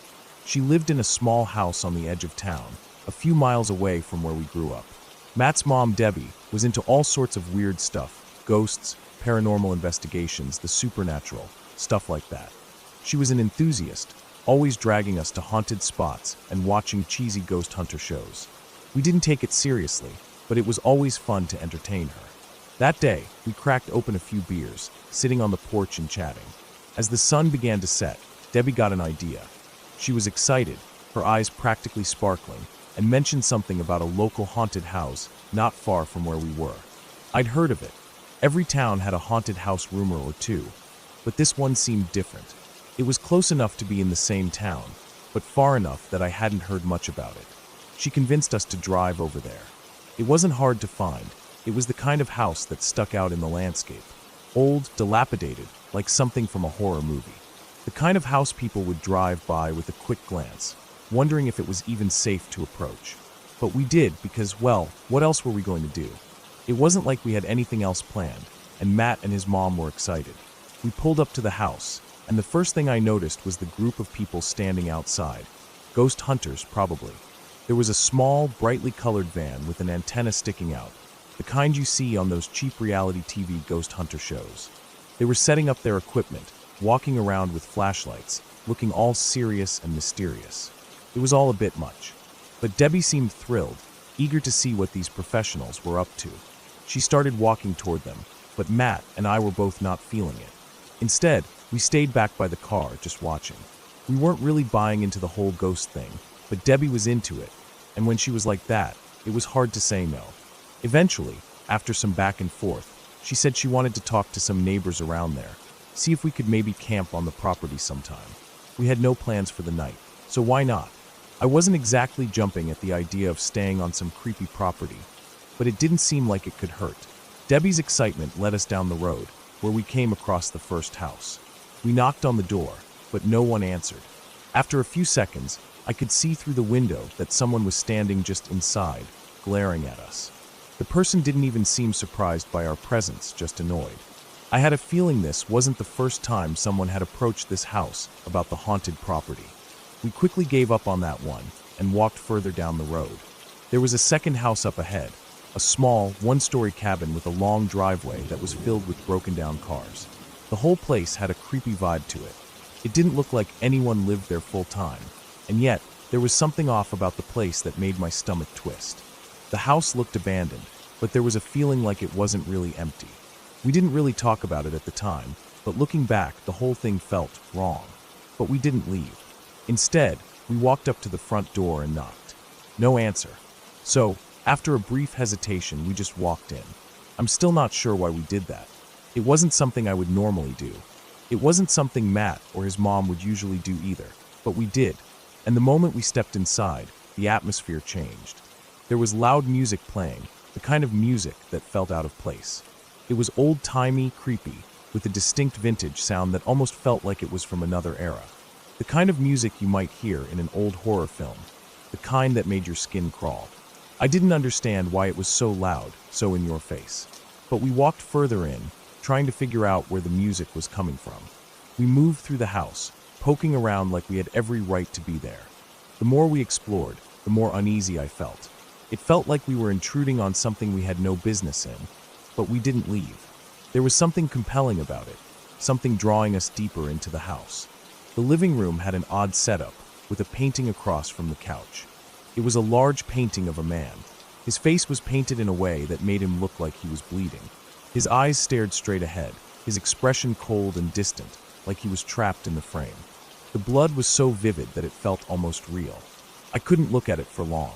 I walked into the bedroom next.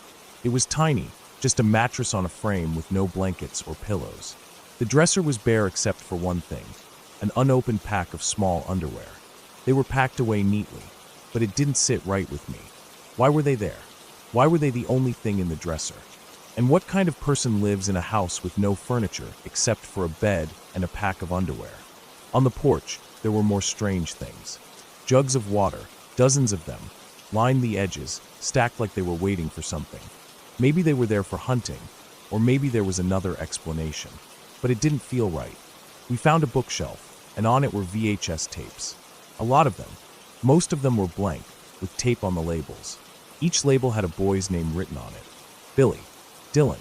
I can't remember all of them, but there were at least 20. My mind started racing. Why were these tapes there? What were they for?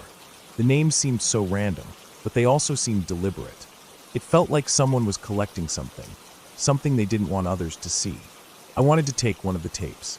I couldn't explain why, but I felt an overwhelming urge to take one, to find out what was on them. I didn't though. My friend and his mom didn't think it was a good idea. Debbie, especially, was adamant that I shouldn't take anything from the house. She said something about ghosts following us if we did. I don't know if she truly believed in that stuff, but in the moment, I didn't argue. We spent about 20 minutes exploring the house, just wandering around like it was normal. But deep down, I knew it wasn't. After we left, I was unsettled. I kept thinking about those tapes, about the house, and the strange music still echoing in my mind. I reported the place anonymously. I didn't want anyone to know it was us, especially because we had trespassed. I didn't hear anything about it after that, though. Nothing came of it, and as far as I knew, no one ever investigated.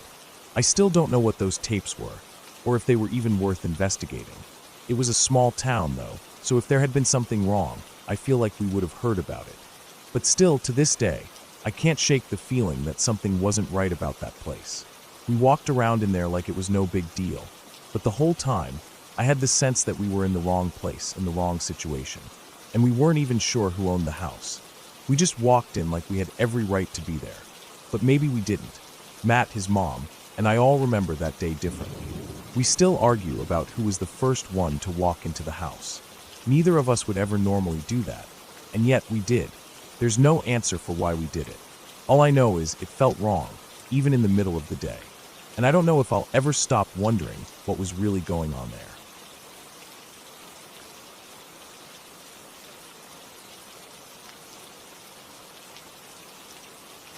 I still remember the terror like it was yesterday, even though I'm about to turn 30. It's strange how the mind can latch onto something, some feeling, some presence, even from such a young age, and carry it with you all the way into adulthood. For as long as I can remember, I've had night terrors. But when I was little, it wasn't just dreams. It was something else entirely. I must have been around 3 or so when it first started. My parents owned a small movie theater in a small town, not a corporate cinema, but a little 2-screen place that served the community. It wasn't glamorous or anything, but it was ours. My dad ran the place, and I spent a lot of time in there, often sneaking into the dark corners of the building. There was an attic and a basement, and I made it my mission to explore those places. I saw movies I probably shouldn't have, a lot of them too violent for someone my age, but I would crawl around up there in the dark, just me and the shadows, or what felt like shadows, sometimes things that didn't quite look like shadows at all. I think that's where it started, but I'm not sure. I'm not sure if that's just what I tell myself. It's what I want to believe, because it seems easier. Like if I can trace it back to something physical, I could just box it up and move on. But I still remember those first few times. I'd wake up in the middle of the night, heart pounding, sweat dripping down my forehead, and I could feel them. They were there, just outside my room. Not in the hallway, not even at the door, but right outside in the shadows. I couldn't see them, but I knew they were there. I could feel them watching. The feeling was like being suffocated with a heavy weight, like something was just waiting for the perfect moment to get me. So I would scramble, terrified, my little legs shaking as I dashed down the hallway to my parents' room. It was always a race against whatever was out there. I never made it in time, but somehow, my parents never seemed to understand. They would pull me close, soothing me, telling me it was just a nightmare. But I knew it wasn't. It wasn't just a bad dream. It was real. The terror didn't just go away with time. It stuck with me, and it got worse as I grew older. When I was 7, I remember riding my bike around the park near our house. I loved to ride for hours, my legs pumping, wind in my face. It was something that helped me escape. But then, there would be these moments when I'd stop, staring at the streetlight near the park entrance. I didn't know why, but I would just be drawn to it. I'd focus on it so hard, and then it would happen. I would hear them. It wasn't like voices in my head, but more like a presence, something pushing its way into my mind. It would start softly, like a whisper at first, telling me things. Telling me to do bad things. Telling me that I should hurt people. Kill people. At first, I thought it was just my imagination, a strange trick of the mind. But it felt so real, so vivid. The words would wrap around me, gripping my chest, making it hard to breathe. I'd try to shake it off, but it would follow me. Even when I got home, I couldn't escape it. The terror wouldn't leave. I'd lay in my bed, staring at the walls, knowing they were out there. Watching. Waiting. Sometimes it felt like they were inside the walls, right next to me. I could feel their presence, crawling just behind the plaster, just behind the wood. And when I told my parents, I could see it in their eyes, just a flicker of worry, then a soothing smile. They'd say everything was fine, that it was just a phase, that I was just imagining things. But I knew it wasn't. I could feel them, feel their eyes on me. And I would cry for them to stay with me, but I never told them everything. I didn't think they would understand. The years passed, and eventually it seemed to go away. I got older, went through my teenage years, and things started to settle down. The feeling faded into the background, a distant memory I tried to bury. By the time I was in my 20s, I thought it was all over. I thought I'd moved on. But when I turned 25, it came back. And when it did, it hit me harder than ever before. I wasn't sure why, but everything just shifted. I had this overwhelming feeling that something was wrong, that something was still out there, still watching. The terror gripped me once again, but this time it wasn't just at night. It was during the day, too. I couldn't escape it, no matter how hard I tried. It was like it was always there, lurking at the edge of my mind, like a shadow I couldn't shake. It didn't help that I had moved to a small cabin in the woods, away from the noise of the city. I wanted peace and quiet, but now I wasn't sure if it was the quiet I wanted or if I was just running from something. The forest around me was dense, and the isolation was both a blessing and a curse. At night, the sounds of the woods were all I could hear, the rustling of leaves, the distant howl of coyotes, the creak of old trees swaying in the wind. But in that silence, I could still feel them. It started again, the whispers.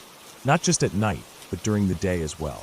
There was always this feeling, like a weight pressing down on my chest, like I couldn't breathe. Sometimes, I'd look out my window and see nothing but trees, but something in me would still scream that they were out there, watching me, waiting. I would hear sounds from the woods, but when I would go outside to check, there was nothing there. Just trees. The same ones I'd seen 100 times before. But I could feel it. They were there. And no matter what I did, I couldn't escape it. I kept thinking back to my childhood, to those days when I'd hear their voices, when I would feel their eyes on me. It was the same. It hadn't changed. Only now, I was alone in the woods.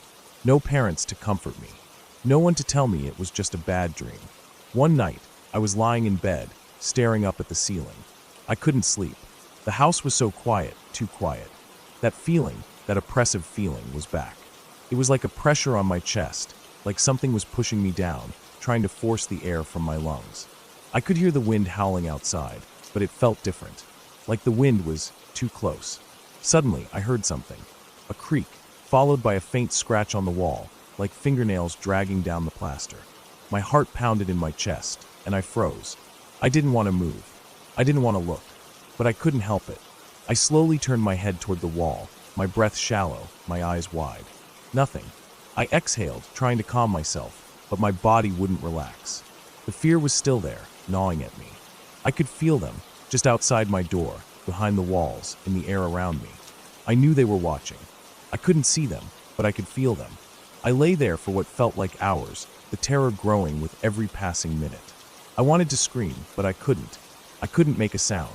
Then, something changed. The air around me felt colder, the silence deeper. It was as though the world had stopped. I felt it, that unmistakable presence moving closer, coming for me. But this time, I wasn't a little kid anymore. I wasn't going to run to my parents' room. I wasn't going to hide. I was alone in the woods, and whatever this thing was, it wasn't just a nightmare. It was real. It was always real. I lay there, staring at the ceiling, and I realized something. Maybe it wasn't them at all. Maybe it wasn't something outside of me. Maybe it was inside me, in my mind, something that had never really gone away. I had spent my whole life running from it, trying to outrun the terror, but now I saw it for what it really was. My mind, my fears, my childhood imagination. Maybe they had just taken on a life of their own. I never saw whatever it was. I never felt it touch me. But the fear, that sense of being watched, never really left. It became a part of me. And in some strange way, I realized that the only way to truly escape it was to stop running. Now, I'm living in the woods, and I can still feel it sometimes. But I've stopped fearing it, because I understand now, it's not something out there. It's just a part of me, something that I've carried for years. And maybe, just maybe, that's the only thing that ever truly wanted to kill me.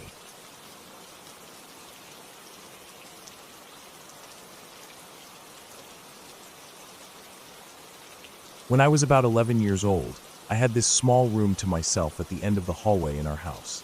It wasn't anything special, just a bed pushed up against the corner near the window, an old wooden cabinet for my clothes, and a small desk I barely used unless I had homework. My bed was a little too narrow, but it was mine. The paint on the walls was slightly chipped in some places, and the door didn't close right unless I kicked it a bit at the bottom. Still, I liked having a space that was mine. It made me feel a bit grown up. That summer, it was hot. I mean, the kind of hot where even if you're lying still, you can feel sweat building up behind your knees, in your armpits, and down your back. We didn't have air conditioning in the house, so the only relief I had was this old standing fan that made this low, rhythmic whirring sound when it was on. I'd gotten used to it over the years, and now I couldn't fall asleep without it. Even the uneven clicking noise it made every few minutes felt familiar. It was one of those nights where the heat feels thicker than air. I had my windows open, hoping some kind of breeze would come in, but nothing helped. I lay on the bed in this spread-out position, arms and legs stretched wide like I was making a snow angel. hoping the air would hit as much skin as possible. I wasn't wearing a shirt, just a pair of thin shorts. I remember how the sheets stuck to me every time I moved even a little. That night, I didn't bother with a blanket. There was no way I'd need one. I don't remember what time I fell asleep, but it must have been late. My eyes had been glued to the slow-moving blades of the fan until they started to blur and fade into darkness.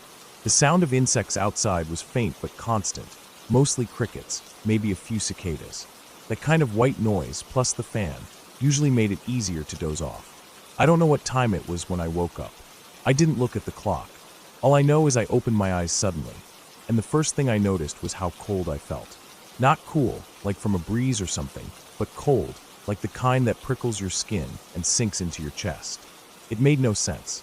The air was still, the fan was still spinning, but I felt like someone had pulled me out of a hot bath and left me in a freezer.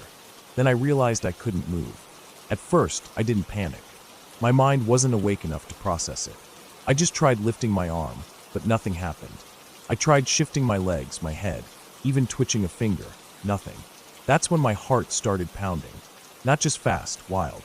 I could hear it inside my ears, like someone had stuffed cotton in them, and all I could hear was that thumping sound, fast and uneven. I stared up at the ceiling and felt that familiar fear crawl into me. The kind that starts in your stomach and spreads out into your limbs. I've always been the nervous type. If I heard a strange noise outside or saw something weird on TV, I'd cover my head with a blanket and wait until it went away. But this time, I couldn't even do that. My arms and legs were stuck. I couldn't even turn my head. I was frozen in that exact same spread-out position I had fallen asleep in. It felt like something was pushing down on my limbs, holding me flat against the bed. My first instinct was to close my eyes tighter, like I always did. I squeezed them shut, trying to tell myself it was just a dream, or maybe I was just imagining things. But the feeling didn't go away. The pressure on my arms and legs, the pounding in my chest, the cold, everything was still there. Then I did something different. I don't know what came over me. Maybe it was because I was so scared I didn't want to feel like a coward. Maybe it was just curiosity. But I decided to open my eyes and look. It was the worst decision I could have made. My room was dark, with only a little bit of light coming from the street lamp outside. It was enough to make out shapes, the corners of the desk, the pile of clothes on my chair, the edge of the fan still turning. But right above me, crouched or maybe kneeling on the bed, was a black figure. I couldn't see its face. I couldn't even tell if it had one. It wasn't like seeing a person in the shadows.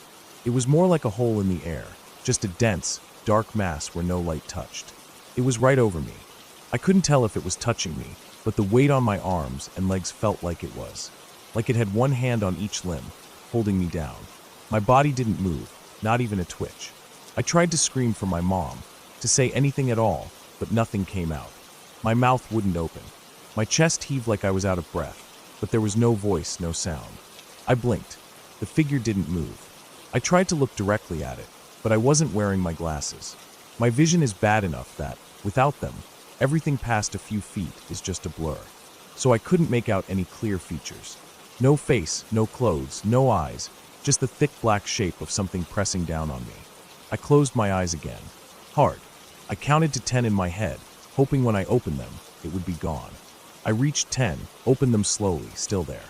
Same exact position. Not moving. Still pinning me down. I did this over and over. Counted to 10, sometimes 20. Opened my eyes. The same dark shape. The same cold pressure. The same racing heart. After a while, I don't know how long, maybe 5 minutes, maybe longer, I gave up trying. I was sweating so badly I could feel it dripping down the sides of my head into my ears. My whole body felt damp, but I was still cold. I shut my eyes and started praying in my head. Not loud, not even with words really, just this desperate wish for it to end. I told myself over and over again, this can't be real, this can't be real, please just let me wake up. At some point, I don't know when, the pressure started to fade. I didn't feel it lift. There was no sudden release. It was more like my limbs just gradually became my own again, like feeling returning after they'd been numb. First my fingers, then my toes, then my arms and legs. My chest felt lighter. My mouth could move.